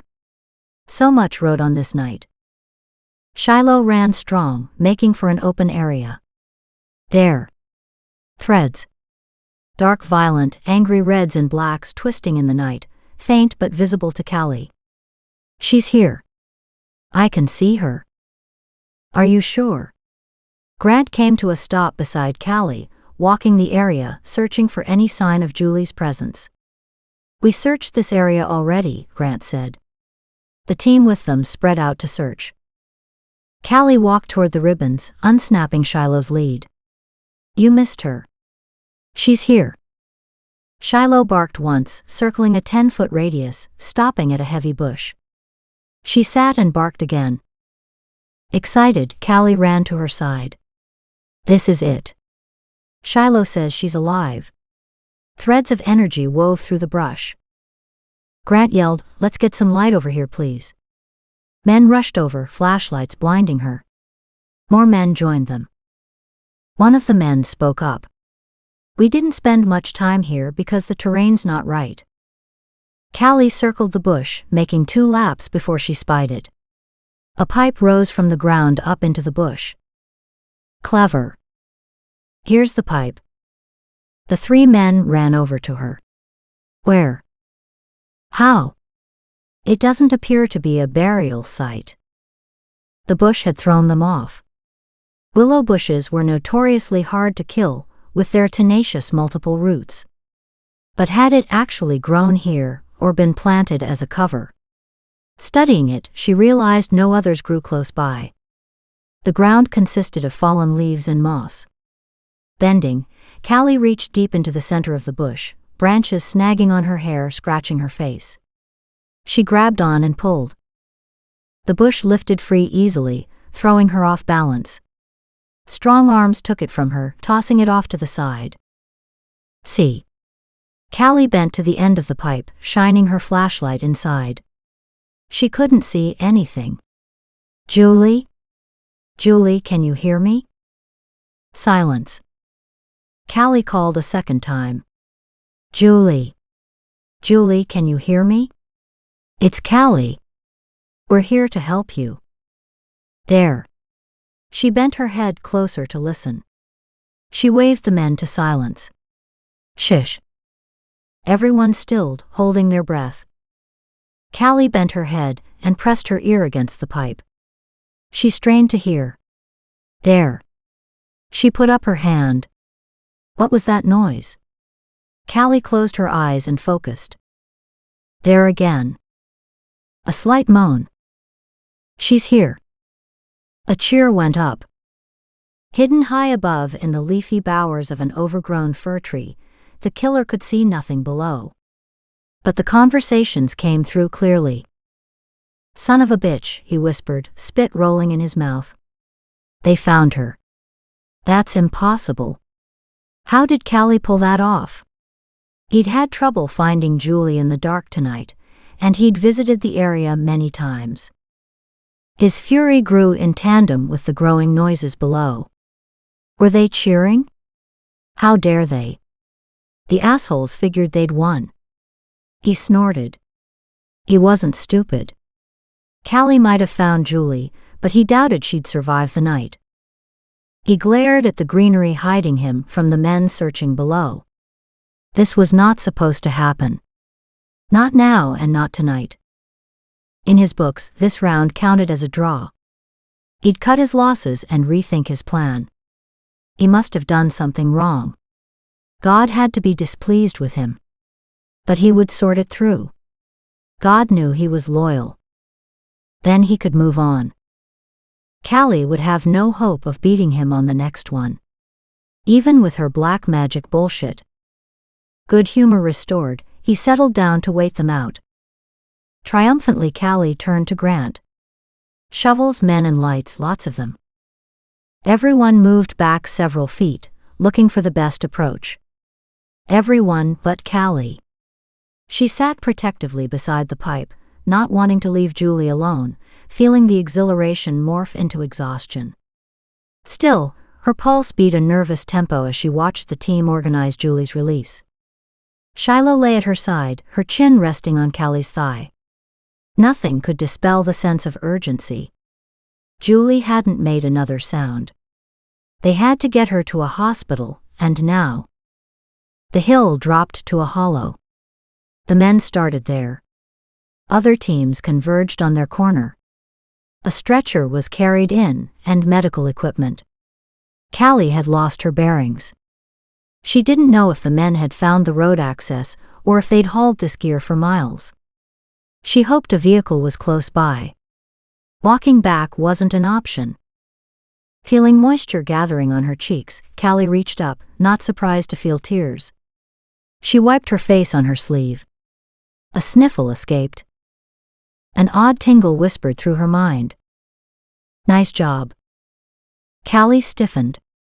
Stefan. Yes. You found her.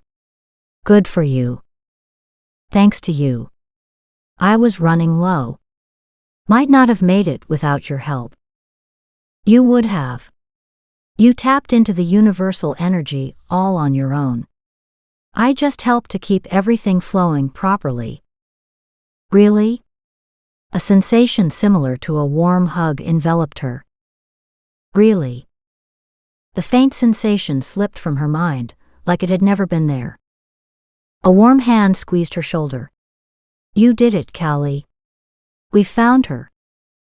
Callie lifted her head to see Grant at her side.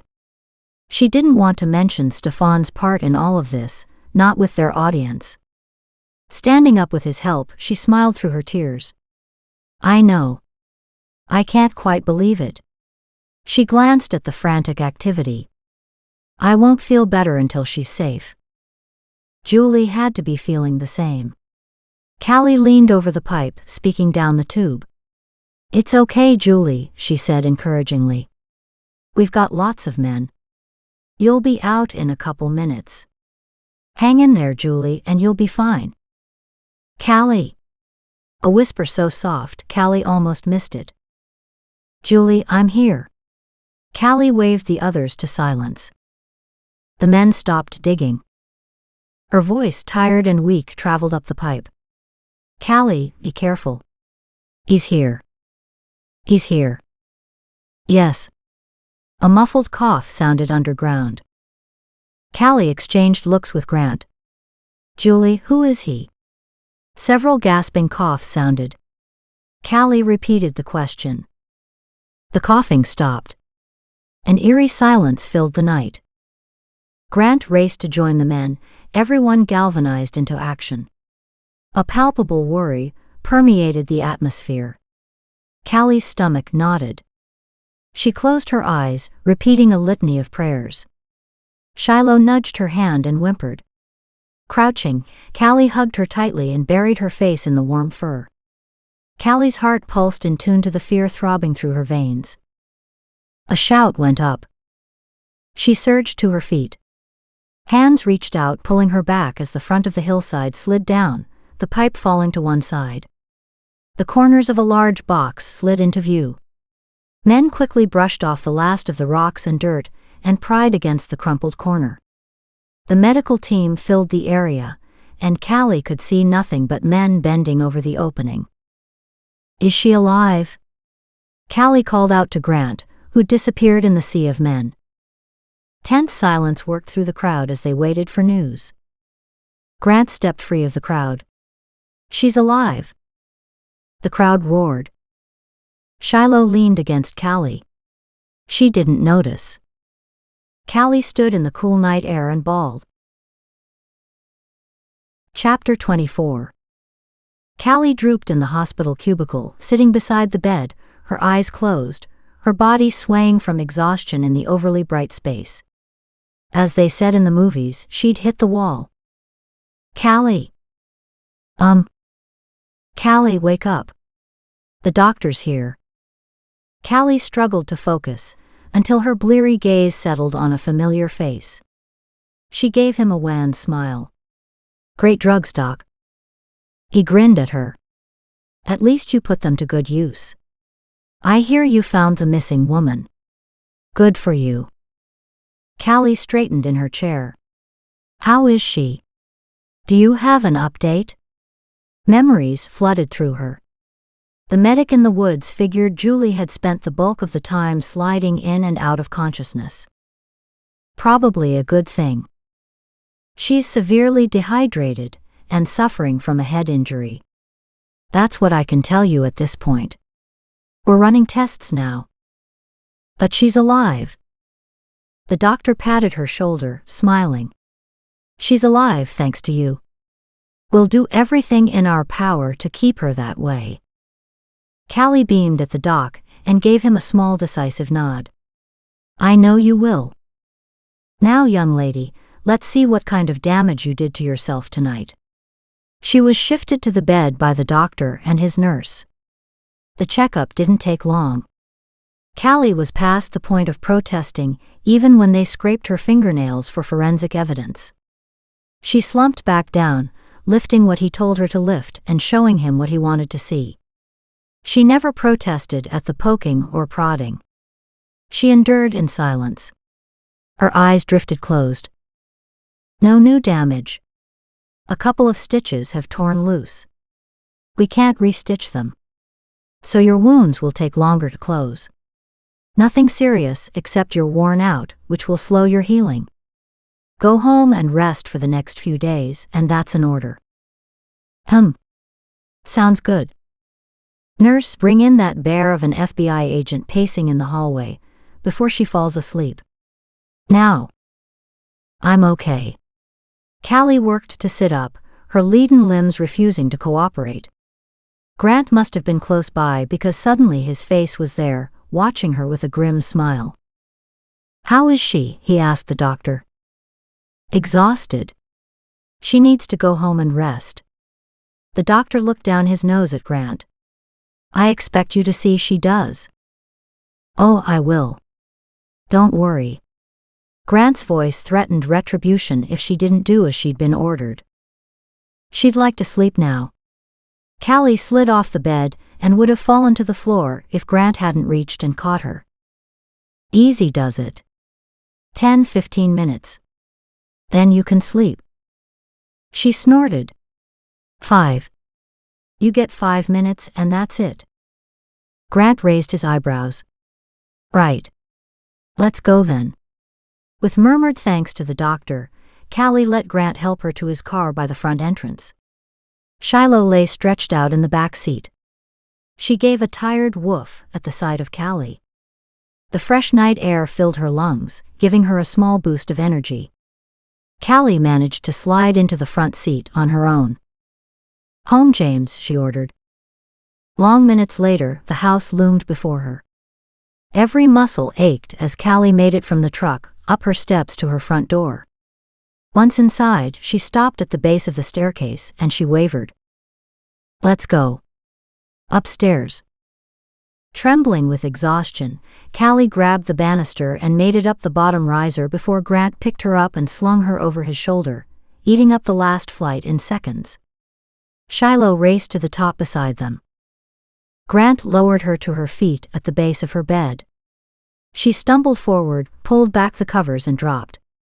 Shiloh jumped up beside her. Callie, wait. Let's get you out of those clothes. Too tired, she whispered. Grant didn't leave her alone, though. He tugged her shoes and socks off, ignoring her grumbling. Typical male. She brushed away his hands as he pulled on the waistband of her pants and tugged her jeans halfway down her legs. Cold, she murmured. I know, honey. Come on. Sit up.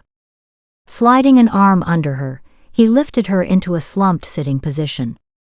Sliding one hand along her waist, he grabbed the lower edge of her t-shirt, easing it over her head. Callie flopped sideways and moaned as the gauze dressing over her stitches pulled on her tender skin. She immediately rolled into a tight ball. I'm sorry, sweetheart. You'll sleep better without the heavy clothing. Callie wanted to comment, only her teeth chattered to the point she couldn't talk. Grant pulled up her duvet to her chin and tucked it in along the length of her body, carefully avoiding her back and its stitches. Then he left her alone. Blessed quiet descended in the room. She closed her eyes and sank deeper into the mattress. Grant returned in minutes. Just one more thing. Let's wash your face. Soothing warmth filled her as he wiped her face clean. Now you can sleep. Callie sighed as a warm lassitude spread throughout her body. She fell asleep before he made it to the doorway. Sometime in the night, Callie woke up aching, everywhere, tears drifting across her face. Grant's warm arms wrapped around her, tugging her into a comforting hug, chest to chest. The tears poured. Shush, it's all right, Callie. Take it easy. Her shoulders shook as she burrowed deeper. The tears wouldn't stop. She cried in silence. Emotionally battered, her heart ached with the pain, the losses. Tension had knotted her muscles. The relief of finding Julie should have helped. Instead, fear kept her muscles tight and coiled, prepared. What if they hadn't found Julie in time? What if someone else was out there to rescue? Her heart ached too much for sounds to make their way past her throat. Shush. Stop crying, please, honey. You'll make yourself sick. Tender kisses landed on her forehead, the top of her head, and her temple. His big hands massaged her lower spine, soothing away some of her aches and pains. Callie's tears finally slowed. Easing her head back, she looked up at him, studying his beloved features. Heat spread throughout her lower body. She realized she wanted, no, needed his touch. Energy warmed between them, making her realize that, lying as they were, their auras had nestled together too. With a last sniffle, she opened her mouth to speak, only to find his finger up against her lips. Shish. A slumberous warmth slid through her. Energy spiked, small flashes dancing between them. What mattered was she wanted him. And had since she'd first seen him. With her eyes smiling into his, she licked the finger held against her lips, caressing the skin upward to the tip. His eyes darkened, deepened, then he shuddered. Callie loved it. Lifting her head, she slid his finger slowly inside her mouth and sucked gently. Jesus, Callie, he whispered. Or was that a prayer? You're playing with danger. No, I'm encouraging it. A wicked grin flashed before she closed her eyes and sucked his finger rhythmically. Fuck, he whispered, closing his eyes briefly. Tenderly, he placed a hand on either side of her head and stared into her eyes, searching. She reached up, whispering against his lips, yes, please. Energy blossomed, heat whispering between them, through them. His hands tightened, cupping her head and holding her fast as their mouths joined. The kiss started out light, tentative, an exploration, then ignited into something deep, intense. Callie felt the answering pulse in her belly. A moan slid free. She shifted her position, wincing as her back muscles tightened, pulling her stitches. Sliding her hands over his chest, Callie realized Grant was fully dressed. Searching out the top button of his shirt, she moved with delicious pleasure and slid the button through the hole, one finger purposely sliding against the smooth skin of his chest. She reached for the next. Christ, Callie, you're driving me nuts. His lips slid across her neck to feast on the delicate shell of her ear. His hands touched her spine and froze. Her stitches. Callie sensed his withdrawal immediately as he pulled back, a protest forming on his lips. She beat him to it. It's okay, Grant. We'll be careful. God, you're hurt.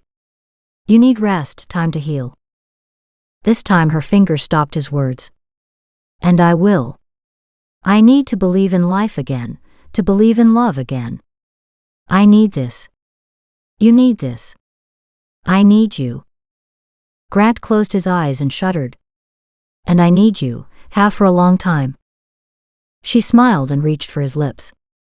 Good. Let's not waste any more time. When he took her mouth this time, there was nothing tentative about it. He devoured her, for the first time tasting her, enjoying her, knowing they had hours of pleasure ahead.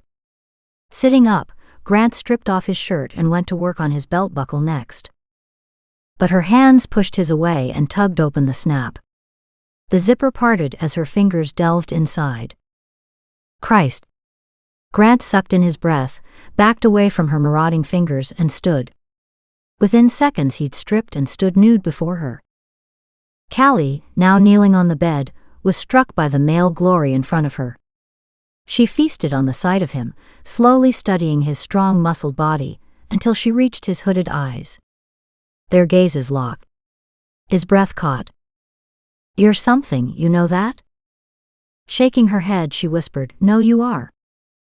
Tearing away his gaze, he looked at the bed, then at her. She narrowed her eyes, wondering what he'd suggest. Walking to the far side, Grant stretched out fully. I guess you'll have to have your way with me after all. Callie watched him in confusion. He opened his arms. Don't want to tear those stitches. Of course, her back. Callie grinned and went into his arms gladly, her kisses joyous and hot. A veritable buffet of manhood lay stretched out before her. She couldn't resist. Her hands stroked and caressed as she dropped greedy kisses down his heavily muscled chest. She explored everything within reach. Grant twisted beneath her, his hands caressing her curves. He reached out to cup the weight of one breast. Callie shuddered and stopped, so he could stroke her hardened nipple. But her need was too great, she couldn't wait. Straddling his body, she bent over and gave him a kiss that raised the temperature of the room. As his arms came up to hold her fast, she slid down his body. She dropped kisses over his heated flesh down to his navel and along the line of hair. Callie caressed him with her fingers and inched downward, his erection cuddled between her breasts. Grant's breath caught and held. Do I stop? She whispered, her tongue teasing his belly button. Never, he answered in a whispered prayer. She slid lower to place kisses down the long length of him. Shit. Callie found herself dragged upward, her lips seared by his kiss. He maneuvered her back into straddling his body. His hands on her waist, he pushed her downward. The head of his penis rested at the heart of her. Callie leaned back. Her gaze locked on his face, she lowered herself ever so slightly and stopped. His eyes darkened with need. Which? His fingers tightened on her hips, digging into the soft flesh. He tugged downward. Please. Callie gave him a smoky, languid look. Is this what you want? Inch by slow inch she lowered her body, watching in joy as his eyes closed, his body twisted upward and his face flushed with pleasure. Yes. Christ. Yes. Callie's heart swelled. To tease him and to prolong his pleasure, she paused her descent. Then slowly she slid upward. No, he moaned, his fingers digging into her hips. No, don't leave. Look at me, she whispered. Grant opened his eyes, searing her with his fiery gaze. She watched him from under half-closed lids, then lowered her hips again, taking all of him, until he was seated deep inside. Grant pushed his hips firmly against her, sealing their flesh together. A long shudder rippled through them both. Placing her hands on his shoulders, she lifted and lowered, settling into a slow, smooth ride. His hands lifted to cup her breasts, his fingers teasing the hard nipples. With her head tilted backward, her hair flowing around her shoulders, Callie lost herself in her own pleasure as her blood heated and boiled. Her breath shortened, her movements coming faster and faster. Grant's hands clenched spasmodically on her hips as he tried to stop her from rising too high. He moaned, twisting beneath her. Finally, his control broke. Gripping her hips to hold her in place, he took control of the rhythm, driving his hips upward, driving them both to the edge of the cliff. 1, 2, 3 hard thrusts and Callie flew, crying out, as raw nerve endings exploded with pleasure, leaving her reeling in the intense aftermath. Energy ballooned, then the boundaries broke, edges dissipated, and their auras melted together. With a long groan, Grant followed her. Callie collapsed against his chest, her breathing coming in ragged gasps. But her heart and soul flew and soared. Still connected with his body, her breathing eased, became slow and even. She dropped off to sleep, barely registering the beautiful deep purple aura surrounding the two of them. Hours later, Callie surfaced to find she was lying on her side, wrapped in Grant's arms. Snuggling deeper into his embrace, she fell asleep again. Crap. The whispered word barely made itself heard in his hidden perch. What a long night. His neck ached, his back had kinked, and he didn't think his legs would extend fully again. Taking his time, he stretched one limb at a time, careful not to dislodge the branches. The assholes continued to work below, walking, talking. He could hardly leave, but he needed to take a piss. Damn, his back hurt. Men weren't meant to sleep in trees. Voices floated up to him. The murmurs rose and fell, but remained indistinguishable. He still had trouble believing they'd found Julie. Just a little longer, and she'd have been lost to them. Then again, he should have killed Callie last night too. She'd been in his grasp. His hands on her neck. And he'd lost her. That failed attempt didn't bear thinking about. And due to his failure, they found Julie. He pondered on his system. He preferred that Julie had suffered longer. Maybe his design needed adjusting. The pipe provided a great communication link, her suffering a source of joy. Maybe it was too big? Allowed in too much air? Then again, he'd planned on her living longer. Callie's success had caught him sideways. She'd been fast. Too fast. He wouldn't hand over a victory to her again. He had to stay on top. Prove to God that he was worthy. Shifting again, he winced. His stomach growled, reminding him that he hadn't planned for hours of hiding. At least not here. The hunting blind at Callie's place had been set up for the long term, with snacks and water bottles, along with a change of clothes. A couple sandwiches as well.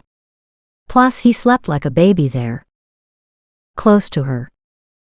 The FBI agents were always around, but they watched the road entrance, whereas he always entered by the beach. With a fat grin, he contemplated the FBI sitting out all night every night, for naught. He hoped they were as uncomfortable as he was. Thank heavens for this heavy jacket and work boots. His jeans had stiffened overnight, but they would loosen as he walked, when he could walk. Hiding in the park overnight hadn't been in the plan. Still, life was good. Stuck in a tree he might be, but he was also alive and not under arrest. He was free to plan his next step. And the cops had no idea who or when. That's the way he liked it. Pursing his lips, he hunkered lower and considered his next move. Chapter 25. Callie woke to an empty bed. Rolling onto her belly, she yawned and stretched, wincing at the pain in her back and shoulder. Memories flooded her mind. Julie. Grant. That couldn't help but produce a fat smile. They'd found Julie. Injured and unconscious, alive. Satisfaction wove through Callie's heart. Monday had ended better than it started. Hopefully Julie would come through this like a trooper. Obviously she needed to heal, both mentally and physically. And she would. Julie was tough. It would take time, but Julie would put this behind her and move on. Grant was another matter. Callie had no intention of putting that behind her. She looked around her room. No sign of her clothes or his. A knock sounded on her open door. Shifting her position, she watched as Grant entered carrying a large mug. She smiled at the way his soft, gentle energy brightened at the sight of her. Being this connected, they'd never be able to hide from each other. Their energy would always show the truth of how each felt toward the other. "Good morning. I just spoke with the hospital. How's Julie?" Callie shifted, tugging the duvet over her chest as she struggled into an upright sitting position. Grant passed her the mug. Callie inhaled the rich coffee aroma, letting the steam float upward to bathe her face in its warmth. With her free hand, she tucked the duvet tighter. Even after a good night's sleep, her exhausted body felt chilled. "Thank you." "You're welcome." Grant grinned at her as he took a seat toward the end of the bed. "Julie's in critical condition and has yet to wake up. However, the doctors are being cautiously optimistic that she'll make a full recovery." "That's wonderful news." Joy surged through her. "I've been so worried. When the medics couldn't revive her, I was afraid we were too late to save her. She's got a long road to recovery." He shifted farther back on the bed, crossing his legs at the ankle. "There's more good news. Dan is awake. We can go see him in an hour." "Wow. So coffee, a careful shower, food, and then the hospital. Sounds great." "Good, but you'll have to speed it up. Breakfast is almost ready. Shiloh looks hungry, but I figured you'd want to feed her." "Thanks. I do prefer to feed her myself." She appreciated his consideration. "Thought so." Grant stood and walked toward the door. "You've got 15 minutes until breakfast. I have a confession to make, and I need breakfast to fortify me beforehand." "Okay." One eyebrow raised, Callie nodded. "Interesting. I'll make it quick." Callie crawled out of bed and headed for the bathroom. Butterflies took flight in her belly. She didn't want anything to mar this morning. What did he want to tell her? Outside of initial shyness, Callie couldn't help but be pleased at the naturalness of their relationship. It gave her hope for their future. That he wanted to unburden himself could be another positive, depending on what he had to say. Grant hadn't made mention of a future together, but she'd do her damnedest to see they gave it a chance. 15 minutes later, she followed the appetizing aromas into the kitchen, where she found sausages, hash browns, and eggs ready for the table. With a look of disbelief at Grant, she said, "This looks great." "I dug around in the freezer." Grant brought over 2 laden plates. "If you pour the orange juice, we can start eating." Callie obliged, delivering 2 glasses to the table. "This smells wonderful. I didn't realize how hungry I was until I walked in here." Grant had heaped her plate. Picking up her fork, she took a bite and closed her eyes in bliss. "Eat up. You're downright skinny as it is." The doctor ordered bed rest for the next couple of days. She sniffed.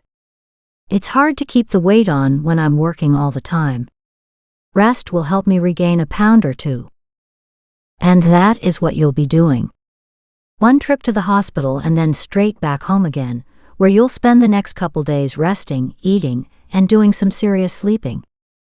Callie knew his vision was ludicrous. Not while a killer stalked her. Still, she'd let him play the caregiver role happily for an hour or so. She forked more food into her mouth, concentrating on the flavors. The man could cook. She polished off her plateful. Standing, she refilled their coffee cups and turned to face him. "So what do you need to tell me?" Grant reached for his mug of coffee, studying the pattern of steam as it rose from the hot brew. He grimaced, wishing he'd never initiated this conversation. Closer to 7 years ago, you gave a talk in Portland on SARS. I attended that talk. Callie gave him a wry, lopsided smile. How did I do? He studied the beauty of her face. You made such an impression that I haven't been able to get you out of my mind since. Callie leaned forward to stare at him. Really? Yes, really. Should he show her? Why the hell not? Grant reached into his back pocket for his wallet. Flipping it open, he showed her his driver's license on one side and a picture of a woman on the other. Callie studied the photo. Is that me? Turning the wallet, Grant grinned. Yeah. I cut it from one of the seminar brochures. How sad is that? Amazement lined Callie's face. That's where I'd seen you before. You looked familiar, but I couldn't place you. Not surprised. We spoke briefly. You gave your talk, answered questions, then left. He didn't add that she'd left with a partner. A boyfriend. 7 years ago. Deep sadness filtered into her eyes. I lost my parents a few months after that talk. And I just realized my fiancé had more than a passing interest in my newfound wealth. With one long finger, she traced her features on the old photo. With the odd quirk to her lips, she handed it back. How sweet. Sweet? He put away his wallet. Sweet? Was that good or bad? He wasn't sure. It certainly wasn't what he'd expected to hear. I like the idea of leaving an impact profound enough that you thought about me over the years. Callie gazed into his eyes. A couple weeks ago, that might have sounded a little creepy, because I didn't know you then. But now? Well, I think it's sweet. The relief rushing through him made him sit back, his shoulders sagging as they dropped a heavy weight. But her next words made him stop in shock. It's a little unnerving, though. What if you'd found me wanting after all these years? You didn't know me back then, and after getting to know me, what if I hadn't lived up to your memory? Callie paused. Grant searched her face. She was nervous, afraid even, that the real woman hadn't matched the one in his mind. She couldn't be more wrong. Confident, caring, compassionate Callie, always concerned about others, lacked the assurance she needed from him. Gentleness whispered through his heart. He could take care of that right now. You're right. Back then, I did have an idealistic view of you. How could I not?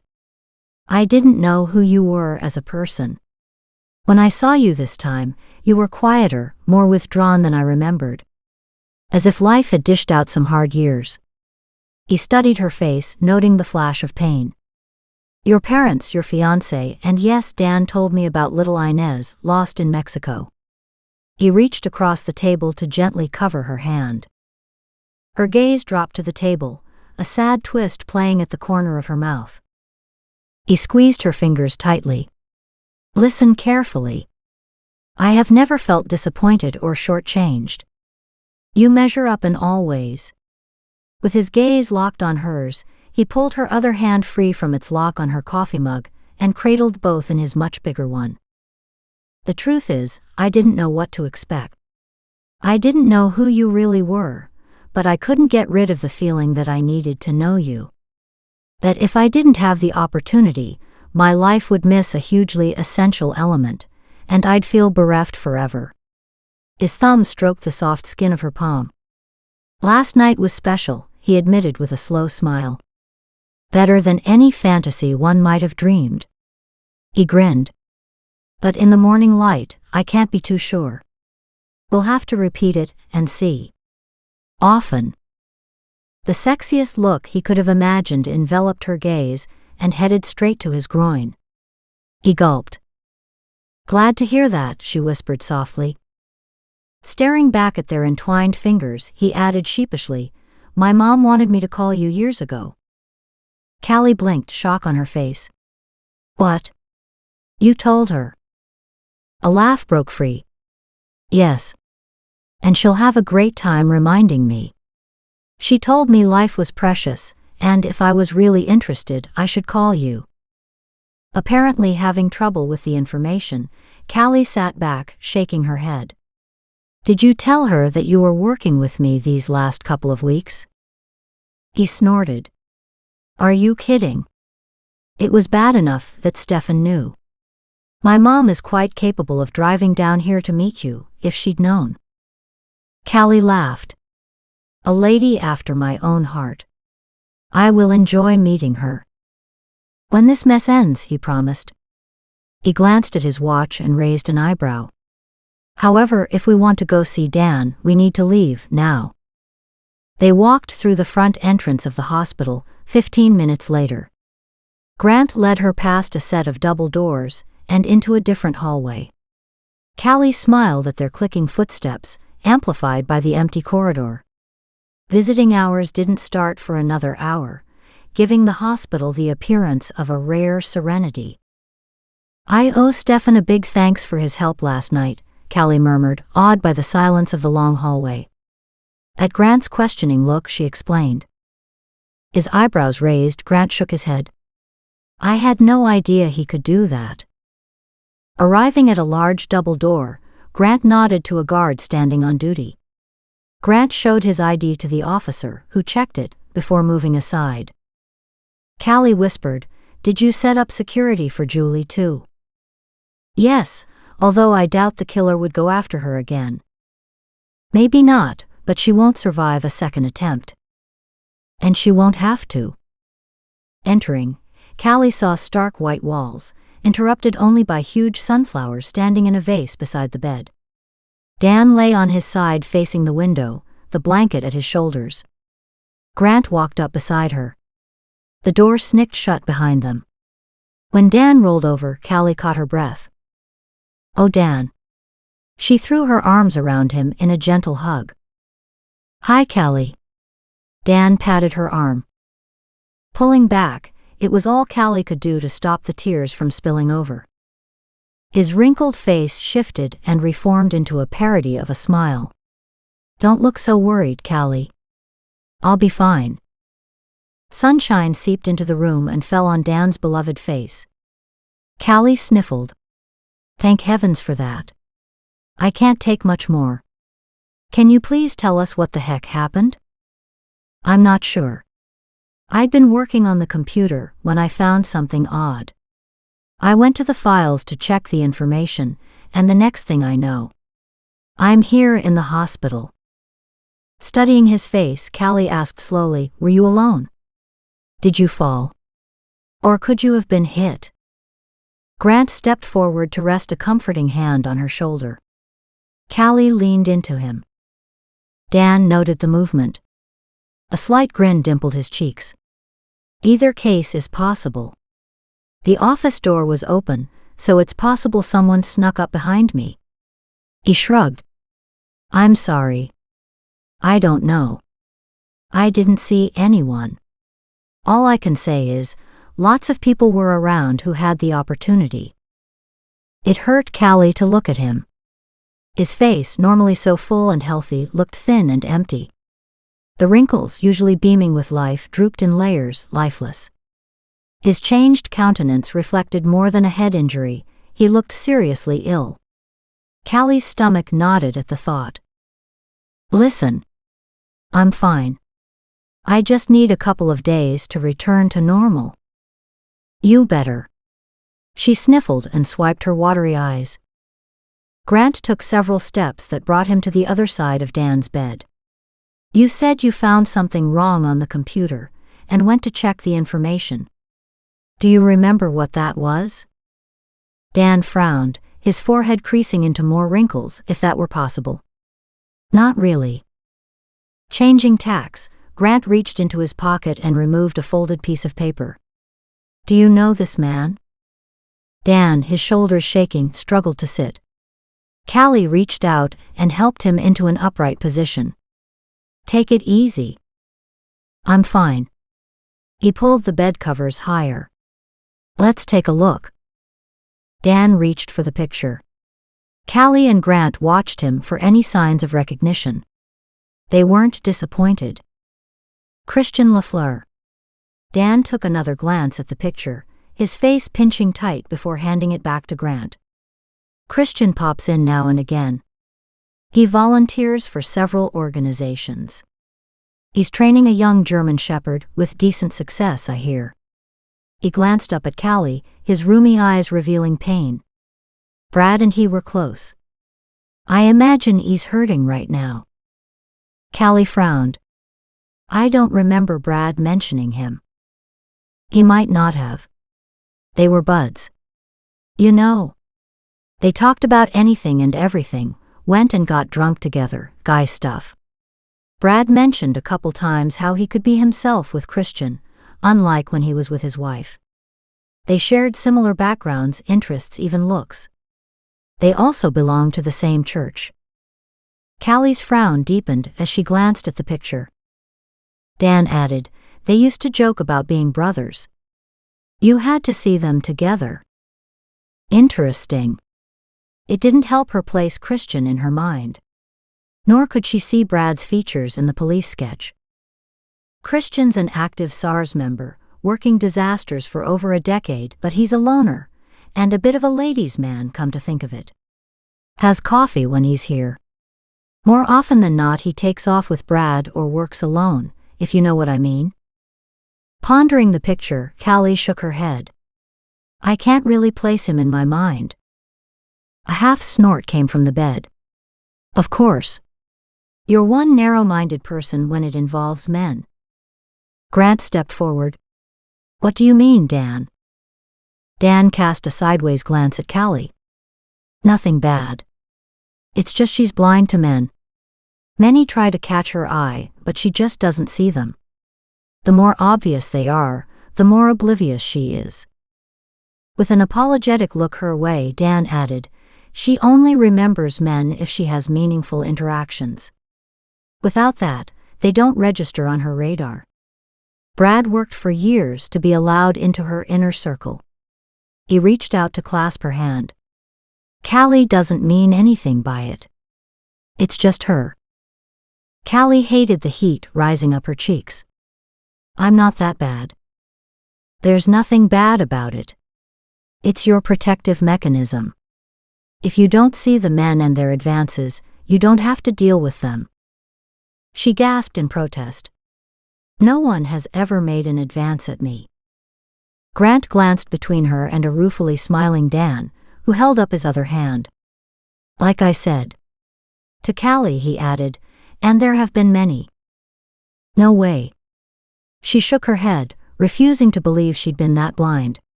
Let's return to the subject at hand. Christian. What else do you know about him?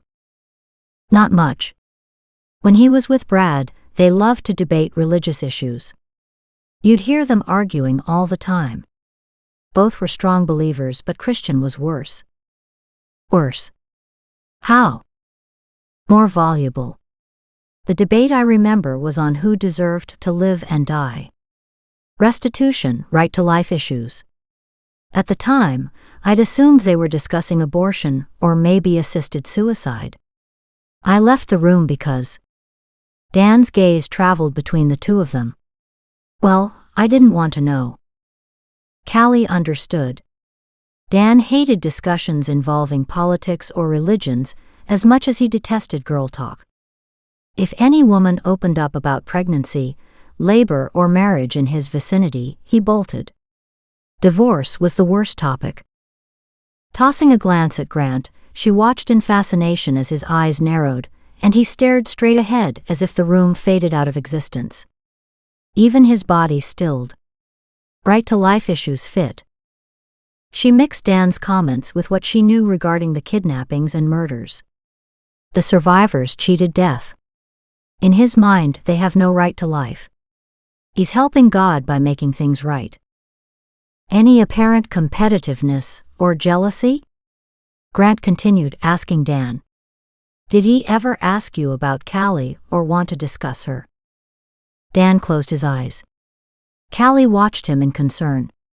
They'd have to leave him to rest soon. His skin had taken on an even grayer tone. Dan pursed his lips.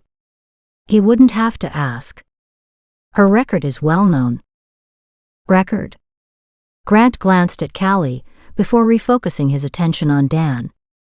Is that like a recovery count? Do you people keep those kinds of records? Not official records. Like any industry, some people do. Callie doesn't, but her success rate is often commented on because it's phenomenal. She can't work a disaster without her peers watching, taking note. Many journalists and politicians follow her progress. Grant spun around to stare at Callie. Embarrassed, Callie shrugged it off. I do what I do. And she does it very well, Dan interjected. The industry has noticed. Honestly, her work is a major reason why the center functions. You hire out her services? Grant frowned, his brows forming a V-shape. He stood with his hands fisted on his hips. Dan chuckled. I do, but she doesn't. Grant shook his head. What? Callie sighed. It's not a secret. I mentioned it before briefly. I work pro bono, and Dan uses the money to keep the center open and running. I don't need the money. However, the world needs the center. Dan does a lot of necessary work, and on a global level. Heat rose on her face. She hated explaining herself. She was hardly a philanthropist, but she didn't need the money, nor did she want to accept payment for helping people in need. That she gave money on a quarterly basis to the center as well wasn't something she wanted to discuss either. Do you get paid to help out when there's a disaster? No. I don't. Clear-cut and unequivocal, her tone left no room for doubt. A couple paid rescue workers are here. For all others, the center covers the costs but not wages. Mostly through donations, government subsidies, and contract work, similar to what Jarl did for that church. Grant glanced at Dan, who nodded. She's right. To stay afloat, we run classes, take on contract jobs. That can be locating graves, missing dogs, people lost in the bush, etc. There's no compensation for helping out on disasters. Callie jumped in. It's the same for most centers.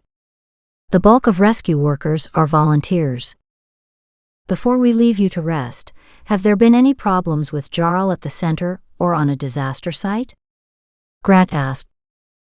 The question blindsided her. She chewed her lips and snuck a look at Dan. He stared back at her, then shrugged. What aren't you saying? Grant's tone thickened with annoyance. Reaching over, she patted Dan's hand. I didn't consider it before, but since you put it that way. Callie shifted back into her chair and pleated the folds in her shirt. A while back, I thought Jarl might have been stealing from the center. I had no proof, and honestly, I could have been mistaken. I spoke to him about it, and he denied everything. He was quite upset about the whole thing. We had several uncomfortable months before our relationship regained a normal footing. Callie paused. The thing is, after our talk, the theft stopped. Dan spoke. Until recently. Callie started. What? I hadn't had a chance to tell you. Just recently I've noticed a few minor problems surfacing. Stuff disappearing, the petty cash empty when it shouldn't be. You know. Little stuff, nothing serious, more of an inconvenience. Grant glared at the two of them. And you're telling me about this now? They both shrugged. Callie said innocently, why would I have mentioned it earlier? It's not important. Christ. Grant raised his hands in frustration. You do realize this might explain Jarl's presence in your office? Callie hated feeling guilty. She ran her hands through her hair. I wasn't thinking of thefts, there were bigger issues, like kidnappings and murders. Remember? What are the chances he's moved from petty crime to stealing identities or banking information? Presuming you keep information like that on your computer, Dan? I do. And I suppose, given the circumstances, it's possible. Both Callie and Grant frowned in sync. What circumstances? She asked. As far as she knew, everything was fine in Jarl's life. Jarl's wife is seriously ill, and their medical insurance won't cover her treatments. It's progressed to the point that she can't work, so he's actively looking for ways to cover the bills. Shit. Pity hit Callie. Poor Jarl. She'd have helped him if she'd known. She brightened. Maybe she still could? Grant, his cell phone already in his hand, headed for the door. I'm stepping out to make some calls. He strode to the door. Be back in a few minutes. Callie waited until he'd left, before moving to sit on Dan's bed. You know we found Julie. His eyes lit up. He grasped her hand. Yes, and thank God you did. The doc said she'll recover. I can't imagine what she went through. She'll need time. Physically and mentally. Sadness pulled at her. No one should have to go through what she'd been through, and never twice. She's strong. She'll make it.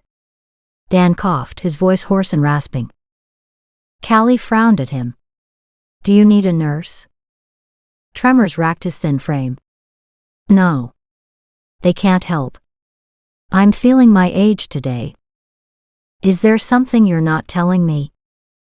A disturbing rattle worked its way up his throat, until he coughed and coughed. Callie reached for a tissue and handed it to him. Dan sat, the coughs racking his thin frame violently. After a few anxious moments, Callie watched as his face turned beet red and then witnessed sputum spewing.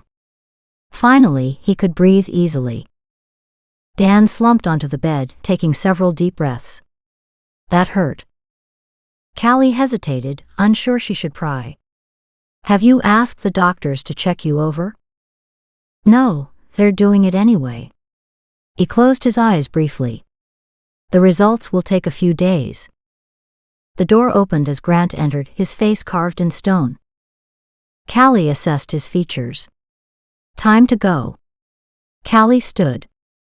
I'll stop by tomorrow. She dropped a kiss on Dan's forehead. Rest and heal.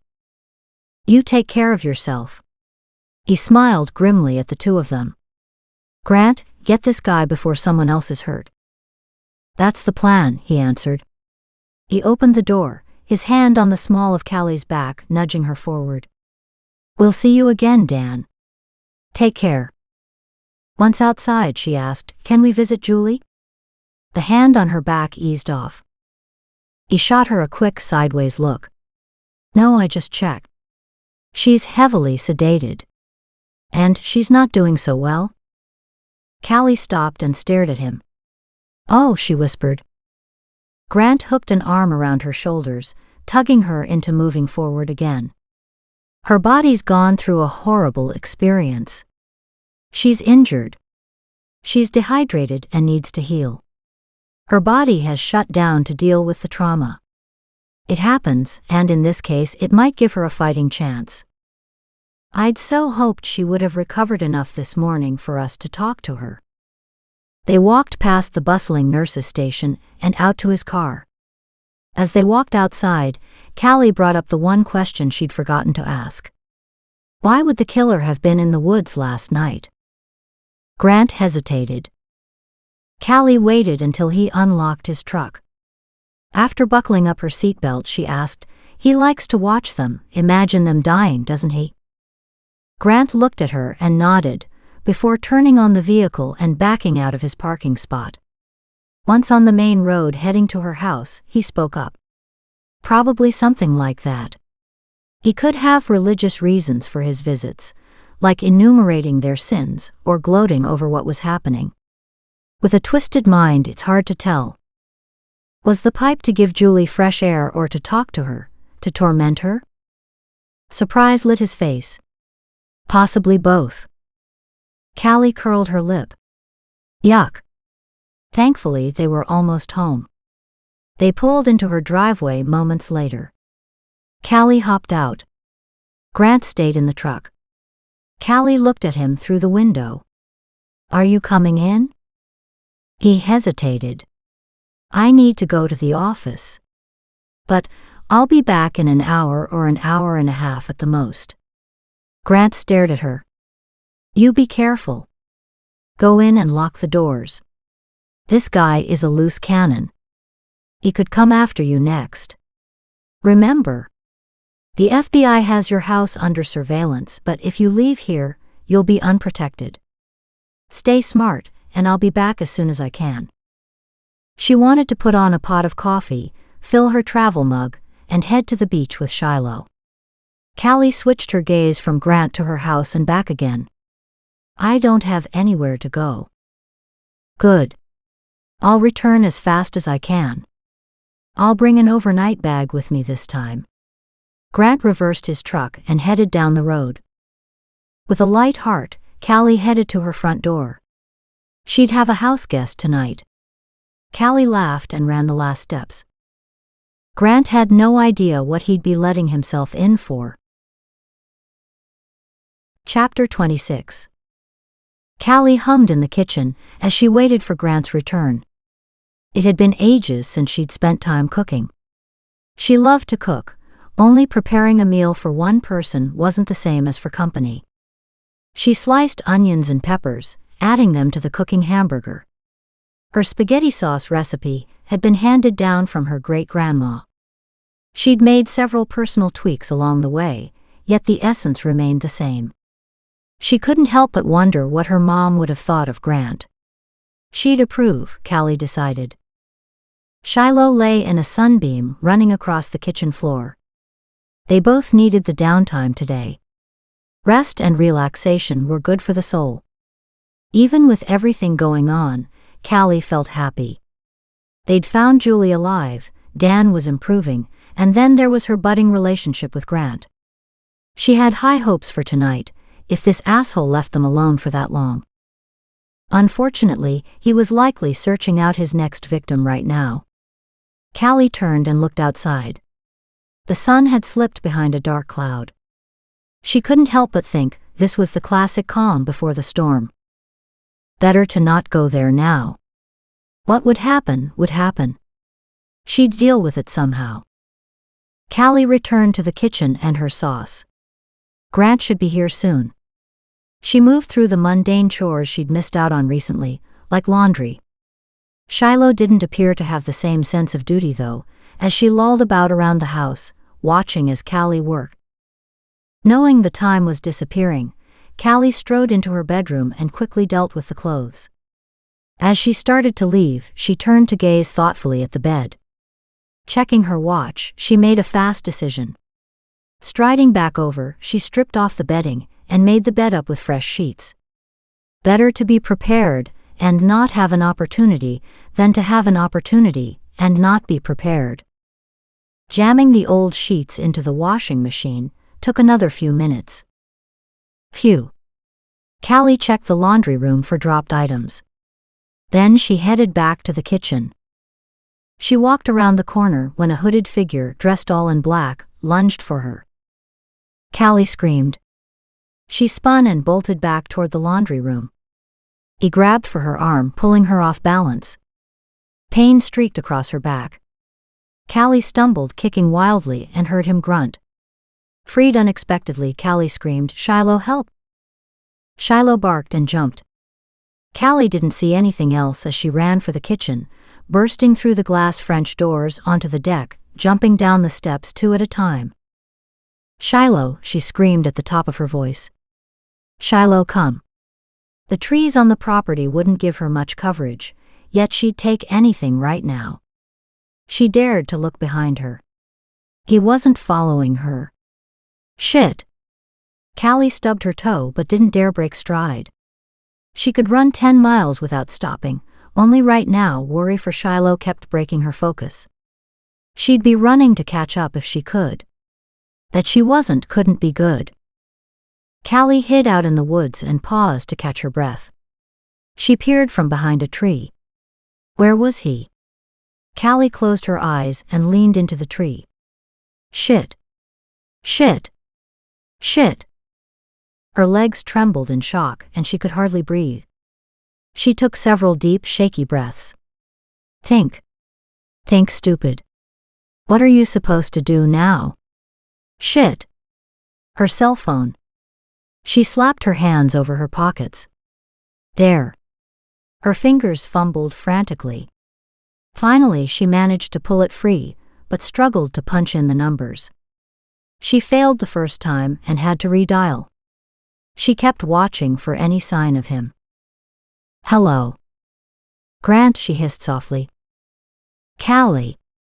What's wrong? Where are you?" he yelled. Fear leapt through the phone and raised her own panic level. She peered nervously through the brush. Where were Grant's men? "He's here at the house." She buried the phone in her shoulder at his yell. "I'm hiding out in the backyard at the bushes by the beach access. Grant, there's no sign of your men." "Shit. I'm on my way. You stay put. Do you hear me? Hurry." Callie couldn't stop the pleading tones, but she didn't give a damn. She was scared, and being alone was the last thing she wanted. Something has happened to Shiloh. Either he has her or she's hurt. "I'm in the truck. I'll be there in less than 5 minutes. 2 men are on surveillance duty. Have you seen any sign of them?" No, and damn it, she'd expected them to come to her rescue. Had counted on it. Instead, she was alone. Cut off. With no sign of Shiloh.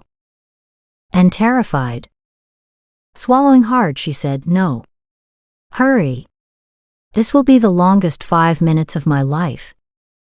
Just make sure you're alive by the time I get there.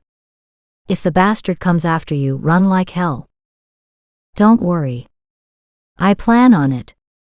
She chewed on her lower lip, daring to peer around the tree. Her house sat silent and still. She searched the windows looking for any sign of movement, of life. "Callie?" Grant asked. "Shish. I'm here." Callie pulled back behind the tree. "Can you see him?" "No." Her voice had dropped to a barely audible level. Callie scrunched up into a tight ball and sank farther under the branches. "Hurry. Be there in a few minutes. Don't come alone." Callie's voice rose, and suddenly remembering, she dropped it down to a hoarse whisper. "He'll be waiting for you. I'm afraid he's hurt the surveillance team. I'm pulling into the driveway now. Stay where you are. Be there in seconds." Callie's phone clicked off. She stared at it, then put it back into her pocket. The silence was eerie and unsettling. She couldn't stop peering behind her, afraid the asshole would pop up from nowhere. It seemed like forever, yet it was probably only another minute before she heard the welcome sound of sirens in the distance. Thank God. "Please be okay, Shiloh. Please." Callie prayed for her best friend. Shiloh might be a dog to others, but she was family to her. There. She peered around the tree, her head barely above ground. Someone running toward her. Grant. She wanted to run to him, but couldn't be sure of his identity. Her heart pounded. She peered out from her hiding place. "Callie," Grant yelled, his hands cupping against his mouth. "Callie, where are you?" A noise behind Callie had her spinning on the spot. Her throat constricted. The rustling sound moved in Grant's direction. There. A flash. Another movement. A heavy rustling. Callie realized Grant, his gun at the ready, raced toward her right in front of the tree line. Exposed. An easy target. Shit.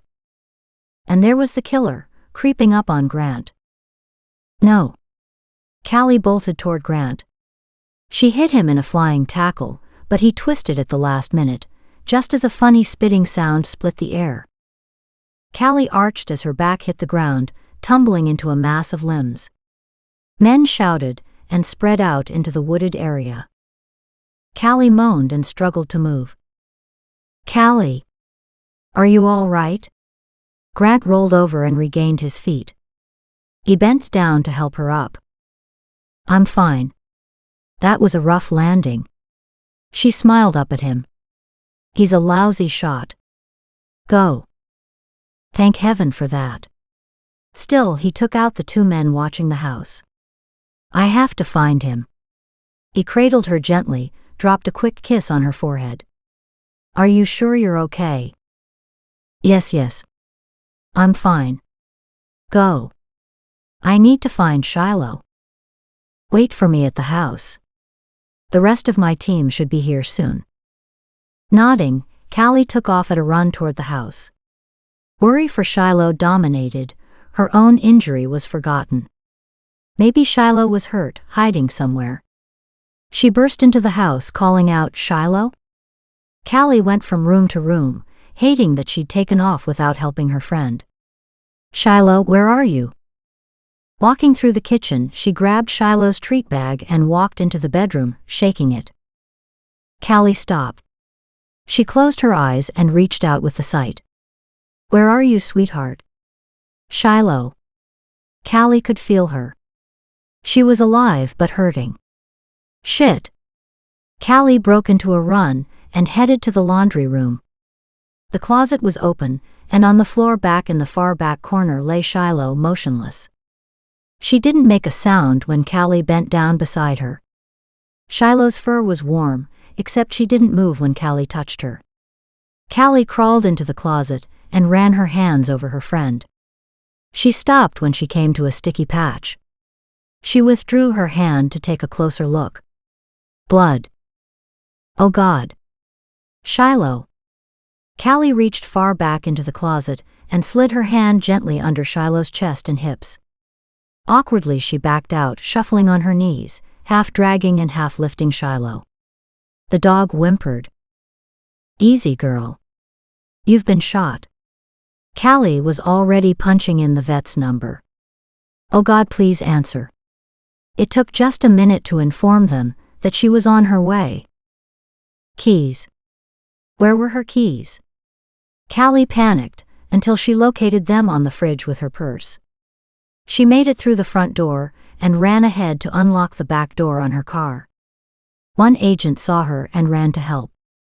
With his help, as gently as they could, they loaded Shiloh into the passenger seat. Callie raced around to the driver's side. She hit reverse and tore out of the drive, gravel spitting behind her tires. Grant would be pissed. Too bad. Grant had his responsibilities. Callie had hers. Callie drove recklessly. Shiloh was dying. Tears clouding her vision hindered her driving. Hang in there, Shiloh. It'll be all right, girl. We're almost there. Callie ripped into the vet's parking lot and drove up to the back door. She pulled the Jeep to a squealing stop and hopped out. A buzzer was outside the back door. Pounding it several times, Callie raced to the passenger side. Shiloh hadn't moved. Dr. Sampson slammed open the back door and raced toward them. How is she? Callie stumbled in her reply. I don't know. She's been shot, but I have no idea how badly. Move over. Let me get her. Dr. Sampson stood well over 6'4" and was built like a linebacker. Callie didn't argue, was just grateful he was here at all. An animal gurney arrived at his side. Shiloh was quickly transferred into the operating room, and Callie was left standing alone.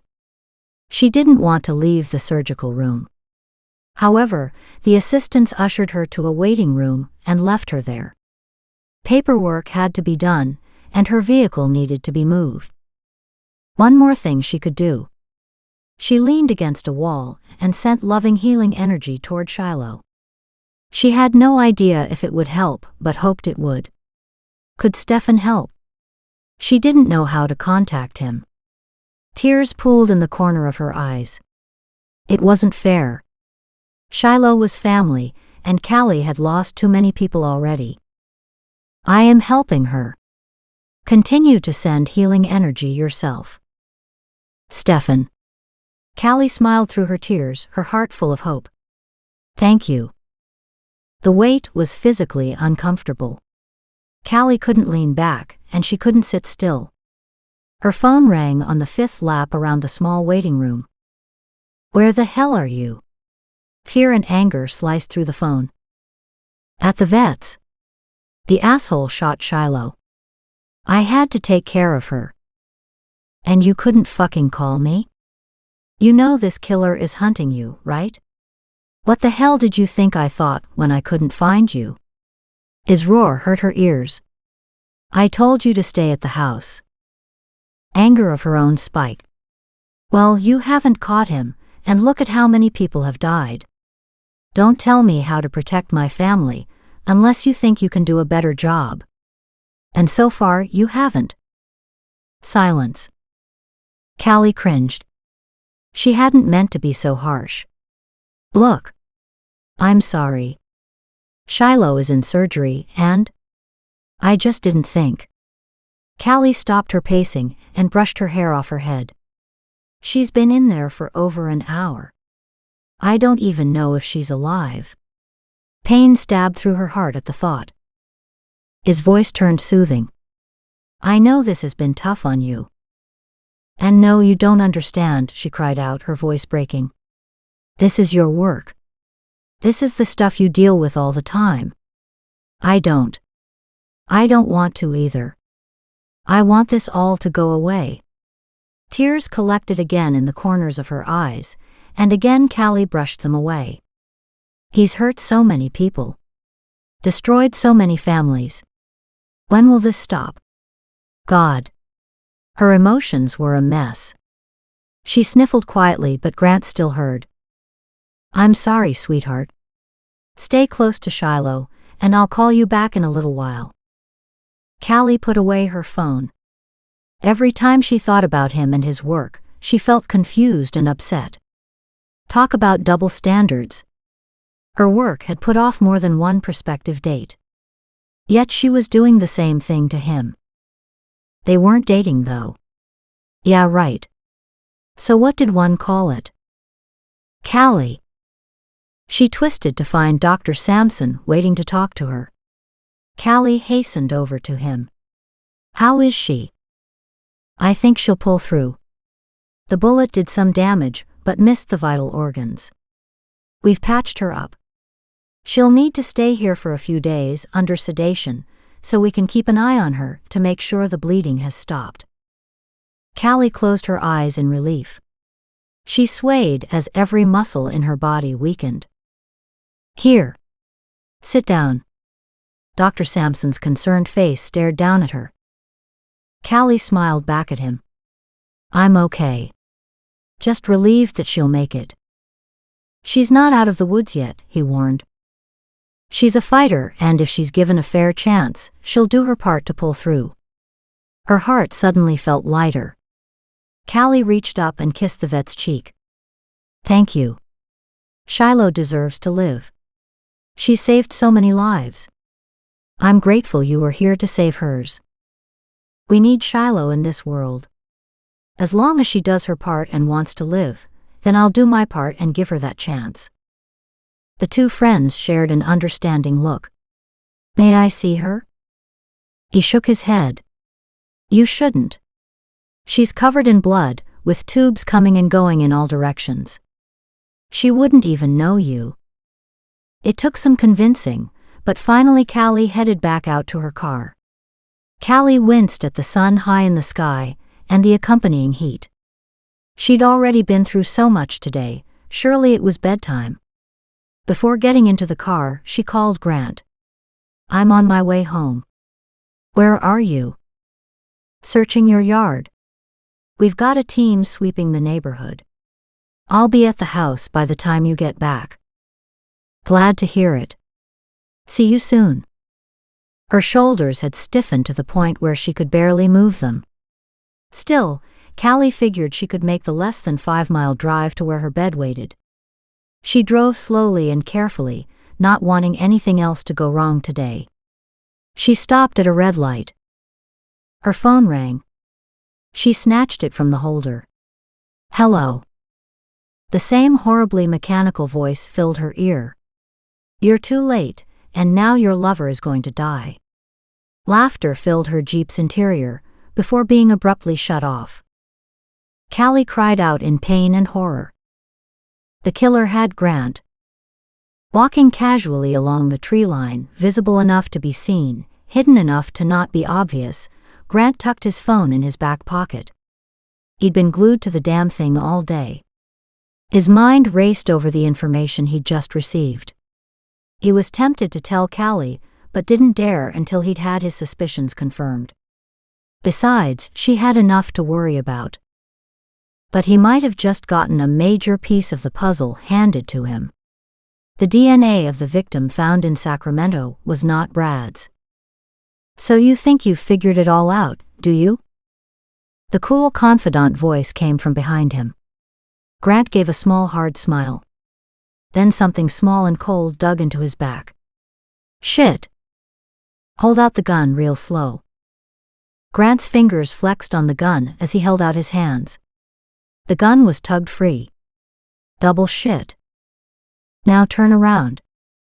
Twigs rustled with the leaves as the gunman stepped back. Tossing his options around in his head, Grant slowly turned to face a tall, muscular, brown-haired male. Only by a stretch of a good imagination did it resemble the elusive Christian. "Brad, I presume?" Grant narrowed his gaze at the smirk flashing across the other man's face, replaced only for a second by uncertainty and surprise. Brad might have been hiding out for days, but he looked to be in peak physical condition. Except the eyes. The fervent glare shining Grant's way looked anything but normal. "Took you long enough, didn't it? Not so smart, are you? FBI trained and I still have the drop on you." He waved the FBI-issued pistol in his hand, while he slipped his own gun into his pocket. "I'll have a decent collection of these by the end of the day." Shit. That meant at least one of his team was down. Had to be a half-dozen men out here. He cast a furtive glance around. Why had no one seen him? "I've got a special hiding spot close by. A bird's-eye view of the place, so to speak." His lips might have twisted into a smile, but no reflection of it was evident in his eyes. Grant could see the killer who lived inside instead. "It let me keep an eye on Callie. Pick my time to take you out. Or did you think I hadn't noticed how she looks at you, or you at her?" Grant stared, his mind racing. He needed answers. He needed a way out. He needed to take this nutcase down before Callie got here. "I'm sorry. I don't know what you're talking about." "Like hell you don't. Do you know how long I've been trying to get her myself?" Brad snorted, aiming the gun to point at Grant's forehead. "God damn it. I let my marriage disintegrate for her. Did she care?" "No."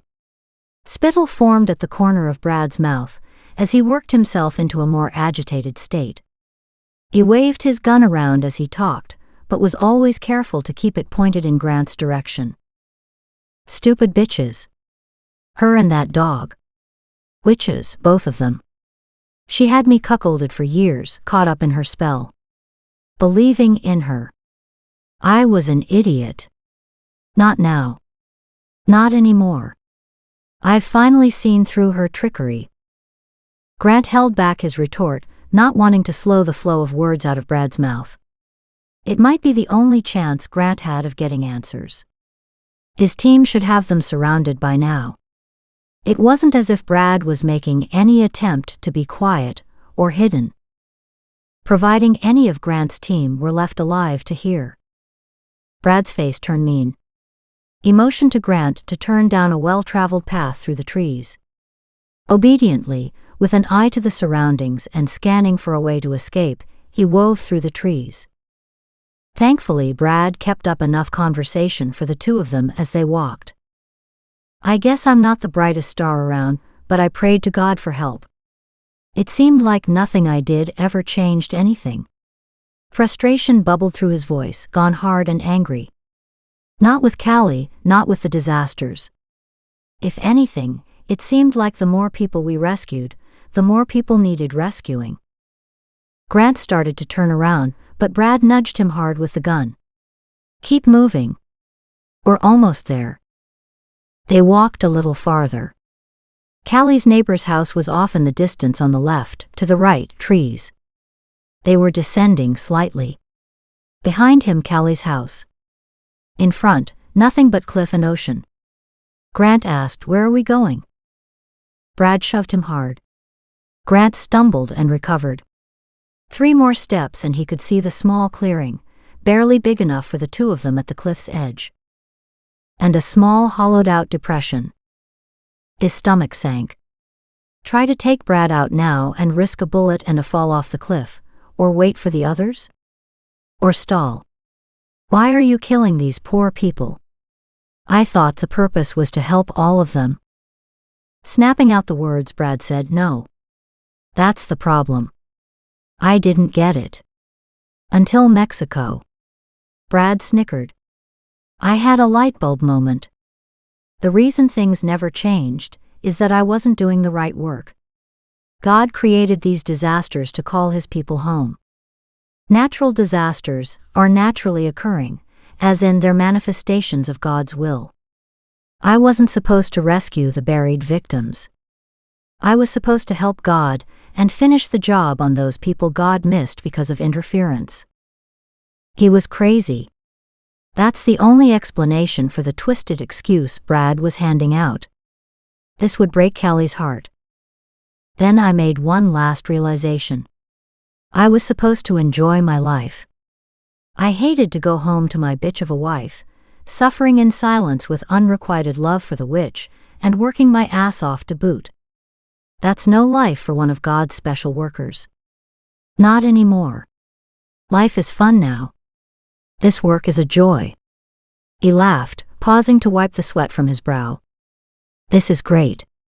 I'm dead to the world and you'll be just dead. Grant's mind raced. How to get out of this alive, before the madman with the gun started shooting? Anytime, people. They are almost there. Keep holding him off. Grant's knees almost buckled at Stefan's voice. Thank God. Am I glad to hear you? Callie is almost here. Hold on. Stefan's voice was sharp and urgent in Grant's head. Grant straightened. No. Stop her. Brad will kill her. Too late. She's only minutes away. No.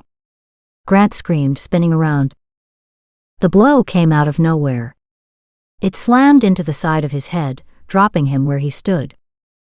Brad laughed, waves of power flying through him. He could do this. He'd been off his stride all day, driven by rage after last night's fiasco. But now things were pulling together. He thought he'd had the Julie stuff under control, but to learn that she'd lived through it had festered, eating away at him all morning. Then he'd lost Callie in her own damn house. How stupid. By this time, he should have felled her several times over. Shooting Shiloh had hurt, but when he recognized Shiloh also worked against God's will, shooting her had also given him an outlet for his rage. And he'd just redeemed himself again. Still chuckling, he tossed the gun to the ground and bent over his latest victim. What could Callie possibly see in this fool? He dragged Grant the last few feet, until he lay in the depression. Christ, this bastard was heavy. But the location was perfect. There was only room for him to stand. The cliff was so unstable here, no one would think about checking this outcropping. The eroded edge was ready to go, as it were. Not that Grant would care.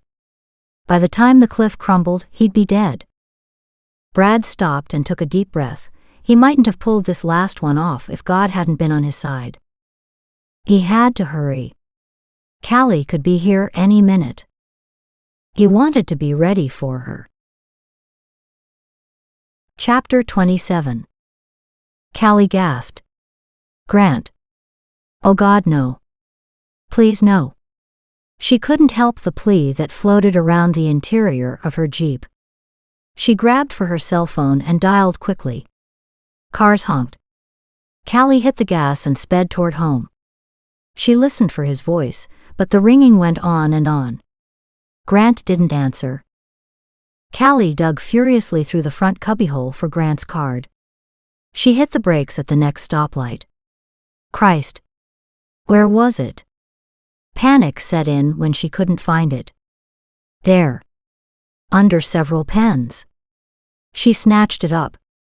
Good, there were the more formal channels on the card. Callie dialed the first number, racking her brain for the name of the friend who worked with Grant. Thomas, that was it. She asked the person on the other end to speak with him, explaining it was an emergency concerning one of their agents, Grant Summers. It took a moment, but finally she had Thomas on the line. Callie quickly filled him in. Thomas wasted no time. Where are you? Almost home. I'm turning into my driveway now. She drove in and parked. Grant's truck was here, along with 2 other FBI vehicles. Callie sighed with relief. She raced up to her front door and opened it. Grant? Hello. Are you here? Silence. Thomas, he's not answering and there's no sign of him. I think the killer has him. We're almost there. Don't go inside. Get back into your car and leave the property. Do you hear me? Too late. I'm already here. Where's Grant's backup team? She walked through the house checking for signs Grant had been here. There were none. She headed into the kitchen. The lingering aromas of her spaghetti sauce reminded her of their long-forgotten plans. Callie walked onto the deck and searched the backyard. She returned to the kitchen. Surely other agents should be here. The bastard must have circled and snuck up on Grant. Several teams are there now, and I've got another one with me. They'll find this guy. Stay out of their way and let them do their jobs, said Thomas. Callie surveyed the room. Papers were on the kitchen table. She walked over to check. On the top of the pile a short ripped-off piece read, "Who'll help you now, witch?" Shit. The bastard left a note on the kitchen table. Goddammit, stop, roared Thomas. We're almost there. Let us take care of this. As you've taken care of everything else? Callie snorted. I don't think so. I happen to care for Grant, and I sure as hell won't leave his fate up to you. Callie, don't do anything stupid. I know you want to help. So do we. We're only minutes away. Stay there until we arrive, so we can at least assist you. This guy wants you to do something foolish. But unless he's huge, he won't take Grant too far. Not likely. Callie closed her eyes. Grim reality hit home. That's why he shot Shiloh, so I wouldn't have her help to find the victims. Giving him yet another advantage. He's determined to have me show my true self. Callie turned as she heard several vehicles roar into the drive. She raced to the front door and opened it. Thomas still had his cell phone and was talking to her. True self? What do you mean? Don't you need Shiloh? No. He looked confused when Callie walked up to him. They exchanged grim smiles at each other as they put their cell phones away. The men collected in a group around them. Several stood listening to the conversation. She didn't think Grant would have told any of them about her abilities, except maybe Thomas. She motioned for Thomas to walk a few steps away for a private chat. The killer thinks I'm using black magic, she said. He called me a witch in his note. Why is that? He frowned. Callie was beyond caring about his opinion. Grant's life was at stake here. Some of you saw Shiloh and me in action earlier. But it's not always Shiloh that does the finding. I do too. Thomas stared at her. Shiloh isn't a rescue dog? Yes, she is, and a damn good one. But I often pick up on victims too. She does well when Mother Nature causes chaos. My specialty is when men are responsible for the damage. Because you're psychic? Doubt and skepticism were evident. I'm not really psychic. More a barometer for violence. Callie shrugged. Shiloh and I work well together as a team. But I have worked and will work without her if I have to. Like now, she added grimly. So, if you don't mind, park your doubts and leave your questions for later. Let's find Grant before he's buried alive. Thomas stood beside her, cell phone open, already texting his team. Any idea where to start looking? Callie spun in a circle. She was Grant's only chance. If she could just find that faint trail of violent energy. A faint sprinkle, like sunlight on dust, only much darker, floated to the right of the house. Yeah, he's headed to the beach.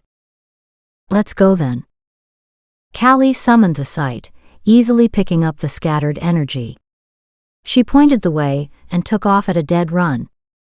She could see the trail flatten through the woods in her mind's eye, but hadn't caught sight of the actual trail in the woods yet. She didn't need to. A few hundred yards took her to the steep stairs. Energy fluttered at the top, then continued along the top of the cliff. The stairs had been considered, but had eventually been tossed. Opening her eyes, she turned left.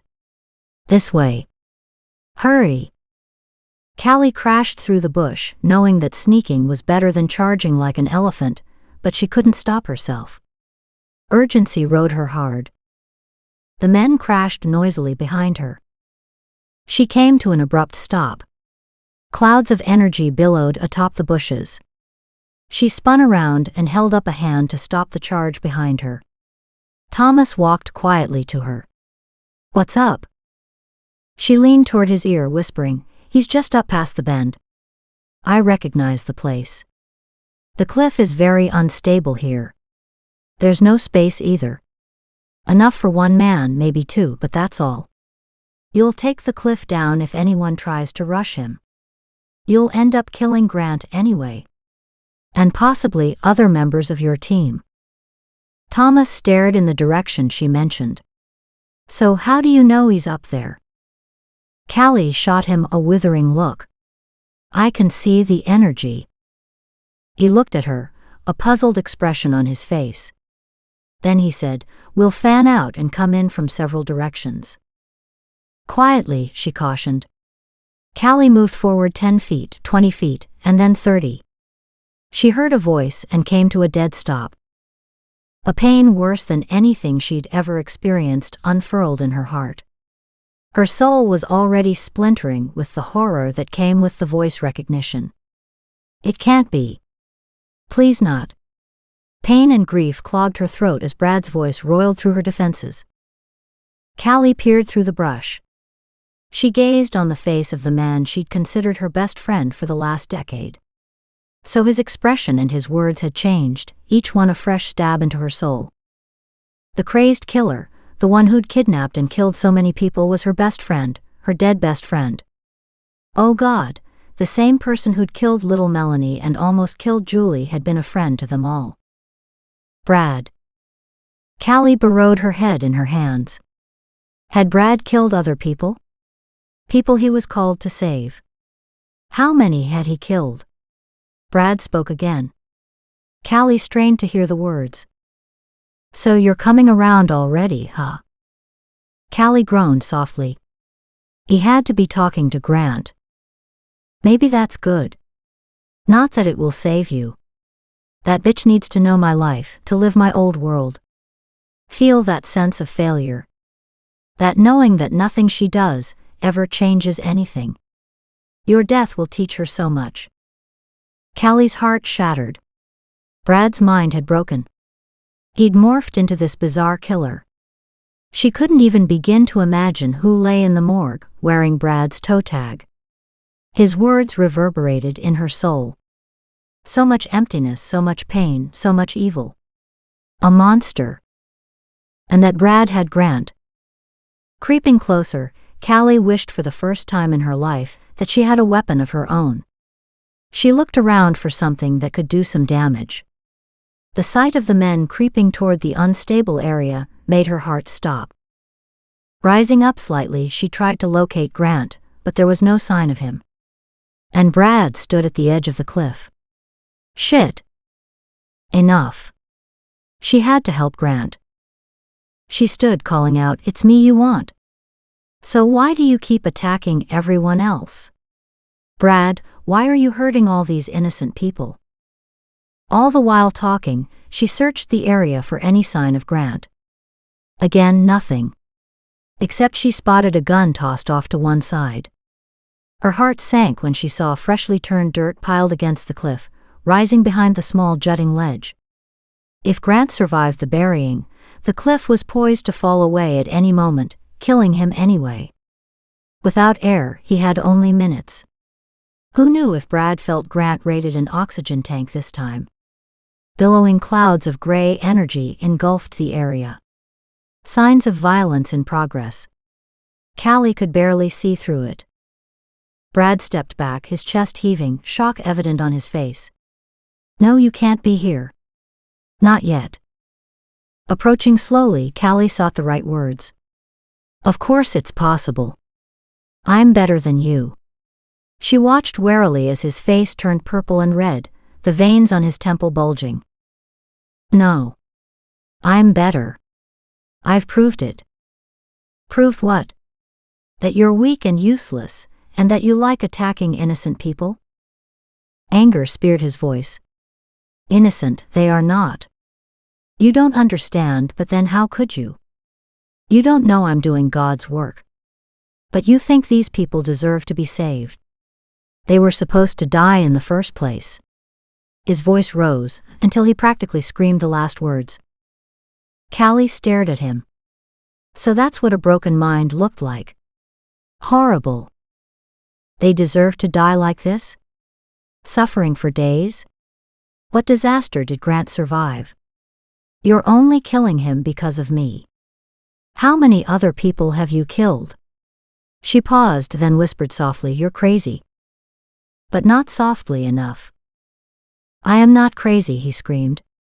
"I'm sending these people home my way. Sending them back. They were supposed to have died, like all the others.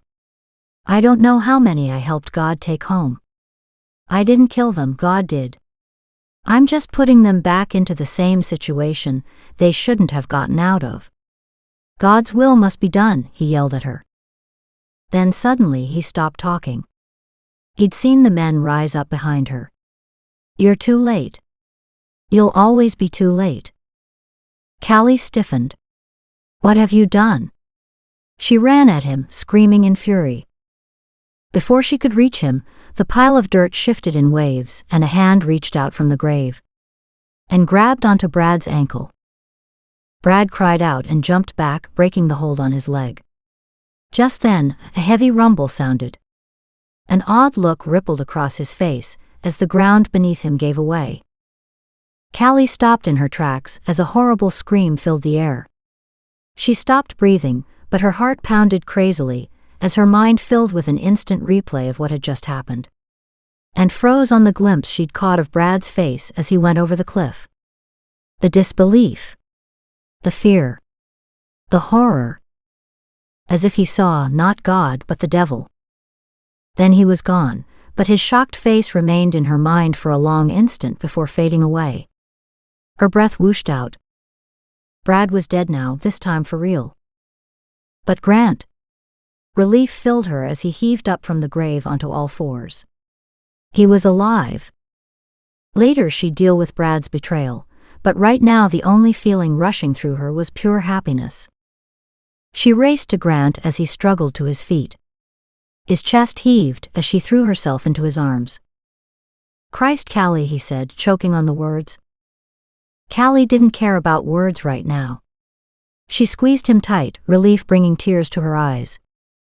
It was over. Held tight in Grant's embrace, Callie's splintered world glued itself back into a cohesive whole.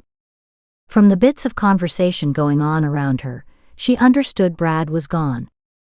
The hillside had sent enough dirt and rock on top of him to require equipment and men to recover his body. Fitting in a way. As she stood, her face buried against Grant's heaving chest, she came to a realization. The real Brad, her best friend Brad, had disappeared a long time ago. As she'd internalized her pain from the Mexico disaster, the Brad she'd known had fractured, becoming someone else. She would mourn the loss of her friend. She could only be grateful for the death of the madman he'd become. Maybe understanding in this way would give her closure. Her heart eased. She shuddered as the weight of so many lives slipped off her shoulders. Tilting her head back, she stared up in Grant's warm, loving gaze. "I'm so glad it's all over." "So am I." The glint in his eye was the only warning before he captured her lips in a devastating kiss. The men surrounding them cheered. By the time he lifted his head, Callie collapsed against his chest, exhausted but smiling. Callie bent to gently scratch Shiloh's ears. She lay on the far side of the deck. She'd healed but hadn't fully recovered her strength yet. Callie didn't care, Shiloh had survived. That's what counted. Hopefully, they'd have many more years together. "How's she doing, Callie?" Julie asked. "She's doing fine. Although it will still be a few weeks before she's back to her normal bouncy self." Callie straightened, twisting against the eternal itchiness that was damn near killing her. "At least Shiloh's stitches aren't bugging her as much as mine are." Damn. She tried to reach the one spot on her right shoulder and couldn't. A large hand found and scratched the spot for her. Callie moaned in relief, leaning her head against Grant's chest to give him better access. From the coziness of his arms around her, she surveyed the motley crew collected on Callie's deck. Grant had fully recovered. Julie had also pulled through. Her face could use some more color, yet she looked to be managing her recovery well. Dan, on the other hand, looked to be managing his demise. He was dying. Callie had shed many tears for him. Even now, moisture collected in the corner of her eyes. As if sensing her distress, Grant whispered, "Are you okay?"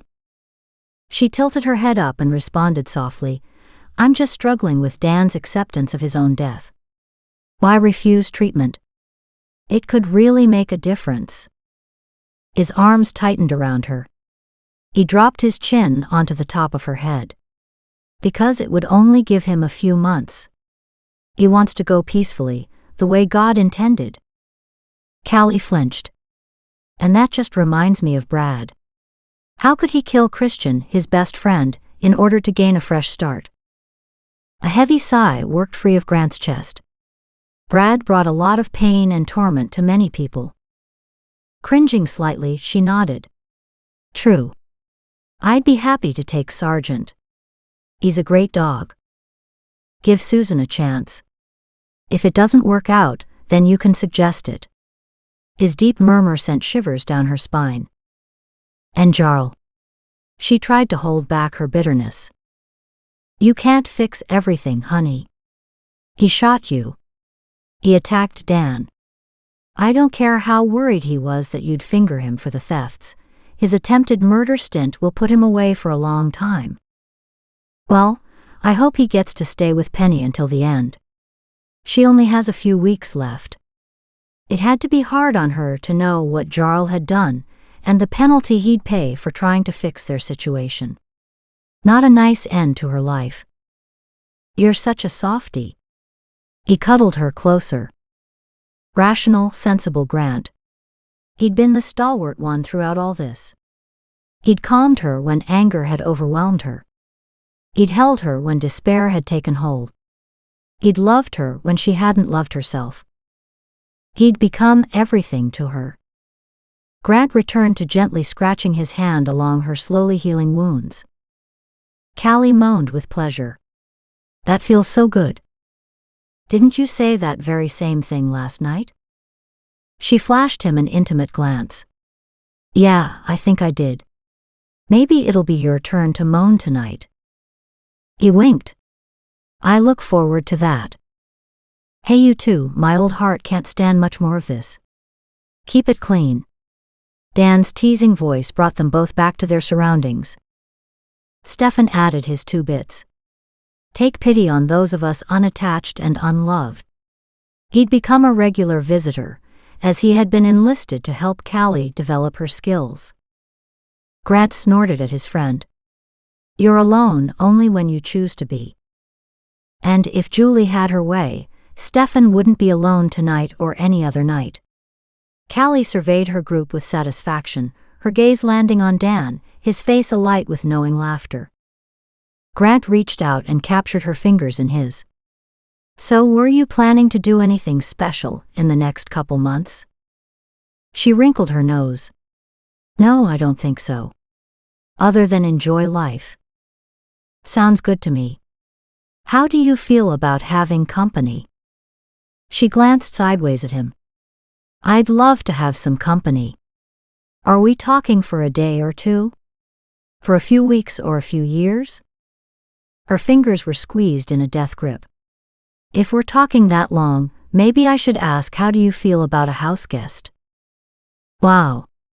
Callie raised an eyebrow. "I guess that depends on whether he'll be a guest or if he's moving in." Callie gave him a saucy look. Grant's steely, almost black eyes searched her face. Callie cast a warm glance from her partially closed eyes. His lips twitched. "Is moving in an option?" "Hell yeah. Houseguests are work. Partners share the load." Callie smirked. "We do make a good team, don't we?" "Damn right we do." "Then partners it is." Dan finally spoke up. "About damn time too." They all laughed. Grant squeezed Callie's hand. She smiled. Her future looked warm and bright for the first time in over a decade. Personally, she couldn't wait. This concludes Book 2 of Psychic Visions, Hide and Go Seek. Now hear about Maddie's Floor, Psychic Visions, Book 3. Maddie's Floor, Psychic Visions, Book 3. Are some souls not meant to be saved? Psychic medical intuitive and licensed physician Madeline Wagner thought she'd seen every way possible to heal a diseased body. But when her patients begin dying from mysterious causes, Maddie realizes she might be dealing with an evil force that may be outside her ability to cure. Maddie's medical facility, called Maddie's Floor, the penthouse within the Haven long-term care facility, has helped countless terminally ill patients to miraculously live. Now something malevolent has taken up residence in her ward. Not sure how to deal with this on her own, she calls on her psychic friend and mentor, Stefan. Together, they delve beyond the physical plane into the metaphysical, and find utter terror. With 2 family members in Maddie's care, during his visits, Detective Drew McNeil finds himself frequently wondering about the woman, and not just the miracle worker.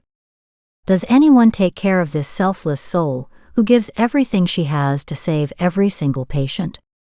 When does she ever allow herself to rest, to relax, and to live? The more time he spends with her, the more he wants to get to know her privately. Bizarre events in Maddie's facility draw Drew's professional curiosity. Several intersect with one of his cold cases, causing him to wonder if an old killer has been resurrected. Literally? If so, Maddie's directly in the path of danger. How can anyone stop a force of nature, whether good or evil, that no one else can see, feel, or frankly believe, unless Maddie has the ability to do all those things and more? Sneak peek from Maddie's Floor. When you believed in the goodness of life, why did darkness always nudge up against you, test you, try to make you change your mind? Late afternoon sunshine poured through the window of the Haven, casting warm rays across Madeline Wagner's small but efficient office within the top floor of the long-term care facility, dubbed Maddie's Floor. The early part of August had been hot and humid. Now, entering the last week, the dead heat had cooled to a comfortable temperature. She stared at the paperwork stacked high on one side of her desk, then at a smaller mountain on the other. Groaning, she leaned back and rubbed her throbbing temples. Why had she wanted to become a doctor, anyway? Although today her career choice wasn't the problem, it was her other skills. The skills no one mentioned, but everyone knew about. Dr. Madeline was not only a brilliant doctor, but a medical intuitive. And her unorthodox skills were the reason Dr. Johnson from the second floor had asked her to look at Eric Colgan. Dr. Johnson wanted Maddie to try to find out why Eric's condition was deteriorating so rapidly, for no apparent reason, when all his tests were coming back negative. She'd gotten her first inkling that something wasn't right while Dr. Johnson had been explaining the case. Then he'd sent her an email with more details. As she read, a weird twinge settled at the base of her neck. A sensation indicating something was wrong. That feeling had grown until just the sight of her colleague's email brought goosebumps on her arms. She'd immediately printed off the page, dug out a new folder, and buried one in the other, and then under a dozen more. It made no difference. It pulled at her. Sitting there. Waiting. She sat up straight and forced herself to continue through the large stack of paperwork, until the pull refused to be ignored. Crap. She pushed the file off to the side and dragged out the email. Maybe she should take a quick peek. See if she could do anything, and if not, then she'd pass the case back quickly. She wasn't able to help everyone. She quickly accessed Eric's file on her computer. With his information displayed in front of her, she eased back from her heavy mahogany desk and mentally distanced herself from her emotions.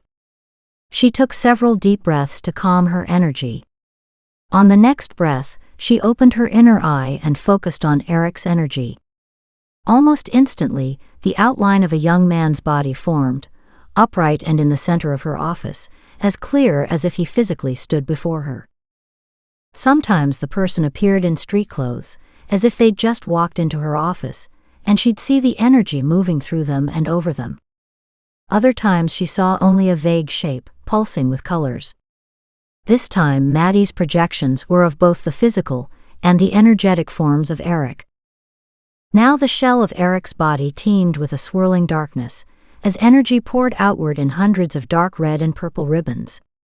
Hugging the outside edge, his aura hung, lanky and dark, missing the vitality of someone in good health and in good spirits. Colors swelled and receded in a grotesque dance. Stretching away from the body, they faded outward, filling her small office. Maddie rose and circled the desk to get a better view of this apparition. She reared back slightly and blinked several times. The energy still twisted and stretched in its macabre dance. She rocked slightly on the balls of her feet. She'd never seen anything like this. Angry energy had one appearance. Hatred had another. But this defied description. Maddie needed more information. Letting the vision dissolve, she walked back to her desk and laid one hand flat on top of the printed email. Eric's energy reached out and grabbed her by the throat. She coughed and choked. Tears filled her eyes. She snatched the hand from her throat and bolted to the opposite side of her office. Christ. Maddie paced around her small office, trying to calm herself. Another first. In the middle of the room she stopped, her hand on her chest. She took 3 deep breaths and frowned. His energy was incredibly strong. Maddie's mind stalled, reconsidered. Was it his energy? She'd assumed it was Eric's, but did she know that for sure?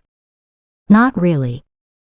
Frustrated, she returned to her chair to flick through the online information. Changing tactics and, with her finely tuned control locked in place, she released a small amount of energy outward in Eric's direction, finding him in his room on the 2nd floor below her. It normally took a moment or two to see the pattern, to feel the pain, and to locate the regions of distress in an unhealthy body. Not this time. This time, tidal waves of anger washed over her. Whatever had happened to this young man, she knew he hadn't come to terms with it. That didn't surprise her. Few people accepted imminent death, whether it was their own or that of friends and family. Anger was an understandable reaction when learning you had less than 3 months to live. But what she'd experienced just now was so much more than anger. Maddie hugged herself to ward off the unearthly cold now permeating her office. She tried to focus on Eric's physical condition, but emotional trauma blasted at her, disturbing her balance. This man was beyond angry. He'd moved into a defensive panic. Confusion and pain agitated his space. His outrage palpable. So was his terror. Tapping into her inner eye, she brought up the same energy vision as before. The aura had thinned until it was snug against his body. Leaning forward, she studied the color patterns, searching for the origin. Energy swarmed throughout the different layers of the young man's body, refusing to stay contained, as if the shell couldn't hold it all. The colors darkened, the energy slowed, as if heavy engorged. Static energy filled her small office, strong enough to cause loose strands of her hair to quiver. The image was painful to observe. It reminded her of the aftermath of a feeding frenzy, where one energy feasted on the other. Then it hit her. Clearly. No single energy spun endlessly inside this body, there were two. Two separate and distinct energies fought a battle within Eric, as his vision again stood before her. Stunned, Maddie tried to locate and to identify the two distinct energies. One energy, pale and indistinct, sat low and snuggled close to the center of the body. She frowned, recognizing the signs. This energy was weak, dying. A wave of black swept down the front of the body so fast that Maddie barely saw the paler energy cringe beneath. The wave had depth, density almost.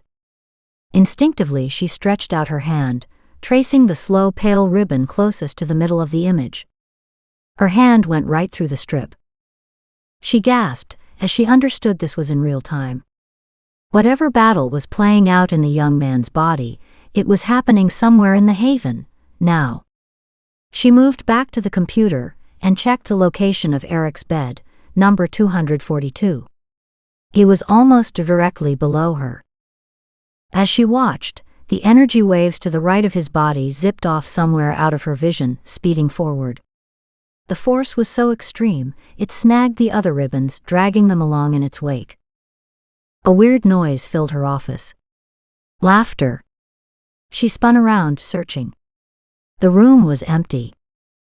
Then a voice, so malevolent, so angry that it was almost tangible, whispered through her mind's eye. Just try to stop me. Was it possible? Maddie straightened as the energy waves winked out of existence. Panic set in. The mocking laughter swelled to encompass her entire office. She raced out, but still the faint laughter snaked through her psyche as she ran down the stairs to the second floor. Urgency fired her long legs as she tracked the faint thread of energy back to its source. She had to stop this, whatever this was. She swerved to avoid a cluster of young people, hugging in the hallway. Up ahead, an orderly pushed a laundry cart, as it rumbled down the main aisle, clogging her path further. She blasted around it all, heading for Eric's ward. She had to be wrong. To be right would open up something unthinkable. A horrible suspicion filled her mind, one too bizarre to believe, even for her. And suddenly she knew she would be too late. Surely no one was capable of doing this. The laughter cut off as she came to a shuddering stop at the doorway to Eric's ward. The room was filled with frantic activity. A trauma team crowded around the first bed. A crash cart sat between two beds. The other patients in the ward watched on in fearful silence. Maddie stood at the open doorway, unable to see which patient the team worked on. Confused, she tried to stay out of the way, as the chaos heightened around her. Outside, people mingled in the halls. Nurses bustled in and left, and throughout it all, the crash team worked diligently. Maddie opened her inner vision, only to slam it closed again. Colors, images, and sounds crashed into her mind, from the chaotic emotions and the overwhelming number of energy systems of those around her. She doubled over with pain from the onslaught. One nurse raced to her side to help, but Maddie waved her away, before stepping back into the hallway to regain her sense of balance. Several beds lined the hallway. An older woman, her bed in the middle of the others, slept through the commotion. A sheet barely hid her bony frame, decimated by disease. A grayish cast covered her thin, almost translucent skin. Maddie's heart ached for the poor woman. They had several beds with patients who were in similar conditions. Sadly, a normal state for this half of the Haven, for it operated as a long-term care home. Maddie heard Dr. Samuel finally call it, requesting a time of death. She stepped into the room in time to see him tug the sheet over the patient's face. A moment of respectful silence ensued. Maddie quickly sent out a prayer for the family of the unknown man. Death was an all too common event here at the Haven. This was the last placement for most patients. The staff filed out, wheeling some of the equipment with them. The doctor closed the curtain around the bed, smiled at her quietly, and left. Taking advantage of the sudden calm in the room, Maddie walked farther into the room, nodded politely at the shocked patients whose gazes followed her every move. Then she checked the bed numbers. She stopped in front of the closed curtain and pulled it back slightly. Bed 242. Eric Colgan. Stunned, Maddie stumbled back to the hallway, taking a long final look at the white-curtained area. Her heart raced and her brain stalled. Confusion and fear churned together. What had just happened? She stared aimlessly down the hallway, unsure how to process the event. Her glance fell on the same elderly woman in a bed in the hallway. Maddie blinked. Surely the old woman's gaunt frame hadn't thickened slightly. Her bony ribs seemed less pointed. That couldn't be right. Surely physical changes like that weren't possible? It had to be her imagination. Or possibly it was a different woman instead. Several had been lined up in the hallway before. Maddie peered down the corridor. One bed was being wheeled toward the next ward, with another old woman propped up on the pillows. Maddie breathed a sigh of relief. That had to be the woman she'd seen before. Yet she couldn't resist a last glance at the first woman still positioned in front of her. Damn it if she didn't closely resemble the woman she'd seen earlier, when she'd first reached Eric's room. Except, this woman's gray-tinged skin now sported a peaceful pink glow that made Maddie's stomach cramp and her heart seize. The old woman opened her eyes and stared at Maddie in surprise, a quick sly smile coming to her face. Shocked, Maddie stared back as fine tremors of disbelief racked her spine. She had been too late. But too late for what? What had just happened?